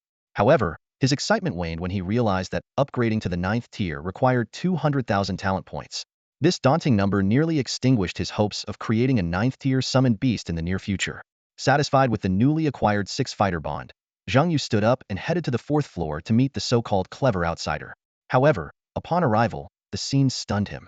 A massive manticore was hanging upside down from the rafters, its body shriveled like dry bark, with the last drop of blood dripping onto the floor. The entire corridor seemed to have transformed into a gigantic blood pool trap. Suddenly, a deep, bubbling voice echoed from the cell at the end of the corridor. "Are you scared?" Zhang Yu took 2 nonchalant steps back, prompting sharper taunts from the voice. "I thought you were stronger, but you're just a coward." At that moment, a white, ghostly figure blocked Zhang Yu's retreat. Right in front of him, the figure dragged 2 professionals out of the white mist. The voice from the cell continued, brimming with arrogance. "I didn't expect you to come yourself. I underestimated your greed. Your greed is your downfall. You were so close to winning. If only you had exercised patience, but alas." Yet, the white ghostly figure at the end of the corridor noticed that the trapped administrator was not panicking, but instead showing a delighted expression. Zhang Yu looked at the white ghostly figure, the 2 professionals, and the opponent in the blood pool, unable to suppress the smile at the corner of his mouth. "Oh, how generous of you. You came and even brought 3 gifts." With that, he summoned the Lord of Retribution, War Bull, Lightwing Archer, and Blazing Flame Dragon. His voice dripped with contempt. "Next time, pay more attention to the retreating professional. He might not be afraid of you. He could just be looking for a safe spot to release his summoned beasts. After all, such a trivial fight doesn't require the summoner to step in personally. As a summoner, the first thing you need to do isn't to summon the most impressive creatures or perfectly time your skills. Instead, you should find a safe spot and avoid interfering with your summoned beast battles." Zhang Yu understood this principle well. He skillfully turned around, opened a cage, and quickly slipped inside. The metallic lock clicked shut as he locked the door behind him. The cage was stained with blood from a previous battle involving a blood-controlling professional, and the air reeked of iron. Unfazed, Zhang Yu took a comfortable chair from his inventory, sat down leisurely, and found the best vantage point to watch the fight. This was the summoner's way of combat, safe, relaxed, even enjoyable. Unlike necromancers, who had to constantly control their undead minions, Zhang Yu's summoned beasts required no guidance. At the 6th tier, his summoned beasts were far more intelligent than ordinary undead creatures. Each had its role. Some focused on offense, others on defense, and some on initiating combat. They worked together seamlessly, like a well-oiled machine. The true turning point came when the 8th-tier Punishment Monarch appeared. Its entrance was like a sledgehammer, shattering the opponent's hope instantly. An 8th-tier summon was a ruler-level creature. Even though Zhang Yu had invested 50,000 talent points, his expectations for the 8th-tier summon seemed almost too high. Yet, this demon had evolved from a mere demon into a dominator. This qualitative leap couldn't be fully captured by skills or stats alone. It was only by witnessing the Punishment Monarch in action that its true power became evident. The reaction of the professional who tried to flee was the best proof. "Run? Coward, you are sentenced to death." The Punishment Monarch's raspy voice echoed, as if from the depths of hell. It raised its arms slightly, and a tide of hellish black mist surged forth, enveloping the narrow corridor. The chilling fog echoed with eerie whispers, swallowing the White Phantom and 2 other professionals. 2 blood-curdling screams pierced the air, then abruptly ceased. Zhang Yu realized he had underestimated the power of the hellish black mist. He had thought it was just another attack method of the Punishment Monarch, but now it seemed it was a symbol of its status, possibly even a projection of hell itself. As he pondered, the system notifications rang out. Defeated Shield Warrior LV25. Gained 53,000 experience. Kill points 1. Acquired Mithril Shield LV25 Diamond Grade. Loot Chest S Rank Talent. LV25 Shield Warrior. Defeated Warrior LV30. Gained 67,000 experience. Kill points 1. Acquired Diamond Greatsword LV30 Diamond Grade. Loot Chest S Rank Talent. LV30 Warrior. The black mist dissipated, revealing the punishment monarch holding a scythe, the heads of the two professionals severed. Against the 8th tier punishment monarch, these sub-30 level strength professionals were like paper, unable to last even a second. True instant kills. The white phantom had vanished without a trace, and that invincible ghost realm boasted by the blood controller had existed for mere seconds before disappearing. Mag, the blood-controlling professional, fell silent. His mind seemed unable to process what had just happened. Two strength professionals, one of them even level 30, had been instantly killed? He hadn't even seen what occurred. When the hellish black mist appeared, Mag felt a twinge of unease, but dismissed it as a bluff. After all, he was facing a mere summoner, or rather, just one of the summoner's beasts. How strong could a summoned beast be? Even the monarch's aura that pressured him didn't change his belief that summoned beasts were trash. However, the reality before him shattered his perceptions mercilessly. Could a summoned creature actually be stronger than a professional combatant? Mag thought to himself, but the scene before him quickly answered his question. The scythe-wielding summoned creature instantly killed a level 30 class professional without giving them a chance to fight back. Mag's previously composed demeanor crumbled in an instant. As the Lord of Punishment approached, his muscles tensed, and he looked as if he were straining on a toilet, utterly undignified. Cold sweat rolled down his forehead, stinging his eyes and reminding him of his last chance forced exit. At that moment, a voice suddenly sounded behind Mag. "You aren't thinking of a forced exit, are you?" Mag spun around in terror to find the summoner had somehow appeared behind him. Even more horrifying was the gigantic creature nearly filling the prison cell, its massive body almost reaching the 4 to 5 meter high ceiling. Although it didn't exude the same powerful aura as the scythe-wielding beast, its sheer size in such a confined space made Mag feel immense pressure. "Bluffing!" Mag shouted, realizing his last escape route was cut off. Despite his growing regret, he was convinced he still had a chance to win. An assassin-type summoned beast? A tank-type summoned beast? These must have cost you a lot of resources, Mag sneered. I can't understand why your world would train a summoner. If those resources were invested in other professionals, they would be stronger. And that professional should be me. I am the chosen one. With a roar, Mag's blood began to boil, and a torrent of different creatures' blood gushed from his body. Under his control, the blood quickly formed into a three-material womanly figure, the Blood Queen. "Blood rain," Mag commanded, and the Blood Queen raised her hand, releasing a barrage of blood droplets at Zhengyu. The droplets were as dense as bullets, forming a rain that shot towards him. In that critical moment, a deep moo echoed. The warbull suddenly stood up, shielding Zhengyu. With a thunderous crash, the 8-meter-tall warbull shattered the ceiling above. The prison alarms blared, and Mag and the Blood Queen were thrown out of the cell by the warbull. On the 5th floor, directly above Mag's cell, a group of prisoners stared in shock at the broken floor, the charging bull, and the now open door offering a chance to escape. One of the prisoners quickly picked up the dangling cell door from the corner. You guys carry on," the prisoner stammered. "I'll guard my cell door. I won't take a single step outside." His tone was resolute, for if he wasn't, he feared he would be crushed to a pulp by the war bull. The prison was in utter chaos. The war bull had stood up, breaking through the ceiling, and Mag took the opportunity to leave his cell, triggering the alarm. However, despite the blaring sirens, not a single guard or official came to check. They were all well aware that the new sector chief was handling important matters. Since the death of Tieta, no one dared to face this living demon, fearing they might meet the same fate. Now, witnessing the colossal war bull and the punishment lord, they were even more convinced that their previous cowardice was wise. Not only had the scythe-wielding creature that killed Tieta grown stronger, but even the minotaur that always followed Zhengyu had become impressively massive. Moop the war bull shielded Zhengyu from the blood rain, sustaining only minor injuries but becoming extremely enraged. A few drops of blood had bypassed his defenses, injuring Zhengyu. Although it didn't cause any significant harm to him, it was enough to infuriate the war bull. With a thunderous roar, the war bull knocked Mag unconscious. Strangely, the dizziness transferred to the Blood Queen instead. Mag quickly recovered and reached out to grab Zhengyu. His strategy was clear. Kill Zhengyu first to avoid entanglement with summoned beasts. Even though this was his first battle against a summoner, he knew that defeating the summoner was the key to victory. However, when Mag attempted to drain Zhengyu's blood, he was shocked to find that Zhengyu had vanished. Standing behind the war bull was a goblin clad in black. Mag inadvertently absorbed the goblin assassin's blood, and immediately he spat out a mouthful of black blood. This was the most disgusting blood he had ever tasted. Not only was it toxic and corrosive, but it also had an acidic flavor, and something seemed to be wriggling within it. He spat out the blood, partially out of nausea and partially because the toxins were too potent. In desperation, Mag performed a blood sacrifice. Instantly, blood waves spread out from him in all directions, triggering a massive explosion. Yet, at the moment of the explosion, Hell's black mist enveloped both Mag and the Blood Queen, as well as the War Bull and the Goblin General's army. Standing outside the black mist, Zhang Yu chuckled and said, "Everyone knows I'm a summoner. Yet they only guard against the Punishment Lord and the War Bull? I have more than just 2 summoned beasts." The Hell's black mist, controlled by the now 8th-tier Punishment Lord, far exceeded Zhang Yu's expectations. He finally understood why the skill description lacked specific values and usage methods, merely stating that the Punishment Lord could control Hell's black mist. It turned out that Hell's black mist was the means by which a Hell Lord-level creature controlled Hell itself. Essentially, Hell's black mist was Hell. Trapped within the Hell's black mist, Mag finally understood the terror those 2 professionals had encountered.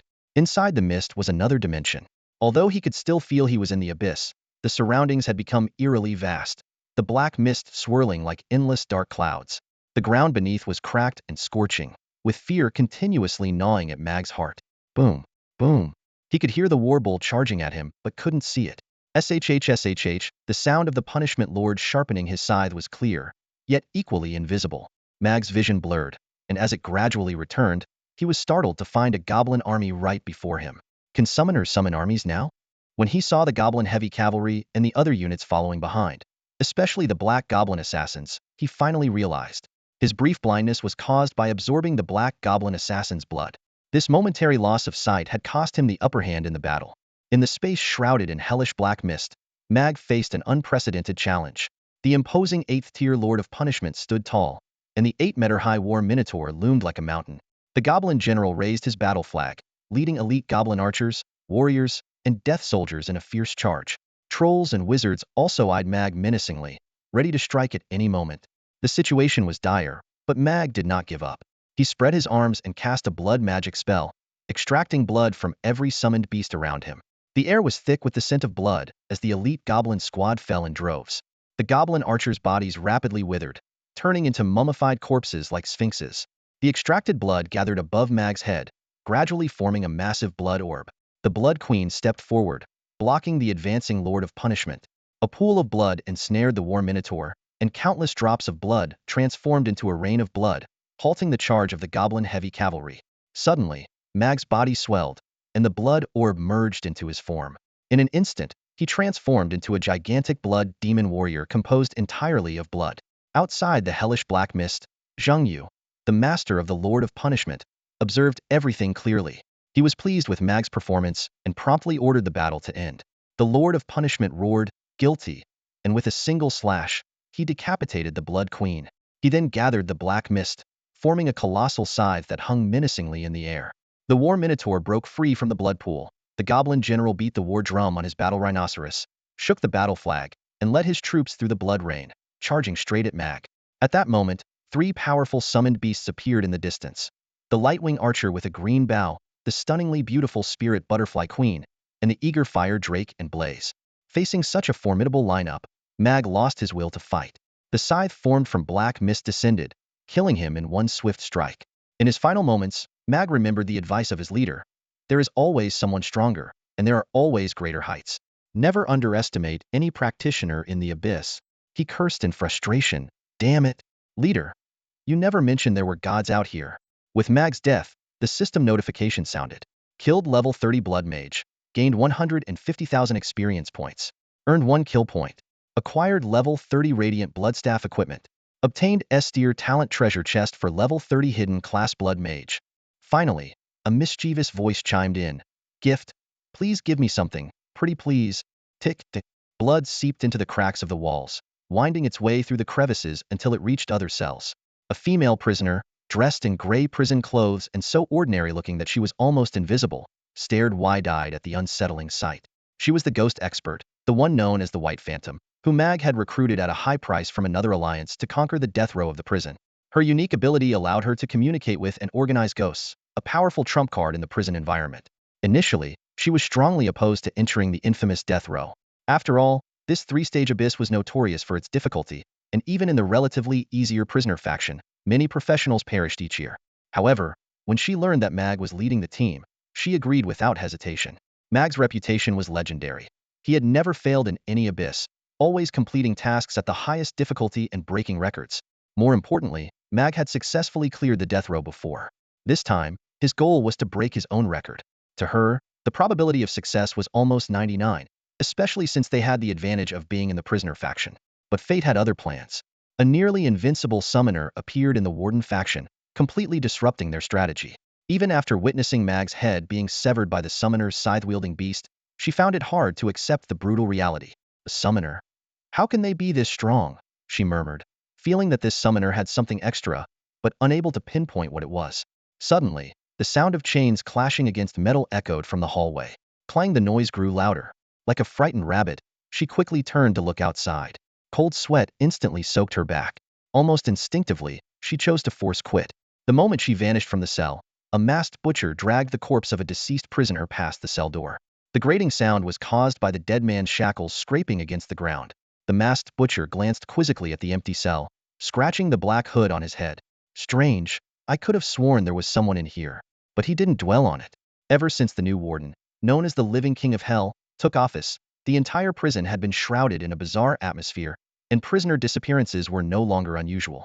Meanwhile, in another corner of the prison, Li Yin, Wang Ting, the young warrior, and the chubby captain had gathered excitedly to discuss the day's events. The one who died seemed to have an S-level hidden talent, Li Yin remarked, her voice tinged with awe. Wang Ting shook her head. That's not the point. The important thing is that Zhang Yu seems to have more tricks up his sleeve. How do you know he has more tricks? The young warrior asked curiously. Wang Ting smiled smugly. I saw it with my own eyes. Right after he dealt with that blood mage, as the black mist cleared, I saw all of Zhang Yu's summoned beasts. There were 6 in total, but only 3 acted to kill the blood mage. The young warrior pondered. Could it be that those 3 are the strongest?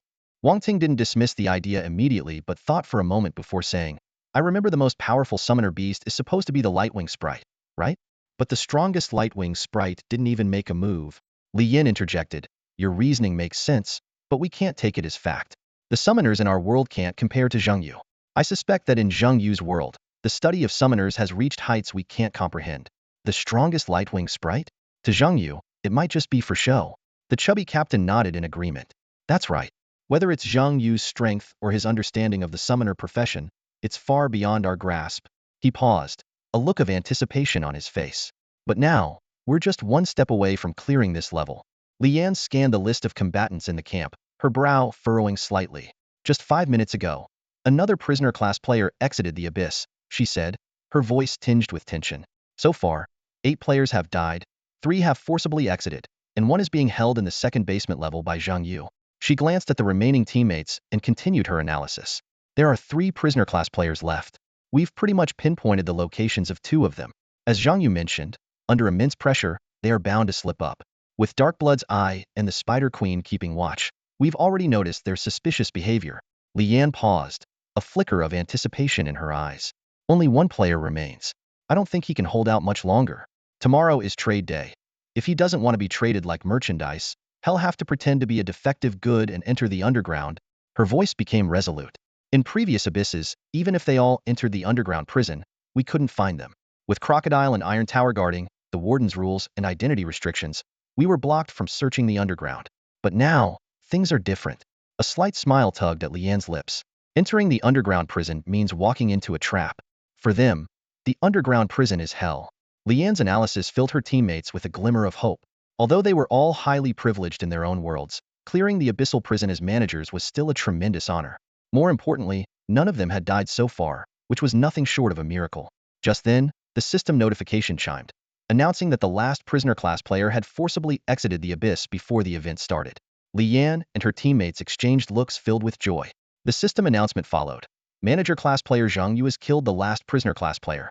Prisoner camp defeated. Manager camp victorious. All manager class players receive a Victory Pack 1. The announcement continued. Since trade day has not yet arrived, manager class players can choose to stay in the abyssal prison and experience trade day, or exit the abyss as victors. Staying in the abyssal prison allows you to experience the full storyline and potentially earn higher rewards, but it comes with significant risks. Exiting as victors counts as clearing the abyss, with no deductions from your rewards and full completion benefits. Lian, Wang Ting, Captain Fatty, and the others exchanged glances and took a deep breath.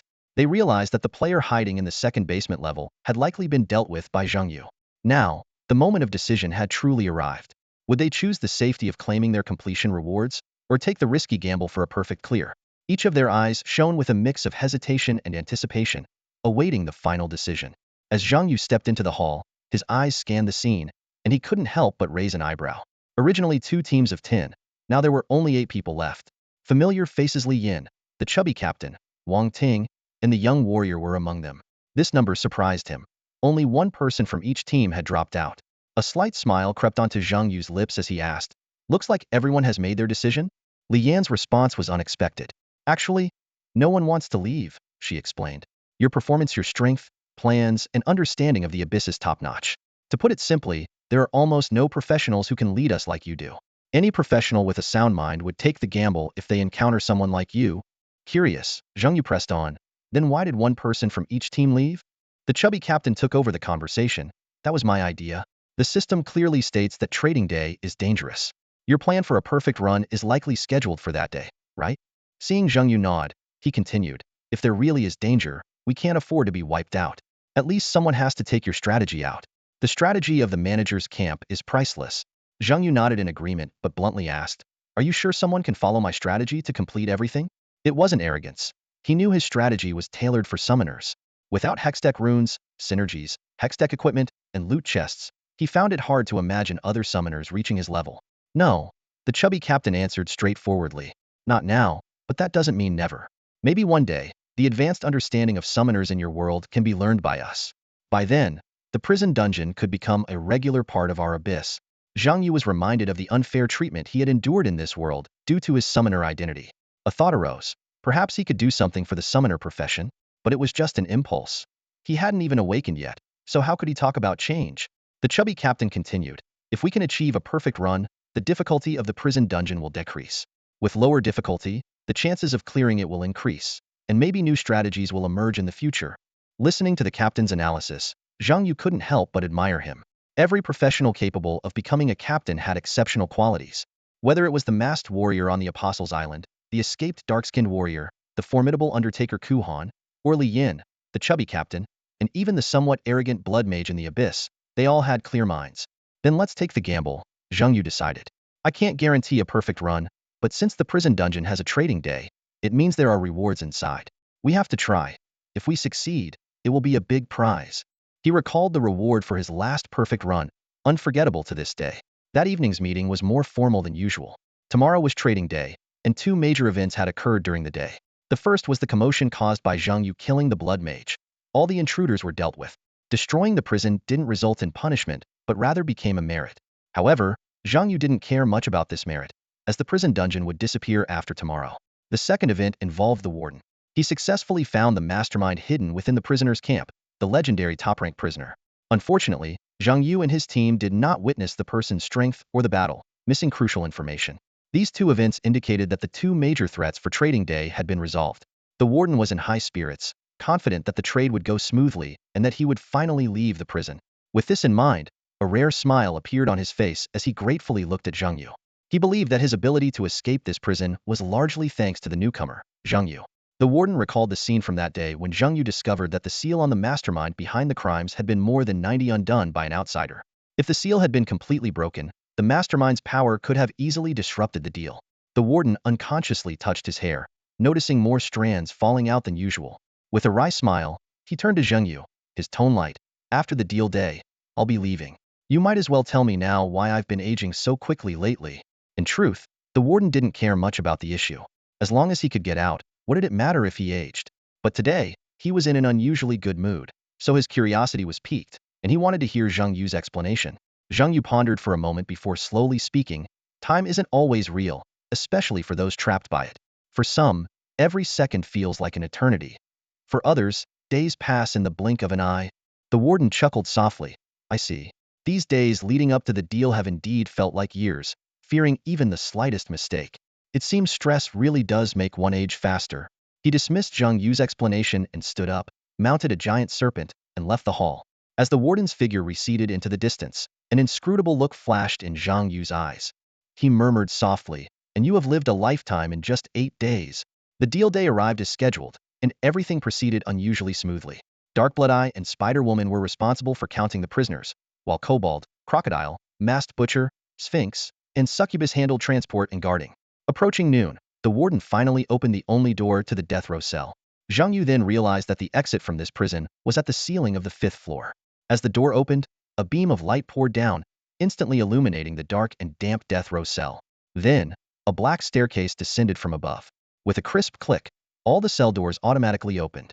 The prisoners, seemingly in a trance, orderly walked towards the black staircase, step by step ascending towards the light above. As the number of prisoners dwindled, the warden's expression was a stark contrast to the excitement and joy of the previous day. At that moment, Zhang Yu appeared beside him, seemingly out of place. The warden looked at Zhang Yu with a complex expression, while the latter spoke to himself. I once perfectly cleared an abyss. There was a trapped female ghost, imprisoned for reasons she couldn't tell me. She knew she was trapped and how to leave, because the abyss that imprisoned her was far below her power.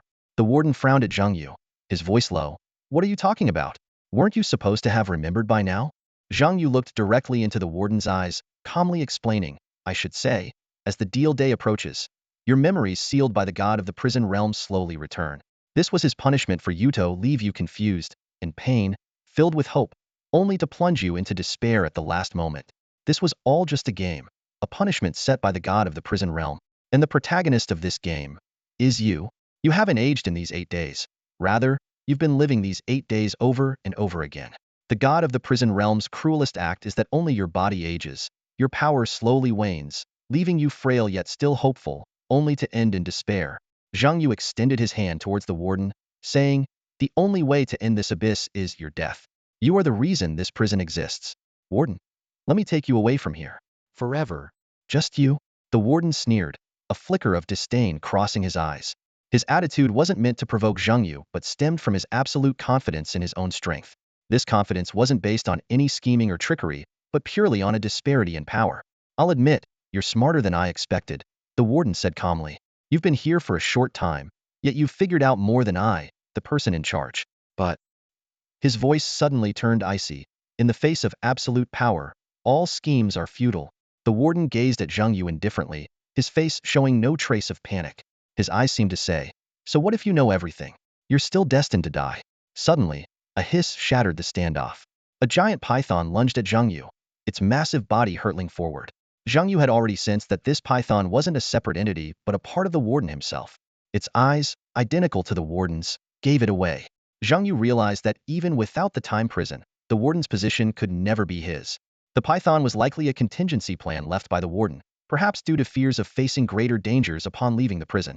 This also explained why the warden could easily see through the contract between Zhang Yu and the war bull, likely shared a similar connection with the python. Just as the python was about to strike Zhang Yu, a dragon's roar echoed through the surroundings. A flaming dragon appeared out of nowhere, entwining with the python and halting its attack. The battle had begun. Not far away, a kobold and a spider woman were engaged in fierce combat. The kobold had tried to ambush the warden while he was distracted by Zhang Yu, but the vigilant spider woman intercepted him with her web. What are you waiting for? Zhang Yu shouted, causing the ground to tremble.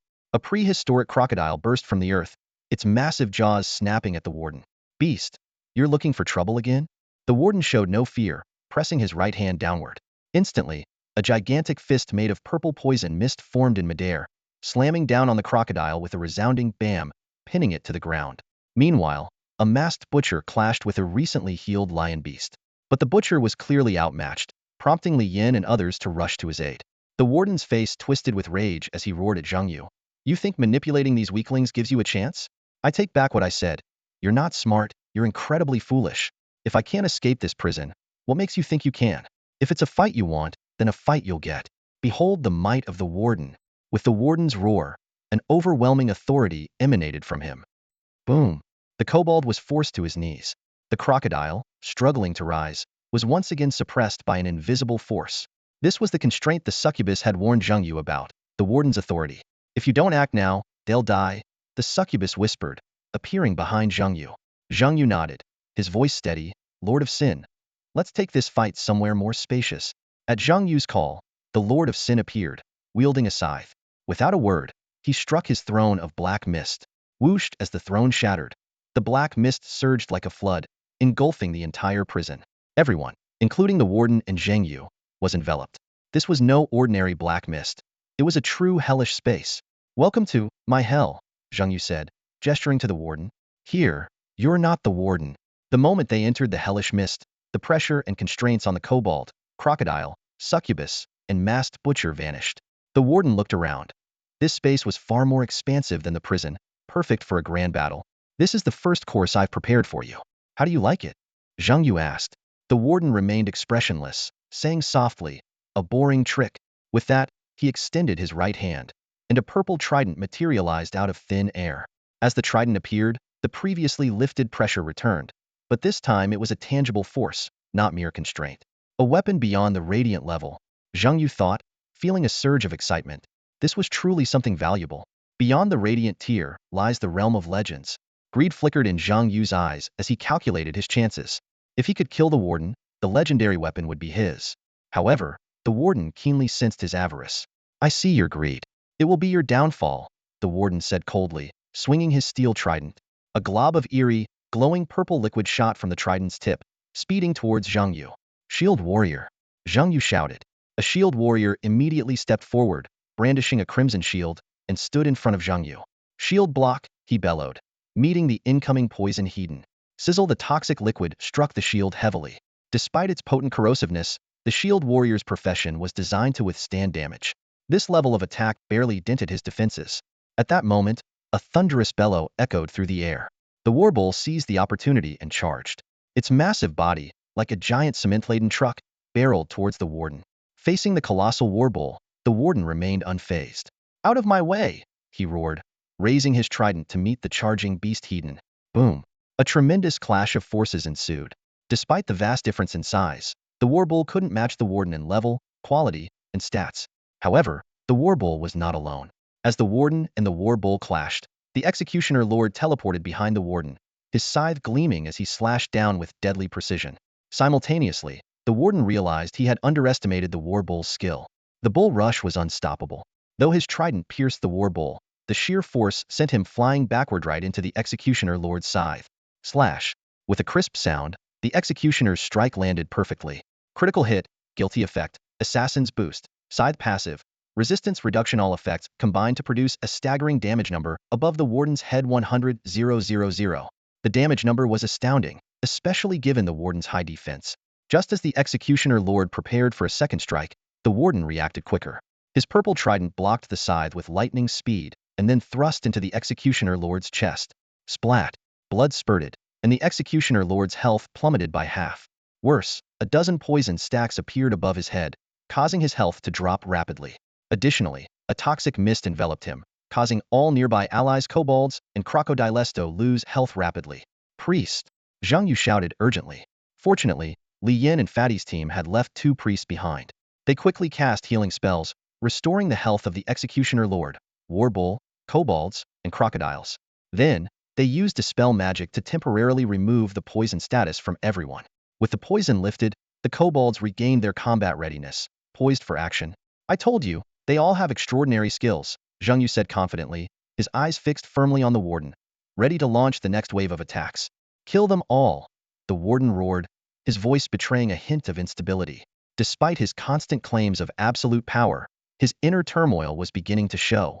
If he truly had the ability to crush everything in his path, why would he worry about altering the rules and arousing suspicion among his officers? In reality, even at his peak, he had to rely on strict regulations to maintain control over the prison. Though the warden was agitated, he still held the upper hand. Besides his own strength, he had the advantage of numbers. The prison was filled with guards, including powerful patrol leaders and regional officers. Even within the hellish black fog of the sin punishment monarch, these guards remained loyal to him. At the warden's command, the guards reluctantly launched an attack on Zheng Yu and his companions. However, the succubus swiftly intervened, charming a large number of guards in an instant. Neither gender nor species human, beastman, insectoid, or liquid life form could resist her allure, and they quickly switched sides. Even so, the succubus's power had its limits and could only control part of the guards. The chubby captain and other fighters stepped forward to fend off the remaining enemies. The guards were formidable. While the chubby captain could handle 2 or 3 regional officer-level guards, the sheer number of foes made the situation dire. The warden noticed Zheng Yu had not joined the battle and taunted, "Aren't you going to help them?" Despite having been previously wounded by the warbull and the sin punishment monarch, he was in good shape and even had the leisure to chat with Zheng Yu. To him, this was just a Suntoan farce. Zhang Yu glanced at his battling companions and replied casually, "Sure, I'd love to take down a few guards for some experience points, but my task is to deal with you. They're my hired help, and I'm grateful they're clearing out everyone else. I can't take all the glory, can I?" The warden was taken aback by Zhang Yu's response. Instead of showing concern, Zhang Yu treated the fight as a reward for his allies. He continued, "Besides, you seem to have forgotten something. This is the second course I've prepared for you." Amidst the chaotic sounds of battle, a faint pop noise could be heard. The warden, reminded by Zhang Yu, suddenly realized something. Where was the dark blood eye? Just then, a sharp voice pierced through the black fog. Thousand Eyes Formation. First formation, Blind Zone. Instantly, countless eyeballs emerged from the ground, sky, black fog, and even the guards' bodies, all opening simultaneously. All the guards suddenly lost their vision. Second formation, Death Gaze. As soon as the words were spoken, a large number of guards fell to the ground. This was the second ace Zhang Yu had prepared for today's battle, the defected Dark Blood Eye. Faced with the warden's silence, Zhang Yu calmly explained, "The Dark Blood Eye was very loyal to you, just like the Spider Queen. But he was much smarter. He's been watching and waiting until now to take action. Don't you understand why?" Zhang Yu continued, "Are you still hoping to leave the prison after the trade day ends? Let me tell you the truth. Whether you succeed or fail in the trade, the outcome is the same for you. You will never leave this place. You will go mad, become lonely, turn into a deranged person who forgets everything, and then the prison will reset." The warden listened to Zhang Yu's words, his heart churning with complex emotions. His gaze swept over the familiar yet alien prison environment, as if seeing countless resets of its phantom. "The prisoners are still the same group, and you are still the tortured, amnesiac warden?" Zhang Yu's voice echoed in the empty prison. A flicker of confusion crossed the warden's eyes, and he instinctively tightened his grip on the steel fork in his hand. The eye of dark blood can see energy fluctuations. "Did you see the prisoners being taken away by the god of the prison realm?" "No." Zhang Yu shook his head. "They've just reverted to their original energy state. When the prison resets, they'll return. You've already lost." Zhang Yu's words hit the warden like a sledgehammer, shattering his last line of defense. He felt a wave of dizziness as memories surged back like a tide, forgotten fragments. Countless resets, endless torment, all vividly resurfaced in his mind. With the addition of the eye of dark blood, the scales of victory have long tipped in my favor. Zhang Yu's voice carried a hint of triumph. The warden did not rage or scream. He simply said calmly, "I haven't lost." His voice was low, tinged with a barely perceptible tremor. At this moment, he couldn't understand his own emotions. Was it anger? At whom? Zhang Yu? Or the god of the prison realm who had trapped him here like a toy? Sadness? Aggrievement? Restlessness? None of these words could adequately describe his current state of mind. The warden remembered everything Zhang Yu had said. He didn't know how long he had lived in this prison. Whether it was the dog-headed people or the mastermind behind the prisoner faction, their bodies and memories would reset with the prison. Only he couldn't. Just as Zhang Yu said, the accumulated memories and negative emotions had turned him into a madman. The warden's hands trembled slightly, his voice carrying a hint of despair. "There must be a way. I will get out." The calm and composed facade he maintained completely crumbled at this moment. No, there was no crumbling.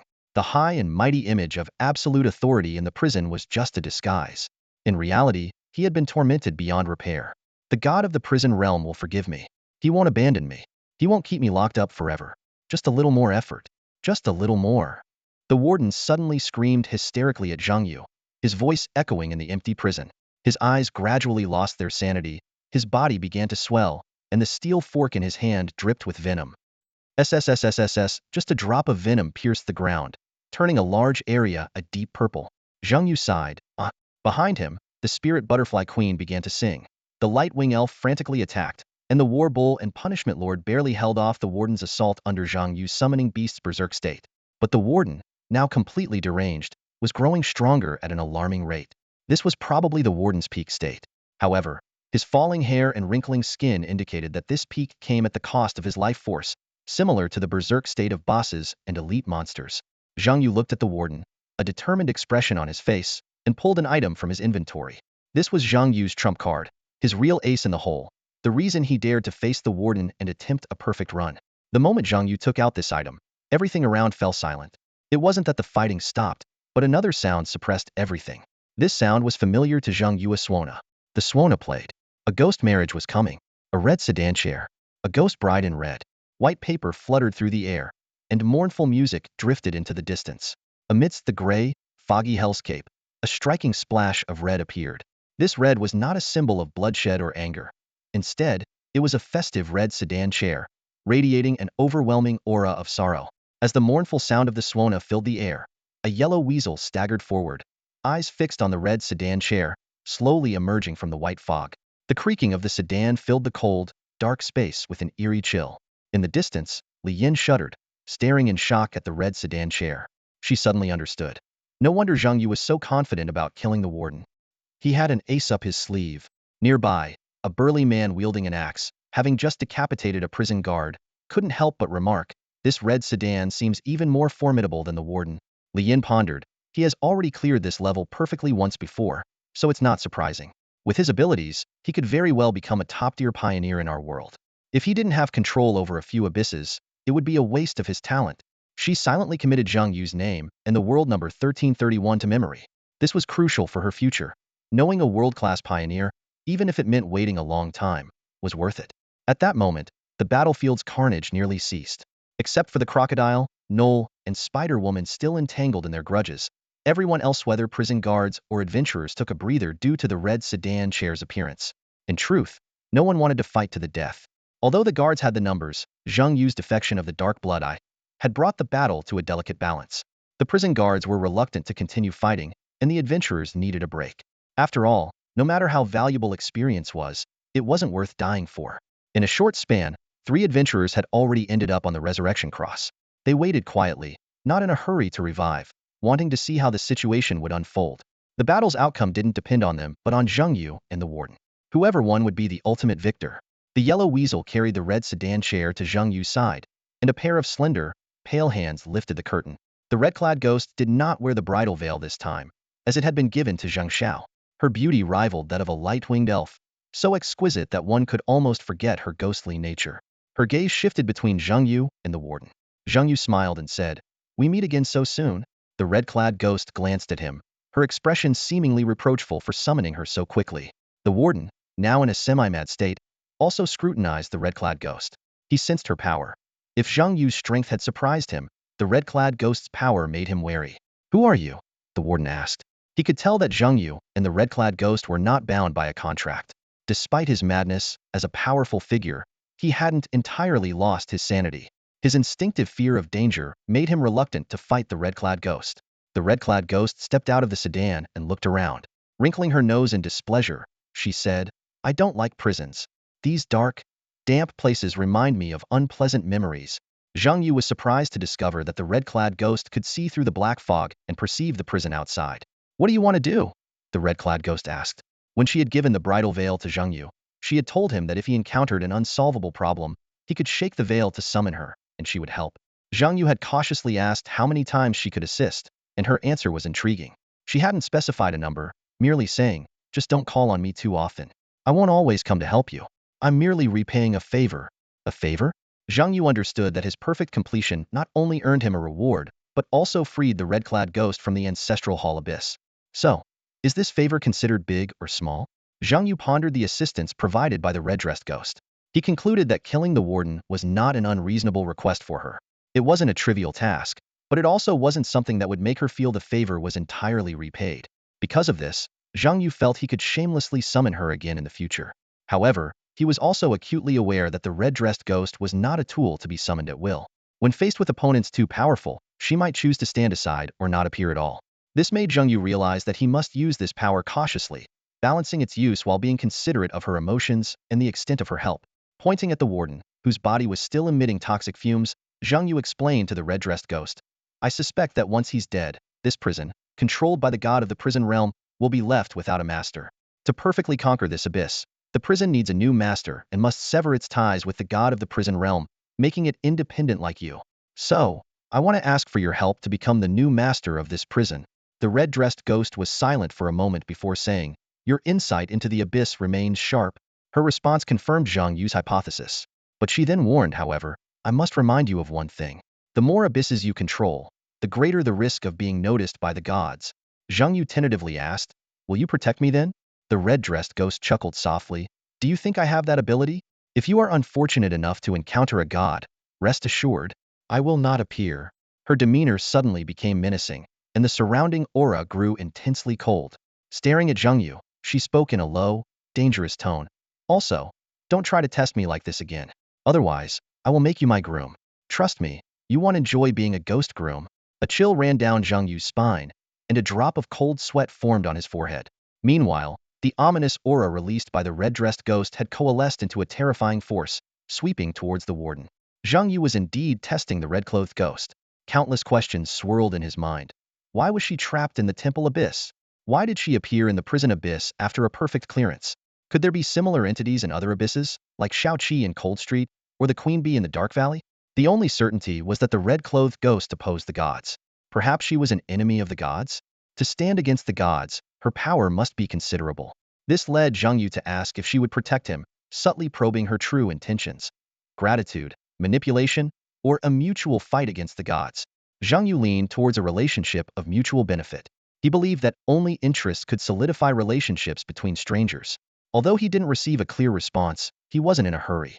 The battle had reached a fever pitch. The ghost's eerie aura intertwined with the warden's toxic mist, her red silk continuously blocking his steel trident. Clearly, the warden was no match for her. Freed from the constraints of the temple abyss, her power had surged far beyond Zhang Yu's previous estimates. As he observed the battle, Zhang Yu pondered the true nature of the abyss game.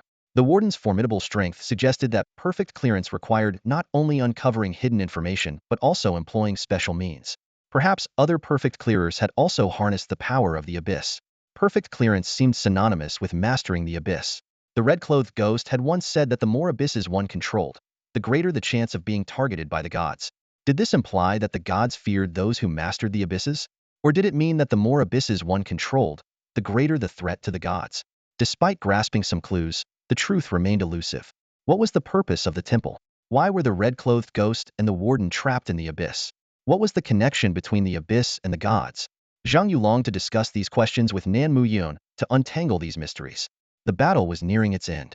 The red-clothed ghost's power clearly surpassed that of the warden.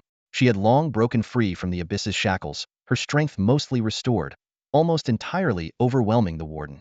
Alongside her were the berserk summoned beast, the buffs from the spirit butterfly queen, the priest's enhancements on the punishment lord, the war bull, and the goblin general. Even if the warden entered a berserk state, it was difficult to withstand their combined might. 3 red silks pierced through the warden's body like swords, and when they were withdrawn, no blood was seen, as it had all been absorbed by the silks. The war bull proved to be the most reliable frontline, with over 1.4 million health, damage immunity from mean spirit boots, shields from the burial tomb, and the spirit butterfly queen's shields and healing. It continuously blocked the warden's attacks. Even the red-clothed ghost couldn't help but be impressed by the war bull. With an enormous and exaggerated size, it could block almost any attack. The war bull stood on the front lines like an immovable mountain. Continuous stabs from steel forks, venom, toxic mist, poison needles, acid rain, every attack was swallowed whole. Behind this indestructible defense, the red-clad ghost and the winged fairy were free to unleash their lethal assaults without a care. The healing ability of the butterfly queen was astounding, each treatment like a new breath of life for the team. The power of this summoned creature combo left Li Yin and the others watching in awe, unsure of how to even begin to describe it. Wow, this warbull can take more hits than I can. A young warrior couldn't help but exclaim. That goblin general must be at least as strong as its class, level 30 blood warrior. Another person added. Li Yin mused. So that assassin summon is called the punishment lord? Wang Ting nodded in agreement. I knew the winged fairy was strong, but Zhang Yu's other summons are even more impressive, making her seem less so by comparison. The battle was clearly reaching its conclusion. Too exhausted to gather experience points, they began to critique Zhang Yu's summons. The final conclusion was startling. They were outclassed by a single summon creature. The warrior couldn't compare to the goblin general, the shield warrior to the war bull, the healer to the butterfly queen, the assassin to the punishment lord, the mage to the flame serpent, and the ranger to the winged fairy. They finally understood why Zhang Yu dared to venture alone into a 4-star difficulty. Abyss was a complete team unto himself, even stronger than an ordinary group. Boom. A loud noise interrupted their thoughts. The kobold, crocodile, and Spider-Woman had also decided their battle. With the help of the Dark Blood-Eye, the kobold and crocodile finally defeated the Spider-Woman Tunon. Meanwhile, Li Yin and the others successfully killed the Chimera. The elite goblin squad was busy collecting the loot from the slain prison guards. Zhang Yu did not order a complete massacre. First, the prison still needed to operate, requiring a large number of guards to maintain order. Second, there were simply too many to kill. The battle on the warden's side was nearing its end. His right arm had been torn off by the red-clad ghost, his body riddled with the exploded feathers of light, and his chest nearly shattered. After enduring repeated charges from the war bull, Even the strongest defense couldn't hold. Not to mention the Punishment Lord's defense-reducing passive effect. Rip, a sound of tearing. The warden's abdomen was slashed open by a red ribbon, blood gushing out, internal organs exposed. Yet he still resisted. Losing his right hand, he wielded his fork with his left. As his intestines spilled out, he tore them off and cast them aside.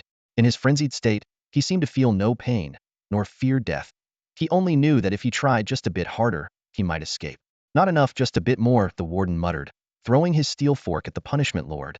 However, this final attack couldn't even reach its target, the fork landing at the Punishment Lord's feet. His life force was rapidly draining. His once half-black, half-white hair turned completely white in an instant. His skin shriveled and aged, liver spots covering his arms. "Give up," Zhang Yu said, stepping in front of the warden. The warden clutched Zhang Yu's collar tightly. Stopping the Punishment Lord from attacking, Zhang Yu spoke gently to the warden. "I promise to take your body out of this prison. I can't take your soul, but I can ensure you won't be trapped here forever. It's the least I can do." The warden released his grip on Zhang Yu's collar, his head bowing deeply. He stared at the familiar, hated prison floor, the blood-soaked marble, the nauseating stench. "I'm really tired. I can't hold on any longer." "Thank you," the warden said his final words to the one who killed him, Zhang Yu. His head never lifted again, just as he had never been able to look up to the god of the prison realm in his life. The system notification sounded. "You have slain the boss, warden of the prison dungeon." Confirming the warden's death, Zhang Yu finally breathed a sigh of relief. He signaled the Punishment Lord to retract the hellish black mist, then stood beside the warden's bowed corpse, surveying all the prison officers, regional chiefs, patrol leaders, and guards. "The warden is dead. From today on, I, the living king of hell, am the new warden here. Who approves? Who opposes?" Wherever Zhang Yu's gaze fell, no one dared to meet his eyes. The warden knelt, his head bowed, and the prison fell into silence. This scene took everyone by surprise, even those who had agreed to rebel with Zhang Yu, holding onto a sliver of hope for a desperate fight. Zhang Yu's revelations made them realize that continued endurance would only lead to an endless cycle of resets, forever living under the warden's control. This harsh truth fueled their drive to revolt. The crocodile, usually a violent and bloodthirsty beast, displayed an unusual calmness. It slowly crawled to Zhang Yu and remained silent, but this action spoke louder than words. The guards lowered their weapons, and an eerie calm settled over the prison. The succubus scanned her surroundings, her gaze moving from the noble light-winged elf to the breathtakingly beautiful spirit butterfly queen, and finally to the red-clad ghost with an air of regality. As a succubus, she was well-versed in all forms of beauty. Whether it was the direct appeal of the elves, the artistic composition of the spirit butterfly queen's colors, or the unique aura of the red-clad ghost, these were qualities she could never emulate. At this moment, she understood why Zhang Yu could resist her charm. She had indeed seen more beautiful beings, and not just one. "So, warden, is there anything you want us to do?" The succubus directly addressed Zhang Yu as the warden, the highest honor in this prison. Zhang Yu simply pointed to the ceiling. "Tear it down. Let's break free from this cage." Meanwhile, in the distant southwest at Phoenix Stadium, the annual youth professional tournament was in full swing. In the VIP stands, a burly man was enthusiastically commenting on the matches. "The quality of the newcomers this year is really impressive. Haha, much better than in our time." His voice was thunderous, causing the seats in front to tremble slightly, but no one around dared to complain. This man was Liao Ning, the most formidable professional in the military district and the second-rank killer in global kill points. His scarred face and fierce demeanor exuded an aura of intimidation that was palpable. Sitting next to Liao Ning was a middle-aged woman also in military uniform, wearing black-framed glasses and occasionally jotting down notes in a notebook. She calmly said, "This year is just the beginning. The real quality will show next year." Liao Ning laughed heartily. "I'm looking forward to it." Despite being away from the front lines for years, he was well informed about the newcomers this year. After all, the focus of the next decade's plan for Jiuzhou was based on the quality of this year's newcomers. Key figures like the SS-level talent from the Li family alliance, as well as Rong Mingjian, Lu Hinhe, He Zhe, and Zhang Yu were all priority targets for development. Suddenly, Liaoning noticed a few people behind him seemed distracted and directly asked, "Why are you guys so quiet? Something on your mind?" Sitting behind Liaoning were Rongli, known as the Sword God, and Lu Nanyan, Jiaozi's only rare profession mechanist. They were both absent-mindedly watching the match, not even hearing Liaoning's question. The middle-aged woman beside him explained, "Rong Li's son, Rong Mingjian, is still in the abyss. It's been almost a month now, so he's not in the mood to watch the competition." "Oh, I remember now. It's the abyss of swords from their family, right?" Liao Ning suddenly recalled, a look of understanding flashing in his eyes. He continued, "Yes, typically the abyss of swords takes at most 8 days, but Rong Mingjian has been in there for a month without coming out, Liao Ning furrowed his brows, pondering for a moment before speculating. Could it be that Rong Mingjian entered on his own? The abyss is still sealed, which means he's alive. Maybe something unexpected happened. He rubbed his chin thoughtfully and turned his gaze to a middle-aged woman nearby. No wonder. So Lu Nanyan's daughter hasn't come out of the abyss either, right? I remember she's an S-ranked warrior, definitely worth nurturing. The middle-aged woman immediately shook her head. Speaking rapidly, Lu Henhe went to Zhengzhou a while ago. She didn't enter the abyss. Her response was almost instantaneous, as if all the information was readily available in her mind. Liao Ning was slightly taken aback, then asked, "So what's he so upset about?" The middle-aged woman didn't answer directly but instead asked, "Do you remember the summoner we're focusing on this year?" Liao Ning nodded, a flash of recollection in his eyes. "Yes, his name is Zhang Yu, right? I've seen his profile and was quite impressed by him. Because of the Li family and the inaction of the southern province, the Slevel resource subsidy was prematurely given to Li Feng's summoner." He paused and added, "I have to say, I really want to meet this young man. He has courage, strength, and backbone, and he knows how to stand up for himself." "I like that." The middle-aged woman put down her pen and looked up seriously. "He's also in the abyss and hasn't come out." Yinyun Alliance recently made a future development plan with Zhang Yu as the main focus.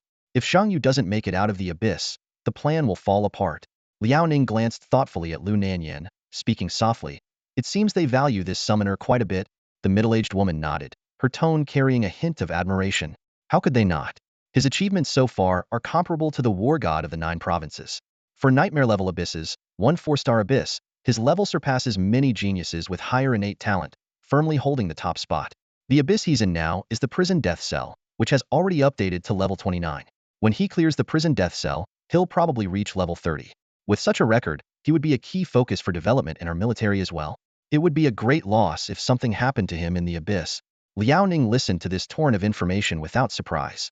The middle-aged woman in front of him was none other than He Wenxia, a legendary figure in the military district, renowned for her exceptional memory and data processing speed that surpassed supercomputers. She was known as the human computer. However, it baffled people that despite her incredible memory, she always carried a notebook, and no one knew what was recorded in it. Prison death cell? Liao Ning's brows knitted tightly upon hearing the name of the abyss, muttering to himself, "Isn't that the abyss where I failed back then?" The name Prison Abyss was infamous among professionals. Liao Ning couldn't help but recall his own experience venturing into that unknown territory. As one of the first explorers, he had plunged in without any preparation, not even the most basic strategy. Liao Ning vividly remembered his ignorance at the time. He hadn't even considered joining the prisoner faction. Predictably, he failed miserably in the warden faction and eventually had to forcefully exit. This failure left a deep impression on him and made him the first in Jiuzhou to propose the strategy of always choosing the prisoner faction. Thinking about this, Liao Ning couldn't help but worry for Zhang Yu, who was currently challenging the prison abyss. "I hope he chooses the prisoner faction," Liao Ning silently prayed. But even then, victory is far from guaranteed. He recalled the fact that no one had ever achieved a 4-star rating in the prison abyss, sighing. If joining the prisoner faction ensured victory, this abyss would have been conquered long ago. Liao Ning's thoughts drifted back to the past. Back then, my abilities were limited. If someone like Nan Muyun or Rongli had gone in, they might have succeeded. He suddenly realized that if Zhang Yu managed to clear the abyss and break the record, the rewards would be astronomical. As a level 72 high-ranking professional, Liao Ning knew the importance of building a strong foundation early on. He had to admit, Zhang Yu's performance so far had been nearly flawless. No wonder Lu Nanyan values him so much. Liao Ning nodded to himself. This kid really has the potential to become a pillar of the 3rd generation of professionals. At that moment, He Wenxia's voice interrupted his thoughts. It's already the 10th day. He Wenxia was well-versed in the procedures of the prison abyss. She explained, "If you can't complete the prisoner faction's tasks within 8 days, you have to wait. Wait for the professionals in the warden faction to forcefully exit, because once a trade fails, the warden becomes insane and unreasonable. Under such pressure, no one can last long." She continued, "In this case, you can't clear the abyss, but you can still leave safely as a faction winner. Although there are penalties for forceful exit, you still get a consolation prize. The faction rewards aren't insignificant either." Liao Ning sighed. If he hasn't come out after 10 days, it looks like Zhang Yu has failed and is waiting for a forceful exit. Although it's a waste of time, at least he'll get a minimal reward. It's a pity, but the prison abyss is indeed very challenging. He paused and added, "As long as he doesn't die." Though this sounded ominous, it was a common saying among professionals, often considered a blessing. For professionals, survival was the greatest fortune. Sensing the heavy atmosphere, Liao Ning deliberately changed the subject. "Speaking of Zhang Yu, His experience in Jiangshui City is also worth mentioning. It seems that the resource approval process really needs to be simplified. If Zhang Yu weren't capable and unafraid of threats from the Li family and Zhou Yun, we might have lost another genius in Zhou. He Wenxia shook her head. This requires thorough reform. Currently, the city is managed by both the mayor and the resource department, but the resource department has too much power, even the mayor can't intervene. This issue has arisen more than once, with various factions gaining more power and resources. Unless there's a sweeping reform, it won't change. Liao Ning immediately dismissed this idea. A sweeping reform isn't feasible. He Wenxia, jotting down notes, said, then we'll have to take it step by step. But at least Zhang Yu brought this issue to light, so we can take some action and make certain people restrain themselves. Liao Ning nodded in agreement, but they both realized this topic might not be appropriate to continue discussing here. The VIP stand fell silent again. Suddenly, a commotion broke the silence. Liao Ning noticed Lu Nanyan behind him had abruptly stood up, her expression shifting from shock to disbelief, and finally settling on sheer joy. Her smile nearly reached her ears. What happened? Liao Ning asked curiously. He noticed that the usually composed He Wenxia was also visibly shocked. Given she received notifications from the temple earlier than others, her reaction was particularly noteworthy. He Wenxia looked at Lu Nanyan and said, it seems your alliance's plans will need some adjustment. Get ready to compete for the top alliance. Liao Ning, impatient, pressed on. What's going on? You guys are talking in riddles. He Wenxia pulled out her phone, found a post on the forum, and handed it to Liao Ning. Ultimers should keep up with the times and check the forum more often. Liao Ning picked up his phone, his gaze landing on a post in the Shangyu City Professionals Forum. The bold headline read, congratulations to Zhang Yu for perfectly clearing the abyss again. He was momentarily stunned. Perfectly clearing it? He quickly scrolled to find the comprehensive notification received by only Shangyu City and Jingchuan City, and the content left him utterly speechless. The notification detailed how professional summoner Zheng Yu, from the management faction, had set a historical record by clearing the prison abyss at 4-star difficulty in 10 days, 7 hours, and 12 minutes. Even more astonishing was that Zheng Yu accomplished this feat alone. The subsequent announcement declared Zheng Yu as the first professional to clear the prison abyss at 4-star difficulty from the management faction. The final notification was even more groundbreaking. Zheng Yu not only completed the hidden task of the 4-star prison abyss, but also became the new warden.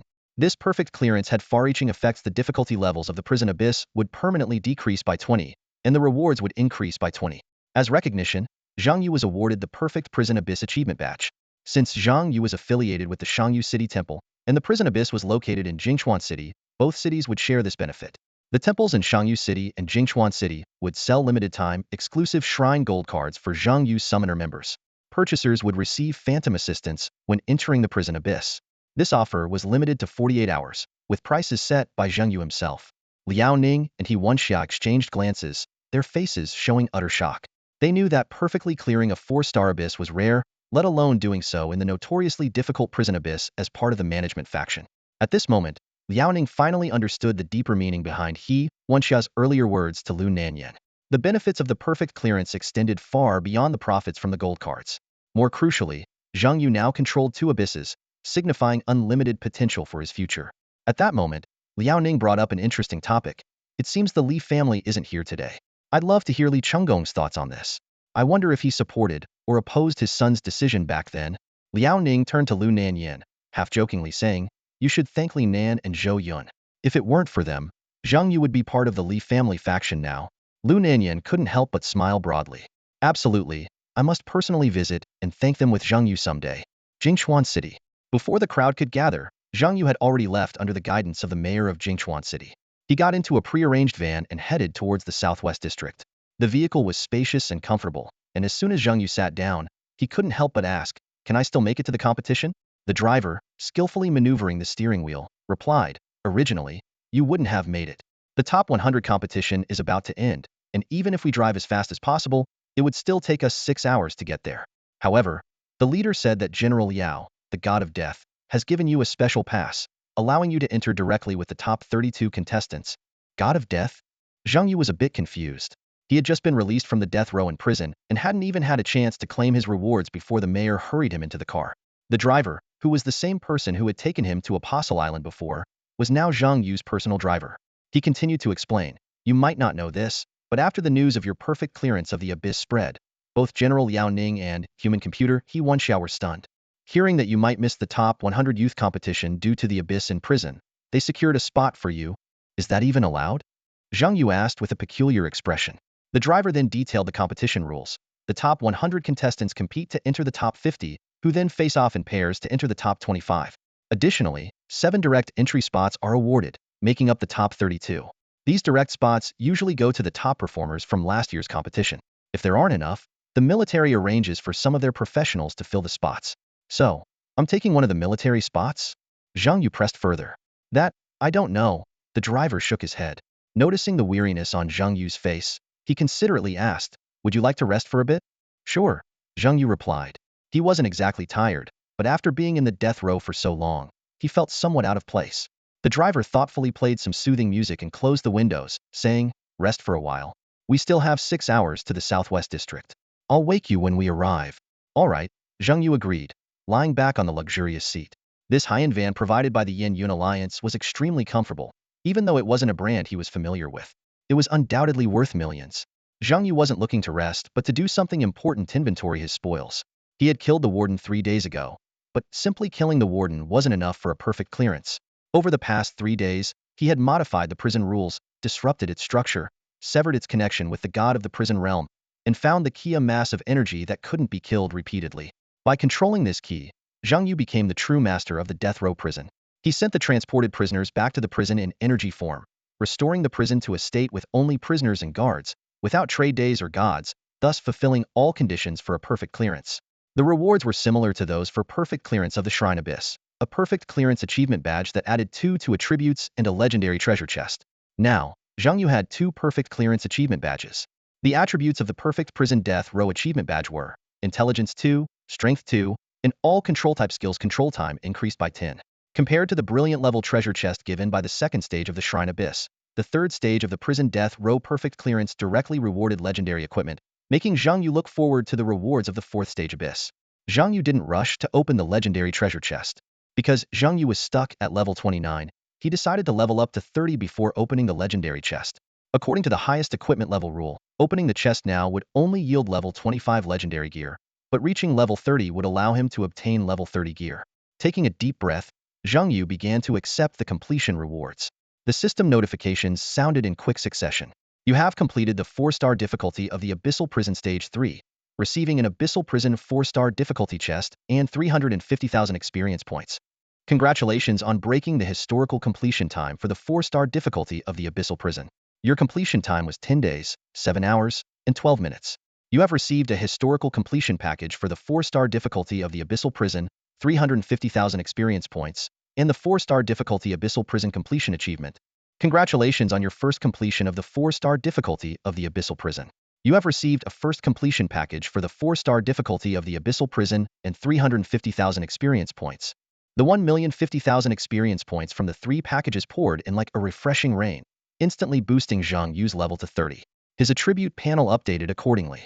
Level: LV.29, LV.30. Experience: 2,003,680,000. Health: 167,000. Mana: 2,410.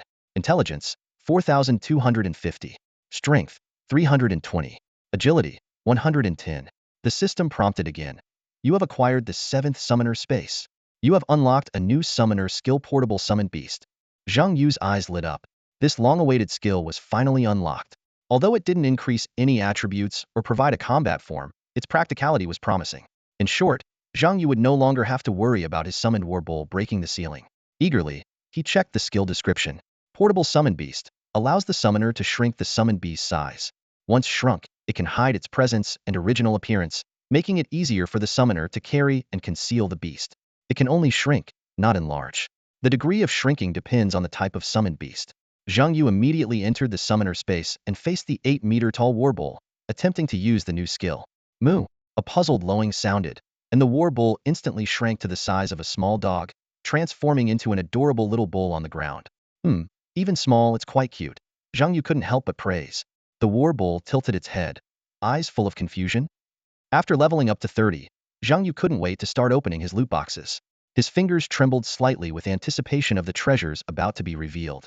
Despite acquiring many boxes during the prison melee, he had already opened some early to complete the 6 fortune synergy, so there weren't many left. First, he opened 2 stage clear reward boxes, obtaining 2 shimmering 1-star orbs. Zhang Yu resisted the urge to use them immediately, knowing that the rewards would be more substantial later on. He decided that only 3-star orbs were worth the wait for amazing rewards. Next, he carefully opened the S-rank hidden class loot box from the Blood Mage. A flash of golden light and a crest replicator appeared in his hand. Zhang Yu's eyes lit up. This was a rare item. The Warden boss's loot box was equally generous, yielding another crest replicator. Zhang Yu couldn't help but smile with satisfaction. Then, he opened the loot from 3 late-game professionals. 2 random crests appeared, 1 golden scale dragon and 1 fortune. Perfect. The 6 fortune synergy. Zhang Yu exclaimed in surprise, hardly believing how quickly he had collected the synergy. When his gaze fell on the golden egg in incubation, Zhang Yu became pensive. The prismatic level enhancement rune had incubated 7 times and needed 15 more abyssal runs to fully mature. He silently calculated. Earned after the nightmare level Cold Street Abyss, then 2 Temple Abyss runs, 1 Dark Valley Abyss run, 1 Apostles Island Abyss run, and 1 Prison Death Cell Abyss run. It seemed that 4-star Abyss counted as 2 incubations. 8 more Abyss runs to fully obtain this golden egg. Zhang Yu murmured to himself. Though it would take time, he knew the wait was worthwhile. After all, the golden egg and 3-star orbs were top-tier resources, crucial for advancing as a summoner. From the S-rank hidden class loot box of the Blood Mage, Zhang Yu also unexpectedly obtained a Hextech Weapon Giant's Belt. This equipment could not only increase health by 15, but also combine with other gear to create various powerful items.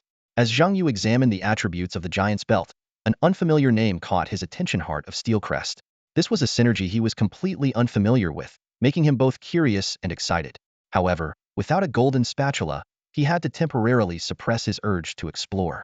Lastly, Zhang Yu opened 3 stage clear boxes. Although the level 25 diamond tier equipment inside wasn't quite suitable for him, he wasn't disappointed. His current gear was already well suited for this stage. Additionally, he found a heap of materials, enhancement stones, forging stones, and 2 orange core stones. While these were valuable items, Zhang Yu decided to sell them all, including the 2 precious orange core stones. Due to the recent battle in the prison dungeon, Zhang Yu began to question the value of the orange core stones. He recalled the 2 core stones given to him by the Yin Yun Alliance, which had only played a negligible role in the fight. Zhang Yu realized that to truly enhance his power, he would need core stones of at least black quality, preferably gold quality. He mused to himself that golden core stones are typically not for sale, and could only be found in the 5th stage of the Abyss. However, Zhang Yu did not dwell too much on this matter. Reflecting on the prison dungeon expedition, the only useful equipment he obtained was the weapon dropped by the Warden, the Toxic Abyss Trident. This was a level 30 legendary night weapon, suitable for special classes like gunfighters and lancers that can wield 2-handed weapons. As a summoner, Zhang Yu could hold the trident, but he couldn't activate its special effects, making it no more effective than an ordinary stick. Nonetheless, this did not worry Zhang Yu.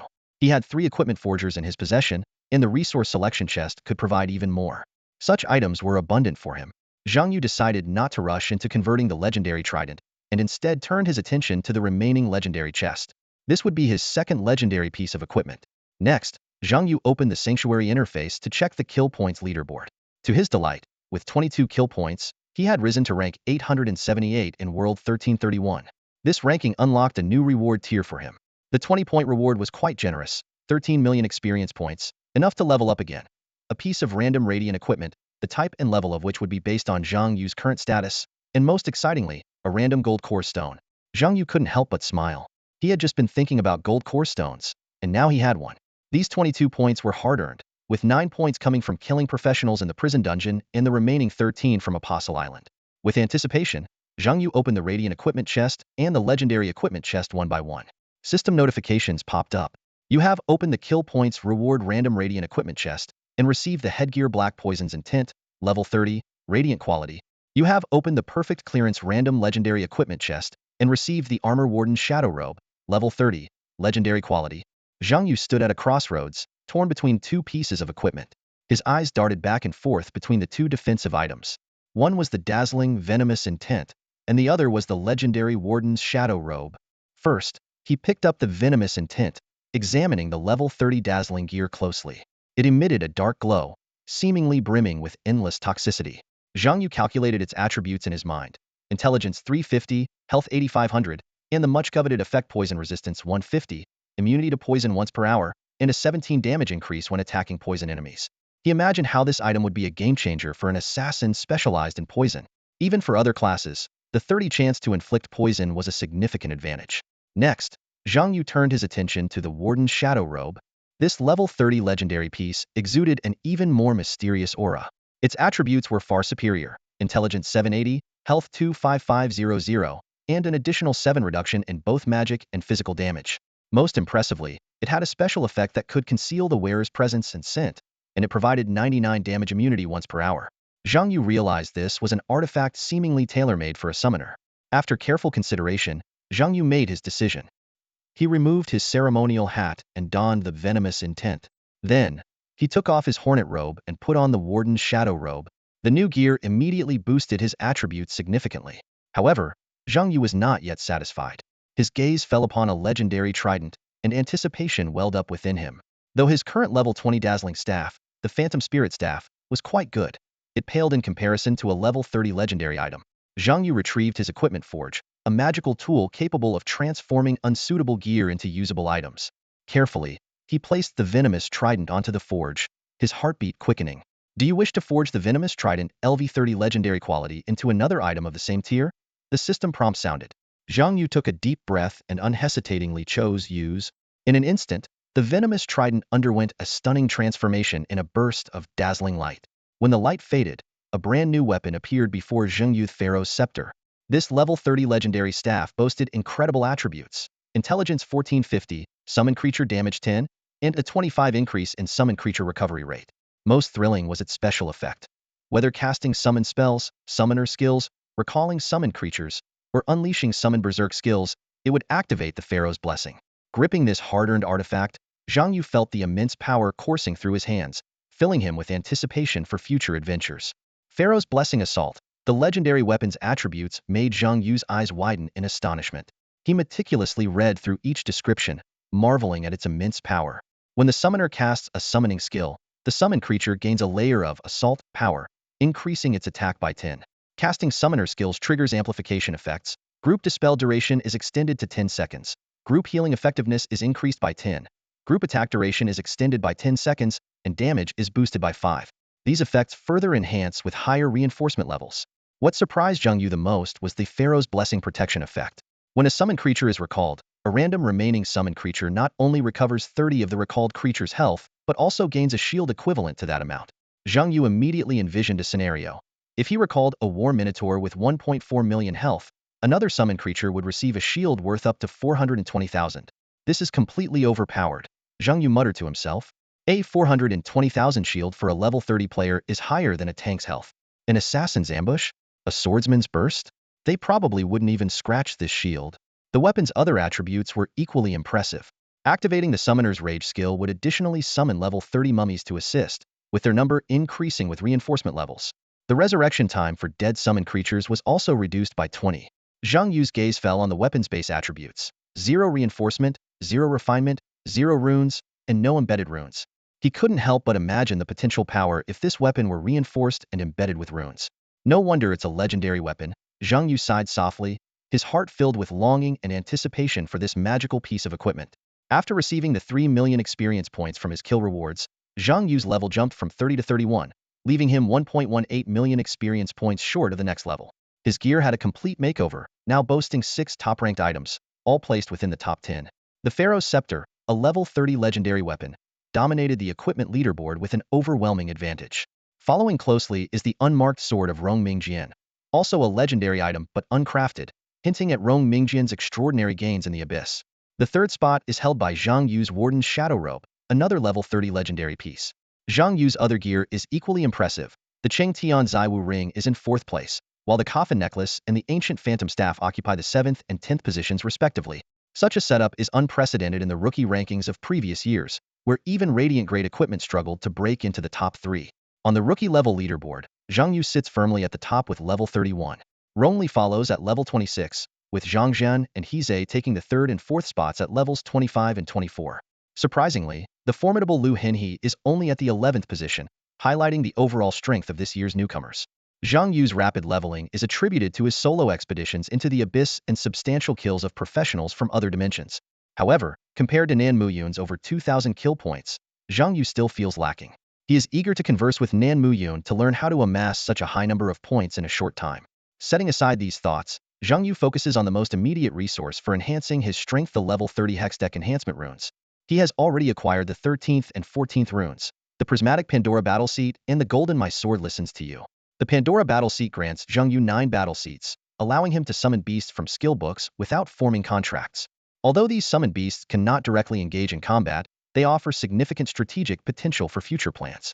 The 3 summoned beasts on the far right of the battle preparation seats change into other random summoned beasts every 24 hours, retaining the same talents.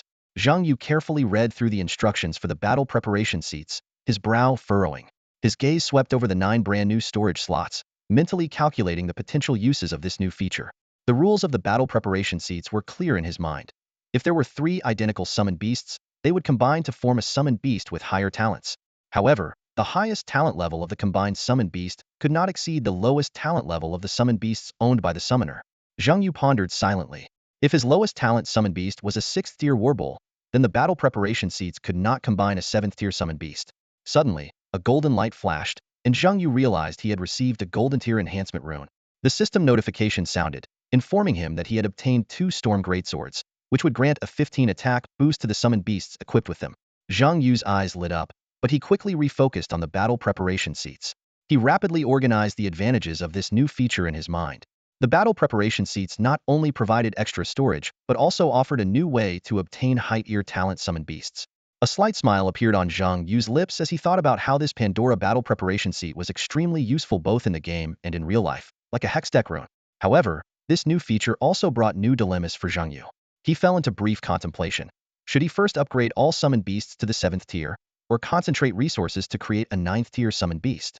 The existence of the battle preparation seats seemed to make the option of having all summoned beasts at the 7th tier more advantageous, as it would allow him to directly obtain 7th tier summoned beasts from the battle preparation seats, saving a significant amount of talent points. Shaking his head, Zhang Yu temporarily set these thoughts aside. Without enough talent points, these plans were unattainable. He quickly claimed the enhancement rune, temporarily stored the 2 storm greatswords in the warehouse, and then entered the summoner's space. Inside the space, 9 new areas resembling display stands caught his attention. The 3 stands on the far right emitted a mysterious purple glow, with a 24-hour countdown displayed on them. Zhang Yu's eyes sparkled with excitement as he thought of another clever use for the battle preparation seat. He could directly buy the same summoned beast skill books from the temple shop and then use the battle preparation seats to combine them into higher tier summoned beasts. Although he could only combine up to the 6th tier, this would still save him a considerable amount of talent points. More importantly, it would solve his problem of lacking a 7th summoned beast. As for the high cost of 5th tier talent skill books, a confident smile curled on Zhang Yu's lips. Money was no longer an issue for him. Let's do this, Zhang Yu murmured, his eyes gleaming with determination. Time to start spending. Zhang Yu stood in the center of the Sacred Hall Mall, his eyes scanning rows upon rows of dazzling products, his brow slightly furrowed. He had been searching for a long time, yet even a 3rd-tier summoner skill book was hard to come by, let alone a 5th-tier one.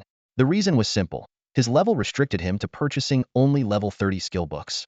While there were indeed level 30 skill books that contained 5th-tier summoner beasts like the Light-Winged Elf, that particular book was a rare treasure taken by the Yin Yun Alliance from Rong Li's collection, making it impossible to find such a gem on the market. Zhang Yu quickly realized that high-quality skill books primarily came from 2 sources, high-level dungeons and kill point rewards. Both avenues were almost unattainable for ordinary players. Just as Zhang Yu was feeling a bit discouraged, his gaze fell upon a pile of 2nd-tier skill books. Suddenly, an idea flashed in his mind. 3 identical 2nd-tier summoner beasts could be combined into a 3rd-tier, 3 3rd-tier into a 4th-tier, and so on.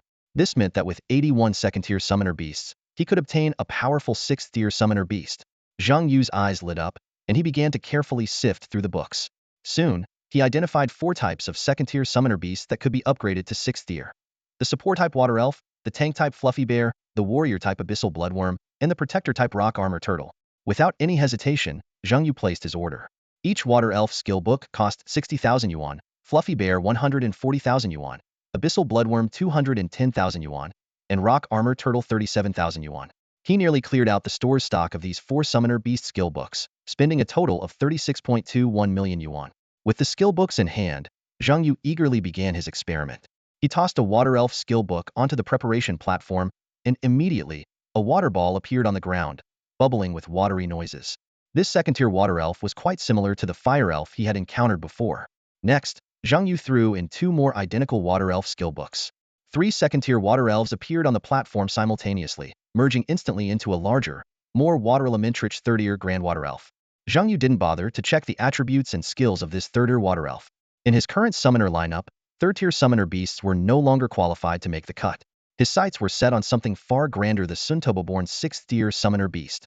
Zhang Yu filled the remaining 6 preparation slots with Tier 2 skill books. Under his control, 6 Tier 2 water sprites quickly combined. First, they transformed into 2 Tier 3 water sprites, then 3 of these merged into 1 Tier 4 water wraith. As he gazed at the newly formed Tier 4 water wraith, Zhang Yu furrowed his brows, a question suddenly surfacing in his mind. He quickly calculated. If he only used Tier 2 skill books for synthesis, the highest evolution he could achieve would be a Tier 6 summoned beast, limited by the number of preparation slots. If he couldn't remove the summoned beast from the slots, he could only create combinations like 22, 33, 44, 55, and 6, making it impossible to form a Tier 7 summoned beast. With this question in mind, Zhang Yu attempted to take a Tier 2 water sprite off the preparation slot. With a poof, the water sprite reverted to a skill book. To his surprise, when he pulled down the Tier 4 water wraith, it too turned into a Tier 4 water wraith skill book. Zhang Yu let out a long sigh of relief, feeling a sense of gratitude. He realized that if, like in Cloud Top, summoned beasts could only be deployed or sold, the preparation slots would indeed be insufficient, and the only solution would be to increase the number of slots. However, finding the same hex deck could be quite challenging. While pondering this, Zhang Yu's hands didn't stop, continuously throwing Tier 2 water sprites into the preparation slots. Thanks to the slot's ability to turn evolved summoned beasts into skill books, he wouldn't have to worry about the number of evolutions. Soon, the preparation slots held 2 Tier 3 water sprites, 2 Tier 4 water wraiths, and 2 Tier 5 water elemental priests.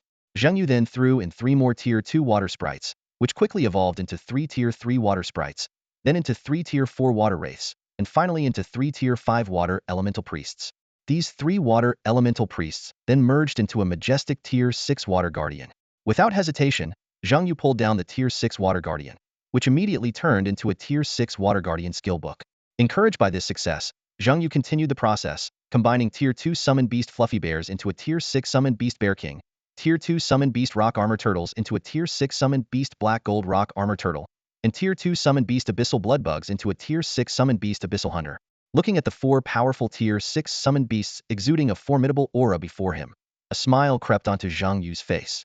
He had already started envisioning the blueprint for his 7th summoned beast, a sense of anticipation and excitement quietly rising within him. Zhang Yu lay on the soft seat of the nanny van, but his mind was immersed in the summoner's space, carefully weighing his options for a new summon creature. He first ruled out the Bear King, despite its potential transformation at the 7th tier, as it was still not strong enough to be a mainstay at the 6th tier. The Black Gold Armored Turtle, a frontline defensive summon, was sturdy but somewhat limited in functionality, so it was also temporarily set aside. Ultimately, Zhang Yu's attention lingered between the Abyss Hunter and the Water Guardian. The Abyss Hunter boasted high damage output, while the Water Guardian offered reliable protection. After thorough consideration, Zhang Yu chose the latter. His summoning lineup already had sufficient damage dealers: the 8th tier Punishment Lord for burst damage, the 7th tier Lightwing Archer for sustained output, the 6th tier Blazing Dragon for area attacks, and the 6th tier Goblin General for numerical superiority. Adding a Water Guardian, which could provide protection, healing, and some combat capability, would undoubtedly make his lineup more robust. Having made his decision, Zhang Yu immediately formed a contract with the Water Guardian in the summoner's space. Without hesitation, he invested 20,000 talent points to elevate this new partner directly to the 7th tier. With a flash of dazzling blue light, the Water Guardian evolved into a more powerful form, the Tide's Shadow. Its level instantly rose to 31, matching Zhang Yu's. The Tide Shadow's health surged to 384,500, and its attack power reached 28,744. It needed another 50,000 talent points for the next upgrade. The Tide Shadow's abilities saw a comprehensive enhancement. It could now negate 50 of water-based damage and had mastered 5 powerful skills. Tidal Wave could unleash massive waves to attack enemies. Water Guard provided defense and continuous healing for allies. Water Splash boosted the attack of friendly units. Water Shadow created clones with 50 of its own strength. And most crucially, the newly acquired domain skill Water Domain, which significantly enhanced allies' abilities while weakening enemies. Zhang Yu was pleased as he reviewed his summoning lineup: 2 7th-tier creatures Lightwing Archer and the Tide Shadow, 1 8th-tier Punishment Lord, and 4 6th-tier 1 Savage Bloodline Warbull, Elite Squad Goblin General, Blazing Dragon, and Spirit Butterfly Queen. This configuration was already quite comprehensive, but he continued to ponder how to further perfect it, perhaps by adding more damage dealers, frontline capabilities, or functional summons. Meanwhile, a bigger question loomed in Zhang Yu's mind. What changes would occur after a summoner awakened? As the first summoner in the world on the brink of awakening, He was filled with both anticipation and uncertainty about the future. How would the summoner profession transform? This question could only be answered when the moment of awakening arrived. Has it become easier to cultivate? Zhang Yu pondered as he exited the summoner's space. A hint of satisfaction flickered in his eyes because, so far, he had organized all his resources. There were still 15,000 talent points left in the warehouse, enough to activate the Golden Scale Dragon equipment effect and cover the interest on the hedge fund. For resource chests lay quietly in the corner, awaiting the chance to produce premium cultivation coupons to save time. As for the Golden Grade Core Stone, Zhang Yu planned to hand it over to the blacksmith of the Smoke Cloud Alliance to select the most suitable use for it. After organizing his resources, Zhang Yu took a short nap in the car. When the driver's voice woke him, the car had already entered Phoenix City in the Southwest District. This small yet prosperous city was famous for hosting the annual youth professional competition. Hey, isn't this the famous Zhang Yu from Zhang Yu City? A hearty voice called out. Although it was teasing, Zhang Yu found it endearing. Every time he emerged from the abyss, it was this person who greeted him, Zhang Zhan, the mayor of Jiangshui City. Seeing Zhang Zhan, Zhang Yu's face lit up with a genuine smile. He was secretly relieved that Zhang Zhan was still alive. Looking radiant, had a good haul? Zhang Yu observed Zhang Zhan, noticing the undisguised joy on his face. Now, Zhang Ye's achievements and potential had elevated his relationship with Zhang Zhan far beyond that of a typical citizen and mayor. Especially after hearing about Zhang Yu's perfect clearance of the 4-star prison dungeon, Zhang Zhan couldn't help but recall his earlier joke. Perhaps one day, they would need to rely on Zhang Yu. And that day seemed not far off. I did get some good stuff, but nothing compared to you. Zhang Zhan candidly shared his gains from the 5th stage of the abyss. A plethora of resources, equipment upgrades, and most importantly, a level up, reaching level 47. Only 2 more abyss runs were needed for his awakening. Leader Zhuge promised me earlier that he'd schedule my next abyss run for next month, with a strong team to carry me. Zhang Zhan openly used the word carry and even said it with pride. If you perfect clear another abyss, I might even have a chance to run for a cadre position within the alliance. Hee. Zhang Zhan's eyes sparkled with anticipation for the future. Once hopelessly stuck at level 45, he now had opportunities to enter the abyss, ample resources, and newfound respect. All of this transformation stemmed from a seemingly ordinary decisionto, welcome and strength summoner to his city.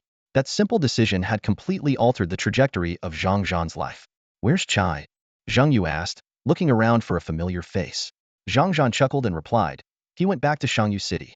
You cleared the abyss perfectly again, so there's a lot to handle. Since you're part of the temple in Zhang Yu City, the professionals from our city also get benefits. Deputy Alliance Leader Zhuge said that any 3rd stage professional from Zhang Yu City can get priority access to the Delhi prison.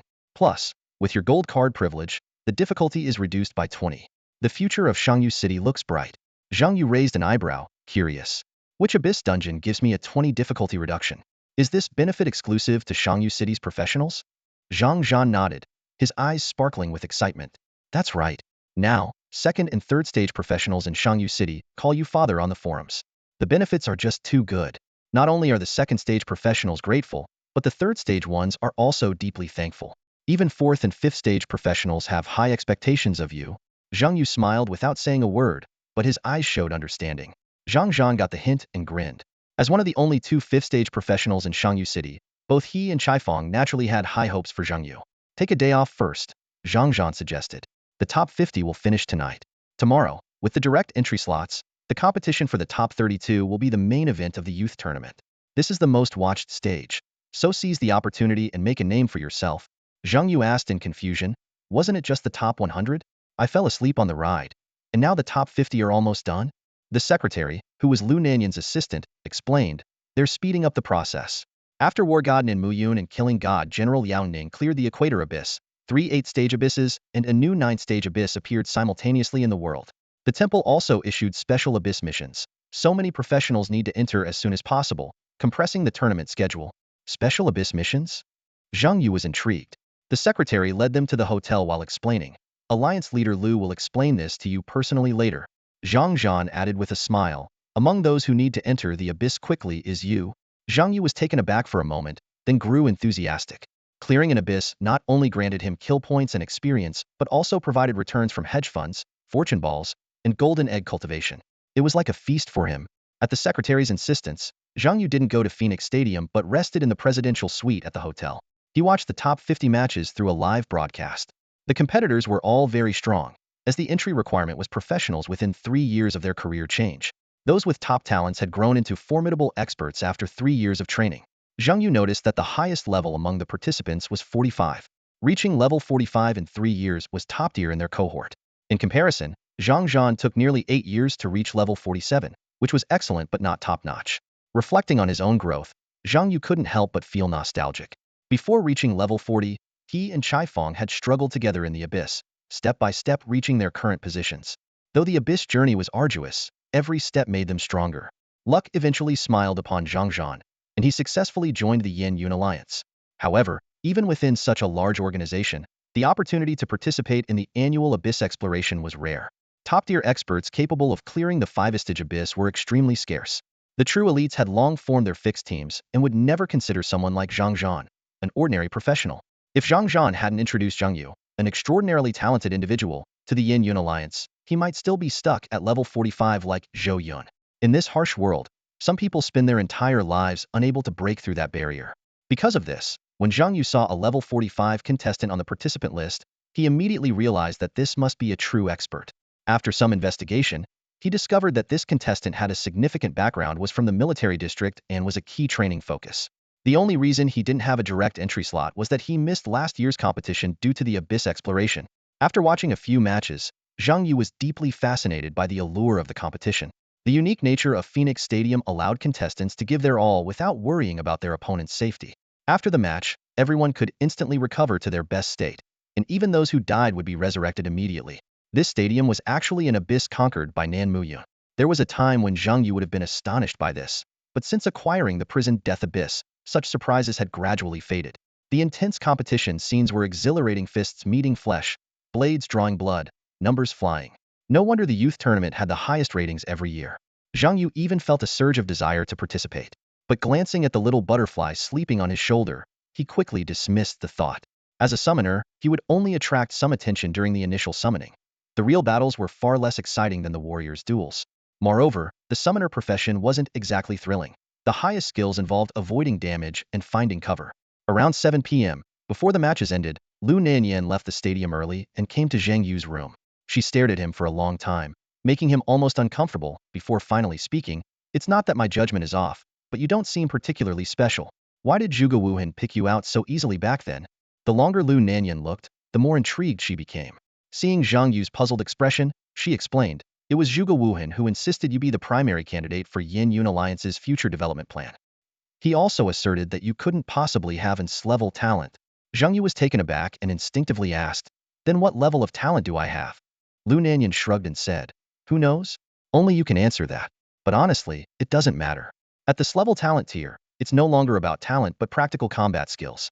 Although I'm an S-level hidden profession, I've lost to S-level talent from another world. Even though you're just an S-level summoner, your achievements have already surpassed many with higher talents." Compared to their last meeting, Lu Nanyan's attitude was noticeably more relaxed this time. She had shed some of her authoritative demeanor as an alliance leader and adopted a more casual tone for their chat. Lu Nanyan asked his secretary to inform the hotel restaurant to bring up some food and a bottle of expensive red wine. The two of them sat in the room, enjoying the meal while engaging in a deep conversation. Lu Nanyan was the first to speak, his eyes filled with curiosity. "Zhang Yu, how much do you know about the abyss?" Zhang Yu hadn't expected that to be Lu Nanyan's first question. He pondered for a moment before deciding to be honest. "I was called a newbie by someone who had already experienced the third divine descent. Yet, it was this newbie who led him through the abyss." Lu Nanyan's eyes flickered slightly. He took a sip of the red wine, staring directly at Zhang Yu. "Since you know about the divine descents, what are your plans for the future?" Zhang Yu remained composed and answered, "I'll handle whatever comes my way." He paused and then added, "If gods come, I'll kill gods. If demons come, I'll slay demons." Sensing the atmosphere becoming heavy, Zhang Yu lightened the mood with a joke. "Even if a dog comes, I'll kick it away. Don't worry, I'm not a pessimist." Lu Nanyan sighed with relief and said appreciatively, "Good, that's all I needed to hear." After a moment of hesitation, Zhang Yu decided to share his thoughts frankly. "Actually, I'm very grateful to the person who told me the truth. Leader, when he told me about it, I saw despair in his eyes. But for me, I'd rather know the truth." He continued, "I always thought of myself as a small figure in the grand scheme of things. Like I used to think, if the sky falls, there are taller people to hold it up." Zhang Yu looked at Lu Nanyan, implying that he was one of those taller people. "But when I realized that this sky could collapse much more than I had imagined, I found a reason to strive. Not to gain others' respect, not to make anyone regret, and not for status, power, or fame, but for a chance to be part of history. Zhang Yu chuckled softly. If it were the past, I would never have had such thoughts. But when given the opportunity, who wouldn't take it? Gazing into his wine glass, he slowly said, despair and hope can make people lose their will to fight. But what moves people the most is hope within despair. If given the chance, if I have the strength, if the times need me, then I'm willing to be that hope. Zhang Yu's words were filled with determination. This was something he had been contemplating ever since learning about the divine descents. Could it be possible that when the divine descents occur, the tall person isn't Lu Nanyan or Rongli, but himself? He added, if I can't achieve killing gods, slaying demons, then it's me who will die. Simply put, I fight to survive. Finally, Zhang Yu looked directly at Lu Nanyan and said firmly, leader, you asked about my plans for the future. I plan to pursue my dreams and face reality. Zhang Yu took a deep breath and looked firmly at Lu Nanyan, speaking almost without reservation, I'm not some rash youngster driven by arrogance. I know very well that to grow, I need the support of the Smoke Cloud Alliance. I've made my stance clear, and I won't back down. Just like when I faced the unfair treatment from Zhou Yun and Li Nan, or when I confronted other professionals from different worlds, his voice was steady and powerful, his eyes reflecting a maturity beyond his years. Zhang Yu was no longer a child. He understood that an alliance wouldn't easily place complete trust in one person, nor would it invest all its resources in a single individual. What they needed was simply clear attitude. And Zhang Yu was presenting that attitude unmistakably to Lu Nanyan. Lu Nanyan watched Zhang Yu quietly, her brow slightly furrowed as if in deep thought. After a long pause, she finally spoke. It's hard to believe I'm talking to someone who graduated high school just a few months ago. She paused, then continued, please allow me to keep calling you a child.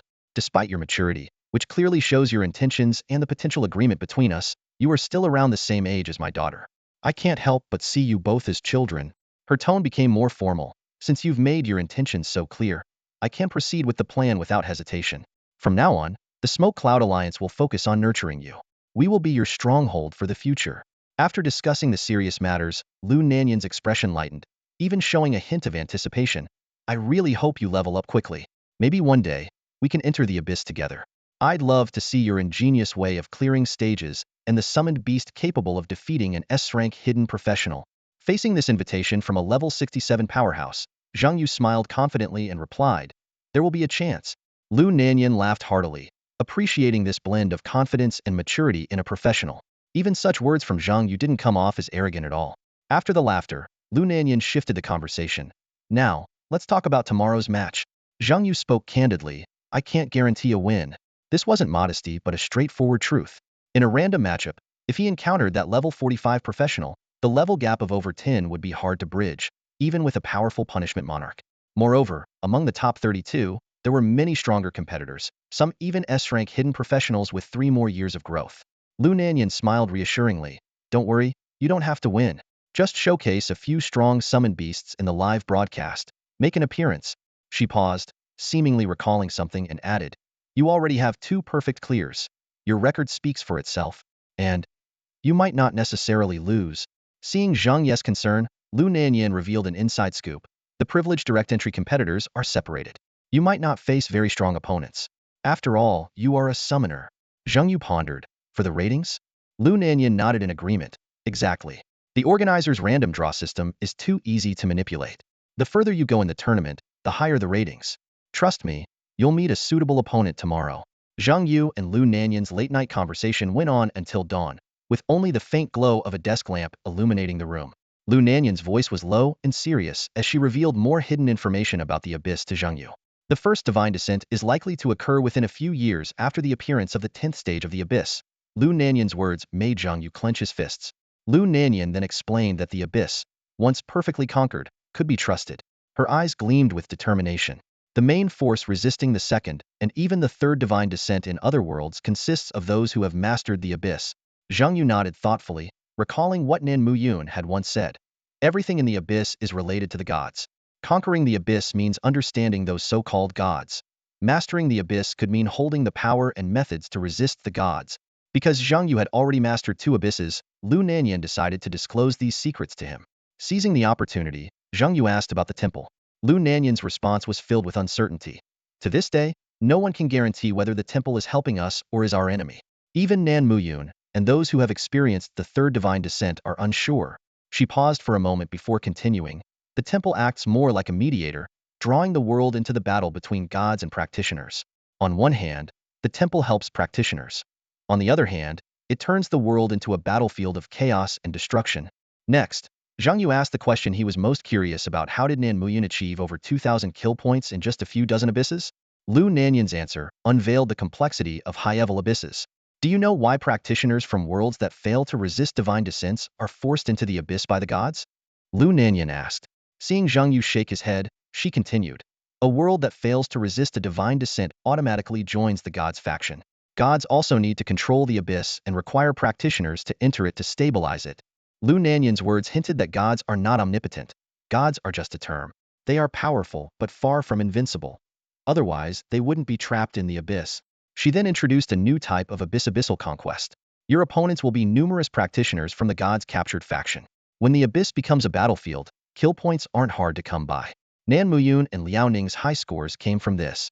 In addition, Lu Nanyan mentioned other types of high-level abysses.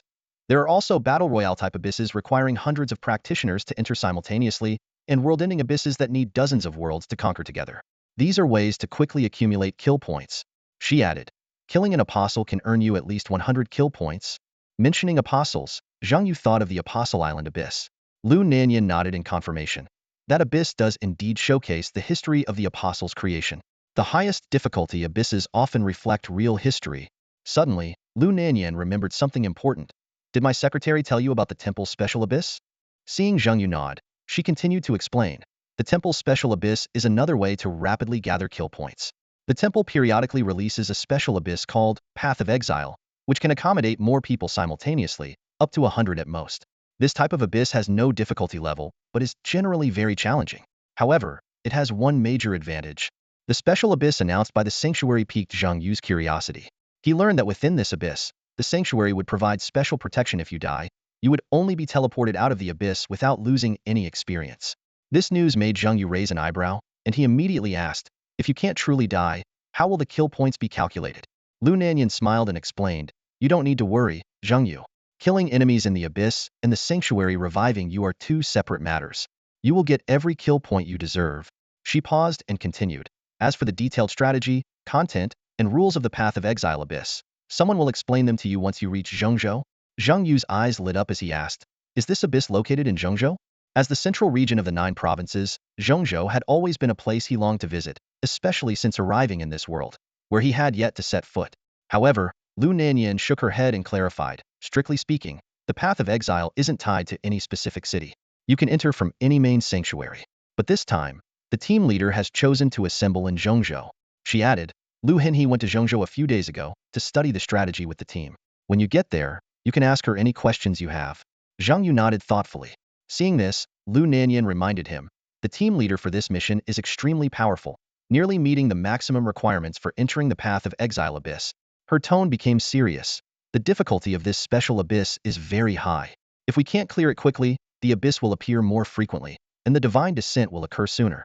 That's why the government has invited you to participate by more time. Lu Nanyan looked directly into Zhang Yu's eyes and continued, that's also one of the reasons I want you and Lu Henhe to go. The government will offer generous rewards, and the rewards within the abyss are higher than in other abysses. The kill points you seek can also be earned here. She paused, her tone growing even more solemn. Most importantly, your participation will greatly increase the success rate of clearing the abyss. Lu Nanyan thought to herself, even though Zhang Yu was just a summoner, as long as her daughter was in the abyss with him, she believed that no matter how difficult it was, they would surely clear it. The next morning, Phoenix Stadium was abuzz with excitement as it hosted the highly anticipated top 32 matches. As the first light of dawn broke, the 8 a.m. sun streamed through the stadium's dome, setting the stage for the fierce competition ahead. This day was destined to be extraordinary. The matches for the top 32, top 16, top 8, top 4, and the final would all unfold within a span of mere hours, promising an exhilarating spectacle for the audience. Following the staff's guidance, Zhang Yu walked through the spacious corridors to the backstage area of Phoenix Stadium. As he pushed open the heavy metal door, a familiar sensation washed over him, the aura of the abyss. He recalled Lu Nanyan's explanation.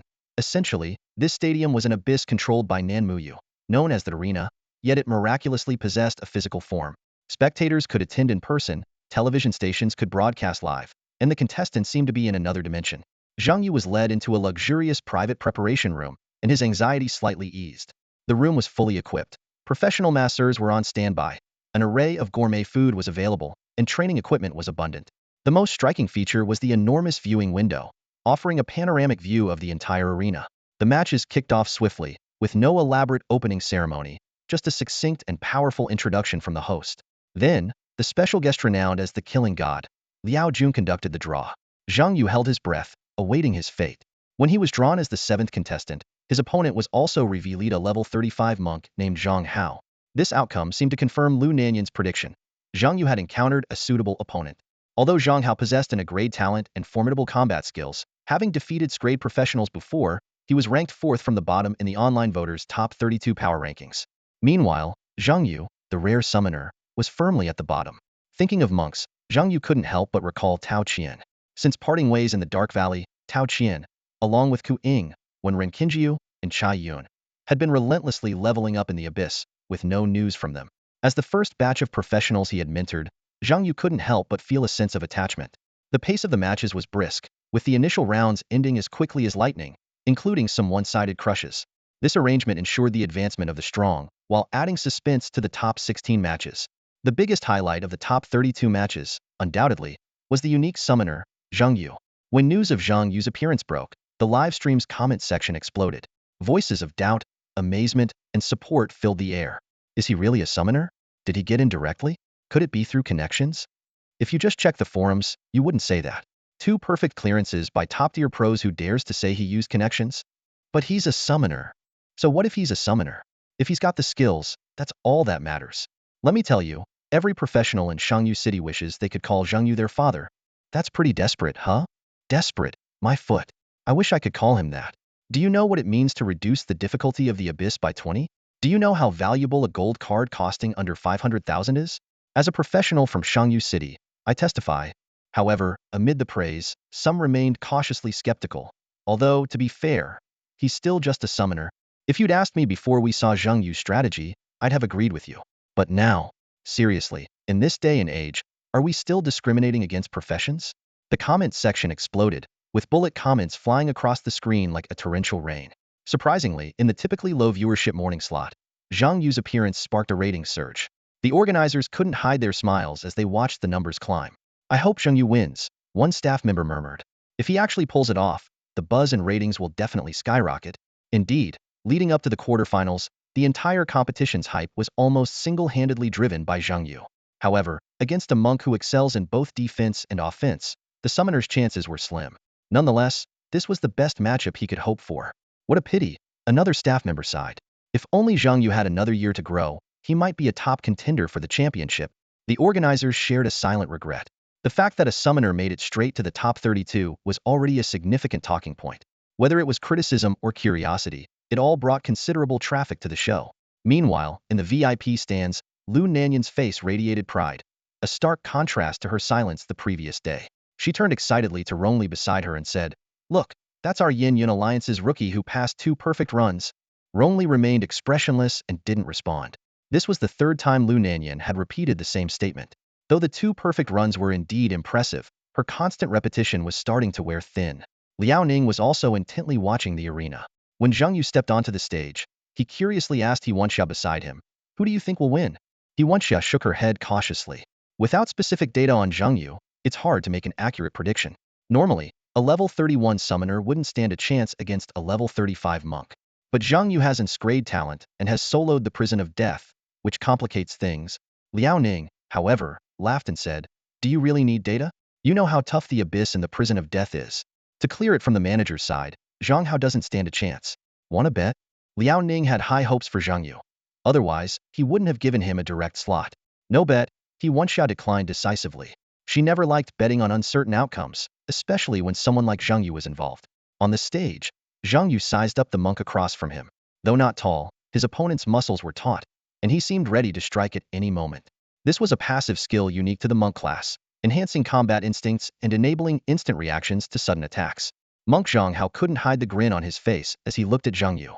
Zhang Yu smiled and asked, "You seem pretty happy to be matched against me?"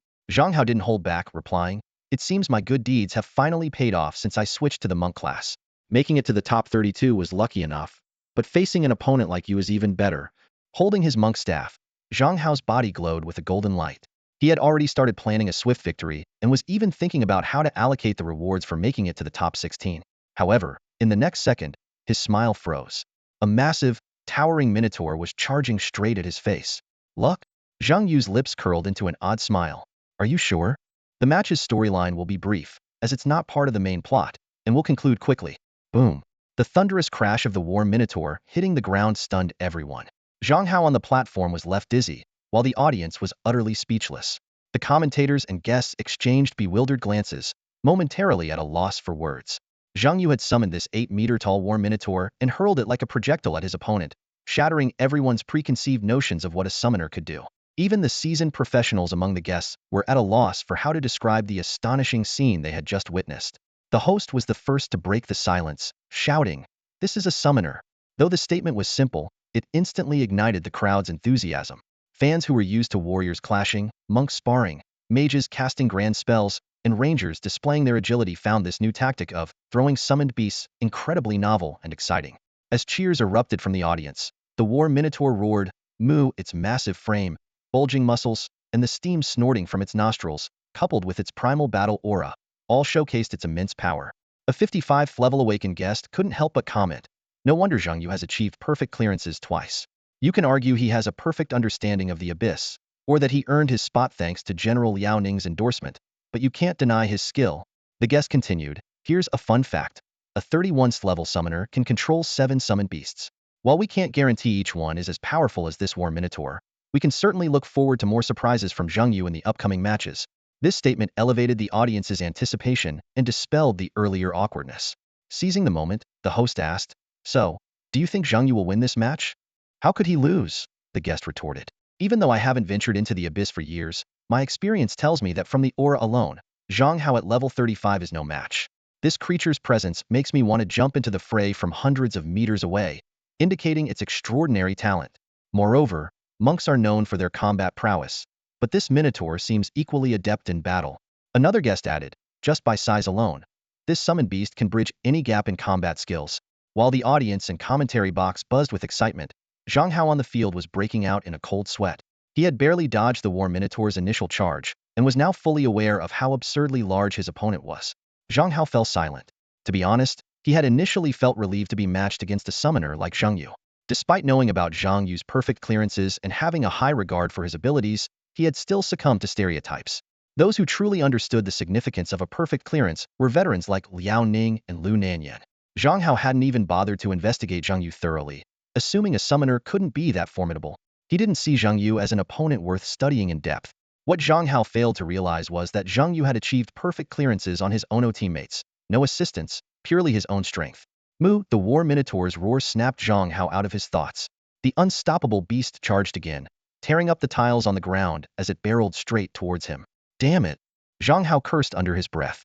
Facing an 8-meter-tall, muscle-bound behemoth with a waist thicker than a semi-truck, he couldn't maintain his composure. Instinct screamed at Zhang Hao, "Do not take it heedin." He quickly chose to dodge. The Bull of War's charge put immense pressure on Zhang Hao, akin to facing a professional threat. He quickly assessed that taking the hit heedin could likely end the match. Zhang Hao decided to take a gamble, casting a purification spell to boost his speed and then swiftly dodging to the right.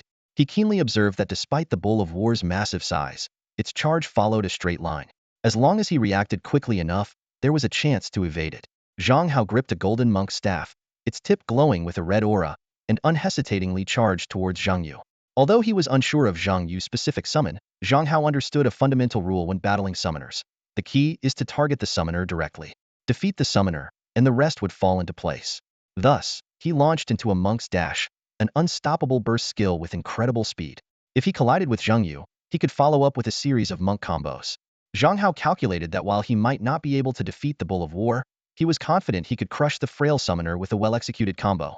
He began chanting the 6-syllable mantra, Om, Ma, Ni, Pad, Me, Hum. Each syllable represented a different skill: strength, speed, defense, attack, control, and mental disruption. This skill set was highly effective against warrior-type professions. However, as the 6-syllable mantra concluded, Zhang Yu had vanished without a trace. A gentle breeze passed, and Zhang Hao looked up to see a giant butterfly hovering in midair, with Zhang Yu calmly seated on its back, looking down at him.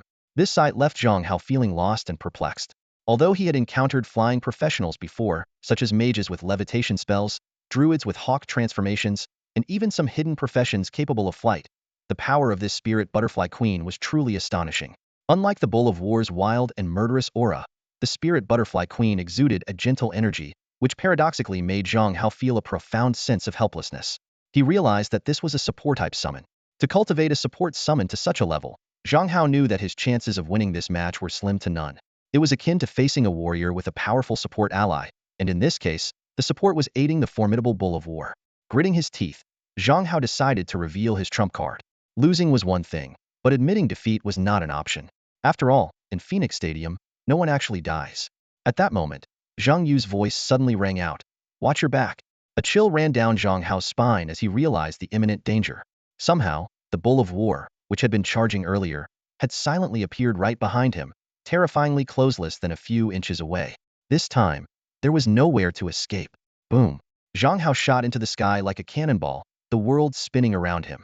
Amidst the dizziness, he desperately tried to recall how the war bull had appeared behind him.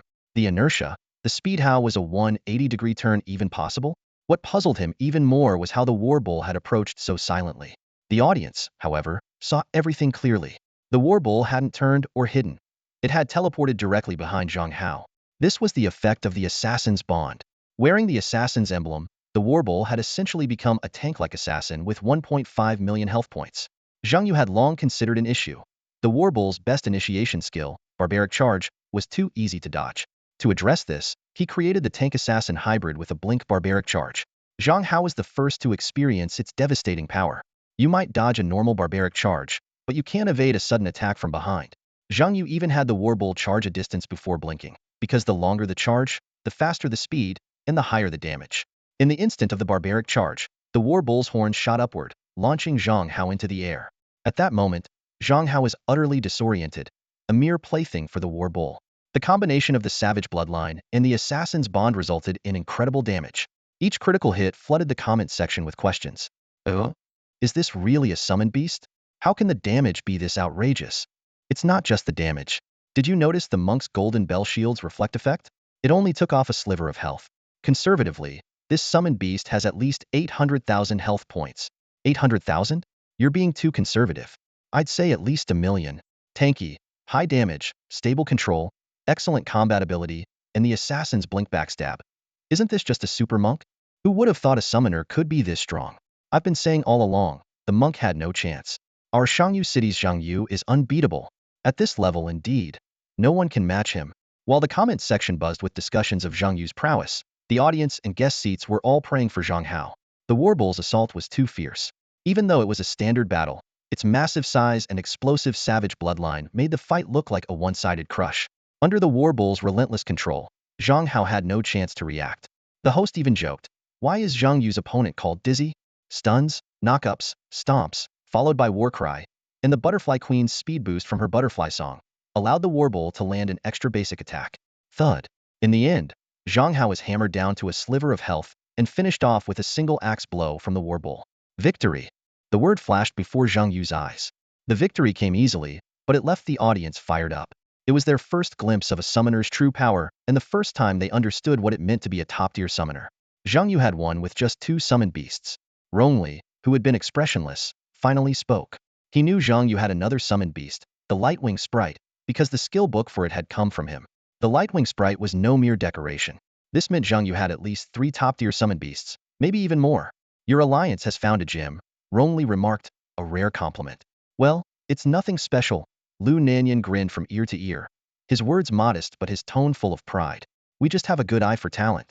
If it weren't for Zhang Zhan and Chai Fong insisting on bringing Zhang Yu to Shangyu City, we wouldn't have today's result. His joy was palpable, as if Zhang Yu's growth was more exciting than clearing a dungeon himself. Rongli gave Lu Nanyan a meaningful look and said, "Sometimes responsibility is motivation, but more often, it's a quagmire. Don't let yourself get stuck." Lu Nanyan shook his head with a smile, his eyes revealing a mix of determination and helplessness. He slowly said, "When Hong He and I founded the Yin Yun Alliance, I promised her that I would make the alliance bigger and stronger, ensuring every member could thrive.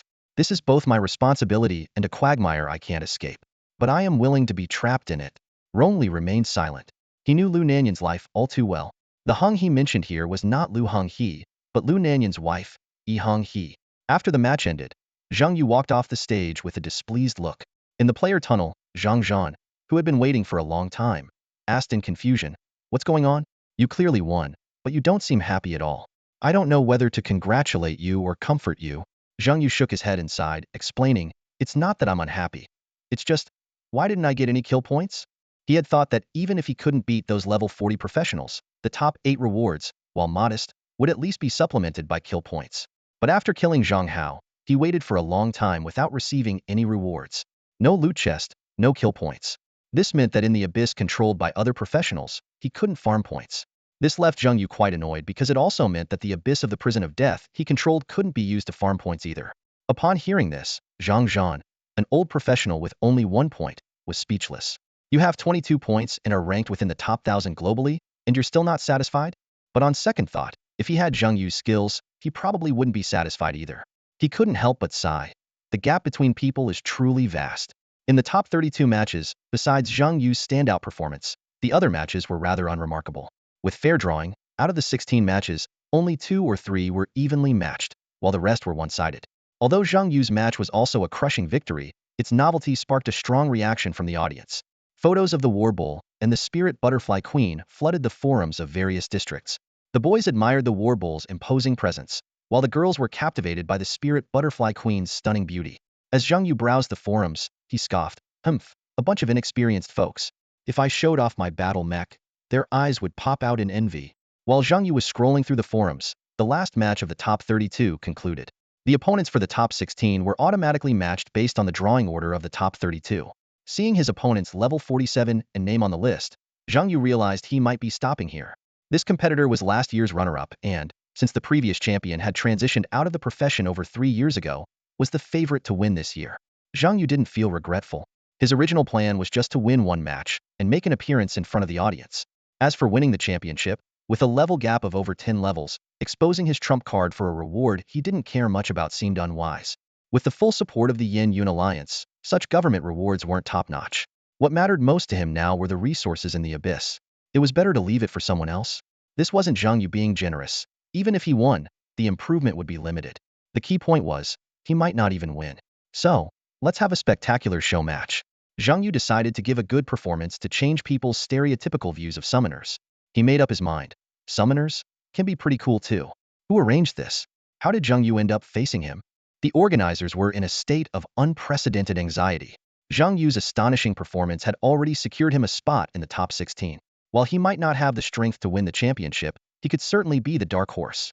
This kind of arrangement should have made the quarterfinals thrilling with strong contenders clashing and underdogs rising, exactly what the audience loved.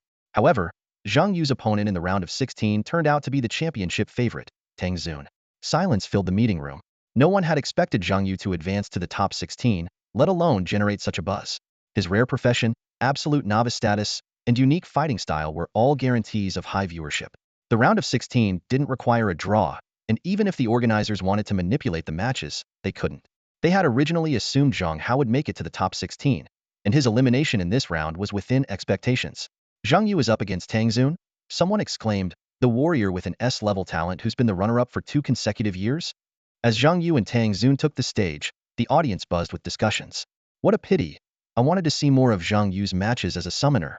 Speaking of which, Zhang Yu must be the only one in history to enter the top 16 in his first year of competing, right? That's right. Among this year's new professionals, only Zhang Yu made it to the top 16. Isn't he just a lucky draw? What's the big deal? You're mistaken. With the strength of Zhang Yu's War Bull, he would have made it to the top 16 even without a direct entry. Don't underestimate Zhang Hao's monk skills. In other words, Zhang Yu managed to defeat Zhang Hao, who had 2 years of experience, in just under 3 months after his own career change. That's impressive. Indeed, the war god Nin Muyun's intention in founding the youth tournament was never to favor rookies. The real contenders for the title usually have at least 3 years of development. So, let's look forward to next year's Zhang Yu. In just one match, Zhang Yu had gained a loyal fanbase who even spoke up for him. In this world, the status of professionals overshadowed that of celebrities. Nan Muyun was undeniably at the pinnacle, and the strikingly beautiful Lu Nanyan had countless admirers. When Zhang Yu entered the arena, he saw many fans holding up Lu Nanyan's support signs. Even the usually intimidating Liao Ning had a large fanbase, including many female fans. Ordinary people revered well-known, powerful professionals like celebrities. For major events, a few singers might be invited, but their appearance fees paled in comparison to the 55th level awakened professional in the guest seats. Before taking the stage, Zhang Yu glanced at the comments section and understood why Lu Nanyan insisted he compete. Popularity could be a valuable resource. Tang Xun. When the 47th level Tang Xun appeared, the arena erupted with deafening cheers, with the screams of female fans standing out. It reminded Zhang Yu of top-tier celebrities in his world.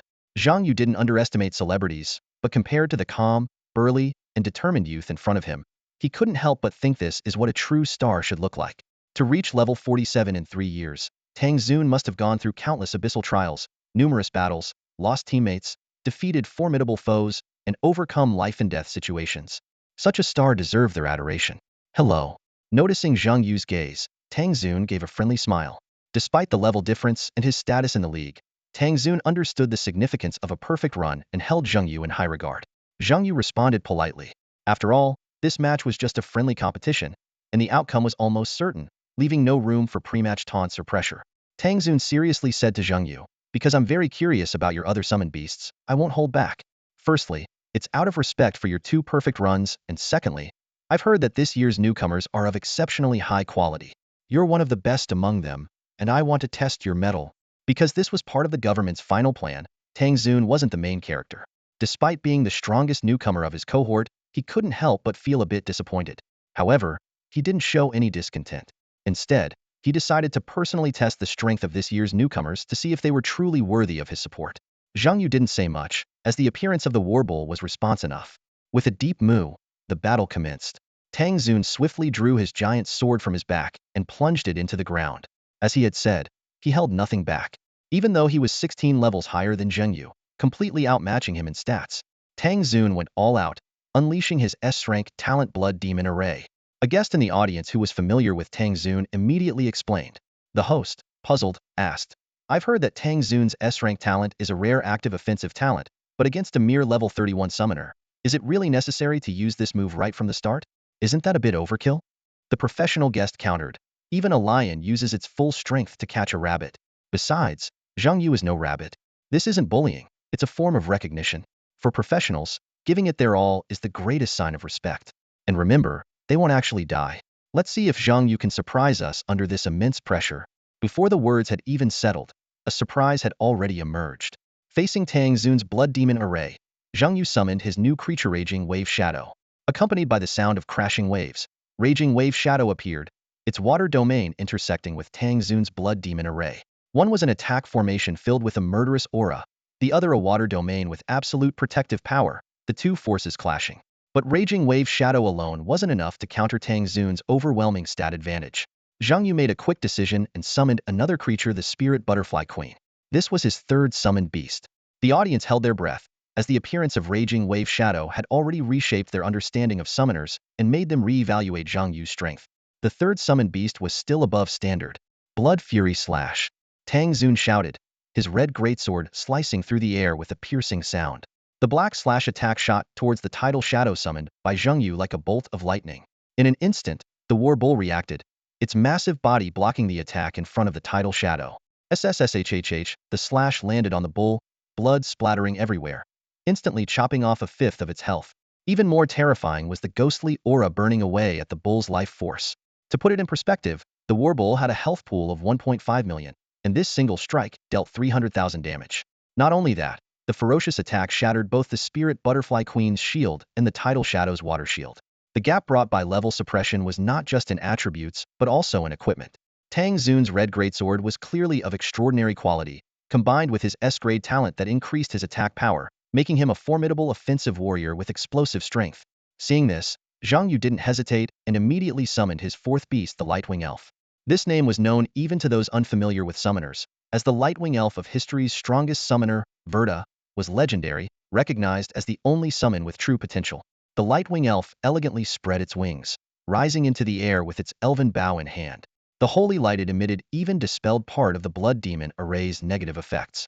Chime, the melodious sound of the Spirit Butterfly Queen's wings echoed, and at the same time, the tidal shadow cast Water Splash and Water Guard on the Lightwing Elf, instantly maximizing its attack speed. The Lightwing Elf began a fierce assault, arrows and light feathers flying from its wings. "You think I'll let you attack freely?" Get down here. Tang Zun sneered, stepping forward. The blood demon array on the ground suddenly erupted with massive gravitational force, dragging the Lightwing Elf and Spirit Butterfly Queen down from the air. Every combatant had ways to deal with aerial enemies, and Tang Zun chose the most direct method, grounding them. With level suppression, this was a piece of cake for him. As soon as the Lightwing Elf hit the ground, Tang Zun was already in front of it in a flash. This wasn't a skill, just pure speed. The Warbull immediately teleported behind Tang Zun, determined to protect the Lightwing Elf. However, countless blood hands emerged from the ground, firmly restraining the bull's massive body. Zhang Yu realized with shock that the Warbull couldn't use any skills after being touched by the blood hands. It was clearly silenced. No wonder Tang Zun was a top contender for the championship. His blood demon array not only increased damage, but also had powerful control effects, not to mention the terrifying damage it dealt. If not for the Spirit Butterfly Queen and Tidal Shadow constantly healing the Warbull, its health would have dropped even faster. Just as Tang Zun's blade was about to strike the Lightwing Elf, a shadow flashed by, a sharp glint aiming straight for Tang Zun's throat. In that moment, Tang Zun genuinely felt a threat to his life, which surprised him after all. His opponent was just a level 31 summoner. Tang Zun reacted instantly, retracting the blade aimed at the Lightwing Elf to block the shadow. However, he was a step too slow. The shadow, like the Warbull's earlier teleport, abruptly stopped its attack and appeared behind him in an instant. Splurt, blood gushed out, and Tang Zun became the first to be injured. This was Zhang Yu's fifth summoned beast. Everyone watched in shock as the shadow clashed with Tang Zun. Who would have thought that after summoning the Lightwing Elf, Zhang Yu could still bring out such a powerful beast? Moreover, this one's strength seemed even greater. The appearance of the Judgment Monarch made Tang Zun's expression more serious than ever. He already respected Zhang Yu for his 2 perfect clearances, but now it was clear that his respect was not enough. Zhang Yu's true strength far exceeded his expectations, and this scythe-wielding summon was absurdly strong. Moo! The Warbull finally broke free from the Bloodhand's control, charging to the front line once again to relieve the Judgment Monarch.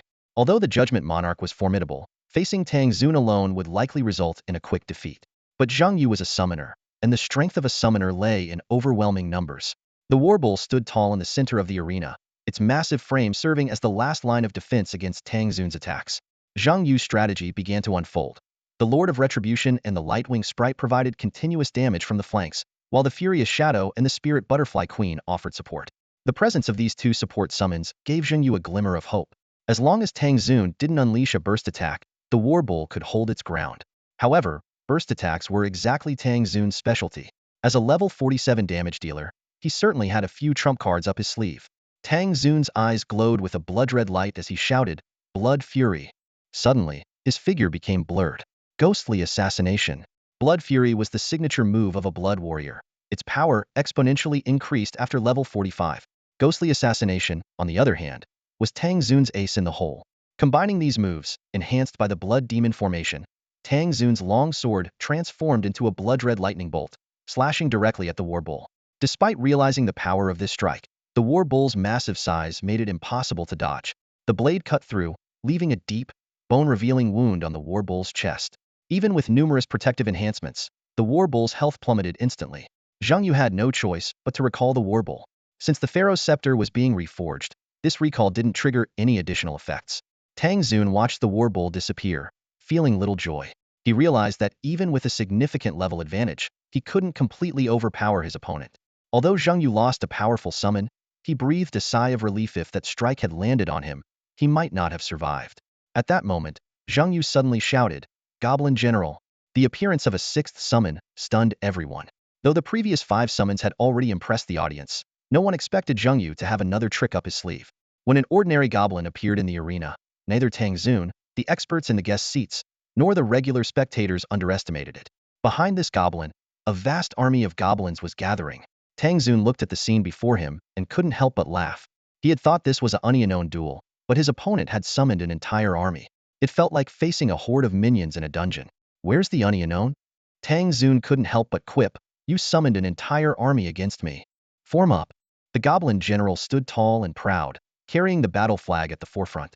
Behind him was an intimidating Elite Force 62 goblin wolf riders, mounted on giant wolves, looking fierce and ready. Further back were the elite goblin warriors, prepared for battle. On either side, a group of black-clad goblin assassins lay in wait, ready to strike. At the front of the formation, goblin shield bearers held massive shields as tall as a man, providing cover for the goblin archers behind them. Among these archers were elite marksmen who had learned their craft from the Lightwing Elves, significantly improving their skills. The Lightwing Elf herself was also present, wielding a remarkable bow and arrow. At the rear, a goblin shaman waved her staff. She had evolved into an elite goblin shaman, capable of continuously casting enhancement spells for the army. Nearby, a massive troll stood like a small mountain beside the goblin general. The most eye-catching were two goblin berserkers, set to charge into the fray as the vanguard. These creatures had dark purple skin adorned with metal fragments, and their eyes shone with madness and bloodlust. Unlike the disciplined goblin assassins, the berserkers seemed born for slaughter, driven by pure, unbridled rage. Charge! With the goblin general's command, the berserkers shot forward like arrows towards Tang Zun. Following them, the thunderous sound of war drums filled the air. Boom, boom, boom. The army's morale soared to its peak. Even Liao Ning in the VIP stands couldn't help but stand up, eyes fixed on the goblin army.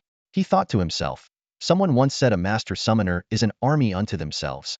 It seems you don't even need to be a master to achieve this scale. While they may not match necromancers in numbers, their quality far surpasses them.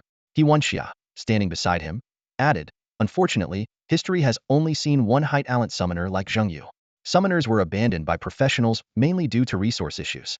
After a profession is deepened, a summoned beast needs 10 energy levels to increase 1 star level, and 10 star levels to increase 1 energy level, to possibly evolve a talent. The difficulty isn't just about piling resources. It requires gaining energy through combat to improve levels. She continued, in theory, a summoner can be an army unto themselves, even stronger than the rare necromancer class. But the difficulty of cultivation is the highest among all professions. I suspect Zheng Yu has a hidden talent, possibly a nurturing type, allowing him to bypass the energy and star level system to directly enhance his summoned beast's talents. Liaoning sat down, disappointed. You're right.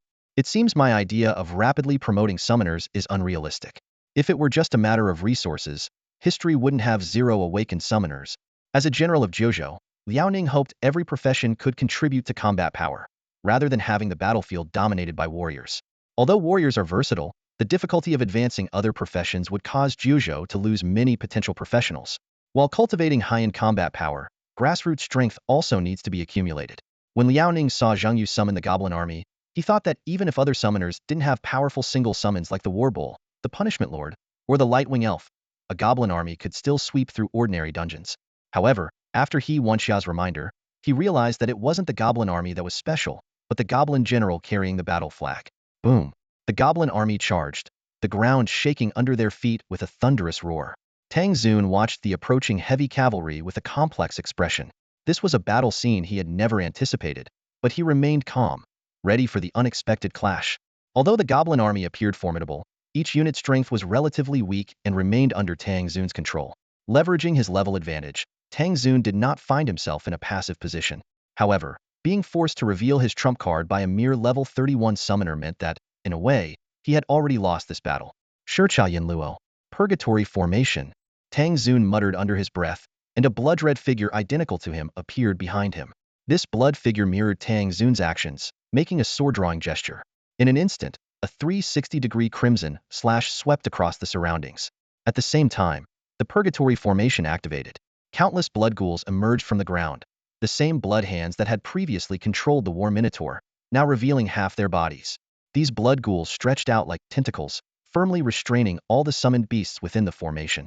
Zheng Yu reacted quickly, dodging the blood ghoul's control range while riding the spirit butterfly queen. Mass Dispel. He cast the Dispel skill on his summoned beasts, attempting to break the control. However, the effect was less than ideal. While it wasn't a complete failure, most of the summoned beasts remained firmly in place due to the level difference. Although the summoner's Mass Dispel is a powerful control-breaking skill, its effectiveness greatly diminishes against higher-level control skills. Swish, swish, swish. The crimson arc swept through the goblin heavy cavalry like the scythe of death. Goblins fell in waves, and death notifications flashed continuously. 1 slash, 2 slashes, 3 slashes. Tang Zun's face gradually paled. Such a wide-range, high-damage attack clearly consumed a significant amount of energy and stamina. Seeing this, Zheng Yu quickly recalled the Lightwing Sprite and the Tidal Fury. These two summoned beasts were on the brink of death after just 1 slash. From the audience's perspective, the match seemed to have a clear winner. For Zheng Yu to have lasted this long and forced Tang Zun to use his trump card, despite a 16-level difference, was already an honorable defeat. However, Zheng Yu himself remained unfazed. The goblin army was deliberately sacrificed to Tang Xun. Although this was just an exhibition match, Zhang Yu wanted to use the opportunity to test his limits, especially the effect of the voracious appetite bond. The effect of mutant warrior, voracious appetite 3 began to show. For every fallen ally, all mutant warriors would gain a 2 increase in attack power and spell damage. As the goblins continued to fall, the power of the Sin Punisher was steadily accumulating, ready to be unleashed. At this critical moment, when the summoned beast's overall health had dropped to half, a crimson light suddenly appeared in the sky. It was a statue of justice, hurtling towards Tang Xun with a roar. Just a moment ago, everyone thought Zhang Yu was doomed. The next moment, nearly the entire audience stood up. They witnessed a jaw-dropping spectacle. A colossal statue descended from the sky, shaking the entire arena. Is that a meteor? Someone gasped. No, it looks like a sculpture, another corrected.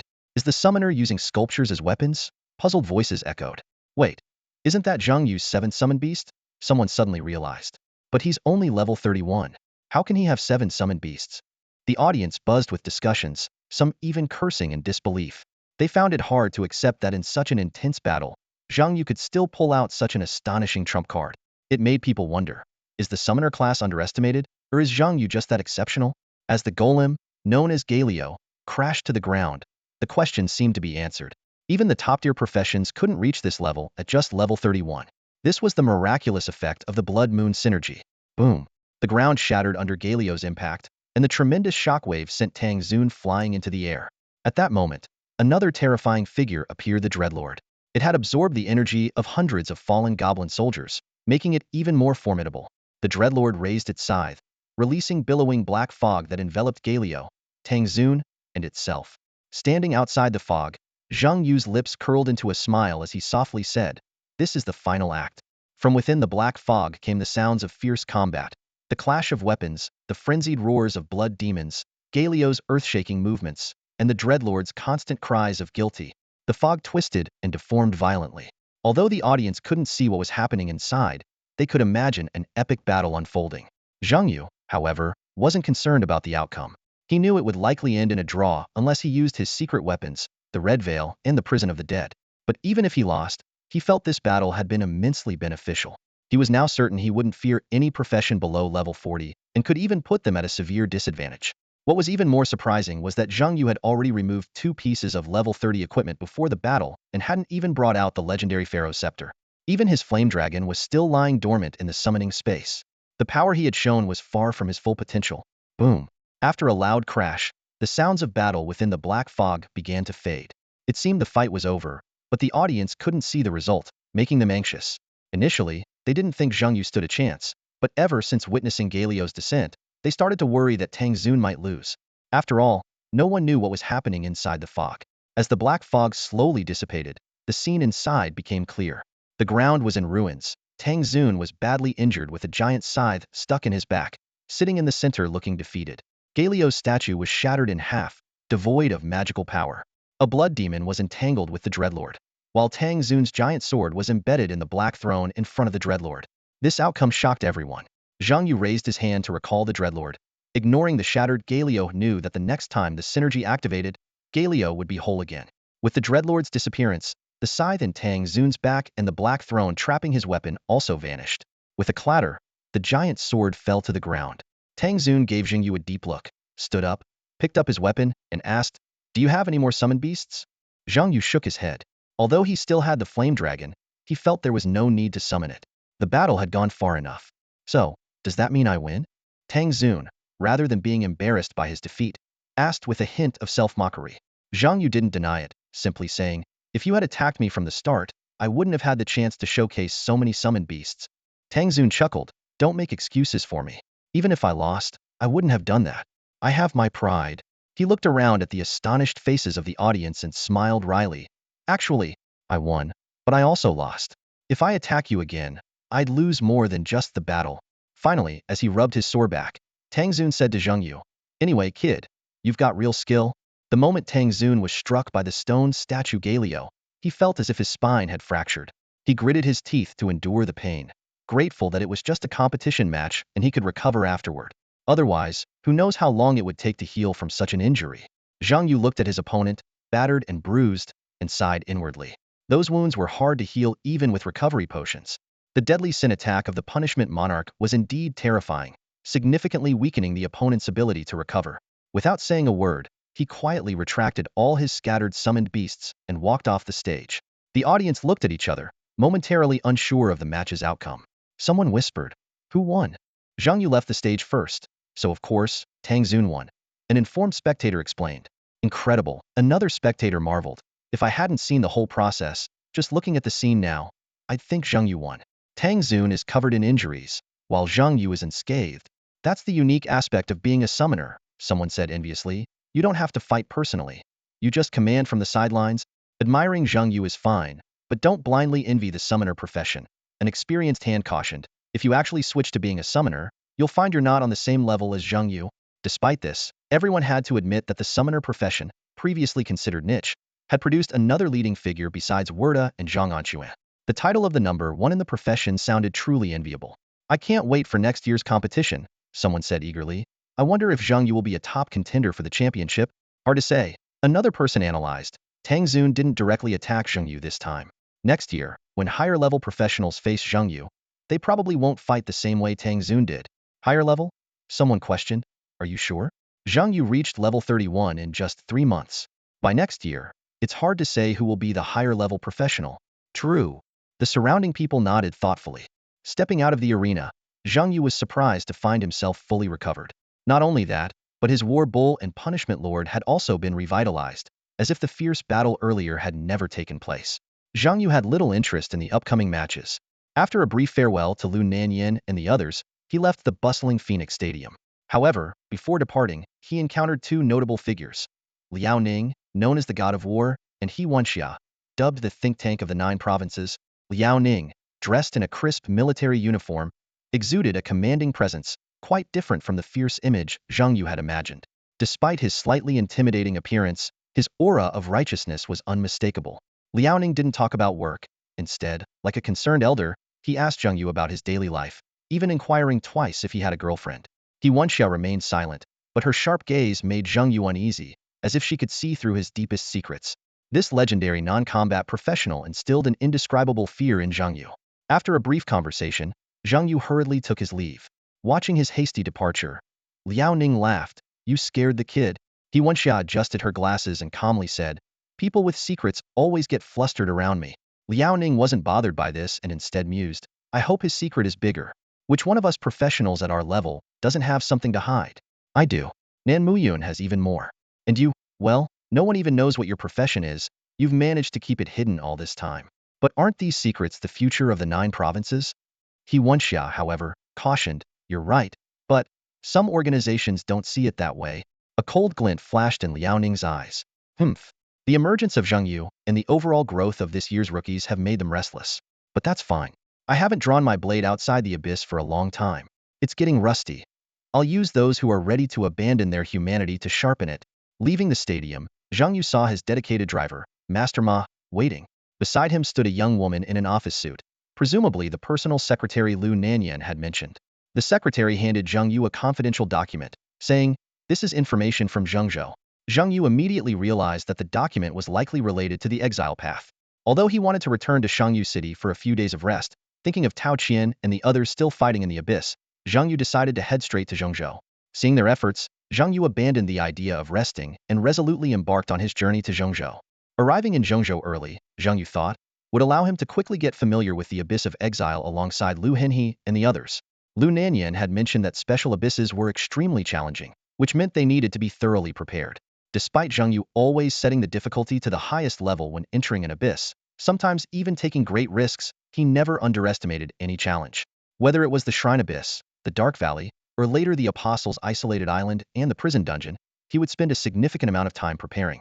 For each abyss, he would memorize the strategies thoroughly, especially the critical parts, to handle any unexpected situations.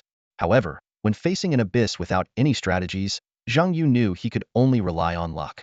He always believed he had no unique insights into the abysses. It was mostly luck. Regardless of how others evaluated him, this was Zhang Yu's genuine thought. As they passed the headquarters in Hang City, Zhang Yu's secretary got off to handle some forging tasks, taking 2 pieces of Zhang Yu's equipment with him.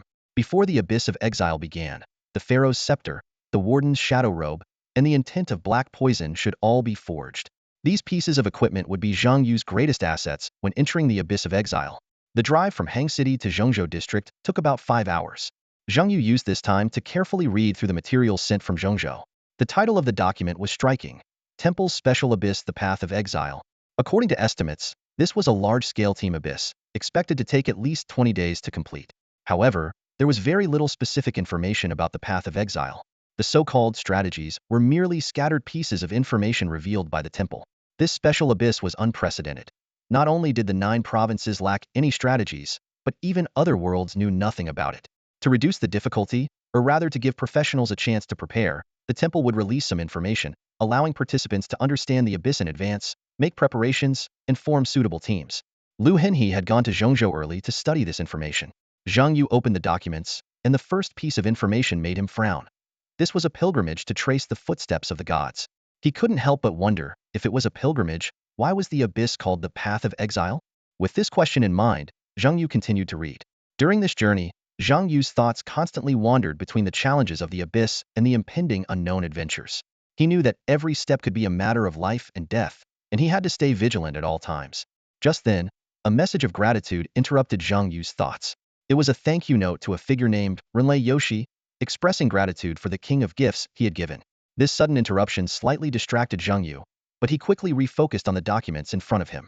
As it approached midnight, the author hurriedly wrapped up today's writing. Despite the busy work schedule and year-end company affairs, he persisted in his writing, even skipping dinner to finish another chapter. This dedication and gratitude to the readers were quite similar to Zhang Yu's meticulous preparation for the abyss. Both showcased resilience and focus when facing challenges. The records show that the temple provided 5 key clues. Among them, the clue Path of Pilgrimage most clearly points to the divine. Each abyss contains a story, history, or character related to the gods. It seems the temple is trying to explain the nature of the gods to the practitioners. Zhang Yu noticed the stark contrast between Path of Pilgrimage and the abyss named Path of Exile. He pondered these terms repeatedly while continuing to study the information. The second piece of information is a character introduction, featuring 7 unique figures. 1. A hunchbacked old man with red and black tattoos on his bald head, dressed in rags, with cloudy eyes. 2. A burly middle-aged man with 1 arm. 3. A mysterious woman wrapped entirely in black clothing. 4. A skinny boy with blue eyes. 5. A blood-covered, hairy man on horseback. 6. A shadowy figure seen from behind, surrounded by corpses and raging flames. 7. A disembodied head. Each character's image is accompanied by a peculiar phrase that Zhang Yu couldn't decipher. Experts from Zhongzhou were also baffled, marking 3 question marks after each phrase. Zhang Yu contemplated the purpose of these characters. His initial thought was that they might be quest NPCs, a theory shared by many practitioners. However, Lu Henhe proposed a unique view. These 7 individuals might be key to completing the Path of Exile and need to be escorted to the destination. The third piece of information is an image: tens of thousands of ragged refugees trudging through a desolate desert. This scene helped Zhang Yu understand why the Path of Pilgrimage is referred to as the Path of Exile. Lu Henhe noted that merely reaching the sacred land might not be enough to complete the mission. A specific goal must be achieved, and these 7 individuals might hold the crucial elements. The fourth piece of information is a map, presumably showing the route to the sacred land. The fifth piece of information consists of 2 stone carvings filled with text. The characters circled in red on the stone match the phrases under the character images, suggesting a connection between them. Reviewing all this information, Zhang Yu thought, a pilgrimage path, with maps, routes, and a destination. The task seemed straightforward, possibly escorting or protecting refugees to the sacred land. But if Lu Henhe's theory was correct and these 7 individuals needed protection, why was there a severed head among them? Suddenly, Zhang Yu recognized the tattoos on the old man's body. He recalled seeing similar patterns on the corpse of a god in the opening scene of Apostle's isolated island. The apostle marks he had obtained also bore these designs. Could these be some kind of script? Zhang Yu went through the materials from Zhongzhou and found the information provided by Lu Henhe. Character 103, speculated to mean thunder or electricity. Character 34, speculated to mean life or birth. Other practitioners also offered their interpretations.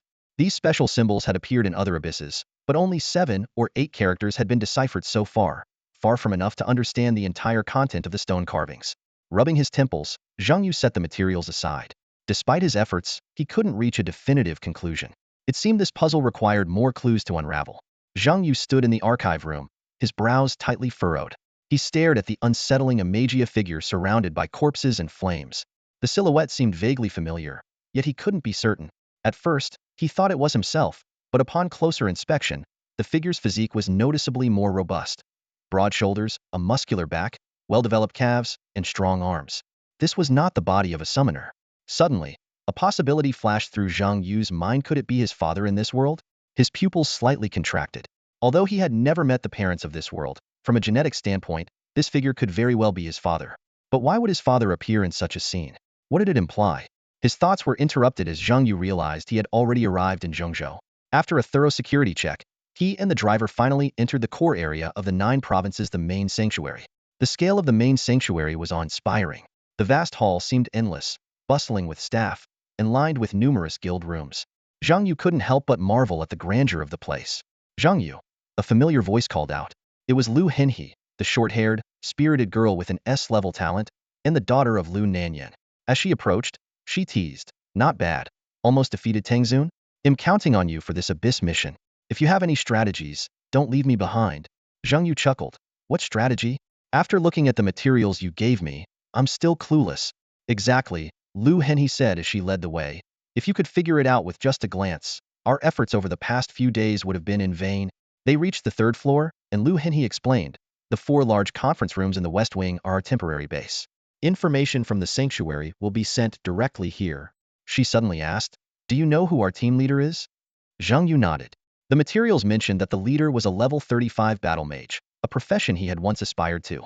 Unexpectedly, Lu Henhe did not remind him to be humble or emphasize the importance of team dynamics. Instead, she straightforwardly said, "It doesn't matter if you don't know him. We'll be following you." "Following me?" Zhang Yu was momentarily speechless, unsure of what she meant by that. That's all for today. Thank you so much for watching. I hope you guys enjoyed. If you wish to have another part of this recap, please give us at least 1,000 likes. Please don't forget to comment and subscribe to our channel for more content like this. Until next time.